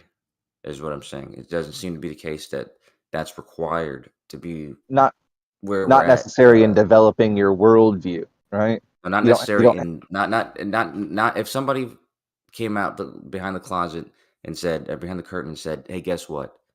There is no intention. This has all been a physical process, physical mechanical process." Then that would fit perfectly fine because that's what it seems to look like. I'm just saying I'm yeah, not yeah. ruling out the what you're saying about intention. I'm just saying that we find that it's not required in That's how the fair. universe works. Yeah. That's fair. And so I think what you and I are talking about here is the how, right? What you're saying, there's no need to invoke that when discussing the how it's operating, right? But then a separate question is, okay, this is how it is, and I see where you're coming from with the blind forces, the mechanical, purely mechanical universal model worldview. And okay, and that's fair. Cause and effect, matter, energy, interactions. This process unfolding. But then a separate question is the why. This is how it's operating. But why is this the way, as opposed to some other way it could have operated? It could be going, right? And one point I just want to elaborate on like the why is that I'm not trying to get to the bottom of it, but when pondering on like the why, I noticed that uh, things only perform. Also, this is good because I remember you and I teaming up to make this point, maybe like half a year ago or something, that things couldn't do anything alone. Do you remember that conversation we were trying to make that point to someone together? That nothing can do anything by itself. There has to be like an interaction for anything to occur. I don't remember the conversation that well. Okay, It rings a bell a little bit, but I can't remember it that well. it's like something can only occur when there's more than one thing. Like more than like two things minimum are necessary for anything to occur. You know what I mean? Like, okay, so like you got the abyss and you got one object. Can it move? No, it needs something to move toward or away from, right? That's like the whole that's the relative. That's why like you and another person are relatives because there's two of you. And if everything's relative, then nothing can do anything by itself. You got a object spinning. Okay, is it spinning? Who, right? There's no meaning in that if it's the only thing in existence. So you see where I'm coming from there? Yeah, well, I mean, I would, and a thing spinning though has multiple parts to it. It has Right. parts that have It relationship with each other. takes a So left. Yeah, yeah. I know what you're saying there. Like the atom on the left side of the ball and the atom on the right side of the ball. There's your two separate things, right? And they're going around a center point between them. That's their interaction. So I think my point is made pretty strongly there. That even the well, one thing, the only way to describe it doing anything is if it has like separate parts you can break it down into. It needs a yeah, left and a right side in order to spin. yeah, there has to be some kind of change, uh, either some kind of change or some kind of interaction. Yeah, Right. like a So a when you single look end, around a the single world, end. Yeah, so when you look around at everything, you can see it just you can just see it baked into the just the fundamental essence of all things that for this existence to do its thing, to work at all, there has to be a given thing and then its counterpart.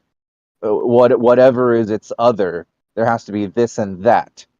And so the purely blind force mechanical universe often gets taken to this level where they say consciousness is an emergent phenomena where like matter, blind forces, energy is put on a pedestal above the perceiver, put on a pedestal as more natural than consciousness. That consciousness is like a happy accident that, for lack of better words, wasn't intended. All that the universe ever had to be originally was, no consciousness involved. It's just matter. It's an emergent phenomena.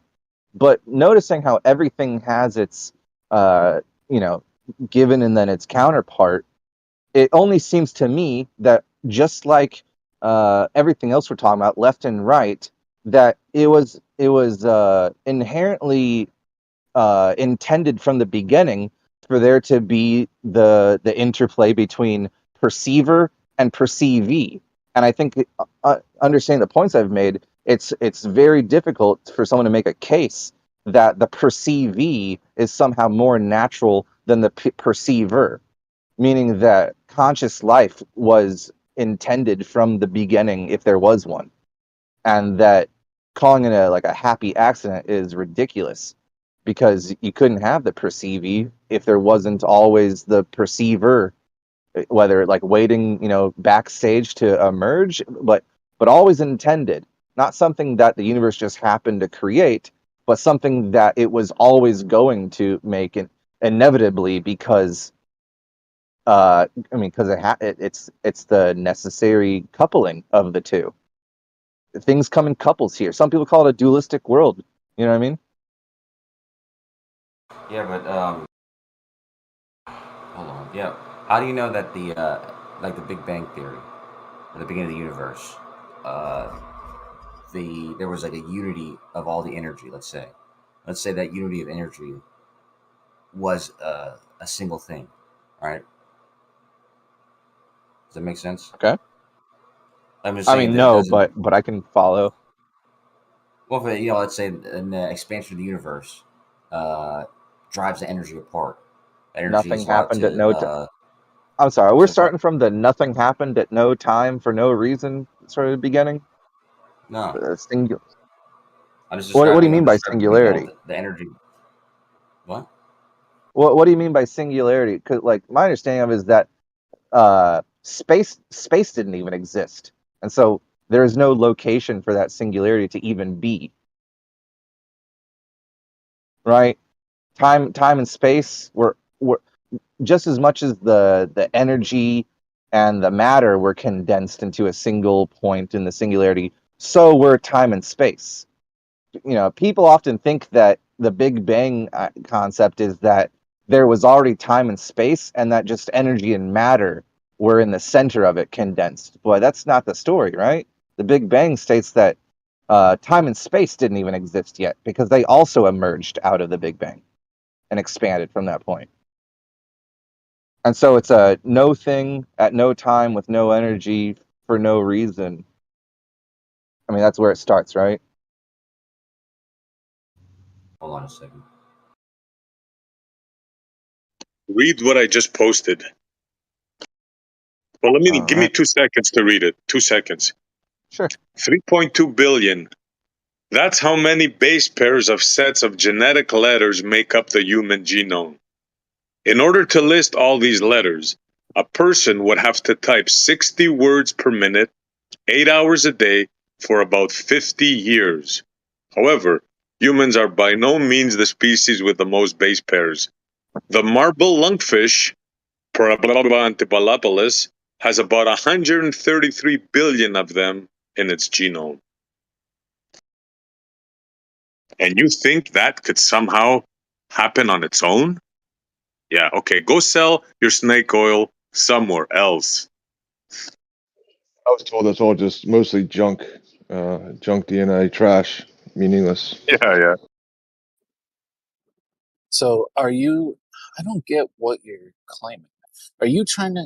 Do you happened on your own? Are you trying to say that a creator made you? Your parents made you, on their own without any kind of supernatural creator coming down and sculpting your DNA.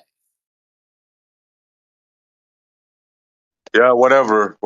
If you didn't understand what I just said, bro, there ain't no amount of words that I can tell you that can just explain, understand Just what everybody answer here. the question. You think a supernatural creator made you Yes, personally? yes, a creator Dear, made oh dear. me. Yes. Why Do is you that think hard that for you to understand? consciousness was a happy accident, as it's often referred to? No. Do you guys not know how reproduction works? No, I'm talking Well, about in the where does beginning. it be? Fundy, give me a second. Who made you, Sure, Jace? man. It's just, you asked me, I answered you. I think a creator created me. Who made you, Jace? Where did you come from? No, I don't think you get what I'm asking. No, let's do this. Follow his questions. Let's My play this out. parents made me SC. They had sex. Who made you? My Let's mom not do got this. All right. This is That and then answers I the was question. born. Now, No who made your God parents? came down and Now, who made your sculpted parents? me. don't Their chicken out of this, bro. Don't weasel out of this. Who made you? Your parents? Who My made us? parents. All I of told us. you. Who made all of humans? Not just Nobody. you. We all made. The generation before ours made our generation. The generation before them made their generation. And it goes back and back till you get to species that we would call populations that we would no longer call our species. Oh, so you're talking about evolution now. So we came out of a pond from a single cell organism. This is what you believe. No. What? No? No. We came, that doesn't even make sense. We came out of a pond. This pond was made from a single celled organism. It doesn't make any sense. No, Well, come of on, course man. it Don't play doesn't. dumb. That's your model. Sir, you No, brought it's up not. evolution, did you not? Did you not? Evolution is not organisms coming out of a pond and the pond's made of a one cell organism. That doesn't make any fucking sense, dude. Oh, come on, man. You've seen the No, it Star doesn't Trek make any episode clip, sense. haven't you? What? Haven't So you seen the where Star do Trek you come episode from? clip? I already told you where I came from. My parents made me End of through the conversation. biological Just reproduction process. hat your hat. You can't answer the You're question, can breaking you? up. You cannot answer the question Are you honestly, asking right? where our species came from? There's tons of hominins that are transitional to us. Okay, let me rephrase it so in a way that you can't weasel out of it, for a lack of a better term. Where did all the animals come from? Yeah, so the clade of eumetazoans came out of the eukaryotic domain. What? English, please. The clade of animals, the group of animals that we belong to, stems from eukaryotic organisms. Hey, Like I SC, said, English, please. Pretend we don't know what you're talking about and break it down for us. That is Where English. did this come from? Did it just spontaneously combust, or did somebody make it? That's a very clear-cut question. No, nobody I made have his that's a answer in silly clip form. postulation to put forth. Watch what I posted, SC, but skip to 2 minutes in. 2 minutes in is his answer, or the one he's supposed to be saying Go right ahead, now. We know. Fundy. Ask me the question more clearly. Maybe I'm not. Nobody Okay. made us. We're just natural. Yeah. Yeah, I got you. There's Okay. no maker. Just watch the clip. Watch the clip I posted, but skip to 2 minutes in. It's like a 3-minute clip. You only got to watch like minute 2 to 2 minutes and 30 at the seconds. moment. I can't watch clips at the moment. I'm driving. When SU's done beating you up, I was going to ask you, just in your professional opinion, like where, so you're doing like the timeline of different I guess creatures. I don't know what you would call them, but along with the as far as you said, okay, your parents create you. I was going to ask you more specifically, like when is that considered in your eyes alive or life? Like at what point? Like what point is it life?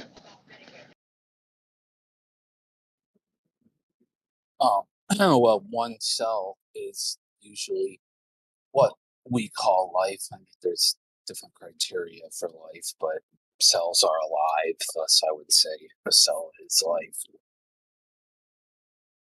So I mean, so then both these two things are already alive, and then you're is that the understanding? Like you got the sperm, the egg, There's already life within both areas, or just one area? No, an egg cell is alive. It's a cell. A sperm cell is alive. It's a cell. So then you combine now these two things combine and create a new life, but the life was already pre-existing. So in your eyes, is that what you're saying, that your parents didn't create you because it was already pre-existing life, or are you saying the opposite? Well, yeah. I mean, I guess if you want to like be that stickler about it, but I mean, I came from my parents, obviously. Yeah. I You're guess still if you tap want, dancing, huh? You're still tap dancing. how am I tap dancing? What are you talking about? Everybody here knows what the question I asked you is. Everybody, except Dude, you. we evolved. Life originated through the process of abiogenesis, and then humans evolved many billions of years later. I don't know how much more clear I can make my position. There's no need for any magical, supernatural being That created. is magical. You It's just came out imagination, of anyway. nowhere. You just popped. Yeah, he just popped into existence, Andy. That's not magical. This is just projection. You have a magical position of a supernatural creator that can't be proven, can't be demonstrated, no evidence for, and you are trying to say that me saying just natural processes that we can demonstrate are what led to us is magical. Get the fuck out of here. So you lost in the law then. Reality. You lost in the law. That's fine. He can do the Big Bang, get all the way from the Big Bang to cells. Jace is a great guy. Come on. Yeah, he is a great guy, but he cannot demonstrate it. That's the problem. If he can demonstrate it, then we'd all shut up and go home. The Well, problem he said is he can, so I just take it's his word all for it. He can make his own Big Bangs. He can grow his own life, and he's Yeah. basically the creator, like walking around. Yeah, an arrogant scientist who thinks he knows everything. Yeah, basically it. The So irony is just hilarious. Sir, you said that you can demonstrate this, correct? Can you please demonstrate it? No, we can How life demonstrate. started. We can demonstrate that the biomolecules of life form naturally, that DNA mutates naturally. There's no need for any supernatural kind of processes in these. We can show that they happen naturally. These lead to changes in organisms that are alive already, which is the process of evolution. We can show Alive already? Hold on. show that genetic information can become encapsulated by lipid biolayers, which is one of the processes of abiogenesis, or one of the mechanisms of abiogenesis, which is how non-living materials became living materials, and a bunch of other. We could show how those molecules are formed through chemistry. All of these things can be shown and have been shown. Absolutely not. Everything he just said right now is not true. Not true. Because if it was true, that means that he can create life. Well, That's what he's telling you. I thought he said that.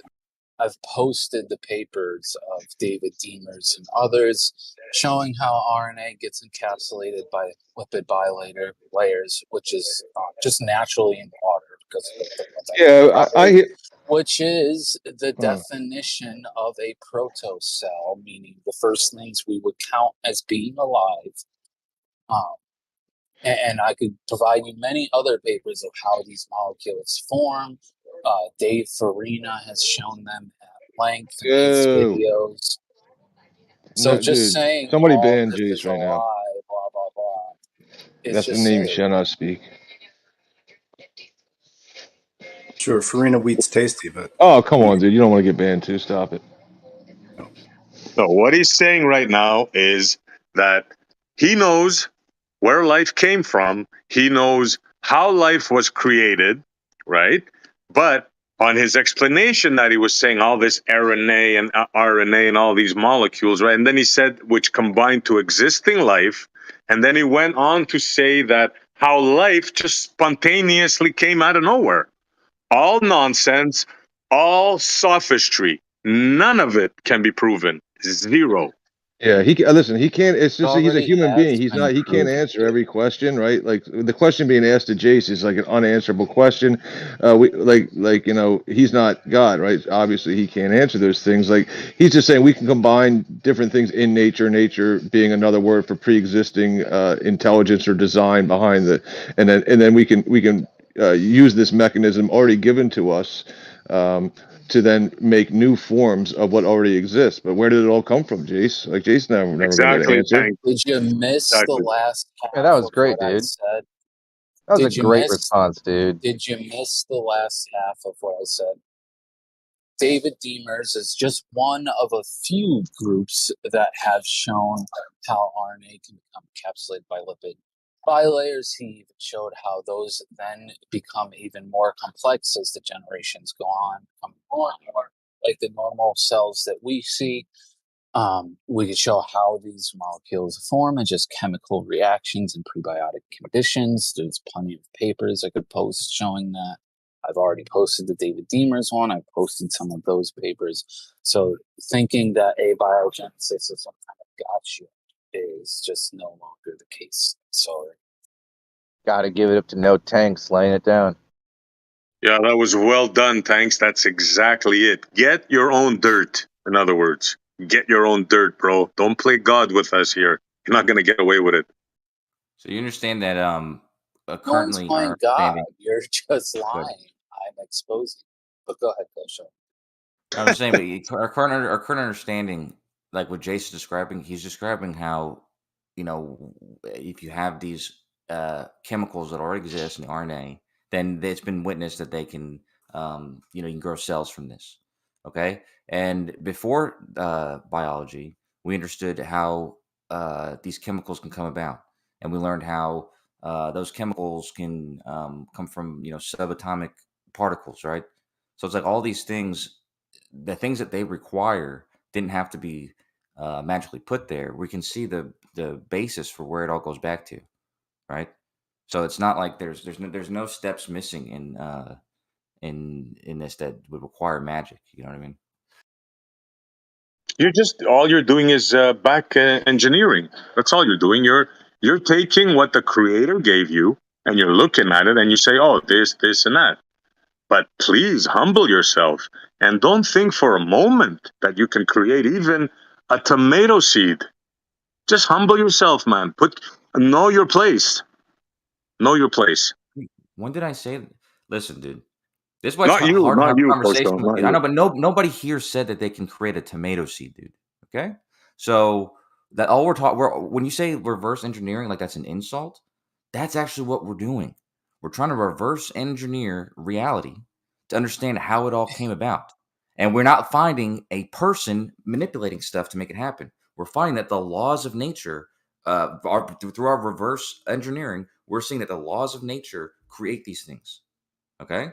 I mean, that's No, just you're it. just seeing the laws of nature. You're just discovering the laws of nature and you're thinking that it happened on its own. That's what you're doing.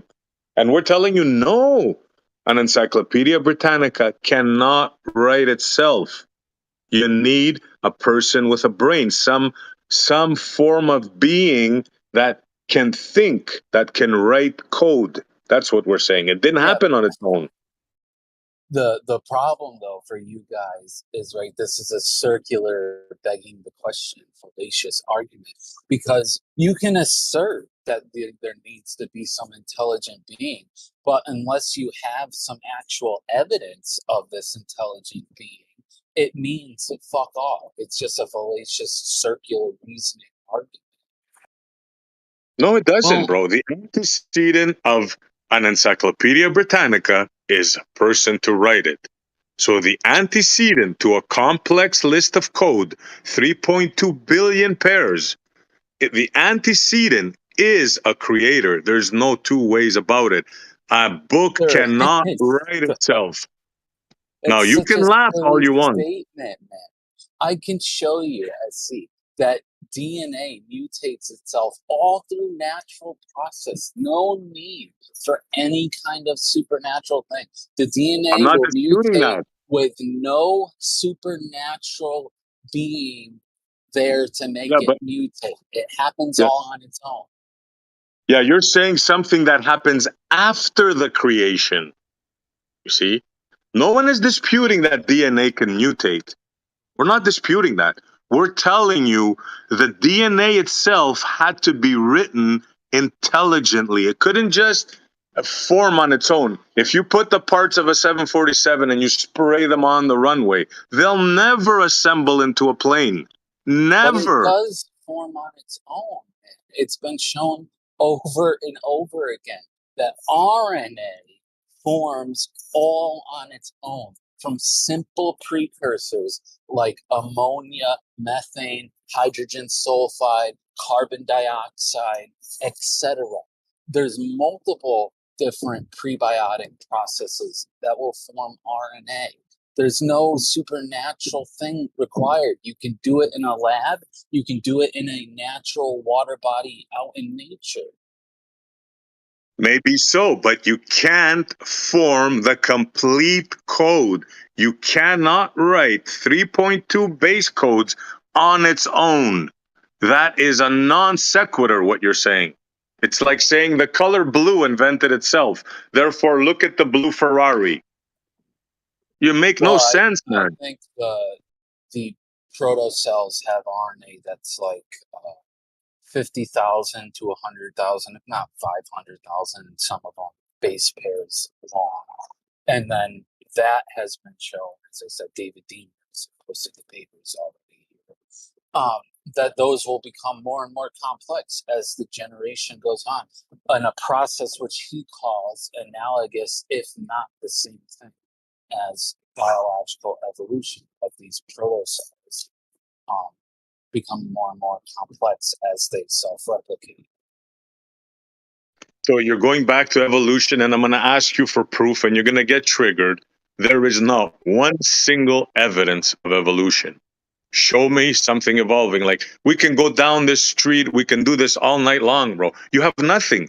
You have no concrete evidence of this happening on its own. You cannot make an argument Just that, told you the fucking evidence, dude. David Demers did it. Multiple people have done it. David Demers is just one of them that I've posted.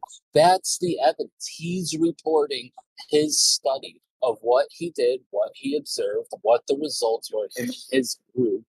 That's the evidence that these things happen naturally. Scientists do their experiments, they report them in papers, and other people can cite those papers for evidence. so you think because somebody did an RNA, right? You think that that proves that life happened on its own, that an Encyclopedia Britannica writ itself. There is no way in hell, bro, you're gonna convince me or any intelligent person of that. You can ride your high horse and say this guy did this and this guy did that, but everybody here knows nobody can create life. Now, you can But say this is just whatever you want, projection, bro. right? It's You're not just projection, projecting. it's Because facts. you can't convince intelligent people that there's the magical creator, man, because nobody that's intelligent believes that shit. Most scientists, I read a study, it was like 88% don't have any belief in God. They're atheists, right? So the intelligent people, the people that are familiar with the relevant evidence, don't believe in your creator, man, because they're familiar with the evidence of how these things occur naturally. No, so you want to tell people that life started in a pond, and I don't care if you get triggered, that's your model. Learn to live with it. So your model is you started in a pond, a single cell organism, and then it evolved into jellyfish, into fish. Then the fish crawled into the fish grew lungs and legs and crawled on the land. And before you know it, here we come. That, my friend, is the most nonsensical story. and you laugh at us for believing in a creator? No, we have the upper hand here, bro, because you cannot show anything, nothing. That's just projection fallacy Let's do and it. strawman fallacy. Let's do it, That's just scientist boy. projecting and strawman all at the same time. Now for me, time to do it. Let's go from the single cell organism. Explain to the world, smart scientist, how that works. Go ahead. Well, real quick before he does that, I mean, I've heard a Explain shit ton of PhD scientists that advocate for God. So I don't know, like, where you get off saying that majority of understood individuals don't entertain the notion of God. Like, that's just Yeah. a fallacious lie. It's some 88 to 91%. Yeah, It's I didn't fallacious, say fallacious. all of them. I didn't It's say not even that all of high. them. There Yeah, are it's not plenty. even near There are 80%, bro. stop lying. There are plenty of scientists that are still religious, and they still understand that abiogenesis. They understand Okay, walk evolution. us through. Some Walk of the us through. most famous proponents of evolution are Christians or Catholics, like Ken Miller, who defended evolution against the Discovery Institute in the Kitzmiller versus Dover trial. Star Witness considers himself a Roman Catholic. That's not really in there though, is it? Can we just how did the first cell get going then, Jace? Please walk us through the I RNA. already Which started... explained that, man. Oh, no, sorry, you didn't. No, you didn't. You just said Holy some guy shit. made some RNA, and here's his name. I want you to walk us through. We're in Pond now. We're back in the old days, right? Billions of years ago. Some RNA made itself. Walk us through the process. What happened next? How did we get from that to us? Please, sir. You want me to explain billions of years of evolution to you in a Discord chat? Okay, sure. Yeah, you start with single cells, then there's processes. No. Before that, dude. So now What started the this single guy cell? wants me to go before The first cell. Yeah. RNA. What kicked it off? What made it? Was it like a lightning storm or something like that?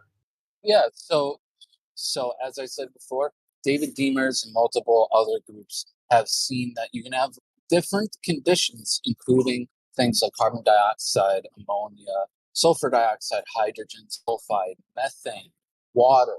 Those kind of things will eventually, there's a few chemical reactions that they perform, which will result when combined with the right minerals that are present on the surface of the earth, will form RNA strands. Those RNA strands can just become encapsulated by lipid membranes because lipid membranes form these vesicle-like structures just naturally when they enter into water. That's how soap works.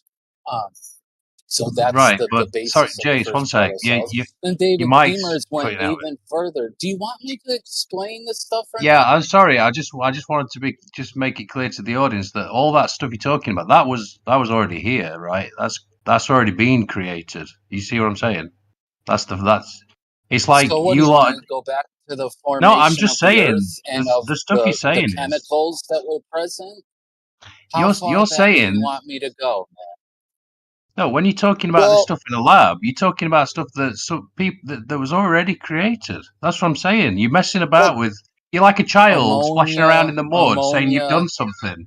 You haven't done keep in anything. mind, Jace. Water, do carbon keep in dioxide mind are just that natural chemicals. Guys, hold on. All right, hold on a second, please. Guys, we don't want to have to mute anyone, but let's all go one at a time, please. All right? If you want Jace to tell you a once upon a time story, it's probably going to take a minute, so don't interrupt. If not, then don't ask him to tell you a Dude. once upon a time story. I'd literally have to talk for days to explain the level of all the stuff they want explained. Well, I think Andy's trying to get back to the original beginning where prior to all of this other extra stuff. And with that being said, you also would have had to cool down to a consistent temperature for all of this stuff to even take place. which is a whole nother debacle that throws off your timeline. But anyhow, carry on. You gotta say that again, man. I'm sorry. I got a fucking spam call right in the middle of you talking. No worries. I'll just sum it up real quick. Andy's trying to get to the beginning prior to all the stuff you just mentioned. And with that being said, you would have to account for the fact that the Earth's temperature, i.e. the crust, would have had to have been a consistent temperature, which throws off your entire timeline of the origin of life. And that's just one debacle that you've got to tackle amongst many others. I'm confused. What do you mean? The crust temperature, right? There was like the Hadean and the Archean eons where the bombardments were happening, and then the Earth cooled after that. According to the geological record, there was just regular rocks that we can date back to those times. And then the first bacterial microfossils and like biogenic carbon cycles start showing up right around those same times that the first formation, the first rocks start happening. Okay, so for time's sake, let's cut to the chase, right? So you believe we went from a single cell organism in the pond, right, to where we're at now through the process of evolution, biogenesis, call it whatever you want. One creature had to turn into another creature for the single cell organism to be where we are now, billions of life forms. Is that correct? Yes or no? No, it's not. It's just another straw man. It's a straw man. So explain to us then, this is where we get them, guys. Listen up now here. Explain to us how a single cell organism became billions of things without turning into another thing, please, sir. Well, they don't turn into another thing, right? I've explained this to you like a million times already, but if you want to hear it again, I guess it could be a broken record.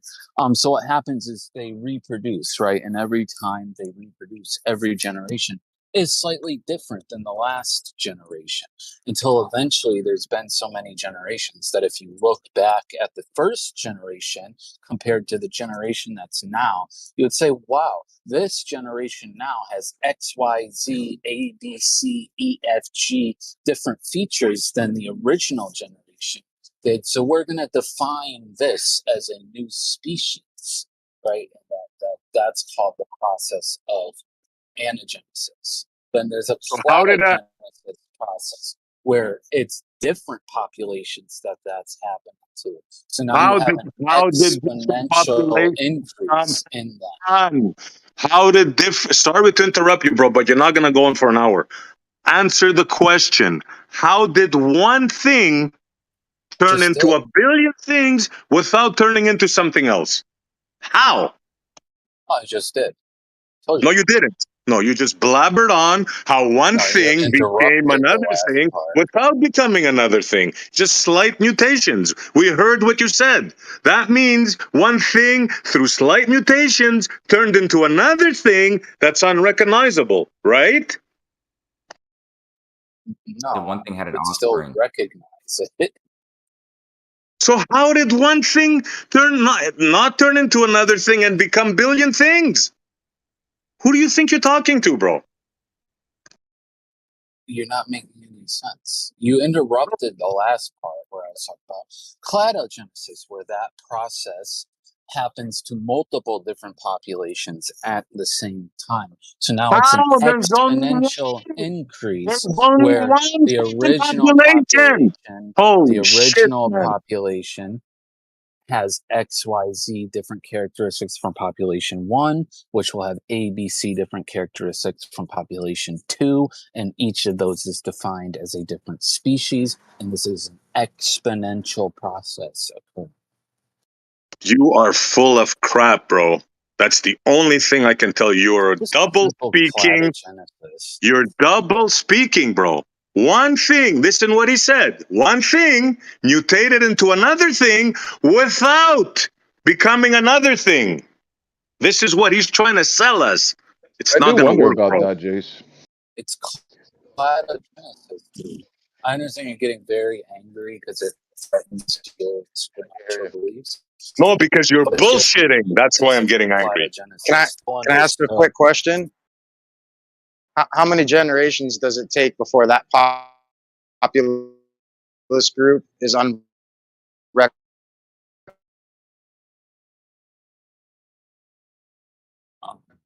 Did he break up for anyone else or just He broke up. I think he's asking how long until that one generation is unrecognizable. Jace is breaking up too. Yeah. Well, right, that's multifaceted. The first thing is that it's arbitrary, right? We define species by their different suites of characteristics that they have that are different from each other, right? So it's just kind of where we decide, like, okay, they have X, Y, Z. What I asked was different how many characteristics. generations So we're going to call it a different species. does it take?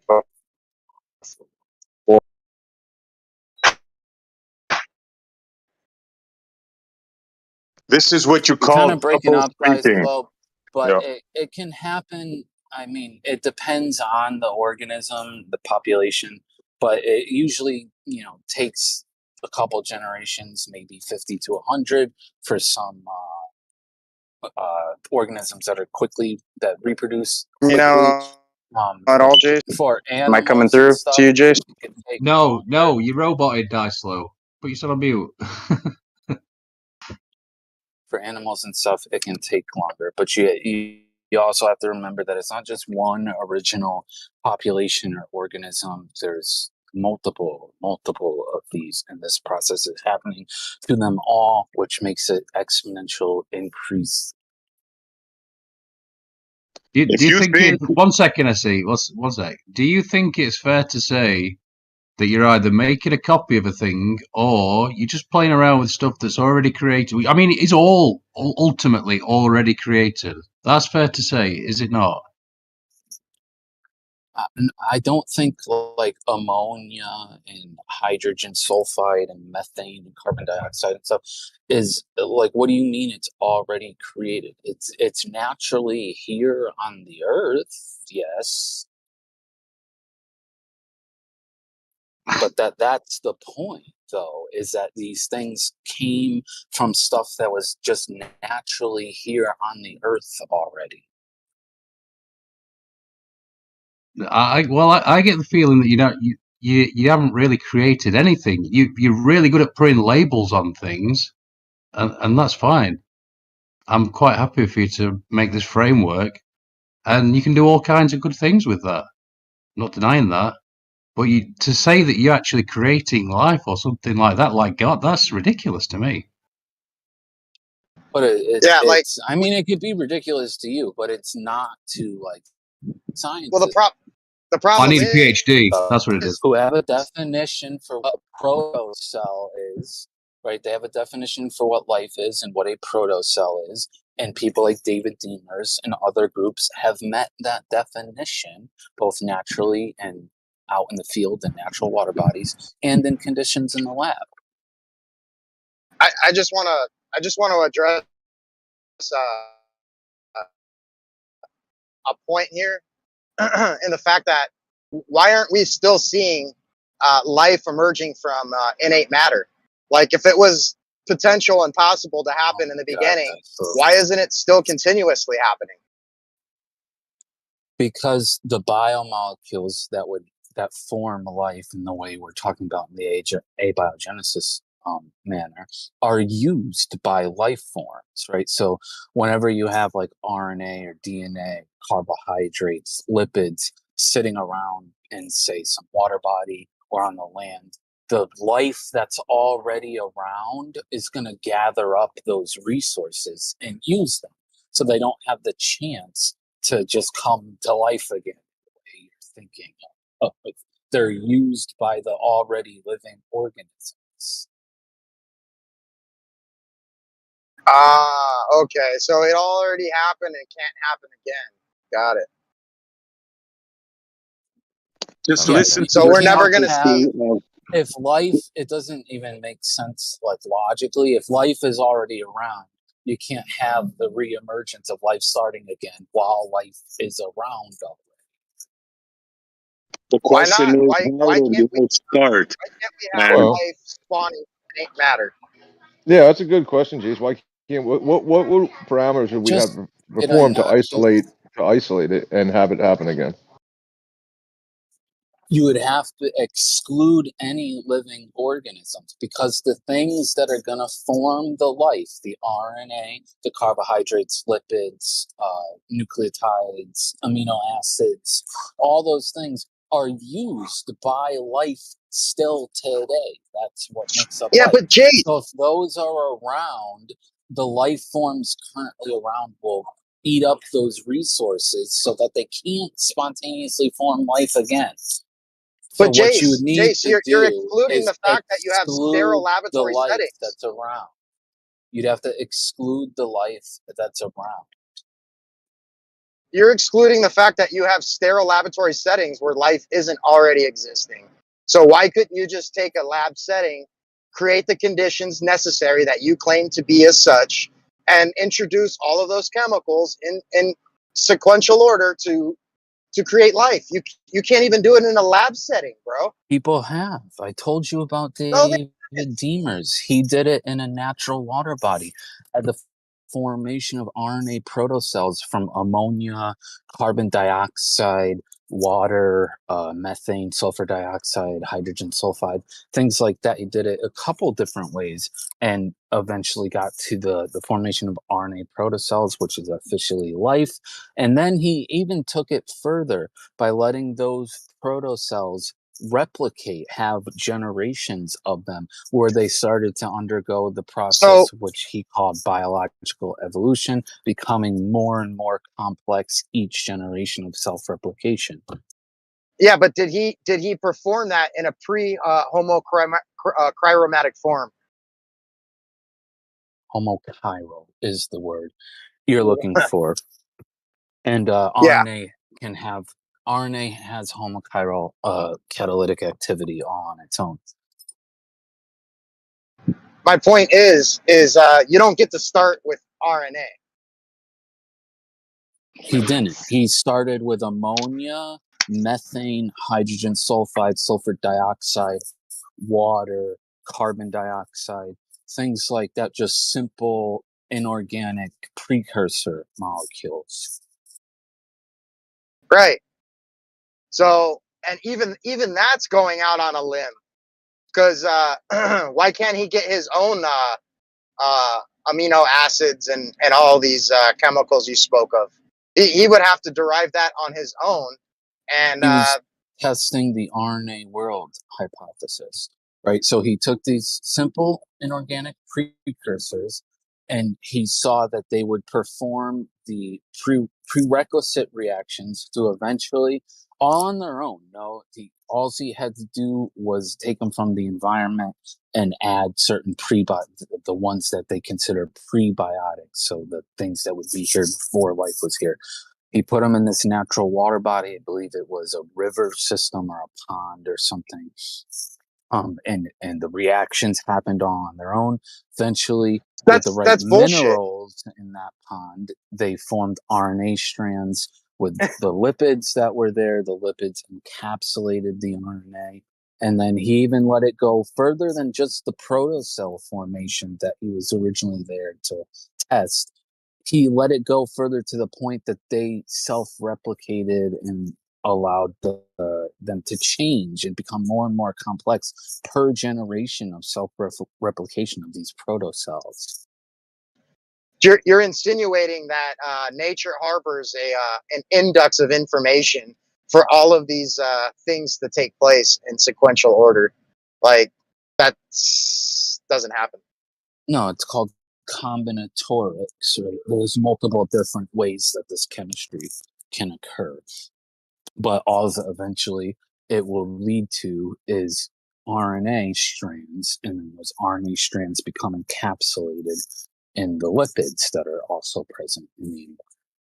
So it's showing these things that are just naturally present will form these protocells. That's what he was demonstrating. The RNA. Well, the things hypothesis. that you're saying are naturally present aren't naturally present, like meaning that they're just hanging out and waiting to be used. Those things have a half-life, and they only stick around for maybe a week or two in stable conditions. Water is around for almost ever. Ammonia, carbon dioxide, hydrogen sulfide, all those have extremely long half-lives. No, But you are no. actually on the right track, because life, the biogenic carbon cycles in the first microfossils showed up very quickly after the Archean eon ended. It was only like 300 million years, which is well within any half-life of any of these biomolecules you would want to say.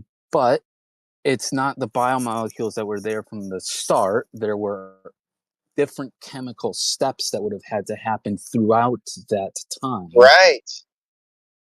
And that's my point. And that's why I say prior Yeah. to a homo what's the word? Chiral, dude, but that has yeah. nothing to do with what we're talking about currently. Well, it does in the sense that how are ammonias created naturally prior to life? From nitrogen gas being catalyzed, two of the nitrogen atoms get bonded together with hydrogens from hydrogen gas. You need a catalyst involved in that, which a lot of minerals can serve as a catalyst, etc. Well, unfortunately, I'm not educated enough on this topic to take it any further with you, but thanks for entertaining my questions, Jace. Yeah, no problem. I got to take off for a little while too, so.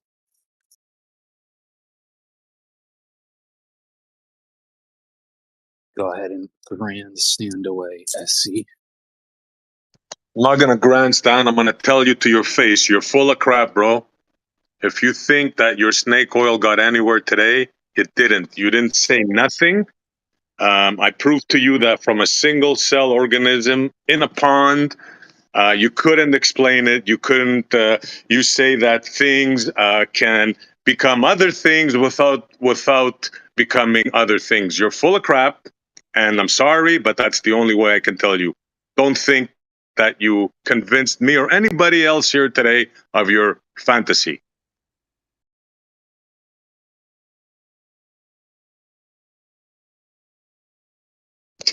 People like that just freaking infuriate me, bro. Infuriate the heck out of me. Coming here and trying to explain to us how things become other things without becoming other things. And thinking that he's going to get away with it. It just infuriates me, man. You know? And then he just blatantly started lying as usual. Yeah, that's what he has to do.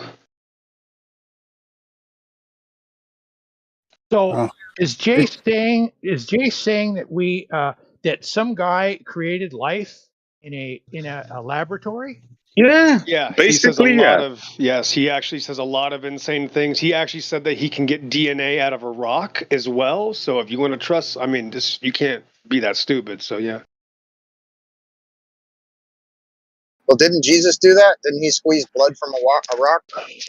Oh, chapter and verse. Yeah, God can do that. Yes, God can do a lot more things than that. That'd be easy for God. But people, especially people on the internet that hide from morality, they will not be able to get anything out of a rock. No. Well, it's just that the claim is built upon organic compounds which are already present within the environment. So if you were using a sterile, clean lab, I don't. You ammonia itself is like an organically derived compound, I believe too. But it's so this is just a wild goose chase, and it goes to show that everybody's got to believe in something, some story. This is just his, I guess.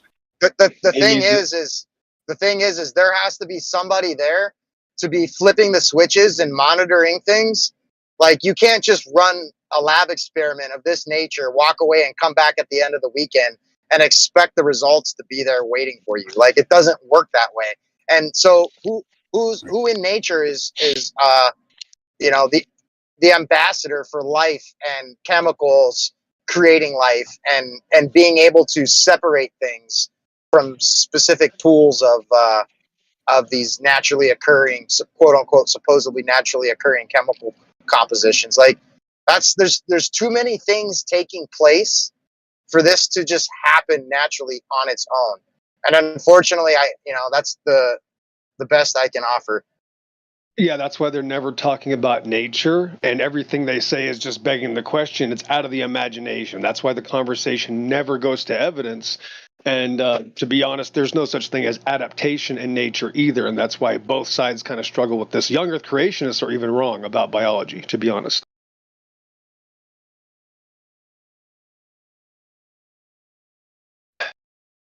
I recommend, if you guys are interested on this topic, check out Dr. James Tour on the Origin of Life project. He's the world's leading biosynthetic chemist or synthetic chemist, and he says that you can't have life without God. So there you go. Right. Genesis 1 explains there's no such thing as adaptation. Everything starts off at its best, the best it can be, and then always breaks down afterwards. And that's what we see in nature, bunny fingers, because that's all that is entailed. So a gene pool never produces anything other than what's in the gene pool. That's why if you use the term natural selection actually disproves adaptation and evolution. All you got to do is ask them, did it already have the ability? You got two options, A, yes, B, no. Both options eliminate adaptation. Surprisingly, again, young Earth creationists and flat earthers don't know this yet for the most part. Again, just disprove adaptation. There's no such thing. Either something has the ability already or it doesn't. It's that simple. Yeah, there's nothing in an animal's code that could make him turn a cat into an elephant. Everything that's needed for the cat is in the code. There's no sequence there where it could grow wings or, you know what I'm saying? It's not there. Right. That's right. And SE, what about this? There's not even anything there to give you a better ability than you already have to survive in any environment, cold environment or hot environment. The creature already has to have the ability just to survive in the already existing environment. It's that simple. Exactly, bro. You can't grow a fur coat slowly. In other words, what he just said. Bingo. Exactly. You You got need it. that fur coat. You're a bear. You need the fur coat, or you're not going to freeze in the cold. Exactly. Right, and then they'll bring up polar bears. Yes, polar bears, by the way, they're not called polar bears anymore here, are they? The Arctic bears up north already have the ability to be Arctic bears that look like they are going to blend in with the environment. They didn't gain that ability. Did they keep dying and then gain the ability to look white? Is that how it works? No, you already have to have it. It's that simple. It's a process of elimination to catch 42, you see? Exactly. Very simple, irreducible complexity. That's it. That kills their whole thing, everything. That's why they hate keeping it simple. They have to complicate it. And that's why I tell people, you got to keep it simple. Don't even use anything other than any sort of big word. Stop saying ontology. Just bring it right down to you have the ability or you don't from the beginning. So all of creation demands Yod-Heh-Vav-Heh, the supreme creator. All of creation demands that there's already a supreme creator from the beginning. Genesis 1, yeah. There's an interesting quote from this guy that you guys were talking about, this Craig Venter.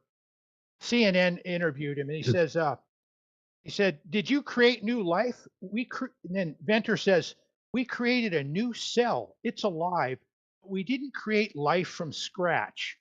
And then he goes into telling how he did this, and it was, I mean, he had to do a bunch of stuff. It took a creator, him, to create this cell, and yet these guys say they're creating. Jay says that he's created life, and yet the guy that did it says that he didn't create life. Hey, XO, before I lose you, right? Since I got you here alone. What? Who's this? Who's this? No thanks. Since I got you for a second, Did you hear about this pastor who put out a challenge? It might be right up your alley. No, there are many. You're gonna have to send me a link or something. Yeah, he put out. Let me see who's in the room real quick, just because I don't want any like Globers on it. So he put out a challenge. He has 3 million subscribers. He said, He said, anybody, I'm going to give you the flat Earth floor and for the 3 million live viewers on my during my event, and if you can prove flat Earth using the Bible, he said, I'll give you $30,000 right on the spot. He promised it in front of his entire congregation. Okay. Yeah. Well, unfortunately, no one's going to get that money because the Bible is not a flat Earth book, so that's not going to work. Yep, the Bible shows there's heaven, earth, and the seas, and all that in them is. So the Bible's a Jesus-centric book, not a geocentric book, and it doesn't say the Earth is flat. It says the Earth is the Lord's, and it's immeasurable. So no one's going to get that money. I mean, you could use it for that too. I was wondering if you'd have heard of it. No, I have no idea. I'd love to speak to anybody that wants to challenge the Bible because it's clear as crystal, and these things are very obvious that it's, if he offered, can you disprove my outer space cartoon ball cosmology, that'd be a different bet. But the technicality is what matters. Every dot and tittle matters. So if he's saying you got to prove that the Bible's a flat Earth book, that's not going to work. Yeah, because it doesn't say that. Yeah. Well, he did more specifically go into depth, biblical cosmology versus globe. He believes that the Bible proves that the Earth to be a globe. That was his challenge. Yeah. Send me a link. I mean, I'm certainly open. I probably can talk to him more than I can. Flat Earthers don't want to talk to me, that's for sure. So it would be fun to talk to that guy, maybe, but I don't know. I mean, as soon as I start talking, if you're not already part of a, Democrat versus Republican, red or blue, you have to pick a side. People don't like that. If you're not already part of a formed package, people don't want to hear you, so it's probably not going to, just like everybody else. People are scared of new information, so I doubt that they'd be interested. You can't even get people to pay attention to the basics, especially if he already believes it's a magical ball cosmology of the Bible, then he's going to just do what everybody else does and say everything's allegorical, like Matthew learns,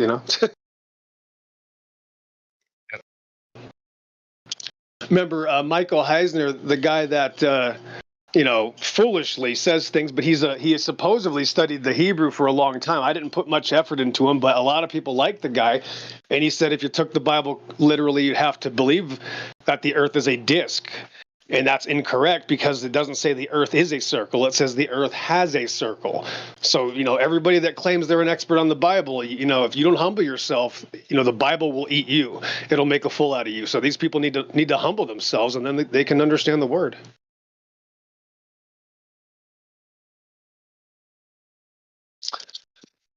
Baruch Hashem. Yep. So he said what did he just say? He said that he was going to show that according to his Bible, that flat Earth is nonsense. That's what he said. Just to be clear. When is this going to happen? That's an open claim. That is an open claim. You know what I mean? Like that's so open. There's no, you know what I mean? Like there's no technicality there. Like where's the contract that I'm going to sign so that we can make sure our specifics are detailed? When somebody says something that loosely, that they're just going to wiggle their way out of it. Yeah.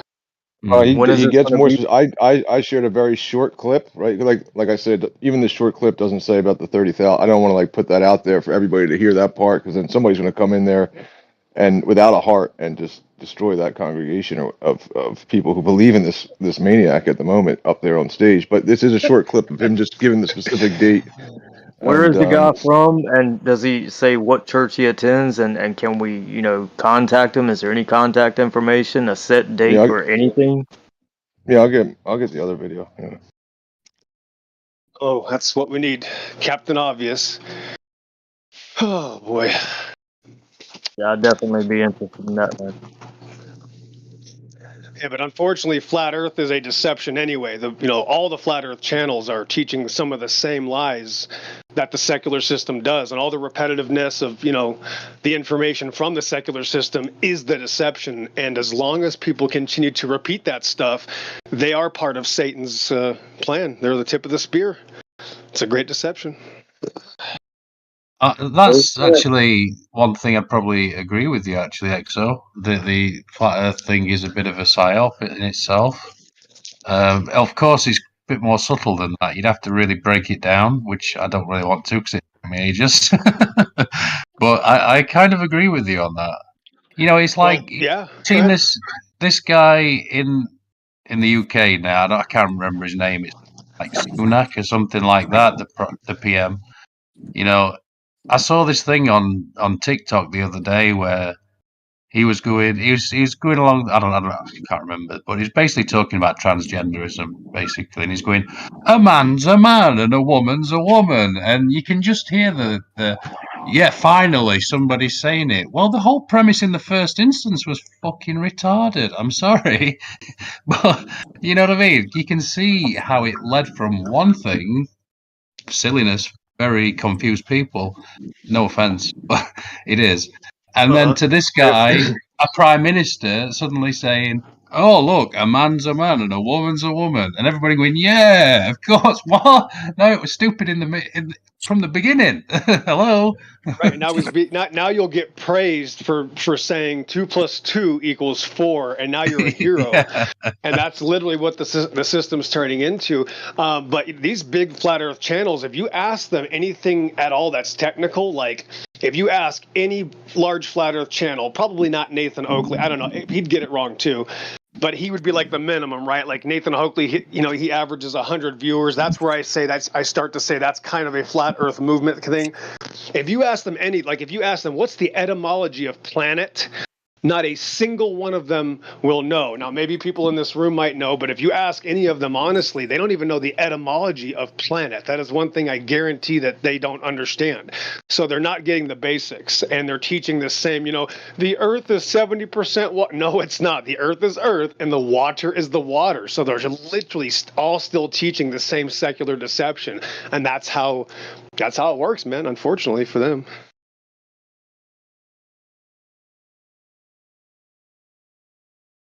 Yeah, no thanks. Were you going to say something there? I was just going to say the guy's name, but I put it in the chat. Oh, okay. All right. How you guys doing? What is the guy? Hey, what's up, Noah? What is the guy's name? Pastor Greg Locke. Greg Locke. Yeah.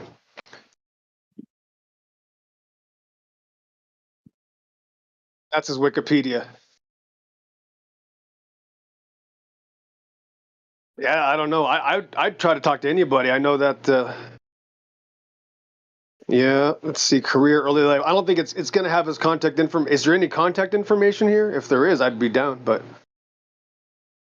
I've never listened to him once, but I already imagine, and perhaps I'm wrong, so I shouldn't say it, but I already imagine him supporting Israel and advocating, basically ethnic cleansing. The wiping out of some you might people. be taking that a little far, though. I don't think that's what he said, though. In the most anti-Jesus fucking statements I've ever heard from these people, by the way. Where did that come from? What does it have to do with this guy? Because it said evangelical somewhere, and I thought every time I've heard one of these people, they're usually surrounded in these kind of Israeli flags, and got to show support to Israel.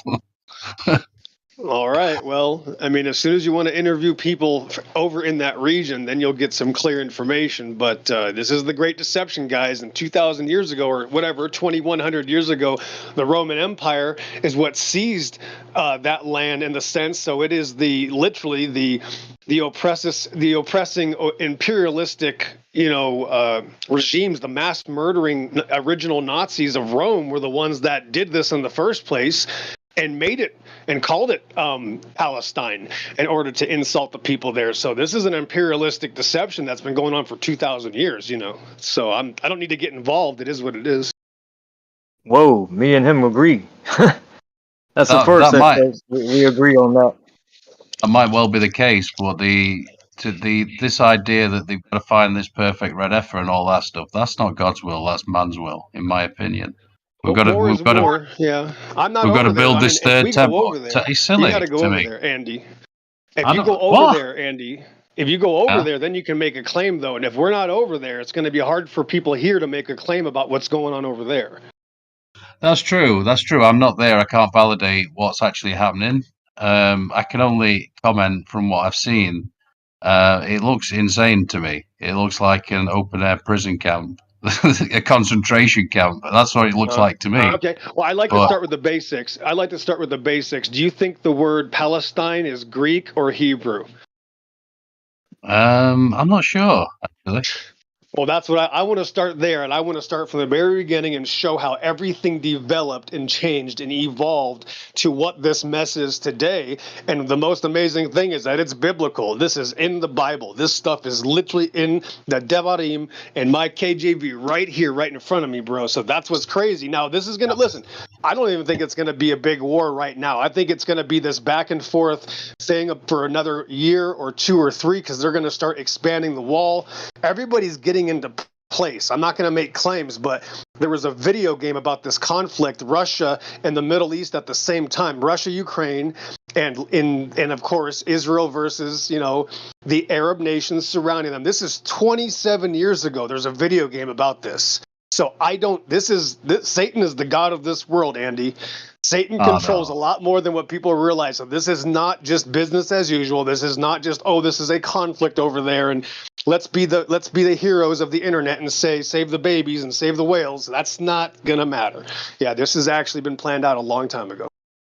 Yeah, I kind of I see what you're saying. I a few weeks ago, whenever it was, I mean, SE will probably back me up on this. I was freaking out a little bit because I suddenly, like, I could see like the fucking devastation that's going to come from this if Iran and Russia and China they all get involved. It could be just absolute destruction. And the prophecies of 2/3 of the world's population, as your priests say, I could see that happening, and I was freaking out a little bit. I've calmed down since, but Yeah, it's gonna happen. Yeah, it's a third part of man. When the 4 angels are loosed from underneath the Euphrates, they will destroy a third part of man. Yeah, that's around the corner, but it's not going to be right now. Everybody's getting into place first. Now NATO is now not agreeing with United Nations. These are all just characters on a very large chessboard, of this world. This, Satan is the god of this world. That's literally what we're noticing, I don't know about any of that. I just from what I've observed, it looks to me like man's will. It don't look like God's will. It looks like, because I just see people as people. They're mostly good, They try and do the best. But then there's these grabblers, these people with ulterior motives. They've got intent. They've got nasty intent. And they want to control things. They're obsessive control freaks. That's what it seems to me. That's what it looks like. And we see these. Yeah, go on, Oth. I was just going to tell you, there is a prophet, Zechariah. He speaks of 2/3 dying in the land, in a specific land. But when you get to Revelation, you have, of course, a lot of people dying across the earth. But I just wanted to bring this to everyone's attention. And ask a few people who are aware of Scripture, do you believe that the city, Jerusalem, not all of Israel, do you believe the city will be taken soon? Because I'm of the opinion that that is possible. It could happen.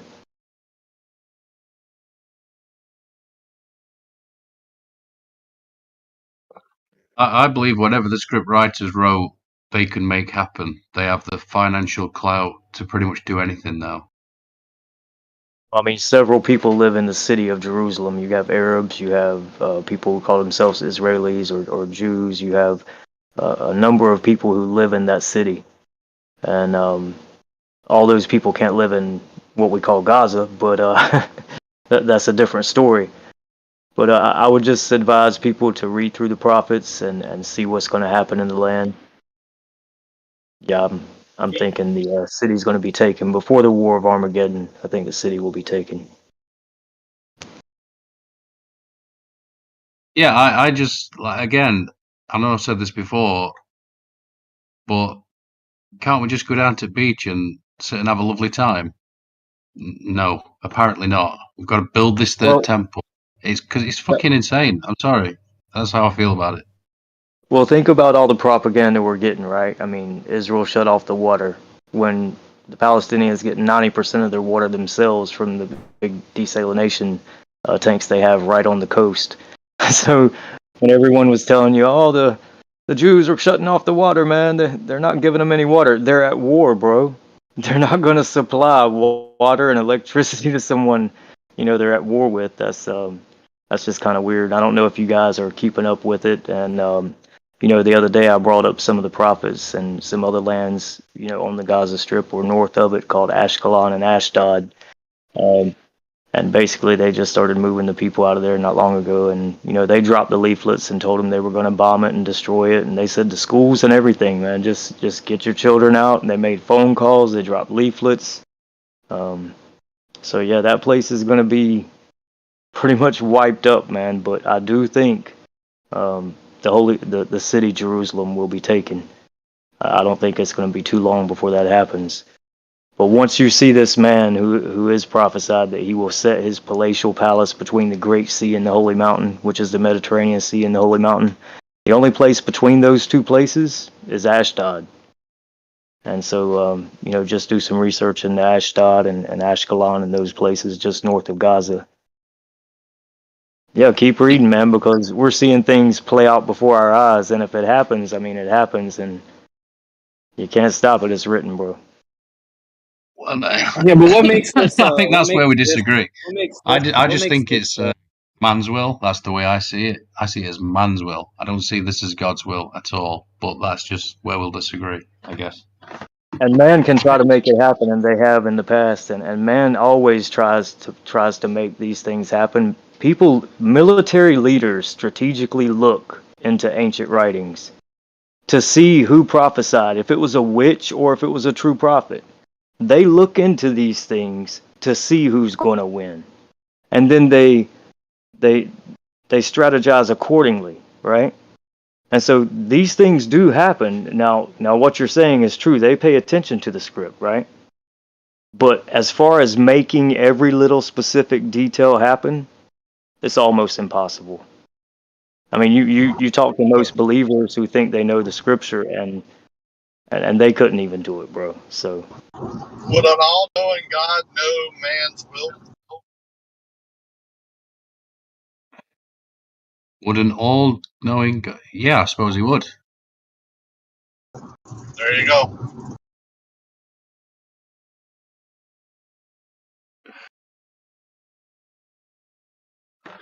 Yeah, I don't know. It just seems a bit all the stuff, but it's so difficult because then you've got to have a high degree of discernment when you're looking at this, all these truther channels. I agree with you, North. I think there's propaganda coming from both sides, and there's certainly a lot of propaganda.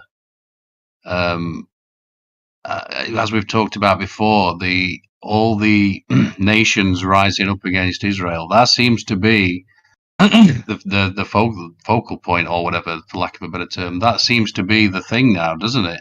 There's a lot of hatred coming out of all corners for Israel, and so yeah, it just seems inevitable to me.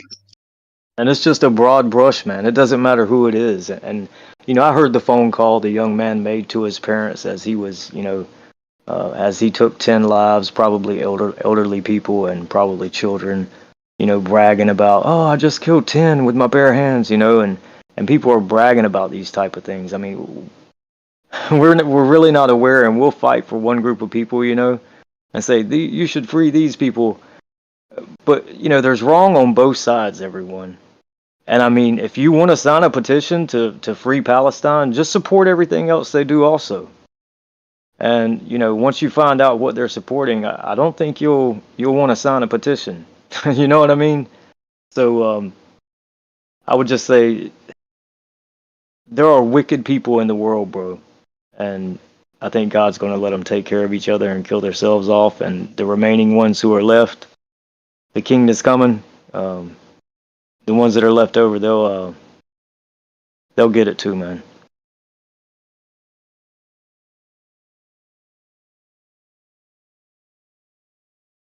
Yeah, I do think I've said quite a lot before as well. That attention seems to be the key. Like there's a lot of content out there, and it's all vying for your attention and trying to get you to this cause or that cause. I don't exactly know where I'm going with that, but do you know what I mean? It always makes me laugh when I watch Mike Segan and he advocates for getting rid of the black mirrors, the phone in your pocket, and it's just hilarious. It's a good idea, but it's not realistic at all. I mean, have you seen the kids today? The phones are attached to the hand, like if you took it away from them, they'd be like, "Ah!" They wouldn't know what to do. So that's just not realistic, Mike's, unfortunately. Did the Bible get this part wrong about this type of war or this exact war?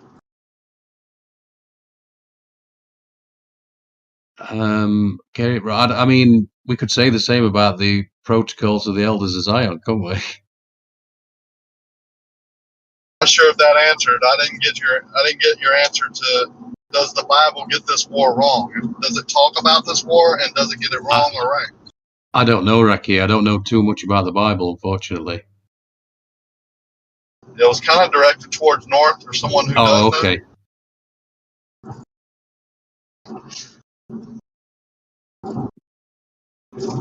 No offense, I'm not laughing at you. I'm just saying, like when I asked something about the Bible, I was asking if. All right, cool. That's all good. So asking about the war and if the Bible has it wrong or not. I mean, what we really have to do is address Scripture and the prophets, right? And last days, or if you want to look at the prophecies and see which ones have not happened, and then look at what's currently going on, and see if the Scripture actually says anything about that. There are historical accounts that have seemed to have happened and may happen again. So it's kind of like a type and a shadow, and maybe it happened a little then, maybe it'll happen a little in the future. There's some chapters you can read. For instance, you can read Isaiah 66 or just one chapter from any prophet. Half of the chapter can be about the past and the present day of the prophet who wrote it, and then the rest of the chapter, or just 2 or 3 verses, can be about the future, which has never happened. So that's what you would have to kind of look at. If you want to look at, Gaza and Ashdod and Ashkelon and these specific names of these places, you can look in places like Zephaniah chapter 2. But what I would suggest is looking at places like, if you want to look up leading into the Great Tribulation, I would look in Daniel chapter 11, the very last verse. He tells you, the king that's coming shall plant his palatial palace between the great sea and holy mountain. And that's Ashdod. That's right north of Gaza. Now, it would make sense after all these things happening that go on, that this man would plant an embassy or something there after all of this, death is going to happen in that land. And then, as soon as he puts that palatial palace in Ashdod, at that very time, that's when the 3.5 years starts, the Great Tribulation. And you'll find that in Daniel 12, which is right after Daniel 11:45. But you're going to have to look at multiple prophets like Zechariah 14. He tells you that the city is taken. Not all of Israel is taken, but the city. So the city Jerusalem will be taken, and half of the people will be put into exile, and the women raped, and all of these things are going to happen, man. And then you're going to have some time in between that, and you're going to have, of course, this man put his palatial palace in that place. You have the son of perdition. It's going to be 3.5 years of his rule, and then you're going to have Armageddon. So this seems like Armageddon now, but this is not Armageddon. This is leading up into it. I think XO was correct when he said that, this is not Armageddon, but this is all the players getting in place. And there are several prophets you can look at and see all the key players from Iran to Turkey to Egypt to all of these places, and it looks like it's lining up pretty perfectly.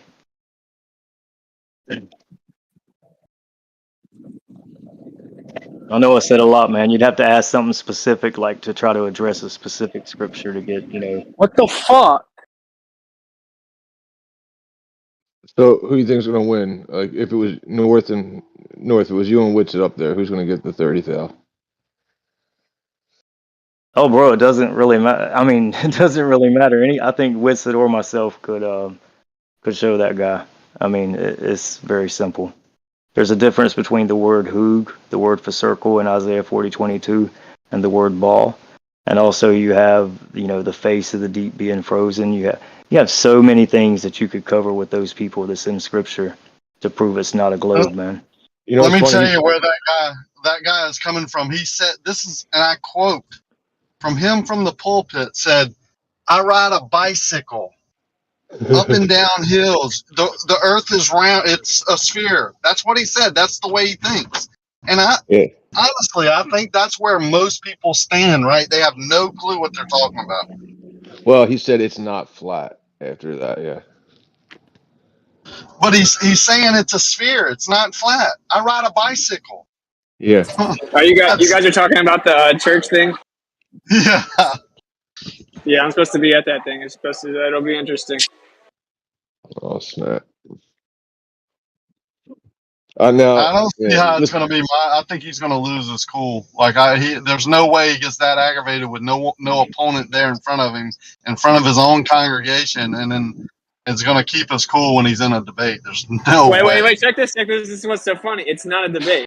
So he's gonna do like an hour where he presents from the Bible predominantly why he thinks it's real. Now he's obviously gonna have to invoke other stuff, right?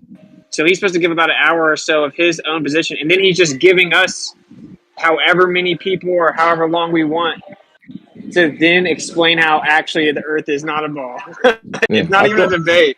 I thought about it too, which I was like, should he take his money or not? And I've decided you should definitely take his money. There needs to be repercussions for speaking that way. Yeah, I thought about it.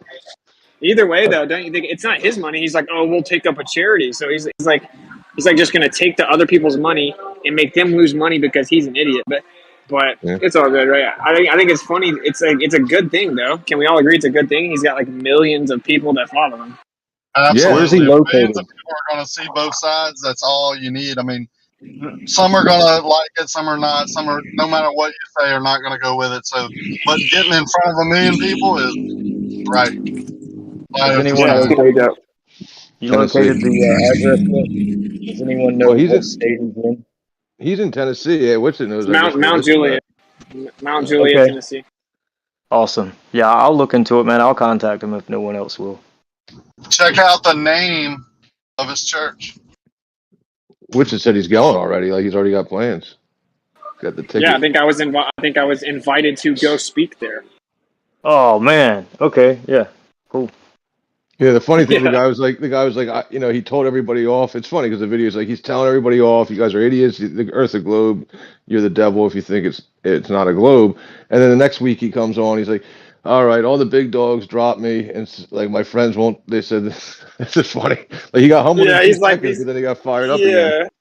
Yeah, he said these people came at him. But it's crazy because he's like, I don't want them to feel like we're not representing their position. So I'm going to give them full unlimited time all the way up to like 6 hours. I don't care. I'll shut everything down, give them my full platform.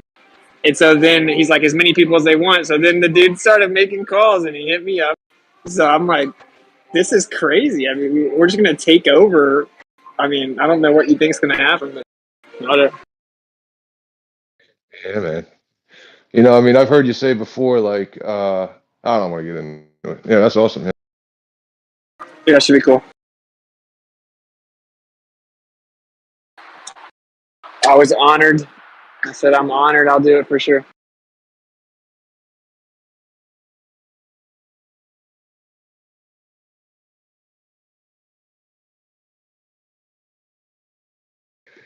Do you think he'll actually physically assault you? Because he looks like he would. Nah. I think it's awesome. I think all of it's awesome. I think that he goes first. Awesome. We like shut everything down ourselves. It's in a church. I think everything about it's awesome. I was on a radio show one time with, debating a couple of pastors, and one of them was like, he was over 60, and I was like 23 at the time, 24, and he got all up in my face, bro. Like I thought he was gonna swing on me, man. I really did. I thought he was gonna swing on me, but it was weird. Wow, crazy. Yeah, I don't know. I mean, you could tell. Yeah, when in that video, you could tell he's like pretty calm and everything. He starts talking about it, and he gets instantly triggered again. Yeah, I know. He's like, Yeah. all right. Then I calmed down. Everybody hit me with like, they started like people I've been friends with for 10 years were like, dude, I can't talk to you. You're a heretic. Like I can't support you. And then this happened, and I'm like, man, I just gotta step back but as soon as but they're idiots, and he just starts taking back off again. He's Yeah. like, I'll put 10,000, no 20,000, 30,000. It's like, dude, you're losing Yeah. it. Oh my Yeah, because god. someone challenged him and said, "Do a 10K," and he's like, "I'll step it up," and he went to 30, which is crazy. I don't even know. Just cover my travels, bro. And How is he I think gonna he do threw in his son that? because his son challenged him on it too. So he's like, I'll throw in my 30,000 and my firstborn. This guy's going nuts. That's crazy, man. He's gonna lose his congregation if they have any sense at all. Well, that means it's supposed to happen, yeah. I mean, Yep. the creator's doing it. Yo, it's it. What I'm excited about is I don't know if he knows that you have a personal relationship with the Messiah and the Savior, and like he may think, what are all these flat earthers doing? They're just loony. They just think the wildest thing. But quite a bit of flat earthers are in touch with the creation story or biblical cosmology. And I mean, are you gonna show those cards as well to be like, I'm not just pulling this out via science. Like I feel personally closer to the Creator, knowing He's just above me. Well, I don't know how much of it's supposed to be publicly stated. Like, I don't even know if I'm supposed to talk about how I'm going to be there. The people that reached out to him, are Christians, or even maybe preachers. Okay, so the people that reached out to him to correct him are specifically preachers, and then they're going to cover more of that component, right? So, like that dude is supposed to cover how supposedly the scriptures show the Earth's a ball. And he says one verse shuts it down. All he can say is like that it was hung upon nothing or whatever. It's the only verse you could even claim like one verse shuts it down. And then, then he's going to present all that other stuff. So, I mean, I'm assuming that I'm supposed to slide in my lane, right? My lane of like, here's evidence we're not in motion. Here's the evidence it's a plane, blah, blah, blah. Yeah, I hear you, but being that it's at like basically pastor against pastor, I think it'd be an okay place to say I'm a believer, and this is probably me saying my heart too. And I mean, I know you, so I know where your heart's at. I mean, I've drawn so much closer to the Creator and what He made, finding out that we're stationary, not moving, and getting away from the helio sorcery. But I don't know, just maybe have a few different cards ready for if that's one to play. Yeah, I mean, I'm not going to shy away from the fact that I'm a believer, obviously, but I don't think anyone's going to be there on flat side that's not a believer. So, yeah, I think everyone's praying about the team. I don't want to say anything. I don't want to say any specifics, but yeah, it should be cool.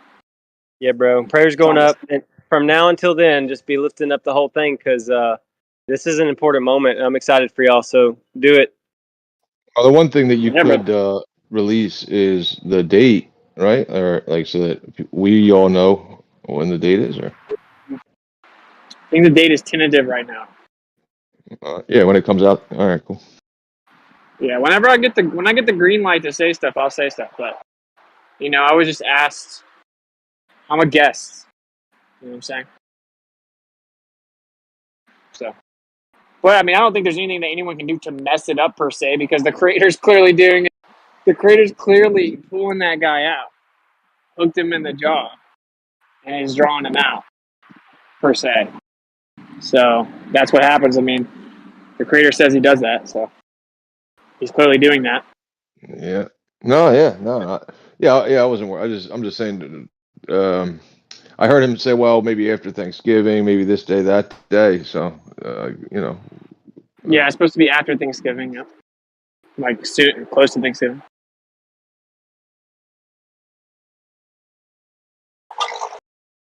Yeah, but yeah, and then I don't know what his son told him, but he's like, "Yeah, my son brought it to me and hit me with some stuff, and he's pretty much said I told my son shut your mouth and don't speak on it anymore, like ever, like you're not even allowed to speak on it." Yeah. And I I didn't know sympathize he with him a said little that. bit. Yeah, That's crazy. I couldn't listen to all of it. So I sympathize with him a little bit because he does make the overarching point. This is the point I've heard this. I heard this from my friend like 3 years ago. A few years ago, and he's telling me, oh man, I was riding home listening to like Christian radio, and on the radio comes this pastor telling me that flat Earth is the devil, like it's evil, right? It's to distract you from your real purpose or something like that. So so other people have bought that, but I can sympathize with what he's saying as far as he said, okay, some of the guys who were like real in depth trying to learn like God or whatever they're trying to learn, they switch their focus to flat Earth, and it's the wrong focus. You should be focused on God. So under his umbrella, anything that distracts you from God is a deception. If you're not laser focused on God, so I can kind of sympathize with him a little bit on that point, but just that. But isn't the number one evidence of God, according to the Bible, his creation? Like he literally says, it says in the Bible that no man is with excuse, for they can just look at what was created. That's like the whole thing. Yeah, I mean, I get he says it's not a salvation issue, and then some people said they think it is. Whatever, I'm not getting into that. What I am saying is like that's just a cop out. It's just a cop out, right? Because if you talk about marriages, you talk about a healthy marriage. You talk about a healthy relationship with your children. You talk about how you're supposed to be as a believer in your profession or in your workplace. That's something other than God. It's not how it works. It's not how it works. The Bible gives instructions for everything. Remember, if he tries to catch you on anything, there's a few things you could bring up, and one of them would be if he's qualified to be a teacher, if he knows what the elementary doctrines are, without looking them up, right? He has to know what they are, and he has to know how that goes with the Holy Spirit being sent to do what he's doing. So look into that. Yeah, and cover It's just not. It's not a live interaction. From my understanding, it's not a debate. It's not a live. Like it's just he's going to present his case, and then he's going to give his platform to quote unquote flat earthers, as many people as they want. Blah blah blah. Now I'm sure he will bring some quote unquote scientists or something. Anyway, it's going to be a good show. That's all I'm going to say. I'm not going to give away any specifics. That always sticks out to me. Like I've heard a lot of people say, I've approached my pastor and my priest or whoever, right, about flat Earth, right, and it just sticks out to me as like kind of hypocritical because they say I approached him and then as soon as I approached him, he handed me like a book on Newton, right, and then he handed me a book on and then he cited a scientist here and then he cited another scientist there, and what I don't hear. Not that I'm saying they should do it or anything, but what I don't hear from those people is that the first place that the pastor or the priest or whatever looked was in the Bible and prayed about it. Like, isn't that what they should do? I don't know. Like, why are they looking at a science book right away? Shouldn't that be telling to them that the first thing they turn to is not God? I know that's a good point. Yeah, it's a good point.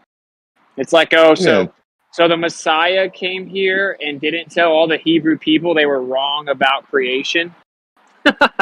I've never heard a Christian respond to that believes in the globe. I'm like, I did. My dad said, he didn't tell them about polio either. As if to say, like, yeah, there are certain things he didn't address.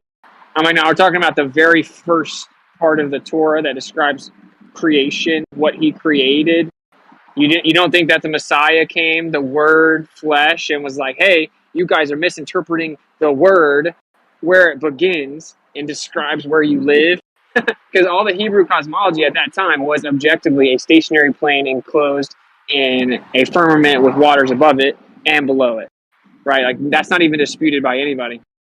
So it's like, the Messiah came and just didn't tell them that they're wrong about what the Creator created. Just skipped over that part. They'll figure out. They'll take the Greeks. They'll understand that the pagan Greeks knew more about where we live. Like what? It's so stupid. That's weird. That is weird. Yeah. Well, the good thing is believe that he was here. The good thing is a lot of Christians have woken up to evolution, Darwin's theory of evolution not being real or valid or provable in reality, and that's one thing that's going to help. And You know, what I always tell people, I ask them, I say, do you value the truth? I'm not talking about the truth you have in your head today that you think is the truth. I'm talking about the truth, because the Bible tells us to seek it out. And I say, you know, we're living in a time where marriage is getting inverted and twisted, and everything is getting inverted and twisted. Why would you think the evil deceiver would leave alone what God actually made? And if you would just stay calm for a second and do some research to actually look at what was Grab the made. hot Yeah, and sauce that I got. helps. Yeah, I'm not a pastor. That's why I wonder, like, what goes through their mind? Like, why did they default to that? Why did they default to science books first? I'm They're not a still pastor. men. They're just men.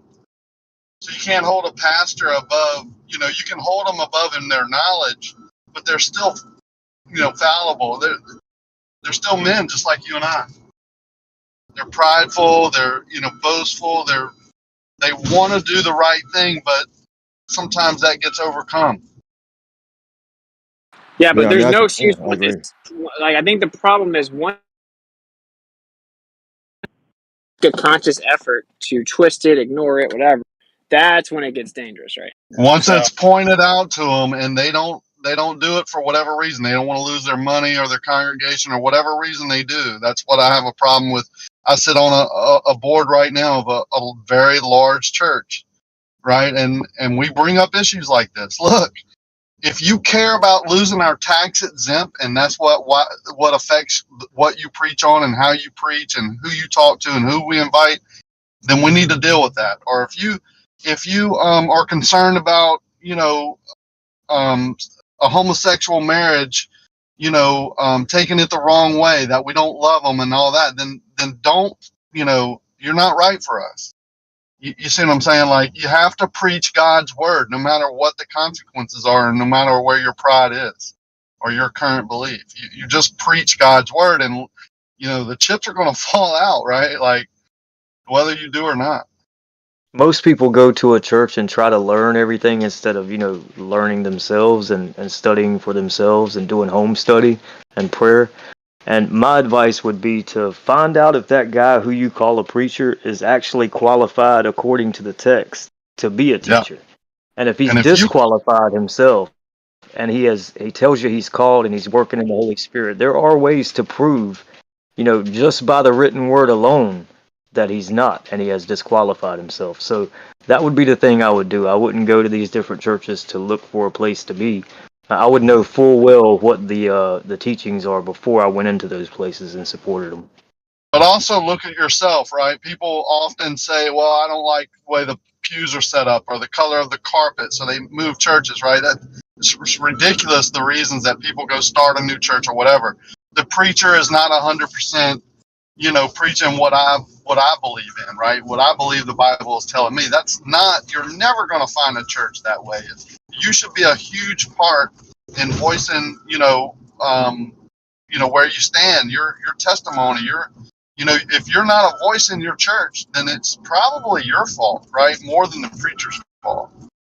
If well, I two think that don't even like agree, if two don't agree, they can't walk together. That's the scripture, man. So if they're not teaching basic doctrine, I mean, you should leave that place and you should warn others not to attend the place and even warn the people in the place. If the preacher actually says something wrong on the stage, you're not commanded to go before him in private and then before two and then before the congregation. You're commanded to stand up immediately before the congregation and speak out about it. And that's what a lot of people I miss agree. those verses. Yeah. So there's a lot of things to consider with this, man. I would love to have an audience and speak with you guys about these type of things, but I'm upset right now at a guy that has left our church, that he's been there for, I don't know, longer than me, right? And he left because of the cosmology issue, not because of flat earth. I'm talking about the biblical cosmology. You know, it really doesn't, it's hard to explain. Like, it's just God's word. And they not only, you know, didn't want to hear what he had to say or what I had to say or what many people in our church are now waking up to, they like shut it off. You're not allowed to do this, right? To question God's word or the way I'm teaching God's word in this church. That is, I have a problem with that. I'm gonna be honest with you, but I'm not running away from that issue. I'm trying to correct it and be peaceful about it and show, look, that's not how we're supposed to be. That's not what all the 99 meetings before this meeting was about, right? So it's a tough thing. It's a tightrope, right? Church is no different than any other group. It's full of men that want to be right. Yeah, I think there is something to the idea of like with all the different subjects covered in the scriptures, for a person trying to convey the message to a congregation, or whatever, for us to disagree. There is precedent in the scriptures where you're supposed to talk it out. Basically, I mean, like debates actually specifically encouraged at times in the scripture. But it's just a tightrope though with that whole situation, because they're supposed to be inspired by the Spirit, right? I mean, they're supposed to be guided. They're supposed to be praying about what they're going to say. So, yeah, I don't know. I mean, it's like a tough situation. They're supposed to be called, and to prove if one is called, this is one of the easiest things, guys. Every one of you, please listen. At a time when you ought to be teachers, you should be a teacher, but you need someone to teach you again what be the elementary teachings, or the first things, the first principles, the foundation. And you have become as people who need milk instead of meat, right? And so if this is the case, at a time, and he's reprimanding him, he's telling him at a time when you ought to be a teacher, you need someone to teach you again. And he gives them 6 basic doctrines, and they encompass the whole book, right? And so you can go to when Messiah said he sends the Holy Spirit because it's expedient for you that he goes away, and when he sends the Holy Spirit, he'll do 3 things. Now, there's only 6 elementary doctrines, and 3 of those things that the Holy Spirit does is the first 2 and the last one.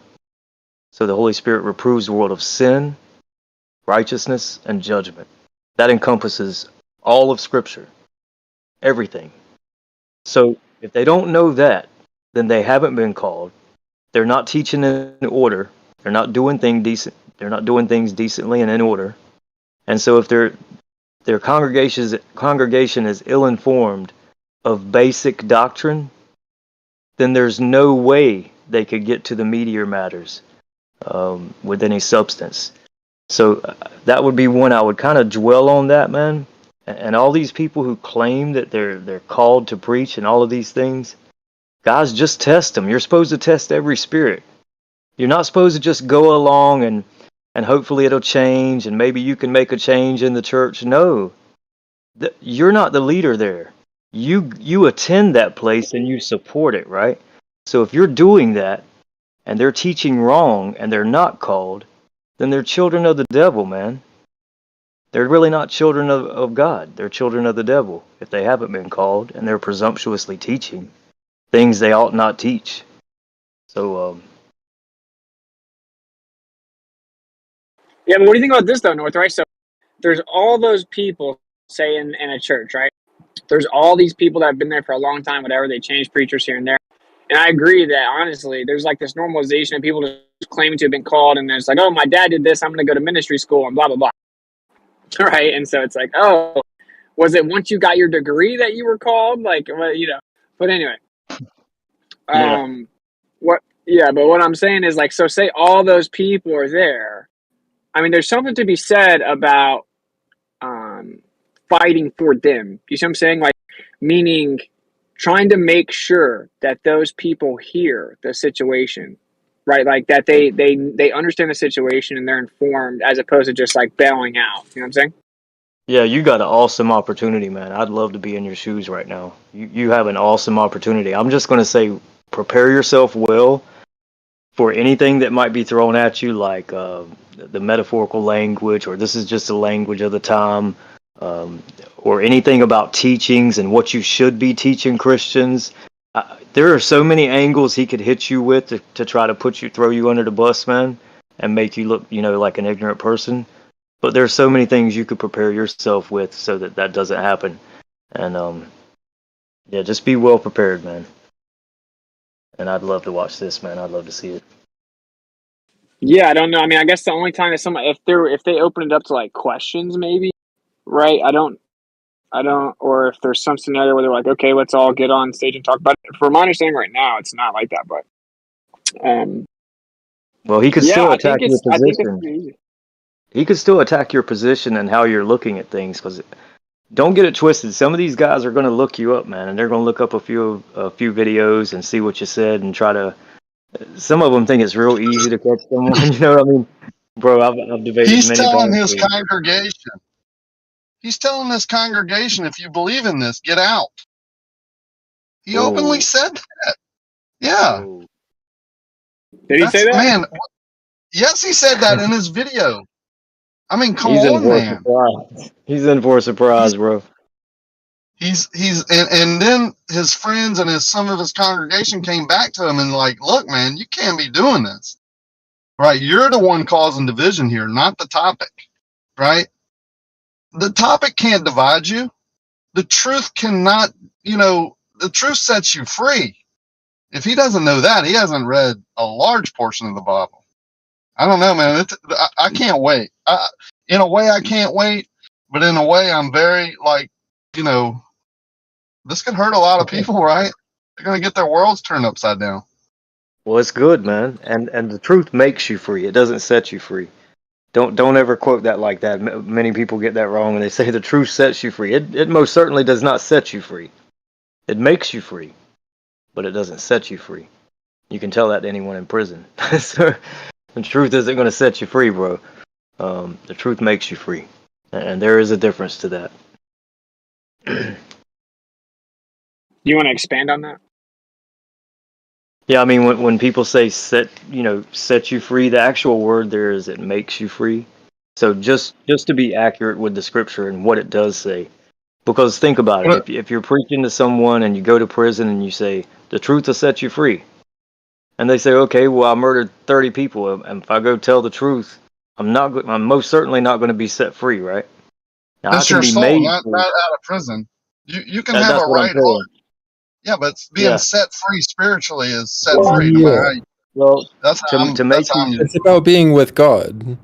About making you free, when we speak about the mind and who you are and your intentions, it makes you free. And when we speak about when people say, oh, you have to do good works to gain salvation. No, this is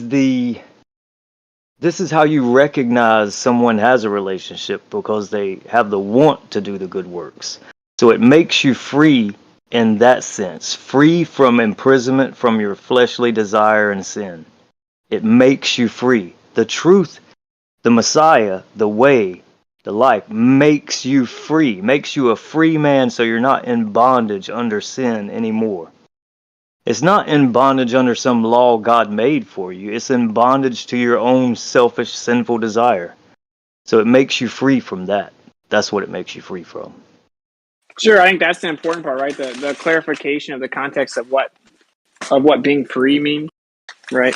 And, so yeah, but Dude, I'll just say when you're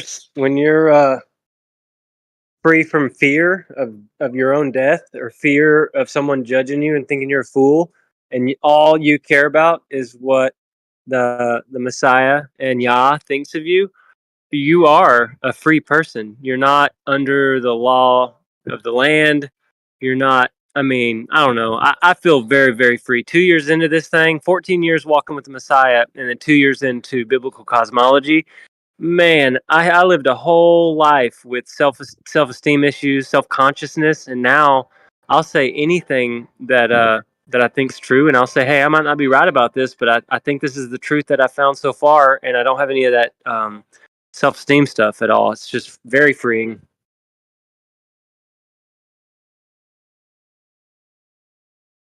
well, don't you guys agree though that this is like this whole situation, like this is the creator? So this is my theory, right? Okay, so I used to wonder, like clearly he's pulling up certain people, and when you look at the quote unquote flat Earth movement, and you already know, like Exo talks about this all the time. I don't think he's completely wrong.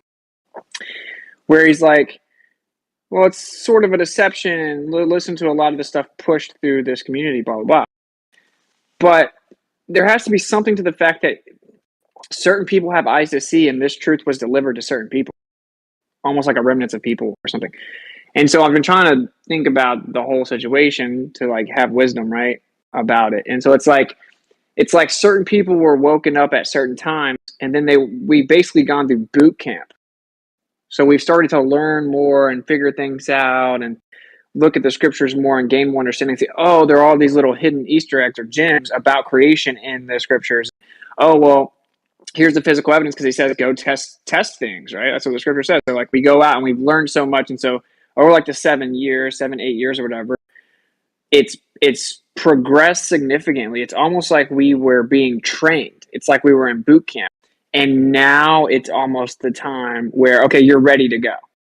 So now the world's going to be shaken up with it. And you have the people that are now ready to deliver it. That's kind of how I view it. Almost like we were being curated. It's like we were being curated. And so now stuff like this kind of fits within that, you know, where like a pride is being used to make him push this up, and like he's so overly confident in it that he's going to, like, he's vulnerable, but it's like the creator's doing it. So it may be that time, and I think a lot of us may have been kind of feeling it's about to happen, where like, I don't know, I just think that it's going to be like 2016 2.0 but on steroids, you know what I'm saying? Yeah, don't confuse your time with my time. I just think that the creator's about to like shake things up, so I'm saying. I know, but no, these are moments for you. I mean, shit, if you mess up, there's no put it on me. I messed up. If I mess up, I feel like this is a pretty easy situation, right? Like you just go speak truth. Yeah. It may not be too easy. I mean, think about it. He could be. He could have help from other entities, so to say. No, yeah, I hear you. That's true, but that's what I'm saying. Like, say if you feel like you're enlisted in Yah's army, right?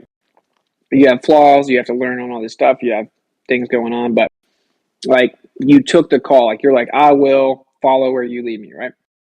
I got you.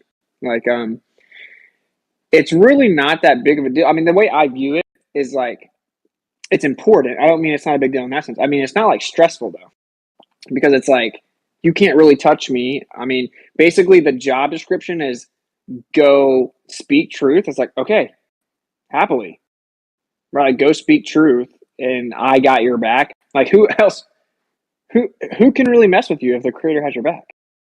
So I don't know. That's kind of how I view the whole thing. I'm not saying you should ever be like overly cocky or arrogant or ill prepared or anything like that. I'm just saying that in the grand scheme of things, this doesn't really stress me out at this point. You know, like they're fighting a losing battle is what I'm saying. We have the creator on our side, so. Yeah, I can't wait, man. I You can't definitely wait. have the Bible on your side. I mean, where he claimed the opposite. So, and it just kind of blows me away a little bit. Like the whole argument, like on its face, like you start telling somebody how water is flat and horizontal, and they're like, wait a minute. You're just gonna hit me with the Bible in a second, aren't you? Like I thought it was just common sense that like the Bible. That's funny, bro. does not describe a globe. I don't know what this guy's doing. If you ask them first, good they'll for you. tell Just you. people, yeah, good for you. Good opportunity for you though. If you ask them first, they'll tell you that the water seeks and finds its level and that's horizontal. Just ask them. Does water seek and find its horizontal? They'll all say yes. Exactly. If you lead them into it.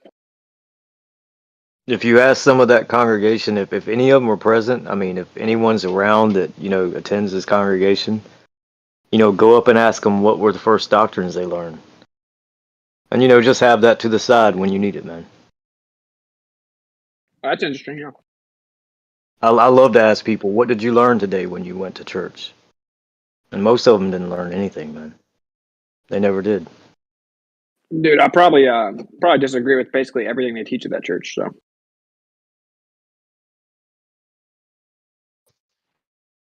I was reading a little. He's a bit. Apparently, he was big against masking up for class. So well, that's good. He's I was reading. I just was obviously breezing he's got some through it for cojones. like a second. Sorry, Yeah. he's got some cojones to even do this. So I think he disagrees with the moon landing also. There's no way man went to the moon. Just read the Bible. Man can't ascend into the heavens. They can't go there. I think he said that. I'm pretty sure he did. wow. Might want to listen to the video. Yeah. Pretty sure. But he's Yeah, here pretty sure he saying that did. he Yeah, knows he Earth said is he spinning. did. Yeah, I guess the he said it with the immovable and same fixed. kind of like. He said it with the same kind of like gusto that he said the Earth is definitely a globe. He's like, he's just like, you just can't go to the moon. It's ridiculous. Anybody, it's wrong. You're wrong. And they're like, no proof, no explanation. Just, yeah, but you said it with the same kind of intensity. That's interesting. One thing that I've noticed is the church as a whole and many older pastors, they've already integrated the idea that the heavens declare the glory of God, and then they overlay NASA and infinite space and how grand and massive it is. So they went through that process, and they don't realize you're trying to bring actual biblical cosmology and truth, and that everything is more local and close together, and you're not trying to steal from them a truth, but getting what they have in their head. They think they already have the truth. They think you're the fool. It's just kind of hard to get on common grounds with some people. Sometimes you gotta shake them Yeah, up. but if those were rocks, up in the sky, right? Like, wouldn't they fall on your head? So they're obviously not rocks up in the sky. No, bro. Space Who and would be holding time up bend. rocks in the sky? Come on, bro. Well, Space and time bend. he backed gravity for sure, but the lack of chaos, right? But the Bible and God's word doesn't really talk about a lot of chaos in creation. So when you look at the model that we're fighting against, which could be, if it's good against evil or spiritual war, then there's a lot of chaos, right? There's a lot of different motions. There's a lot of things that don't, reset or do whatever. And we're talking about a very fine-tuned creation that's not chaotic. You just have a flat surface with water held in, bounded by land, which you see everywhere, and a sky that rotates above you. So what do you think, Rakia? What do you think this moment, like this guy speaking up, and then Whitsitt saying he's going to, his feelings on it, and then North saying his feelings. You think this is supposed to open you up to what you're supposed to do in your church? This moment was put here, this conversation, for a reason to kind of relay a message to you in your situation. I've already spoken up in my church. I've spoke at other churches that have invited me to speak on flat Earth. I just don't post it and make a video on YouTube about it because I don't feel like that's what I'm supposed to do. Does that make sense?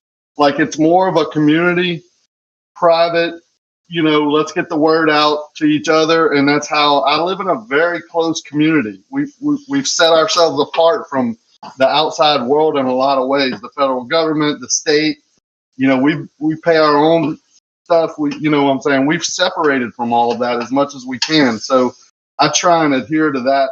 That's what I want. So I try and adhere to that. Does that make sense?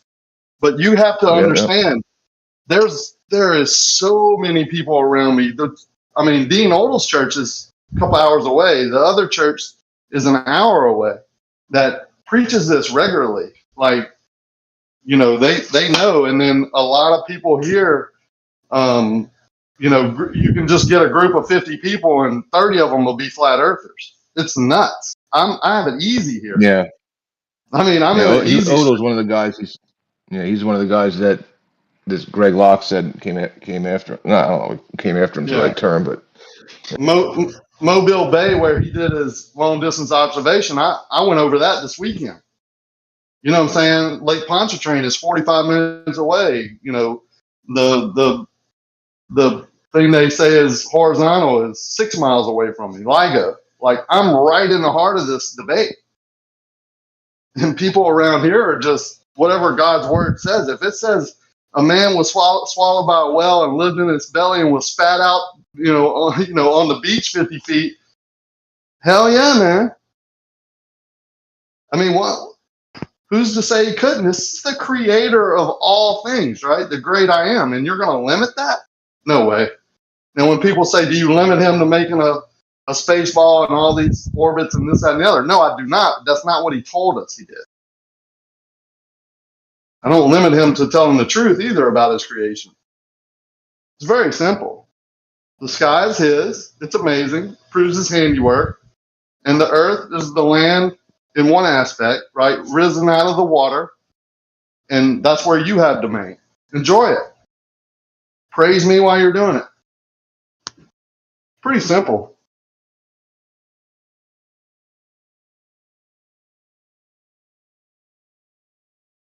Yeah, I can't disagree.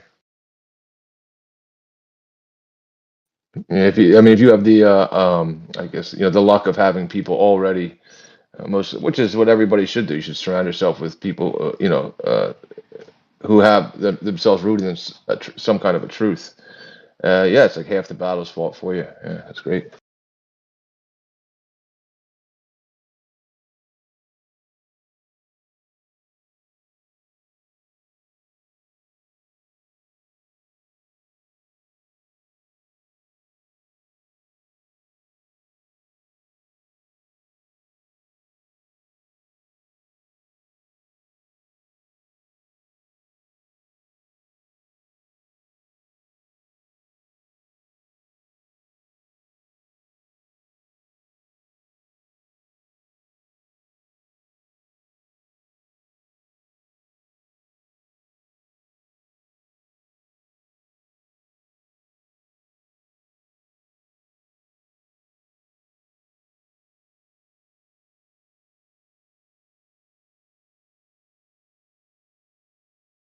Did Jace prove he's the creator yet?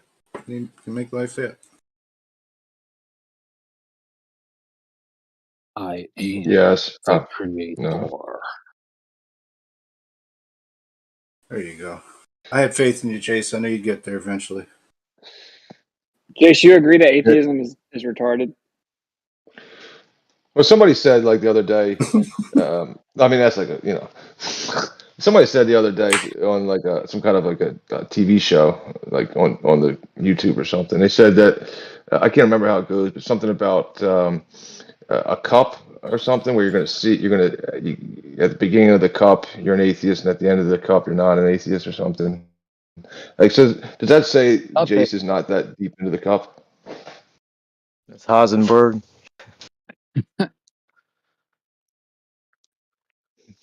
I'm just And wondering if we can mean all that you're just not that?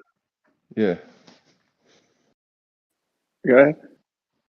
No, I mean, would that mean that Jace, like, no, like, does Jace, well, does he realize that he's just not as good as those other guys yet because he's still an atheist?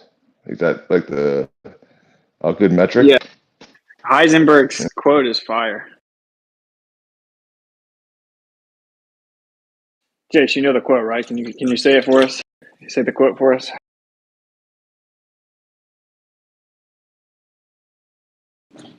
You know the quote, man. Don't encourage him, bro. Say the quote, Jace. I'm pretty sure he created the quote.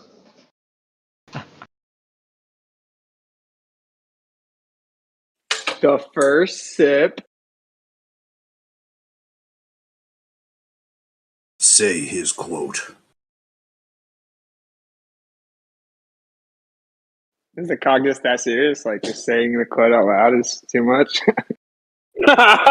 Well, it's just funny because it's like Heisenberg. Bro, it's just a statement. Your head isn't gonna fucking blow off if you say it. Like what's going on, man? I mean, you can even immediately disagree. You can tell What's us the why it's Heisenberg wrong. quote that you disagree with, Jace? What's the quote that you disagree with that he says?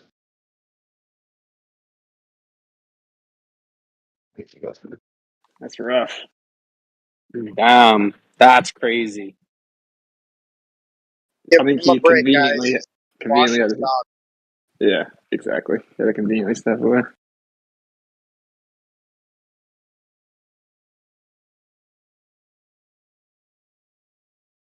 That was my opener in my atheism debate. Yeah, he did a good job on that. It was funny. This guy over in I can't remember, it was the politics server or something. He was taking the same approach. He's